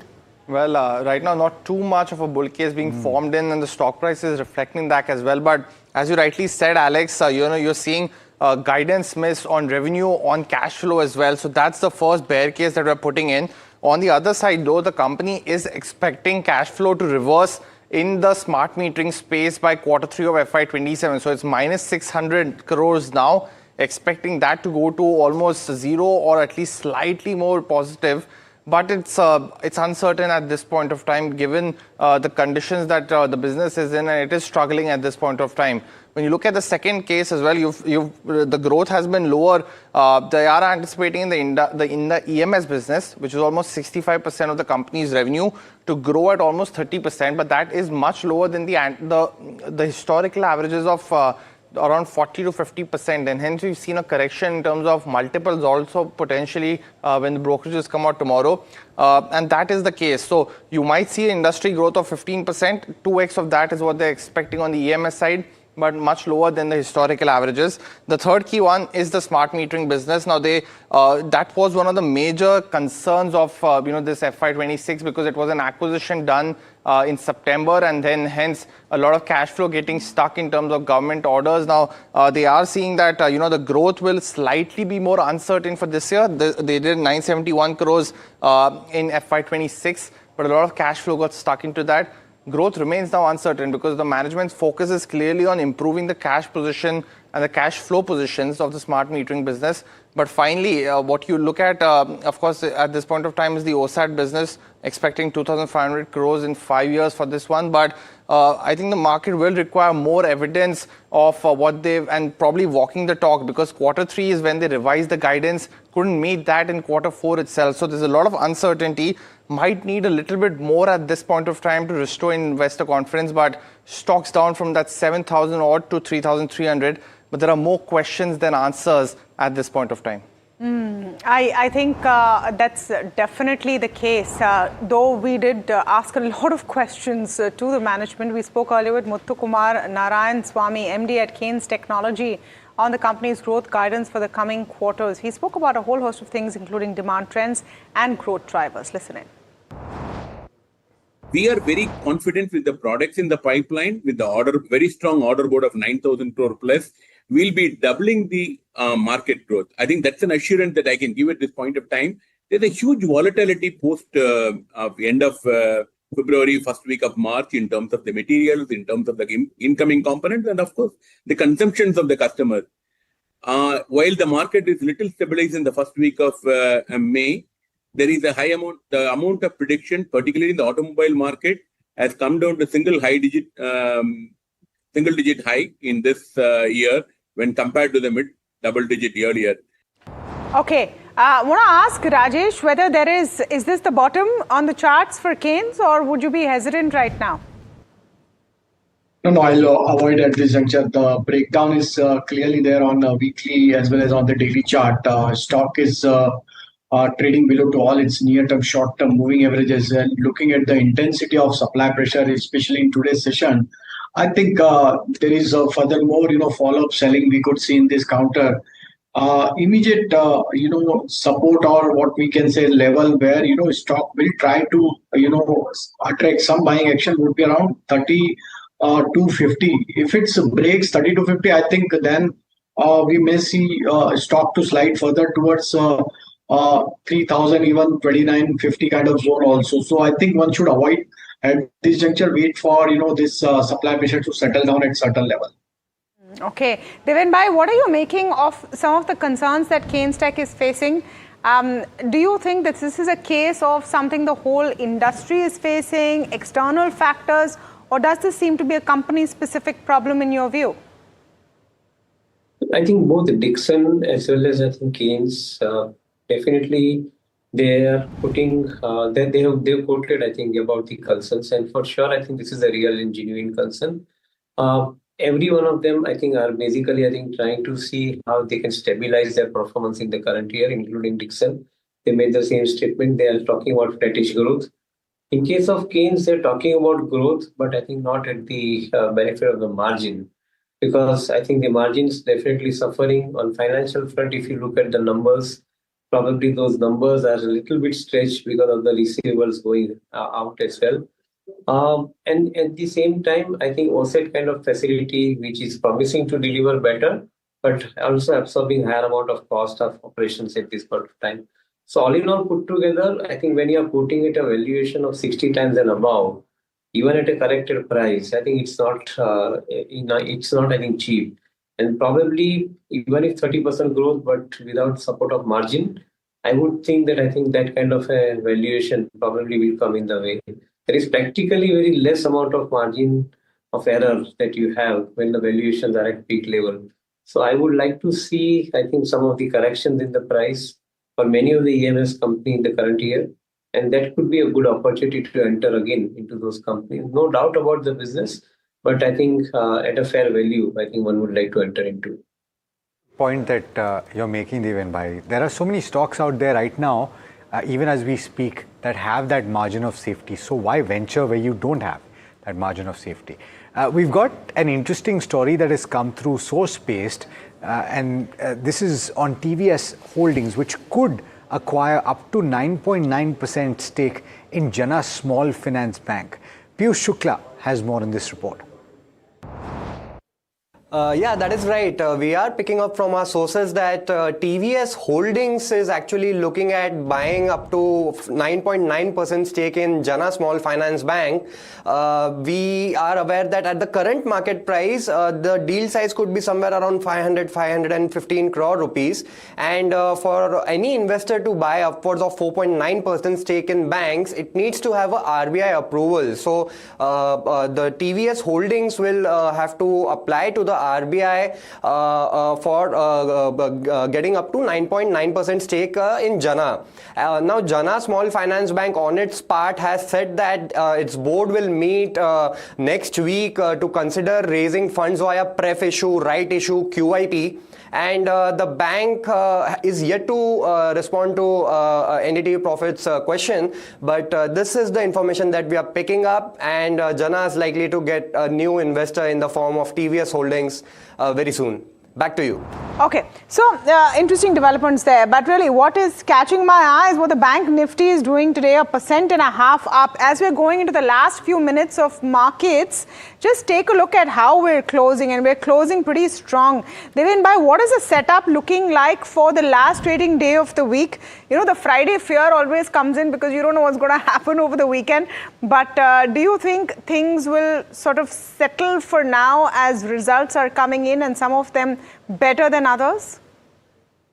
So, Tamanna, the results for the March ended quarter definitely have been better, I think, as on expected lines. The major challenge in the reality check is the first quarter of the financial year 27, in which I think the results are likely to have its impact due to the high cost pressure that one has been seeing in various commodities and input costs, I think, accordingly. And at the same time, I think in some of the cases, we are also observing the amount of stress, I think, on the logistics side of the activity, which is coming in the way of dispatches as well. So I guess I think the markets are not going to be driving in one direction.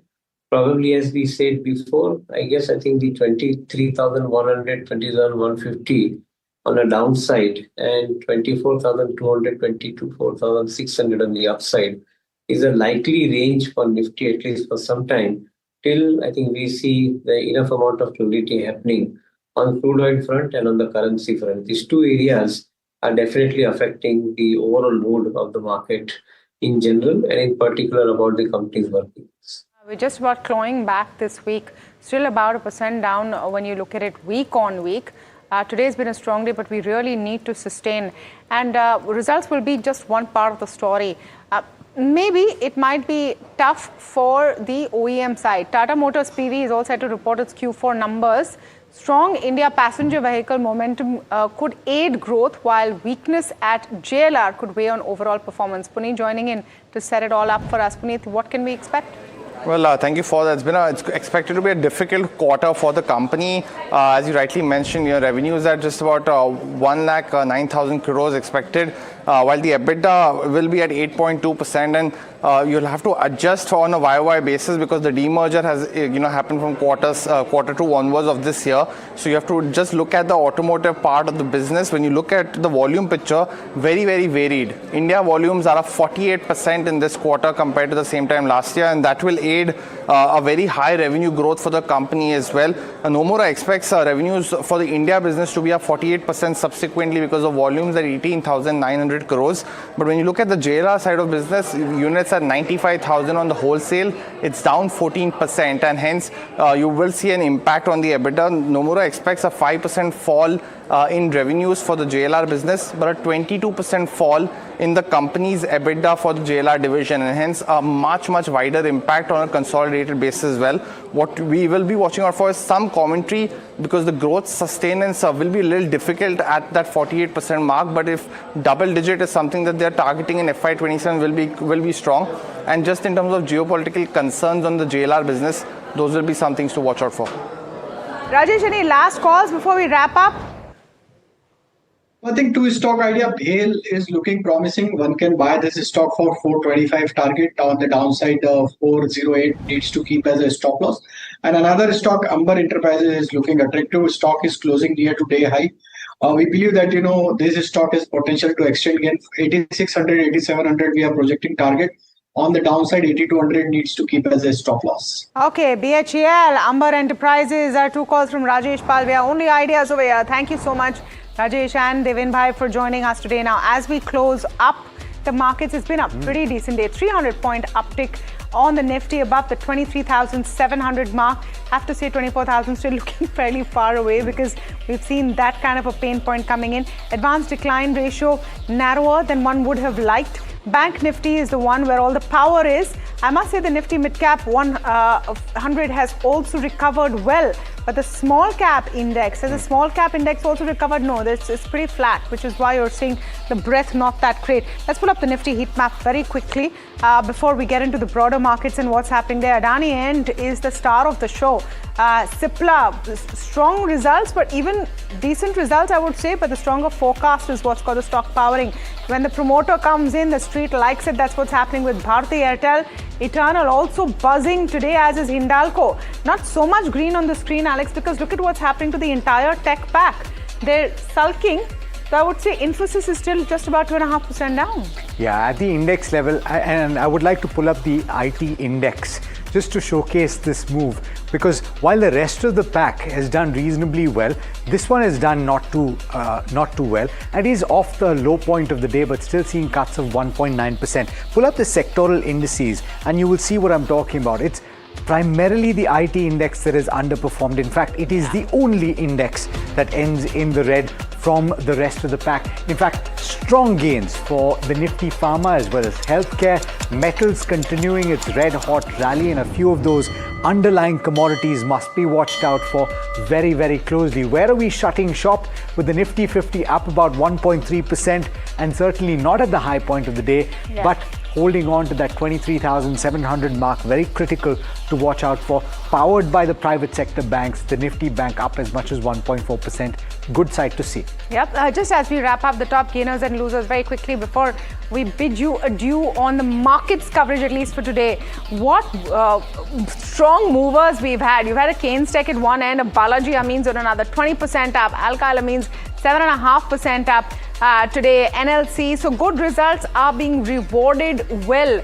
There are some losers as well. KRBL, data patterns among them, which are seeing some pain point. Now for tomorrow, what to keep in mind? It's the last day of the week, the trading day of the week. Some Friday fears already and always come in because you're not sure if big announcements could happen over the week. And I reckon the big announcements we're talking about this time are not just geopolitical, they're domestic as well. Because since the Prime Minister's appeal, one is waiting to see if there is a hike in prices in petrol, diesel, any other measures which are brought in. We don't know when that's going to happen. So there might be some nervousness. Pick wisely, and we'll have to wait and see if these gains are held onto. But that's pretty much all the time we have on this edition of India Market Close. From Alex, me and the team that put the show together, thank you so much for watching. Stay tuned. Market Express up next.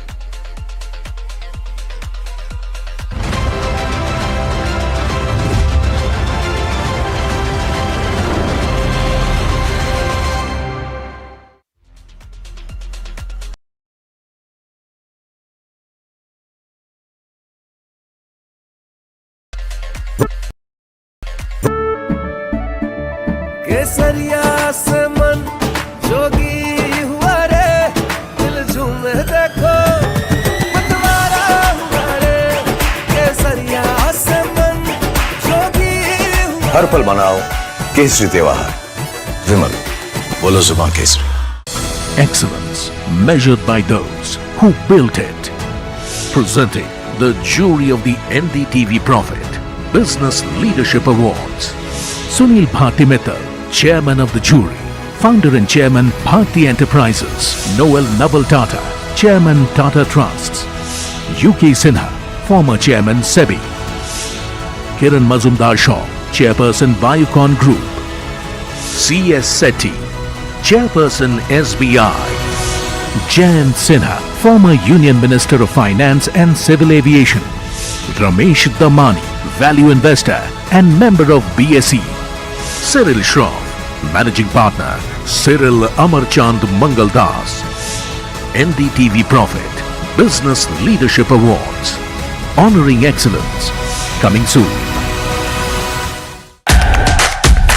India's unshakable news habit. NDTV.com. is India's #1 English news website.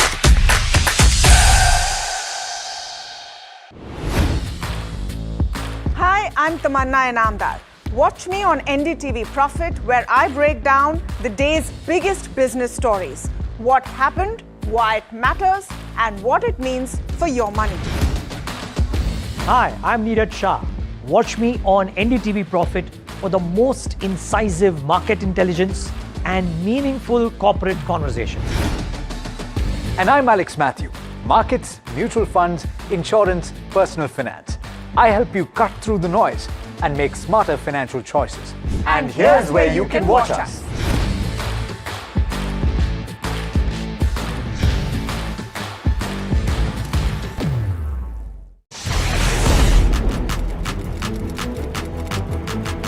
When the headlines move fast, perspective matters. On Editor's Cut, our editors come together with experts to distill the week's information blitz into clear perspective. Down the stories shaping the world, from markets and the economy to global conflicts and what lies ahead. This is where experience meets insight.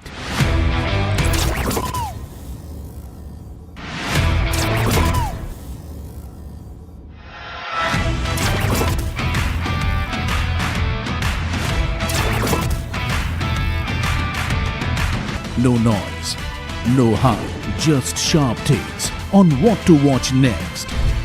Editor's Cut, every Friday, 3:30 p.m. only on NDTV Profit. Economy, business, world, technology. Noise filtered, numbers decoded. Insights that rewire your worldview. From governance to growth, we connect the dots. Your daily edge, your global advantage. India Business Report with me, Gauri Dwivedi, weeknights on NDTV Profit. He has been tracking markets for over a decade, spots the trends before they hit the screen. And he is now bringing his analysis to the show that the market watches. Watch Sharad Dubey on Know Your Company, a show that puts the most traded stocks under the scanner. We dissect the company so that you, the investor, don't have to get the management to answer questions relevant to you. Watch Know Your Company weekdays at 11:30 a.m. to understand your next big bet. New year, new power panel, India market open, now in its boldest lineup. This is where the trends get tested and stocks get conviction. I'll recommend a buy call on a stock only when I'm fully convinced on the stock. With a table thumping buy. And when the street wants the levels, he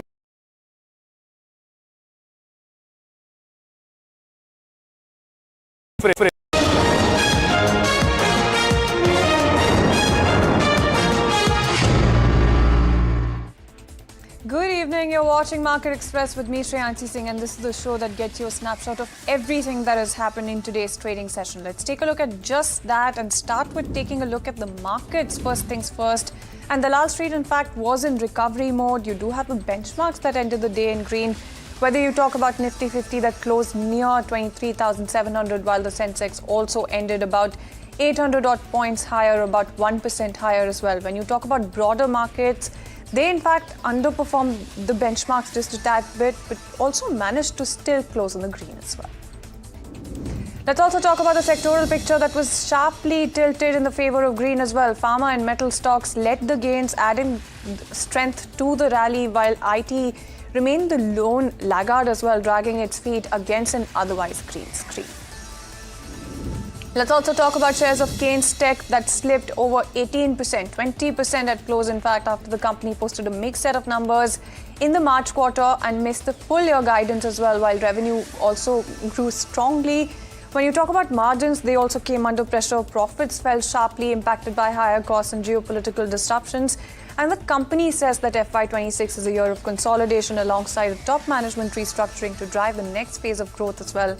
The company is also adding that near-term volatility will not define its long-term outlook at all, with EMS cash flows seen turning positive in FY27. Moving on then, let's talk about Bharti Airtel that posted a steady set of numbers in the March quarter. 5.5% uptick is what you saw coming in for the stock as well, and modest revenue and EBITDA growth is something that you're looking at for the earnings fine print, and add to that a double-digit rise when it comes to profits. Margins, however, edge a little bit lower as the core India mobile business remains muted on softer ARPU as well as fewer billing days in the quarter. Now, when you talk about the broadband and enterprise, they continue to deliver strong traction as well. While DTH remains a drag on the performance, the company is also seeing rising data usage as well as lower net debt, even as Reliance Jio outperforms Airtel for the second straight quarter.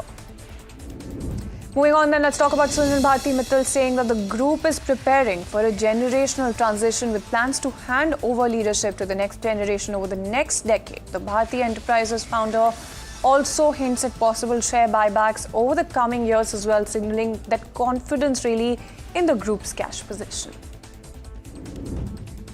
Let's move on and talk about Hindustan Aeronautics. In terms of the profit, you saw a rise coming in despite softer operating numbers in the fourth quarter. Revenue edged up just a tad bit. EBITDA and margins also came under pressure compared with last year. So mixed set is what you're looking at largely.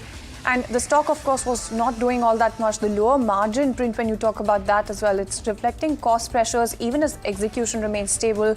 Overall, the quarter signals resilience and profits with limited traction at the operating level. Moving on then, let's talk about MTAR Tech that hit a record high after securing a 2,200 crore order from a global customer, boosting visibility on future growth. When you talk about the stock as well, about a 12% uptick is what you saw coming in. The order is almost as big as the company's existing order book. So that should tell you why, because you do have this really reinforcing the confidence when it comes to execution, and that's across clean energy, nuclear and defense businesses. Now, the strong March quarter results also support sentiment a little bit, pushing the stock sharply higher, just as you see on your screens as well with that 12% uptick. Moving on then, let's talk about India banning sugar exports till September 2026 as the government moves to cool local prices and safeguard domestic supply. The ban covers raw, white and refined sugar, marking a shift really from restricted exports to a complete prohibition. However, shipments to the US and the European Union under existing quotas remain exempt, and the impact on sugar companies is expected to be limited, in fact, as most players are currently focused on the domestic market. Moving on then, let's talk about Balaji Amines that surged almost 20% after a strong March quarter performance. Even at close, it managed to, hold on to those gains as well. And when you talk about the earnings fine print, that will tell you why the stock was really gaining in trade, because it was led by better pricing, higher utilization as well, and revenue growth is also coming from improved realizations rather than volumes as demand remains stable but not aggressive as well. Now, a richer mix of specialty chemicals is really supporting margin expansion, signaling that clear shift away from commodity products. With multiple projects lined up for FY27, the company also reflects early signs of a recovery in the chemical cycle. Let's also move on and talk about Bajaj projects that was in focus and seen securing two major orders from Power Grid Corporation, each valued between 200 to 300 crore rupees. The projects include construction of a 765 kVs substation in Maharashtra's Pune and a 400 kV transmission line from Bellary to Devangere. Now, both are going to be executed within 21 months, and the management is saying that the projects will help ease transmission constraints in the Pune region and really strengthen Maharashtra's grid as well. With these wins, you do have this particular company that is now backed 3 orders this fiscal, and this also includes a 400 crore plus order. That was an international order that you were looking at for this particular company. Let's also move on and talk about HCL Tech that's reported to be in talks to invest in Sarvam AI as the Indian AI startup looks to raise between $300 to $350 million at a valuation of around $1.5 billion. Now, media reports are suggesting that NVIDIA and Excel are also part of the discussions, and Sarvam's valuation would mark more than a 7 times jump in just 2 years after its $41 million series. And this is a round that was back in 2003, But when you talk about the company, it's built large language models trained from scratch in India and across multiple Indian languages. HCL Tech has not commented yet on the development, but yes, that's what the reports are suggesting. Let's also move on and talk about PNC Infratech that has emerged as the L1 bidder for a 572 crore construction project floated by the Uttar Pradesh State Bridge Corporation. Now, the stock wasn't doing all that much, but when you talk about this particular project, it really adds to the company's order pipeline in the state's infrastructure space as well. While the contract is also subject to final award, you do have the L1 status positions PNC Infratech strongly for execution as well. And the development, of course, highlights continued momentum in public infrastructure spending and bidding activity in the state. Let's also talk about Wabag that has signed an agreement with Peak Sustainability Ventures to develop its first bio-CNG plant in Uttar Pradesh as well. And the move marks Wabag's entry into the bioenergy space, aligning with the push for cleaner fuels and circular waste to energy solutions. Moving on to talk about Lupin then, that has received US FDA's nod for an injection single-dose vial as well, used in the treatment of intractable ulcers. And the approval adds another injectable to the company's US portfolio, with the product estimated to clock annual sales of somewhere close to $8.7 million in the American market. And the stock was doing good for itself, about 1.9% uptick coming in on the back of this news. Let's also move on and talk about EasyTip planners as well. And the board has in fact cleared a 500 crore fundraise proposal as the company looks to strengthen its balance sheet, and the funds are going to be raised through a rights issue of equity shares, offering existing shareholders an opportunity to participate. The company in fact is saying that the record date for the rights issue is going to be finalized and announced at a later stage, with the capital raise aimed at supporting future growth plans. Moving on then, let's get you some business news. Government-backed non-banking financial companies are likely to seek exemption from the Reserve Bank of India's upper layer classification due to exposure norms. The move comes as several public sector-backed NBFCs face challenges in meeting the strict lending exposure limits applicable to upper layer NBFCs.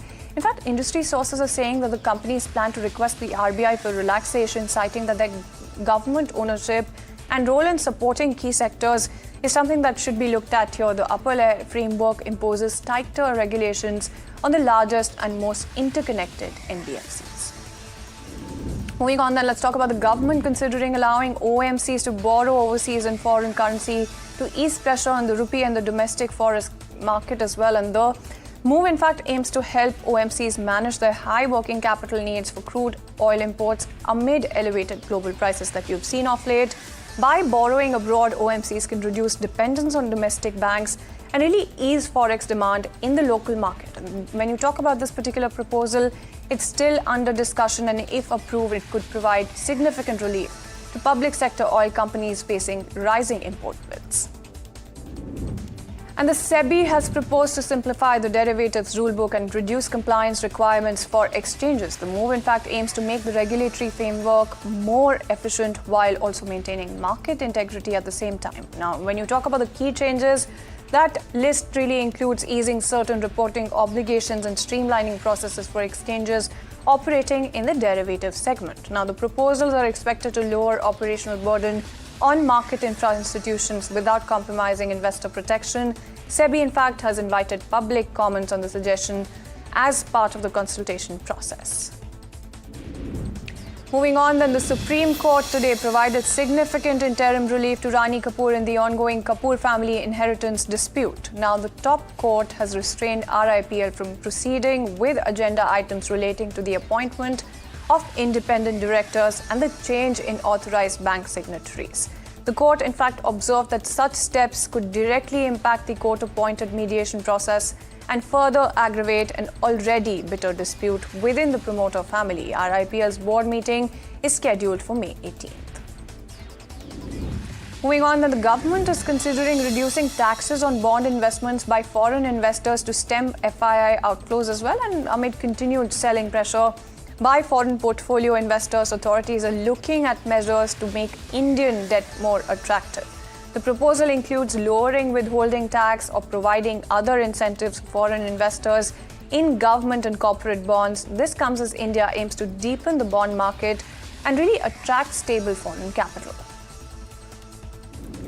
On to macros then, India's wholesale inflation has seen a massive spike in the month of April, coming in at 8.3, the highest WPI reading in 42 months as well. So what's worrying is the sharp jump across almost every category. Fuel and power inflation surged to nearly 25% from just 1% earlier last month, showing the impact of rising energy costs. Primary articles inflation like vegetables, minerals, and crude materials also shot up to over 9%. Manufacturing inflation, that's the one that's moved higher as well, indicating that companies are facing increased input costs.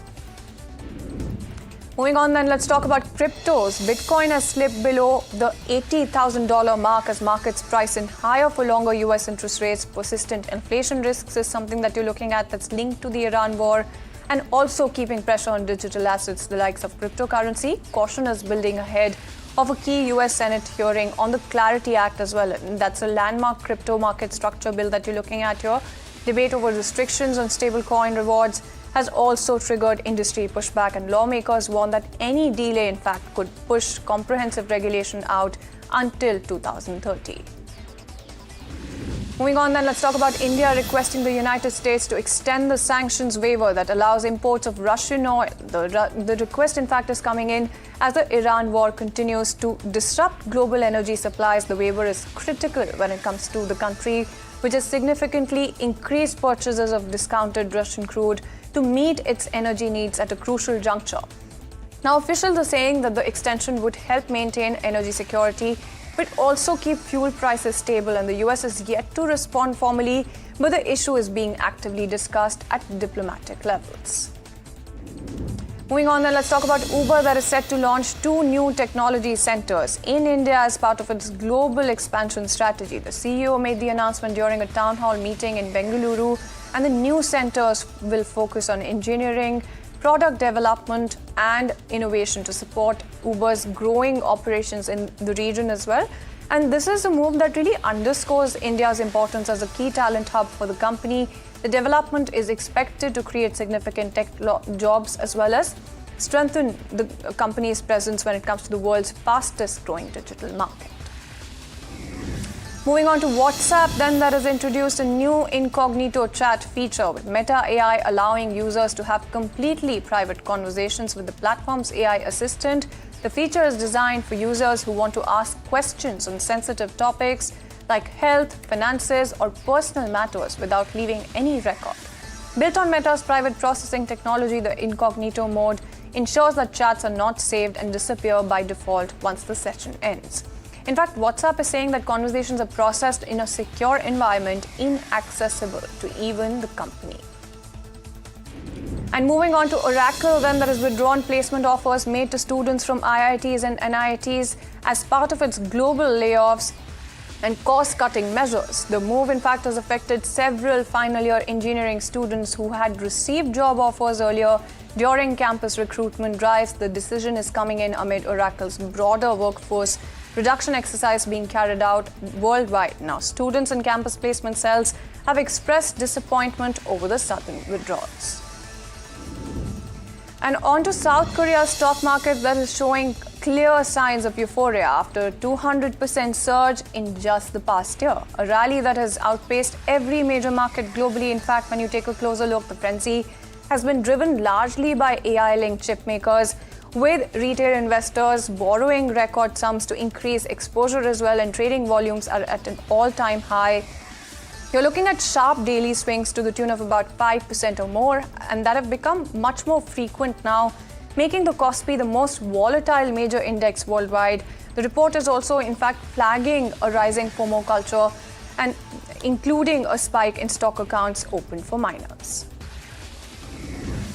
Moving on then, let's talk about the Congress naming V.D. Satheesan as the Chief Minister of Kerala, ending 10 days of political suspense after the assembly election results. And Satheesan, a senior Congress leader and current leader of opposition in the state assembly, has been chosen to lead the party's government in the state. The decision is bringing clarity to the Congress-led alliance's plan to form the next government, and the development, of course, is coming in after intense deliberations within the party and its allies following their victory in the recent polls.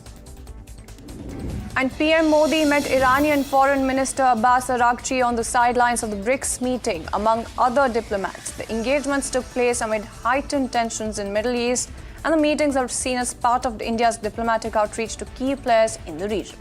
Now, when you talk about the discussions, they're believed to have focused on the ongoing conflict, energy security, as well as multilateral cooperation.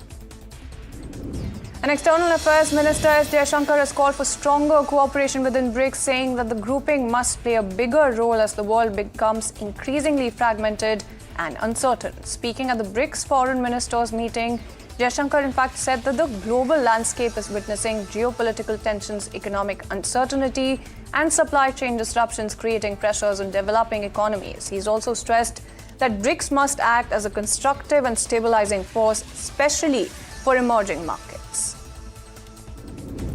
Moving on then, Maharashtra Chief Minister Devendra Fadnavis surprised many by ditching his official convoy and riding a bike to the Vidhan Bhavan amid PM Modi's austerity push. The CM was seen arriving on a motorcycle, highlighting a simple and approachable style of functioning. This move has drawn attention even on social media and been appreciated by netizens for its relatability. And at least 104 people have unfortunately been killed in heavy rains and thunderstorms across several districts in Uttar Pradesh. The deaths were reported due to lightning strikes, house collapses, and other rain-related incidents. The state government has announced compensation for the families of the deceased. Rescue and relief operations are currently underway in the affected areas. The IMD, in fact, had earlier issued warnings for thunderstorms and lightning in parts of the state as well.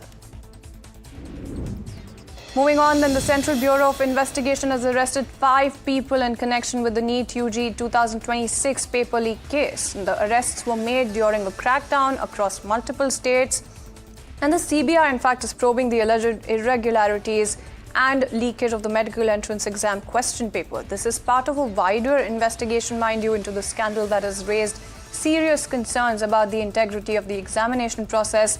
The agency is expected to make more arrests as the probe continues. And on to some international news, then the Strait of Hormuz emerged as a key focus area during the high-stakes Trump-Xi bilateral meeting in Beijing as well, with the White House also saying that both leaders agreed that the critical global energy route must remain open to ensure the free flow of energy amid escalating tensions in the Middle East. Now, the meeting also signals a possible thaw in ties between the world's 2 largest economies, and Trump is saying that US-China relations would be better than ever now and called for totally reciprocal trade ties. You do have his Chinese counterpart who's striking a little bit of a conciliatory tone as well, and saying that China and the United States have more common interests than differences. And moving on, then, let's also go across and listen into the commentary coming in from the man of the moment, US President Donald Trump as well. On this very historic state visit, we had extremely positive and productive conversations and meetings today with the Chinese delegation earlier. And this evening is another cherished opportunity to discuss among friends some of the things that we discussed today, all good for the United States and for China, and it was a great honor to be with you. Please.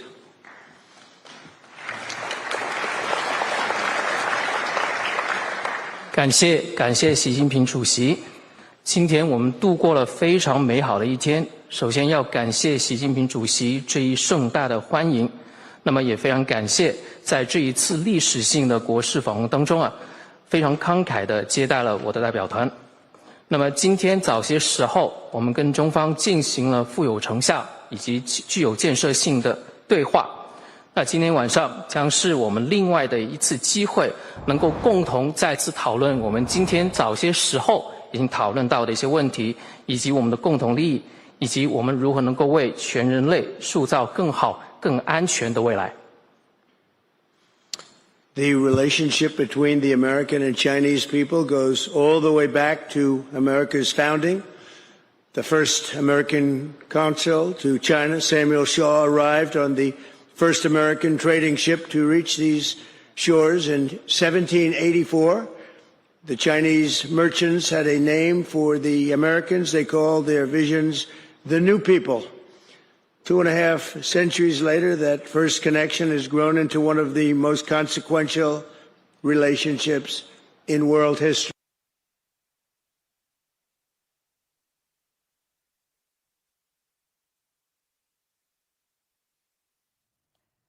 All right, then there you go. So that's the word coming in from US President Donald Trump. Let's also recap some of the commentary also coming in from him now. In terms of what he said, he's talked about how the meeting thus far has in fact been great. Let's also go across and listen into what else he has to say at this moment. 当时到来的美国访客称为一个崭新的民族。250年后的今天，这一个当初的友谊已经慢慢的演变成为当今世界当中最举足轻重的关系之一。From the beginning, our citizens have shared a deep sense of mutual respect. Benjamin Franklin published the sayings of Confucius in his colonial newspaper, and today's sculpture, recognizing that ancient Chinese sage, is carved into the face of the Supreme Court. Very. 从一开始，我们两国之间的人民就已经有深厚的相互的尊重。美国的国父本杰明·富兰克林曾经在他的殖民报纸当中刊登了孔子的《论语》，而今天在美国最高法院建筑物的门前，可以说有一个雕刻，这个雕刻就是为了向中国的这一名古代的圣人进行致敬。The appreciation ran in both directions. Chinese admirers of President George Washington gifted a stone tablet honoring his memory to adorn the Washington Monument. It bears the words of a Chinese official who called the great general and statesman a hero among men. 这一种欣赏，那么中国乔治华，那么这些人当时就向美国捐赠了一个石碑，就是为了纪念华盛顿总统。目前这个石碑已经镶嵌在华盛顿纪念碑里面，石碑上刻有当时的一名中国官员形容这一名伟大的将军和政治家，他们把他称为人中豪杰。And across the centuries, this mutual esteem grew into a relationship that reflected the tremendous talent and potential of our two people. Chinese workers helped lay the railroad tracks that connected our Atlantic coast to the Pacific. American travelers to China helped spread literacy and modern medicine. And at the request of China's ambassador, it was President Theodore Roosevelt who provided the funds to establish President Xi's alma mater, Tsinghua University. 在过去几百年当中，这种相互的尊敬已经成为了一段全新的关系。这段关系可以说反映出我们两国人民之间巨大的潜力以及我们的努力和智慧。中国工人当初帮助美国建设了我们的铁路路轨，连通了美国的大西岸和太平洋沿海地区。美国当时早期出访中国的 Everybody loved what he had to say, just as many Chinese now love basketball and blue jeans. Chinese restaurants in America today outnumber the 5 largest fast food chains in the United States, all combined. That's a pretty big statement. 那么作为二战期间的盟国，罗斯福总统在美国的多次演讲当中提到了勇敢的中国人民。正如当前许多中国人非常喜欢篮球和穿蓝色的牛仔裤，在美国目前的中餐厅的数量要比美国前5大快餐连锁店的总的店面还要多。This bond of commerce and respect that stretches back 250 years is the foundation for a future that benefits both of our nations.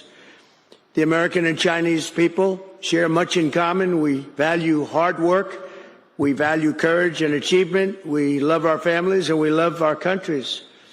Together we have the chance to draw on these values to create a future of greater prosperity, cooperation, and happiness and peace for our children. We love our children, this region and the world. It's a special world with the two of us united and together.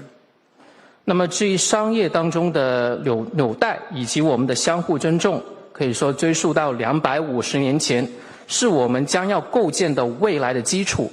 至于未来将会惠及我们两国的人民，美国人民和中国人民有许多的共同点，我们都崇尚劳动，我们都崇尚勇气和成就，我们都非常爱我们的家庭，我们也爱我们的国家。我们两国一道，我们将有机会基于我们共同的价值观，创造出一个基于合作、幸福、和平的未来，为我们的子孙、为本地区以及全世界造福。Thank you again, President Xi, for this beautiful welcome. And tonight it is my honor to extend an invitation to you and Madam Peng to the White House this September 24th. And we look forward to it. And I'd now like to raise a glass and propose a toast to the rich and enduring ties between the American and Chinese people. It's a very special relationship, and I want to thank you again. This has been an amazing period of time. Thank you, President Xi. 那么再一次感谢习主席，感谢这一美好的欢迎。那么今天晚上，我也想借此机会向您以及彭女士提出邀请，于9月24号邀请你们出访白宫。那我也希望，针对美国人民和中国人民之间深厚的以及持久的友谊，我提议我们进行举杯。那么我们这两国关系是非常独特的一项关系。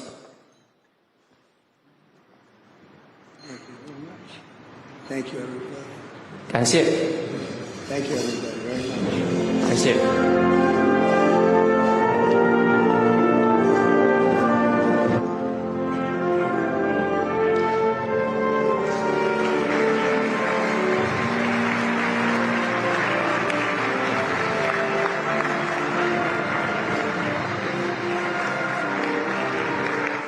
All right, this is a historic event that we have been a witness to. The Strait of Hormuz emerged as a key focus area during the high-stakes Trump-Xi bilateral meeting in Beijing, with the White House saying both leaders agreed that the critical global energy route must really remain open to ensure that the free flow of energy amid escalating tension in West Asia is there. Now, the meeting between the US President Donald Trump as well as the Chinese President Xi Jinping also signaled a possible thaw in the ties between the world's two largest economies. Remember, the US and China.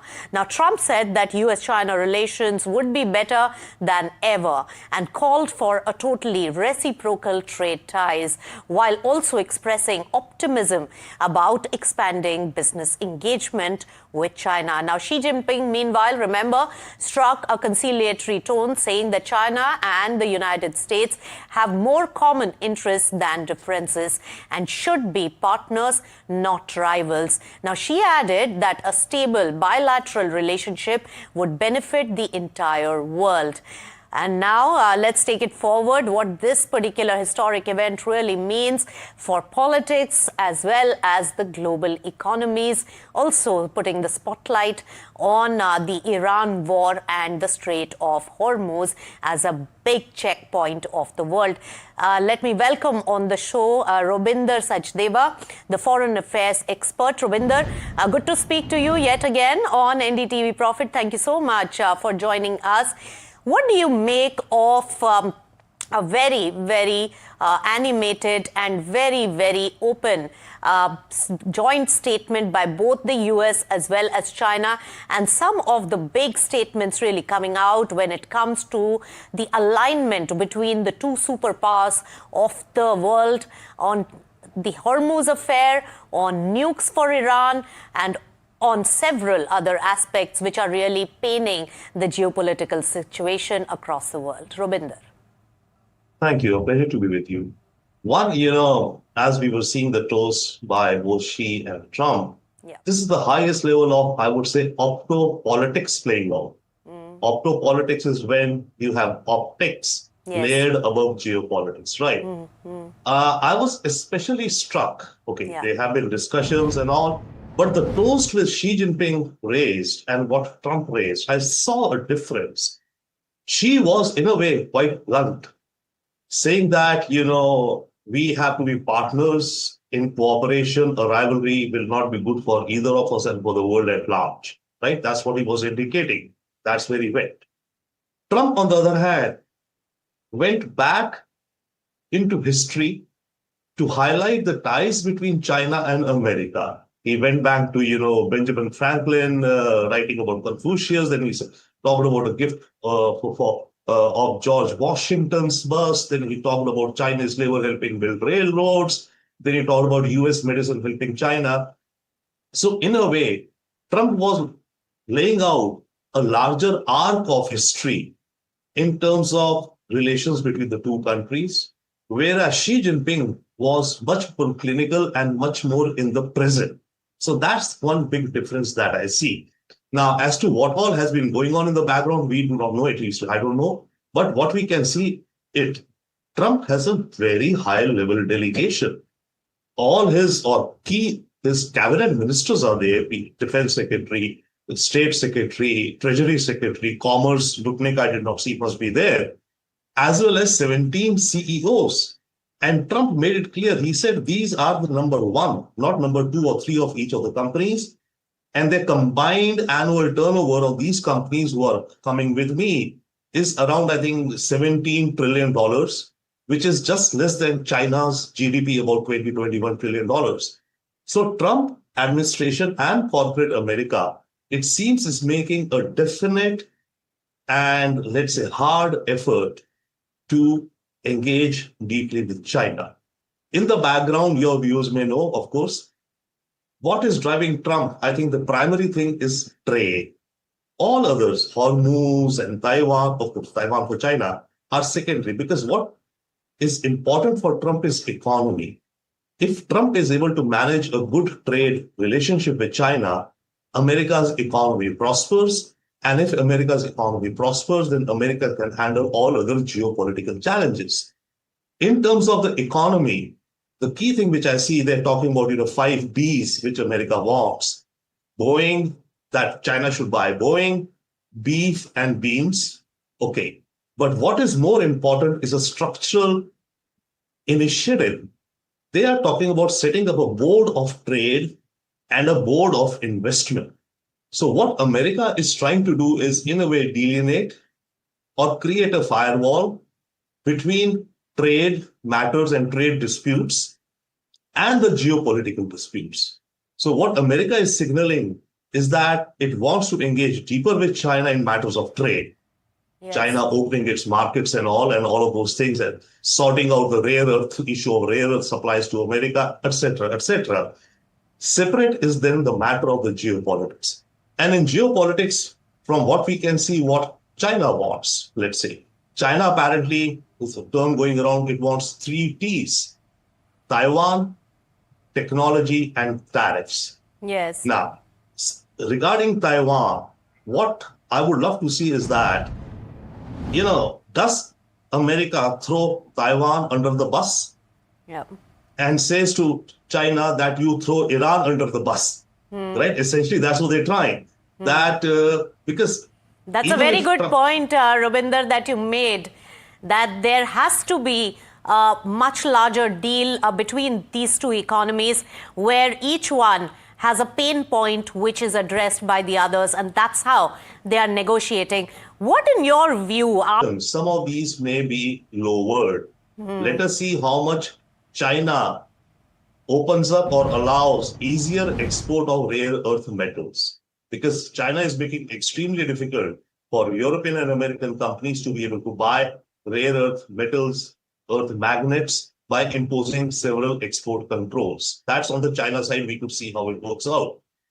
On the American side, it would be important to see that how much America relaxes the technology restrictions. For example, America has prohibited or banned or sanctioned the Dutch company ASML, which manufactures the most advanced, UV machines for advanced nano chips of 2 nm, etc. Does America allow that exports to China? Similarly, Japan has some of those sophisticated machines which are not being exported to China because of this prohibition by the Americans. So does America open up some of those restrictions on technology exports to China? And on the other hand, as a quid pro quo, does China open up the supplies of rare earth metals and minerals? That's one. Next is that, okay, how much of these beef and beans China will import? I think China will import. In the previous deal also they had promised, they did not fulfill the promise. But Robinder, I want to understand from the point of view of the geopolitical tension and the crisis.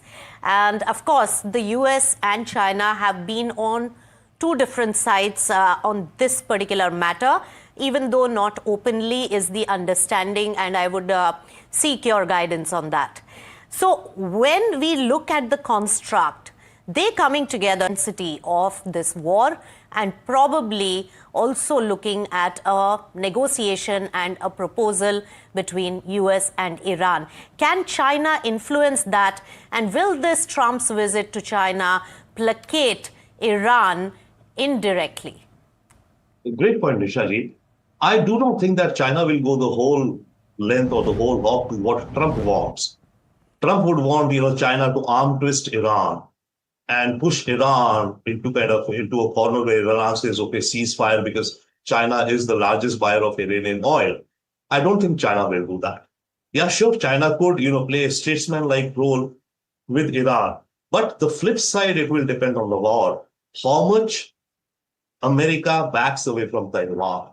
Sure, let's see when the joint communique comes. They may mention about a one China policy, that will be fine. But if America gives more assurances or reassurances and signals that it will not come to the defense of Taiwan, let's say in the ultimate case, then China could do more with respect to Iran.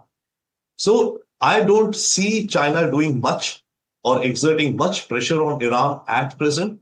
Yes, it will, some, but not too much. Because remember, if Iran falls under American influence, China has another big problem there. China's one assured supply, which was a friendly country, Venezuela, has been taken away. Right.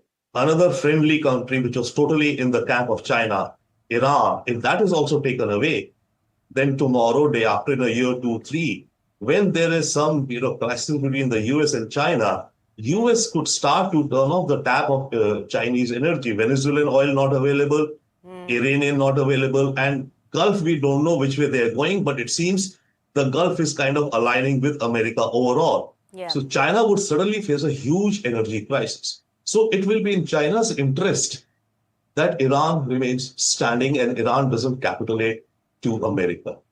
Right. All right, Robinder, great points there and a lot of insights coming in from this historic event and optopolitics that Robinder termed it as between Trump and Xi Jinping. Thank you so much. All right, moving on to another important development of the day, and the escalating crisis in West Asia really dominated the discussions at the BRICS foreign ministers meeting in New Delhi, with India calling for urgent reforms in global institutions and pushing for a ceasefire in Gaza. External Affairs Minister S. Jaishankar warned that the world is facing a convergence of challenges, from conflicts and supply chain disruptions to energy and food security concerns. Now, India also stressed the importance of keeping key maritime trade routes, including the Strait of Hormuz and the Red Sea, safe and open, amid rising fears over disruptions to global oil supplies. Now, let's listen in to what exactly did S. Jaishankar say. We meet at a time of considerable flux in international relations. Ongoing conflicts, economic uncertainties, and challenges in trade and technology and climate are shaping the global landscape. There is a growing expectation particularly from emerging markets and developing countries. Development issues remain central. Many countries face challenges on energy, food, fertilizer, and health security, as also access to finance. BRICS can help them respond more effectively. All right, striking a mix of defiance and diplomacy at the BRICS, Iranian Foreign Minister Abbas Araghchi said that Tehran remains ready to defend itself while also pursuing diplomatic engagement. And he also asserted that there is no military solution to issues related to Iran. And here's exactly what the Iranian Foreign Minister had to say in the BRICS summit today. Ready to fight with everything we have in defense of our freedom and our soil. We are equally ready to pursue and defend diplomacy. As I have repeatedly stated, there is no such thing as a military solution to anything related to Iran. We Iranians never bow to any pressure or threat, but we reciprocate the language of respect. As much as our powerful armed forces remain ready to exact devastating retribution on foreign aggressors, my people are peace-loving and do not seek war. We are not aggressor in this sordid situation, but the aggrieved. All right, and another important development today connected to this war situation. India has condemned the attack on an Indian flagged ship off the coast of Oman, calling the targeting of commercial shipping and civilian mariners unacceptable. In an official statement, the Ministry of External Affairs said that all Indian crew members on board are safe and also thanked Omani authorities for carrying out the rescue operation. In fact, India also reiterated that attacks on commercial vessels and any attempts to really impede freedom of navigation and global commerce must be avoided amid rising tensions and growing security concerns in key maritime routes across West Asia. All right, let's take it straight across to also crude oil prices. Oil prices edged higher as really the market stayed on the edge amid the high-stakes Trump-Xi Jinping meeting, seen as, remember, a pivotal point for any progress on the Iran conflict. Now, Brent crude hovering between $105 to $107 per barrel, while WTI held above $100 per barrel. Now, the International Energy Agency has really warned of heightened volatility going forward, and OPEC has really trimmed its global demand outlook. Also moving on, remember, in a big development for today, India has extended the ban on sugar exports till September end or until further orders as the government really moves to keep the domestic prices in check amid the rising global uncertainty. Now, the West Asia crisis and also growing supply chain concerns. So this is a very big move for really India to avert the inflation of prices and also deal with probable shortage and therefore a stoppage on the export of sugar. Now, the benchmarks, they inflated their gains from yesterday's flat close, and we are talking about the equity markets. It was a relatively strong day for trade for the Indian markets, with the Nifty 50 ending firmly in the green and also closing above the 23,600 mark. The India index gained more than 1.2%, that is Nifty 50, supported by the strong moves really coming in from the heavyweight stocks like Adani Enterprises and Cipla. And the broader markets, remember, they underperformed the benchmark indices today. Sectorally, almost all the indices ended in the green except IT. Pharma, in fact, was the best performing sector, gaining over 2% in trade. Also remember that it's the earnings season going on, and big earnings that came out yesterday. And of course, after Bharti Airtel reported an inline Q4, Sunil Bharti Mittal, the chairman and founder of Bharti Enterprises, spoke at length about succession plan during the con call. He also hinted at a possible share buyback in the years ahead. Listen in. If you really ask me, my own wish is that in the next it's hard to put in, years on it, and then next decade, as I kind of come to a point where I hand over the reins to the next generation as shareholders, Bharti Telecom should get back to controlling shareholding, 51%, or just over 50%. So that's 10% more to go. And for a company of this magnitude and size, you can imagine that it's not a small task. So the principal, direction or vision of that I carry in my mind is all shares that we can from both ICIL or Bharti family entities and Singtel should go into Bharti Telecom as much as possible. Right, so big statements coming in from Sunil Bharti Mittal there. Now, the Indian rupee has hit a fresh record, closing low, ending at 95 rupees 77 paise against the US dollar. The currency remained under pressure through the session due to the continued demand for dollars and also concerns, remember, around the external pressures on the economy. Now, however, the rupee did recover from its worst levels during the day after reports suggested that the government may be considering a cut in taxes on foreign investments in Indian bonds. All right, talking about the macro data coming in, India's wholesale inflation has seen a massive spike in April, coming in at 8.3%. In fact, this is the highest WPI reading in 42 months. And what's worrying is the sharp jump across almost every category. Fuel and power inflation surged to nearly 25%, showing the impact of rising energy costs. Even core inflation climbed to 5%, which is at a 43-month high.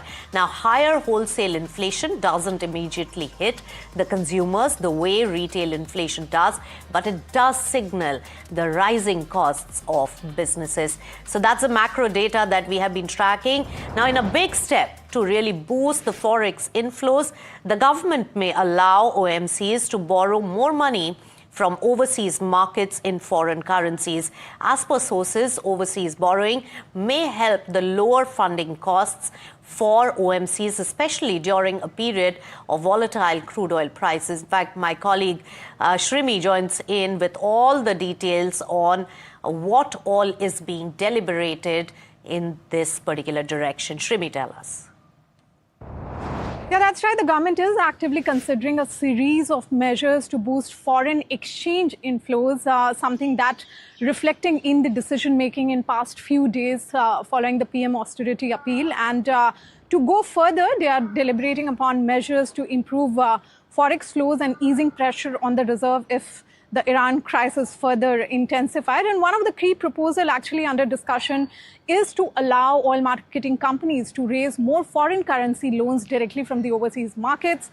Officials believe that such a move could bring in, additional dollar inflows at a time when crude oil related outflows remain elevated. And this move, if get a, of course, green signal, could also lower the borrowing cost for OMCs, as they are among the biggest buyer of the dollar in the domestic market. Now, another measure that could also being deliberated, upon is tightening of the liberalized remittance scheme, essentially to curb forex outflows more efficiently. And the exact counter, however, of proposed tightening is something being looked into in terms of possible tweak, either in the form of threshold or eligibility criteria, etc. But they are very much on the table, is what top sources in the government indicating.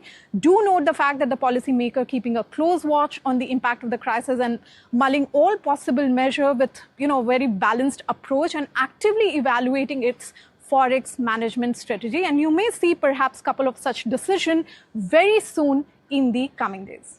All right. Thank you so much, Rimi, for that. Now, after days of intense closed-door meetings and high-voltage political drama, well, the suspense over Kerala's next chief minister is finally over. The Congress legislature party has really officially elected V.D. Satheesan as its leader, clearing the way for him to really take oath as the state's new chief minister.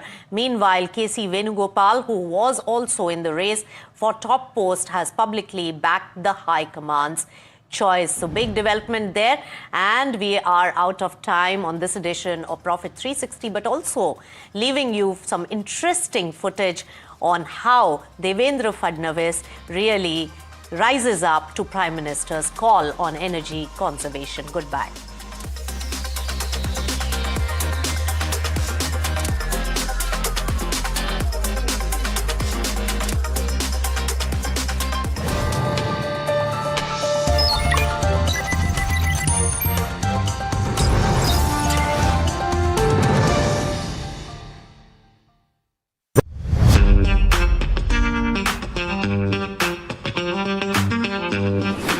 You're a Malad boy. You started by trying to do something with sweets, pivoted to chaat, then pivoted to vada pav, then you pivoted to vegetarian burgers. When we started the Mithai brand, again it was a little too ahead of its time. Chaat never happened. We just called, Jumbo King was called the chaat factory for some reason. I loved the name. I started with one store of 50 square feet.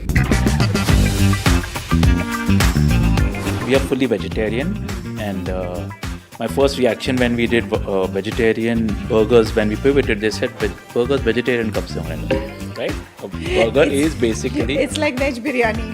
Veg biryani. Why is Jumbo King not only about vada pavs anymore? Vada pav is a Mumbai product. Within Mumbai, this was like the poor man's food, or the my struggle ke days ka sathi. There is a problem in the name vada pav. The moment you call it vada pav, you can't charge more than 20 rupees. People will say that isme sona chandi thodi dala hai. Why should I pay more than this?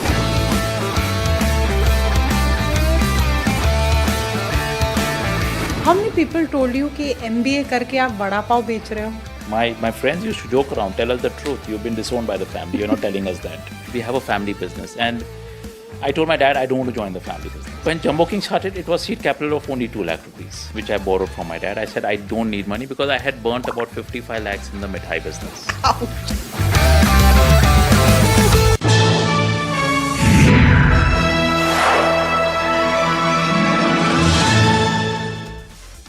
Hello and welcome to KYC. I am Sharad Dubey and you are watching NDTV Profit, and this is one of the best KYC shows where we get you hidden gems, interesting stocks, anything which is trending, and if any alpha can be made or not. But before that, let me give you some hint. Try to guess the company. Of course, it will be a bit tough for you to guess. It's recently listed. It's a workforce and an infra support company. That's the first hint for you. दूसरा hint आपको देते हैं, company हाल ही में list हुई है March 23rd, 2026. It's just been 1.5 odd months and the stock is still down 29% from its listing price. It's pretty much interesting for you to understand which company I'm talking about. The company's name is Innovision. Of course, this is a North India based company and this is the company which we'll be talking about. But why have we got this company in KYC? इस company में ऐसा क्या खासियत है या क्या news आया है जिससे हमने इन्हें KYC में बुलाया है? First question. Let's see why this company is coming in. Of course, right now a lot of order flows are coming in and that's where my interest came in for this counter. I checked that the company was recently listed also and it was not covered in KYC. So what's the exact business model? Is it a toll player? Is it a manpower service player, or is it both? And there's an angle of drone also in it. The recent order wins is something where my interest came. So we'll be understanding the order book status and the outlook going ahead. But also let's talk about the other key questions is the digitization of tolls. So we have heard about that news. How much does that benefit and that infra pick up? What does that happen? Of course, this looks like partially like an IRB infra, and also the strategic growth outlook for the security manpower business. What's the growth looking like? We already have Quest Corp and TeamLease, so you can understand a little bit of that business model as well. And overall, the long run growth, especially coming on the revenues and margins, because the first time the company came out with its numbers in Q3, but we need proper clarity on the future outlook. And to understand more, we'll have Lieutenant Colonel Randeep Hooda, the chairman and MD of Innovision, giving his views on the queries asked by us, and to discover this company, what's this all about. That's what the focus should be on, innovation. Lekin ye company karti kya hai? I've given you 2 hints. Manpower is there. There is of course a toll infra at play. But let us go a bit back. This company was founded in 2007 by defense veterans. That's an interesting company to feature in KYC. That deals with the workforce and toll infra solutions, but there is some more layers to it. I'll come to that. 14,000 plus workforce members across 23 states and 5 union territories. That means they have coverage. But what are the key services for this company?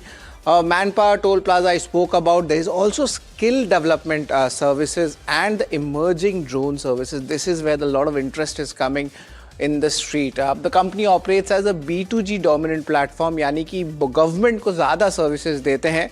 So there is of course a little bit of risk there. 80% of the revenue comes from NHAI, central and the state government.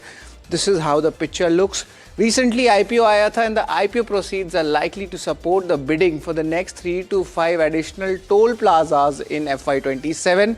So that's something to talk about, and a 31 crore toll order win was there from NHAI. Recently the company announced post its listing. Apart from that, a couple of more orders were there. There was a manpower award coming in from Chhattisgarh State Marketing Corporation, and also if you look at it, there was a 13 crore NHI fee collection order as well. So a lot of order wins are coming in post the IPO. But let's look at the operational data, how things are panned out. We have taken the data from the toll management business. There's roughly 12 active businesses in this NHI segment, and the revenue which has gone up, that collection was roughly 281 crore rupees, and this is for the last 2 months, December 2025 to January 2026. This is where the collections data has come. But one thing which was very interesting was the drone service business. That's where my attraction came to this counter. The commercial ramp up is expected in FY27. The margin target, as per the company estimates, that's roughly 40 to 50% versus 5 to 6% for manpower. And if they move towards this side, that is where the margin outlook starts improving. And FY27, the revenue target for this drone service business is set at 50 crore rupees. So very interesting and a very developing setup. But what are the positive triggers for this stock? That's what we need to understand. Improving operating leverage. We need to give it a little bit more time. If 3 quarter का ही number आया है, 4th quarter numbers are expected to come in. The DI exposure remains strong for a company जिसका market cap is around 700 to 800 crore rupees. Around 5% of that stake DIs are having. 9,000 crore market opportunity for the drone service. So that is something we will definitely have a big conversation about. And a structural surge seeing in the toll outsourcing. So this is something which we are looking out for. It'll be pretty much interesting to speak about it. It's of course a little bit asset heavy play as well. Manpower demand for the infra space. That is where, if in case the infra push happens, that's where the momentum lies. And Street is expecting overall strong Q4 numbers as well for innovation. So we will be tracking this company and understanding the entire picture. But to understand a company in KYC, we have 8 parameters where we judge the company, how the company is doing and what's the future outlook looking like. So I'll just mention you income statement, balance sheet, cash flow and return ratio. These are the 4 important ratios we track on terms of numbers. But apart from that, we also see the shareholding, what has moved. याद रखिए सिर्फ 1.5 महीना ही हुआ है. So the history is quite small. So we need to take our analysis with a pinch of salt, be it for street cred. And interestingly, valuations also, we'll try to figure it out with which business model does the company fit. Most importantly is the outlook. That is what the street wants to know. It's recently listed, untracked, and that is where we try to find any hidden gem if it's there and get you more details. And that's the speciality of KYC. Let's talk about the first parameter, and that's the income statement. Of course, a lot of data has come in from the RHP. H1 numbers, look at the revenue, that's around 510 crores, 893 in FY25. And even if you double this up, this comes up to 960 crore. That's what the estimation is looking like. This is just the H1 numbers. I'll get to the Q3 numbers.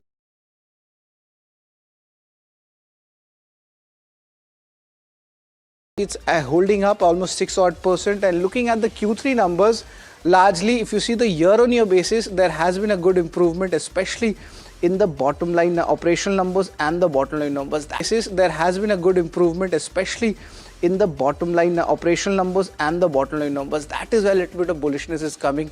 Is there an inflection there or not? And of course, from that 6.4 in FY23, it's back to its higher levels in H1 FY26 as well. So margin play is coming good. Operational numbers are improving. So net income statement, I'm going to give this a strong thumbs up. Let's talk about the balance sheet. What's happening here? They recently had in the IPO also a little bit of borrowings reduced, but the way they are expanding, I explained to you, this asset heavy model as well. So borrowings are definitely there. That's what we'll try to understand with the management. Are they reducing it, or is the focus going to some other businesses or not? The cash is pretty decent as around 55 odd crore rupees, and it has increased each year, and comfortably it's sitting at the end of H1 FY26. So it's a kind of a neutral rating right now. Let's give it a little bit more time. Since it's in an expansion mode, there might be a little bit of pressure. So income statement was strong, balance sheet was neutral. Let's see what's there in cash flow. And always remember, whenever there's a company in the B2G segment, cash flows at times will be an issue because it's coming in from the government. There might be a delay in receivables, and that is what the reason is.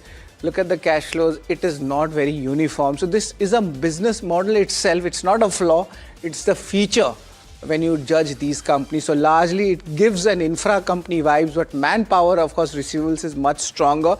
So we need to get more time to understand that. But as of now, on this data, I'm going to give this a thumbs down when it comes to the cash flow segment. But interestingly, the return ratio is something which caught my eye. The ROC numbers we speak about, of course, this is before the listing. This is around 20 to 22% kind of a business. But after that, there's been a good up move coming in. Of course, there are some capital adjustments from the IPO, but currently it's at 30 plus in the ROC number. So net, a strong performance when it comes to the return ratio. So I'm going to give this a thumbs up as well.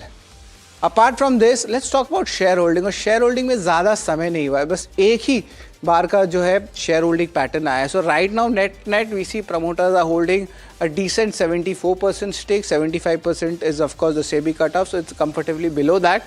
But interestingly, what I liked is the DIs. They have done a good participation, and around 5% of that equity is amongst DIs, and almost 2% coming in for FIs.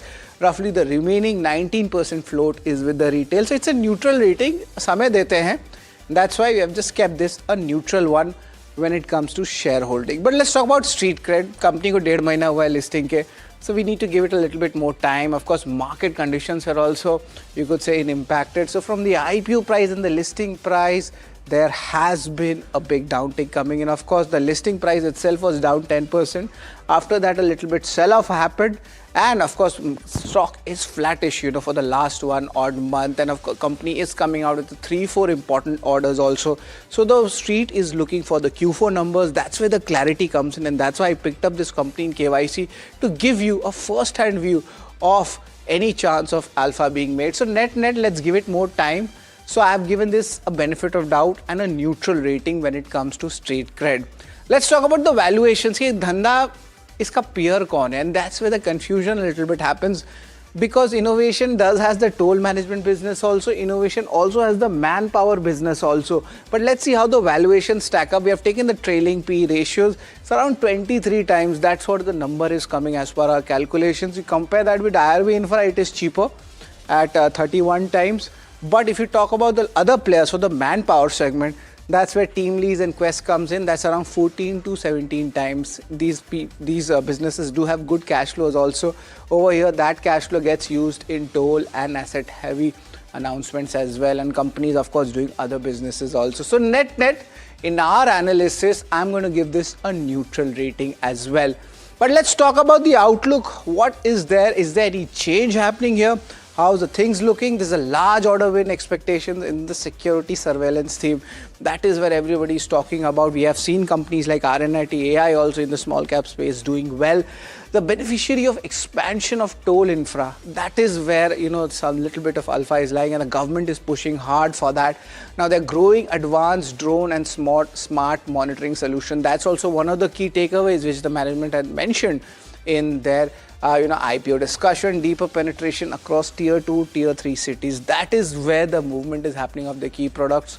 So we'll be looking out for. So net, as of now, outlook looks strong. लेकिन आइए आपको पूरा KYC rating बताते हैं Innovision का. क्या आंकड़े हैं, what should you be focusing on? And the income statement has done really well, but a concern comes from the cash flow, and of course this the business model as such. Return ratios are improving, and if you look at the street cred and shareholding, that itself also, it's largely, you could say, a neutral rating, and the valuations also, the story remains the same. The one thing which is good is the outlook. That is where the outlook, it seems like there is some inflection in the business as well. So the final rating, do market, that's around 5 out of 8. we have given for innovation, it's largely in line to slight positive on the average ratings which we give in KYC. But we have an interesting conversation, and very rarely this management comes from the armed forces. We have Lieutenant Colonel Randeep Hundal. He's the promoter and chairman of MD at Innovision, and a very interesting snippet about him is he began his career as an officer in the Indian Army, and that's of course a matter of pride. Over 15 years of experience he has in manpower services. And interesting snippet about him is that he's also a DGCA certified remote pilot training instructor. So of course he's running a business and he's a qualified person as well. So it'll be a very interesting conversation about it. We are joined in by Lieutenant Colonel Randeep Hundal. He's the chairman and managing director at Innovation. Good afternoon, sir. It's always a pleasure to have you in our show. And it's a very new company, recently listed Innovision. Just wanted to understand a little bit more about your company and what's the exact motto of your company? ये आपकी company करती क्या है और अलग कैसे है? Yeah, firstly, thank you for having me on your show, Sharad. So, Innovision Limited, we have three major verticals in the company. Though when we started, we being from the armed forces, I was a short service officer. So when I left, and I also, come from a fourth generation army background. So the first thing when we started the company, we started purely as a guarding company, and we started with 2 guards.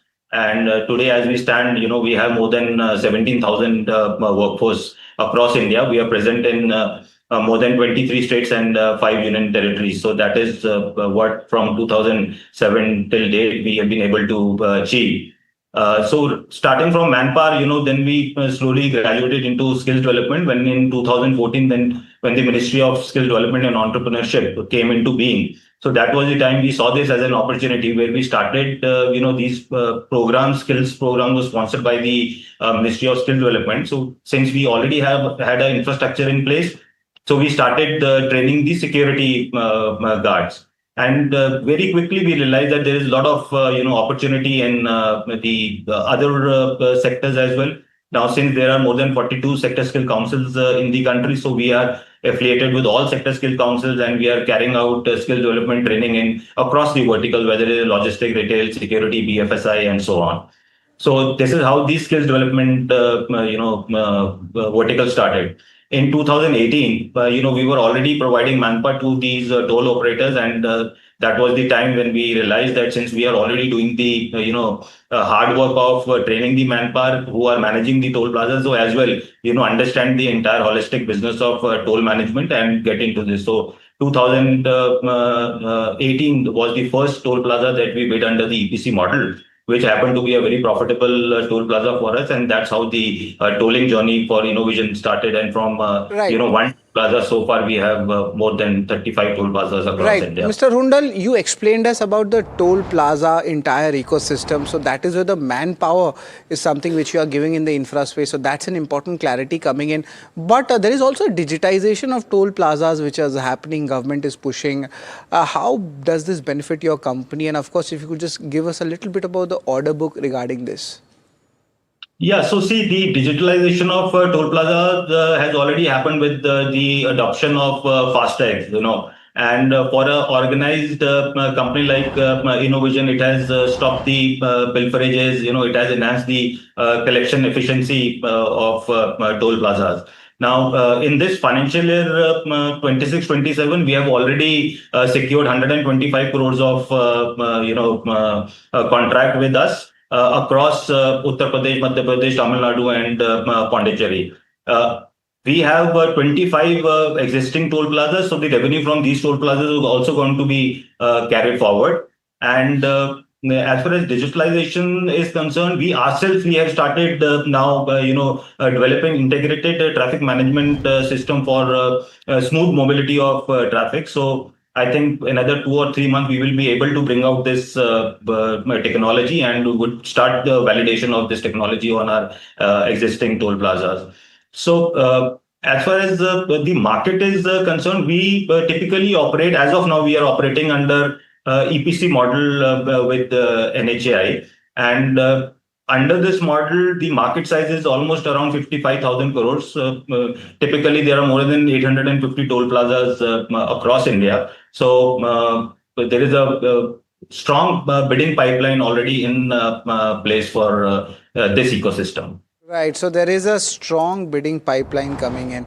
Apart from this, of course, there is a lot of B2G exposure. Whenever the company is having a B2G exposure, of course, the questions arises on the receivable front. What are the payment cycles looking like in your business? What are the risks involved here?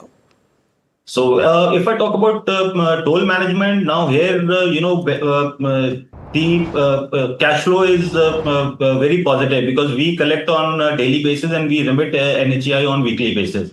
So there is no gestation period of cash as far as tolling business is concerned. There is a gestation of around 45 to 60 days in manpower business. But B2G, if you talk about tolling is cash positive. In manpower segment, I would not say that there is a problem from B2G, but generally, by the time you raise the invoices and the monies are realized, the gestation time is around, anything between 30, 45, 50 days. Right, but apart from these businesses, thank you very much, Mr. Hundal, to explain us the payment cycle. Like Street was having a little bit of concern on the B2G segment. So just to put that in perspective, manpower business will have 40 to 60 days of gestation period, and mostly your cash flow collection. So the tolling business is on the same day itself. Of course, a 1 week lag might be there here and there, but trying to understand the drone solution also. And interestingly, you are a certified instructor also. Just wanted to understand drone solution as a service. How nascent is it right now, and how big of a market can it open for you? Because there seems to be, a move to a high margin product also. I was just trying to, connect the dots. It's a newly listed company, so we have less information. So just wanted to know from you. Yeah, so, this is a fairly new initiative. So we have a subsidiary by the name Analyst Robotics Private Limited. And when we started this company, we started purely as a training, company for pilots. So we are a DGCA certified remote pilot training organization wherein we train pilots and issue them the remote pilot certificates, which is basically the license to fly the drones. Now, after, when Op Sindoor happened, now that was the time we also realized that there is a lot of, the entire warfare of, the Indian Army has changed and it has become a drone warfare now. And we also saw this as an opportunity and we quickly gotten our R&D team in place. And I'm very proud to, say that within a span of, 6 to 8 months, we were able to bring out the products, 4 good products, which are drones, which have already passed the trials, defense trials, and as we speak, we have already started supplying these drones to the armed forces. So other than, training the pilots, manufacturing drones, we also saw this as an opportunity with the drone as a service. So it also complements my security business. So we are providing drones for perimeter security. We are also, in talks with a lot of oil refineries where the drones can do perimeter security. So this is how, the Aerodrone Robotics, and it's a high margin business for us. As we speak, we have more than 24 crores pipeline in place. And by the end of the year, I am very, very bullish that we will be able to cross 50 crores. Right. So that's the target coming in, 50 crores of revenue from this segment. But I just want to understand the IPO portion. There were some proceeds which are going to be used for the bidding for toll plaza. I just wanted to understand what are those numbers looking like if you have to bid for these toll plazas and what's the timing of it? So, since, now for the financial year 26-27, we are looking at high margin, businesses. Now, for us, toll plaza management is a high margin business. So most of the IPO proceeds are going to go into tolling vertical. Manpower vertical is going to be a steady growth. And though we are with the new technology, which is the AI-enabled electronic surveillance system, which we have introduced along with the physical security, we are looking at, improving the margins of physical security. And this electronic surveillance system itself is a very high, margin vertical, the technology for us. And drone, any which ways, is so going forward. These are the verticals in 26-27 that we are going to focus on these high margins. Right. And Mr. Hundal, just wanted to talk about any numbers or the growth or margins, any aspirational numbers are there which you could share for the next 2 to 3 years? What's going to happen? I know the Q4 numbers are not out yet, but in case if you have to give, a range of what growth numbers are looking like, you mentioned 50 crores for revenue for drone as a service, but for the other businesses or as a combined business, any kind of a growth outlook? So, see, if you look at my past deliverables, we have been able to deliver more than 50% of growth year on year. And going forward, and this was also when, the biggest problem we had, faced was the working capital problem. Yet with that, problem, we've been able to give this kind of growth. Now, after the IPO, after, raising the working capital, we will be able to give at least, if not more, 50 to 60% of the growth year on year. And now we are really looking forward, to scaling all our verticals, which we are very, very bullish about. And we are looking forward, to these exciting times, which is financial year 26-27. Right. I just have a last question from you, Mr. Hundal.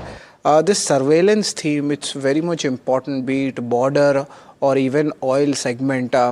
And also a lot of government schemes are also promoting it. We have some listed players also. How do you see this space going? See, now this is for all the sectors, especially for defense. Now, drone is a futuristic thing. Even for I being part of the armed forces, I'm also serving with the territorial army. So I have myself been inducted in Ops Sindoor. So I have seen firsthand, where now the entire warfare has changed to drones. Even in security, we are looking at the requirement of our clients, wherein the manpower is being replaced by the drones. So this technology going forward is drone technology. If you look at it, is going to come into every sector and majorly, the defense, and that is where the most of the focus of Aero Drone Robotics is. Right, so that's important. Drone will be coming in defense. That's an interesting take and a very interesting company as well. It's always a pleasure to talk with you, Mr. Hundal, and best of luck for the future. Thank you, Jared. So that's the management of Innovision. Interesting company, and just to give the clarity, most of the working capital issues are sorted in the toll road segment, and the management was bullish when it comes to the overall drone service and the defense segments. Of course, there are this industry has payment issues as well, but something to wonder and understand, and also stay tuned to NDTV Profit for these new companies getting discovered in KYC.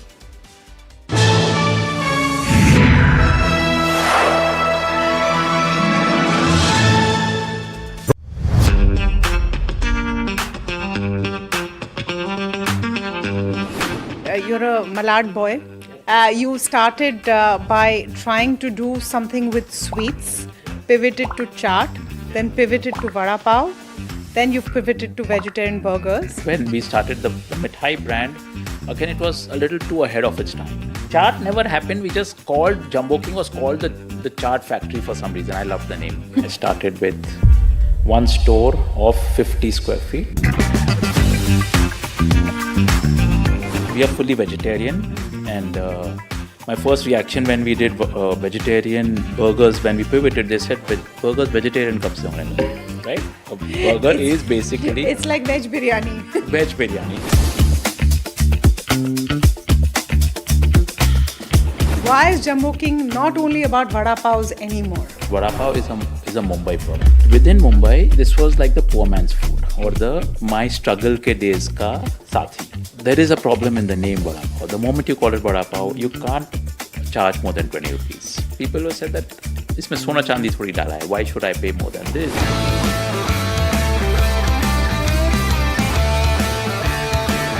How many people told you कि MBA करके आप वड़ा पाव बेच रहे हो? My friends used to joke around, tell us the truth. You've been disowned by the family. You're not telling us that. We have a family business. And I told my dad I don't want to join the family business. When Jumbo King started, it was seed capital of only 2 lakh rupees, which I borrowed from my dad. I said I don't need money because I had burnt about 55 lakhs in the mithai business. Ouch. excellence measured by those who built it. Presenting the jury of the NDTV Profit Business Leadership Awards. Sunil Bharti Mittal, Chairman of the jury. Founder and Chairman, Bharti Enterprises. Noel Naval Tata, Chairman, Tata Trusts. UK Sinha, former Chairman, SEBI. Kiran Mazumdar Shaw, Chairperson, Biocon Group. C.S. Sethi, Chairperson, SBI. Jayant Sinha, former Union Minister of Finance and Civil Aviation. Ramesh Damani, Value Investor and member of BSE. Cyril Shroff, Managing Partner, Cyril Amarchand Mangaldas. NDTV Profit Business Leadership Awards. Honoring excellence. Coming soon. India's unshakable news habit. NDTV.com is India's #1 English news website.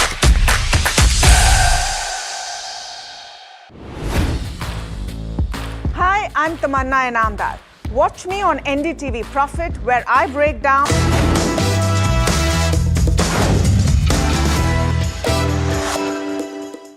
Hi, we're talking about Your Money Matters on NDTV Profit, and my name is Alex Matthew. When it comes to planning your finances, a large part is keeping your expenses under control. We speak about inflation, which, as you know, is the rate of rise of everything that you pay for, whether it's tomatoes or other vegetables or the price of fuel. And it's important to be talking about that, of course, because you could see fuel prices go up any time now. But today I don't want to talk about inflation. I want to talk about something else. I want to talk about something that usually goes unnoticed. It's called lifestyle creep. This is when, as you increase your earning power, you start spending on things that you could not spend on earlier. And before you know it, you're spending far more than you should. How do you control this? How do you measure it? And how do you plan for it? I'm joined today by Abhishek Kumar, who's the founder of Sahaj Money and a SEBI-registered investment advisor. Abhishek, thanks so much for taking the time. Let me start by asking you, how do you define lifestyle creep? Is it something that you speak about often? Indeed, we do it on a day-to-day basis, and thanks for having me on this show. So lifestyle creep, as you also spoke about, is when your spending quietly rises in let's say step in step with your income, and sometimes it is faster, and that becomes a problem. So this usually means that when the income goes up but the bank balance doesn't, which could be, let's say, if someone was earning 50K a month and that person is now earning 1.5 lakh, but often they continue to save the same amount or less, because now what they started off with, because when they were earning, probably having a hatchback, now they're vying for a sedan, or when they were let's say were vying for a 1 BHK, it quickly became a 3 BHK, and so does your weekend brunches, which replaces your home meals. So end in end, net, it leads to a situation where lifestyle creep becomes a silent killer of your personal finance. So you feel richer, but you are actually more fragile than what you were before. You know, I've read about this in numerous books, and I keep referring to Morgan Housel. Morgan Housel talks about this and the importance to live within your means, and the more frugal you are in your spending, the more you will end up saving. It sounds like a simple concept, but it's actually pretty complicated if you think about it. Because when you go and get that matcha latte, you go and buy a few coffees, or you eat out a couple of times, or you order in, and you don't count the number of times you do that, you end up spending quite a bit of money. So what are the major heads that you've discovered that lead to this lifestyle creep, Abhishek? So you're right. There are multiple factors to it. First being the foremost, the kind of generation we are living in with the advent of social media. I call the major, let's say, factor which is responsible for this is something like a Instagram tax. You see what your peers are doing on social media, and then you vie for that, not knowing where they are starting from and where they themselves are currently placed. Then it also becomes a point where people don't have a plan, written financial plan, that they can keep kind of a guiding document to know how much they should be saving and let's say increasing their saving on us when their income goes up. So I mean, they keep on adjusting their lifestyle even to the extent that they're saving less, as I said before. Third, I mean, we're getting into a era of frictionless credit, right? So we have UPI, we have BNPL, credit card, instant loan. All this leads to a situation where spending without having an income to support it becomes painless, and you feel the pain later on when you have the bills to pay. And finally, I mean, we are kind of normalizing it in terms of what was luxury 5 years ago. You spoke about having a cup of latte, right? Matcha latte.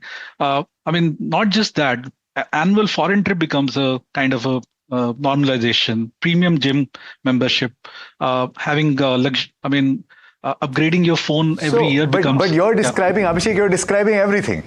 You're describing everything. I'm asking you, like, for example, okay, let me give you an example, right? And I've had this conversation myself in my own home. I live on rent. And so the question is, are we living in a locality that we like?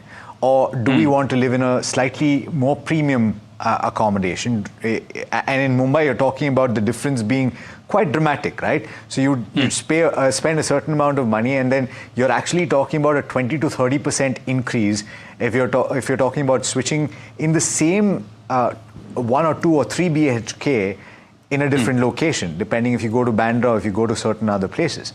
So that's a debate that you have. That rent is one big bulk of what could be a lifestyle creep. You could upgrade your car, you could do various other things. But how is this different, Abhishek, from inflation? Because inflation is on a variety of things that you can't not spend on, right?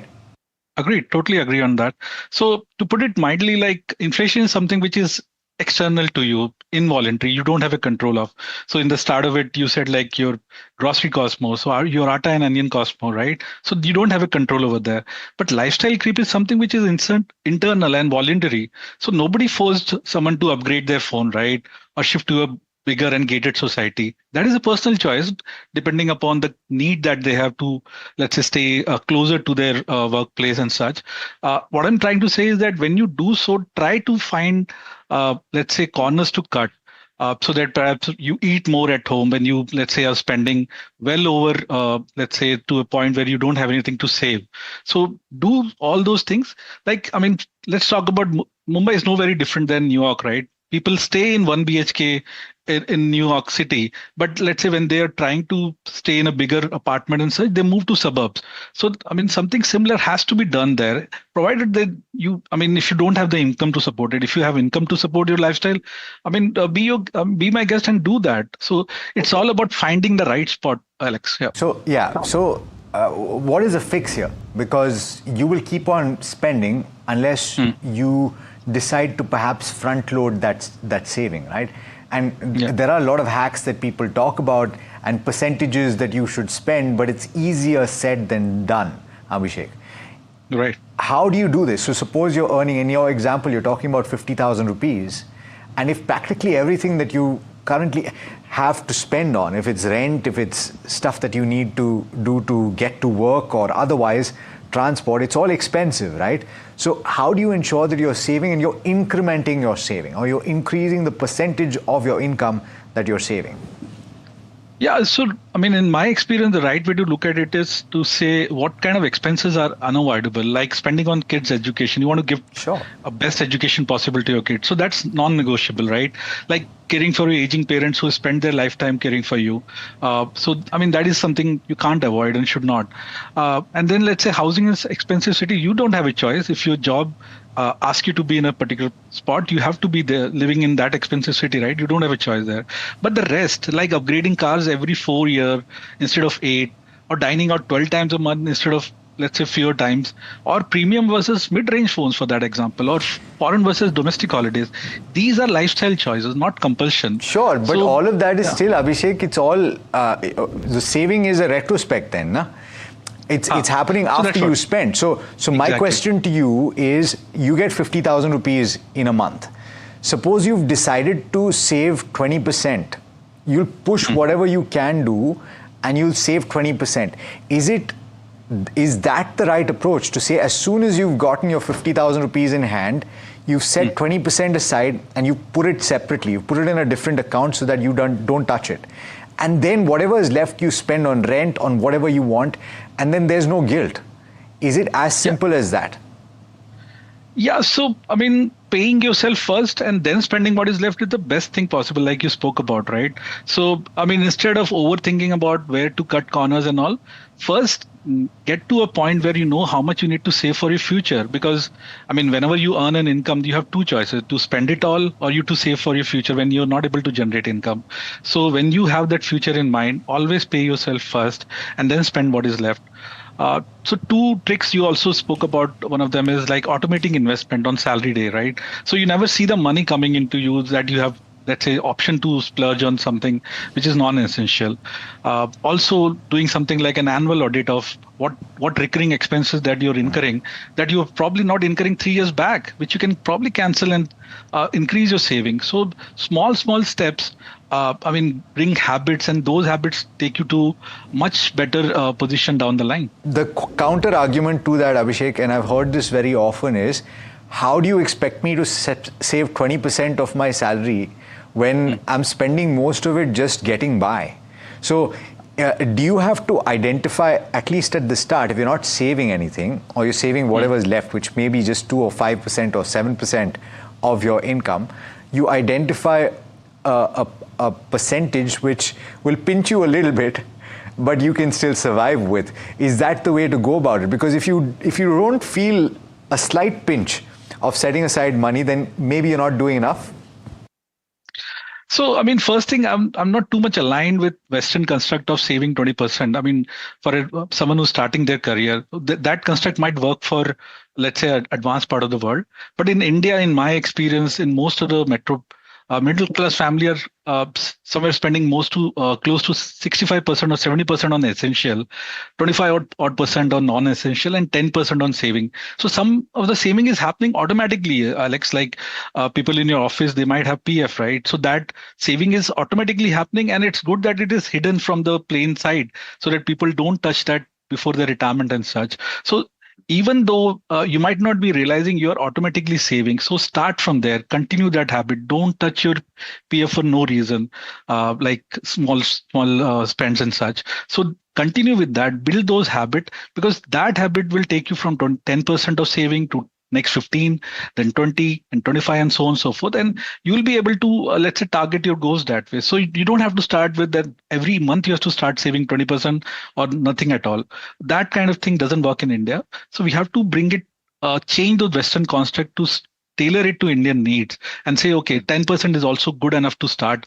Do that and then go from there. Yeah, there's no guilt in that sense. So you shouldn't be feeling bad about it. You do what you can do, and you start with 10%. It's better than not saving anything. But but if you can do 25%, you should do 25%. That's something to aspire to. Just a last point, Abhishek, in the tendency to swipe and the tendency to, like you said, frictionless payments, but then that usually takes place on a credit card, which can be damaging. Is there, and I hate to say it, is there a thumb rule that you can follow to ensure that you don't fall into any traps? So again, it might look too simple, but I have 4 rules with regard to this. Never use credit card for something that you cannot pay in cash next month. So the card is a convenience tool.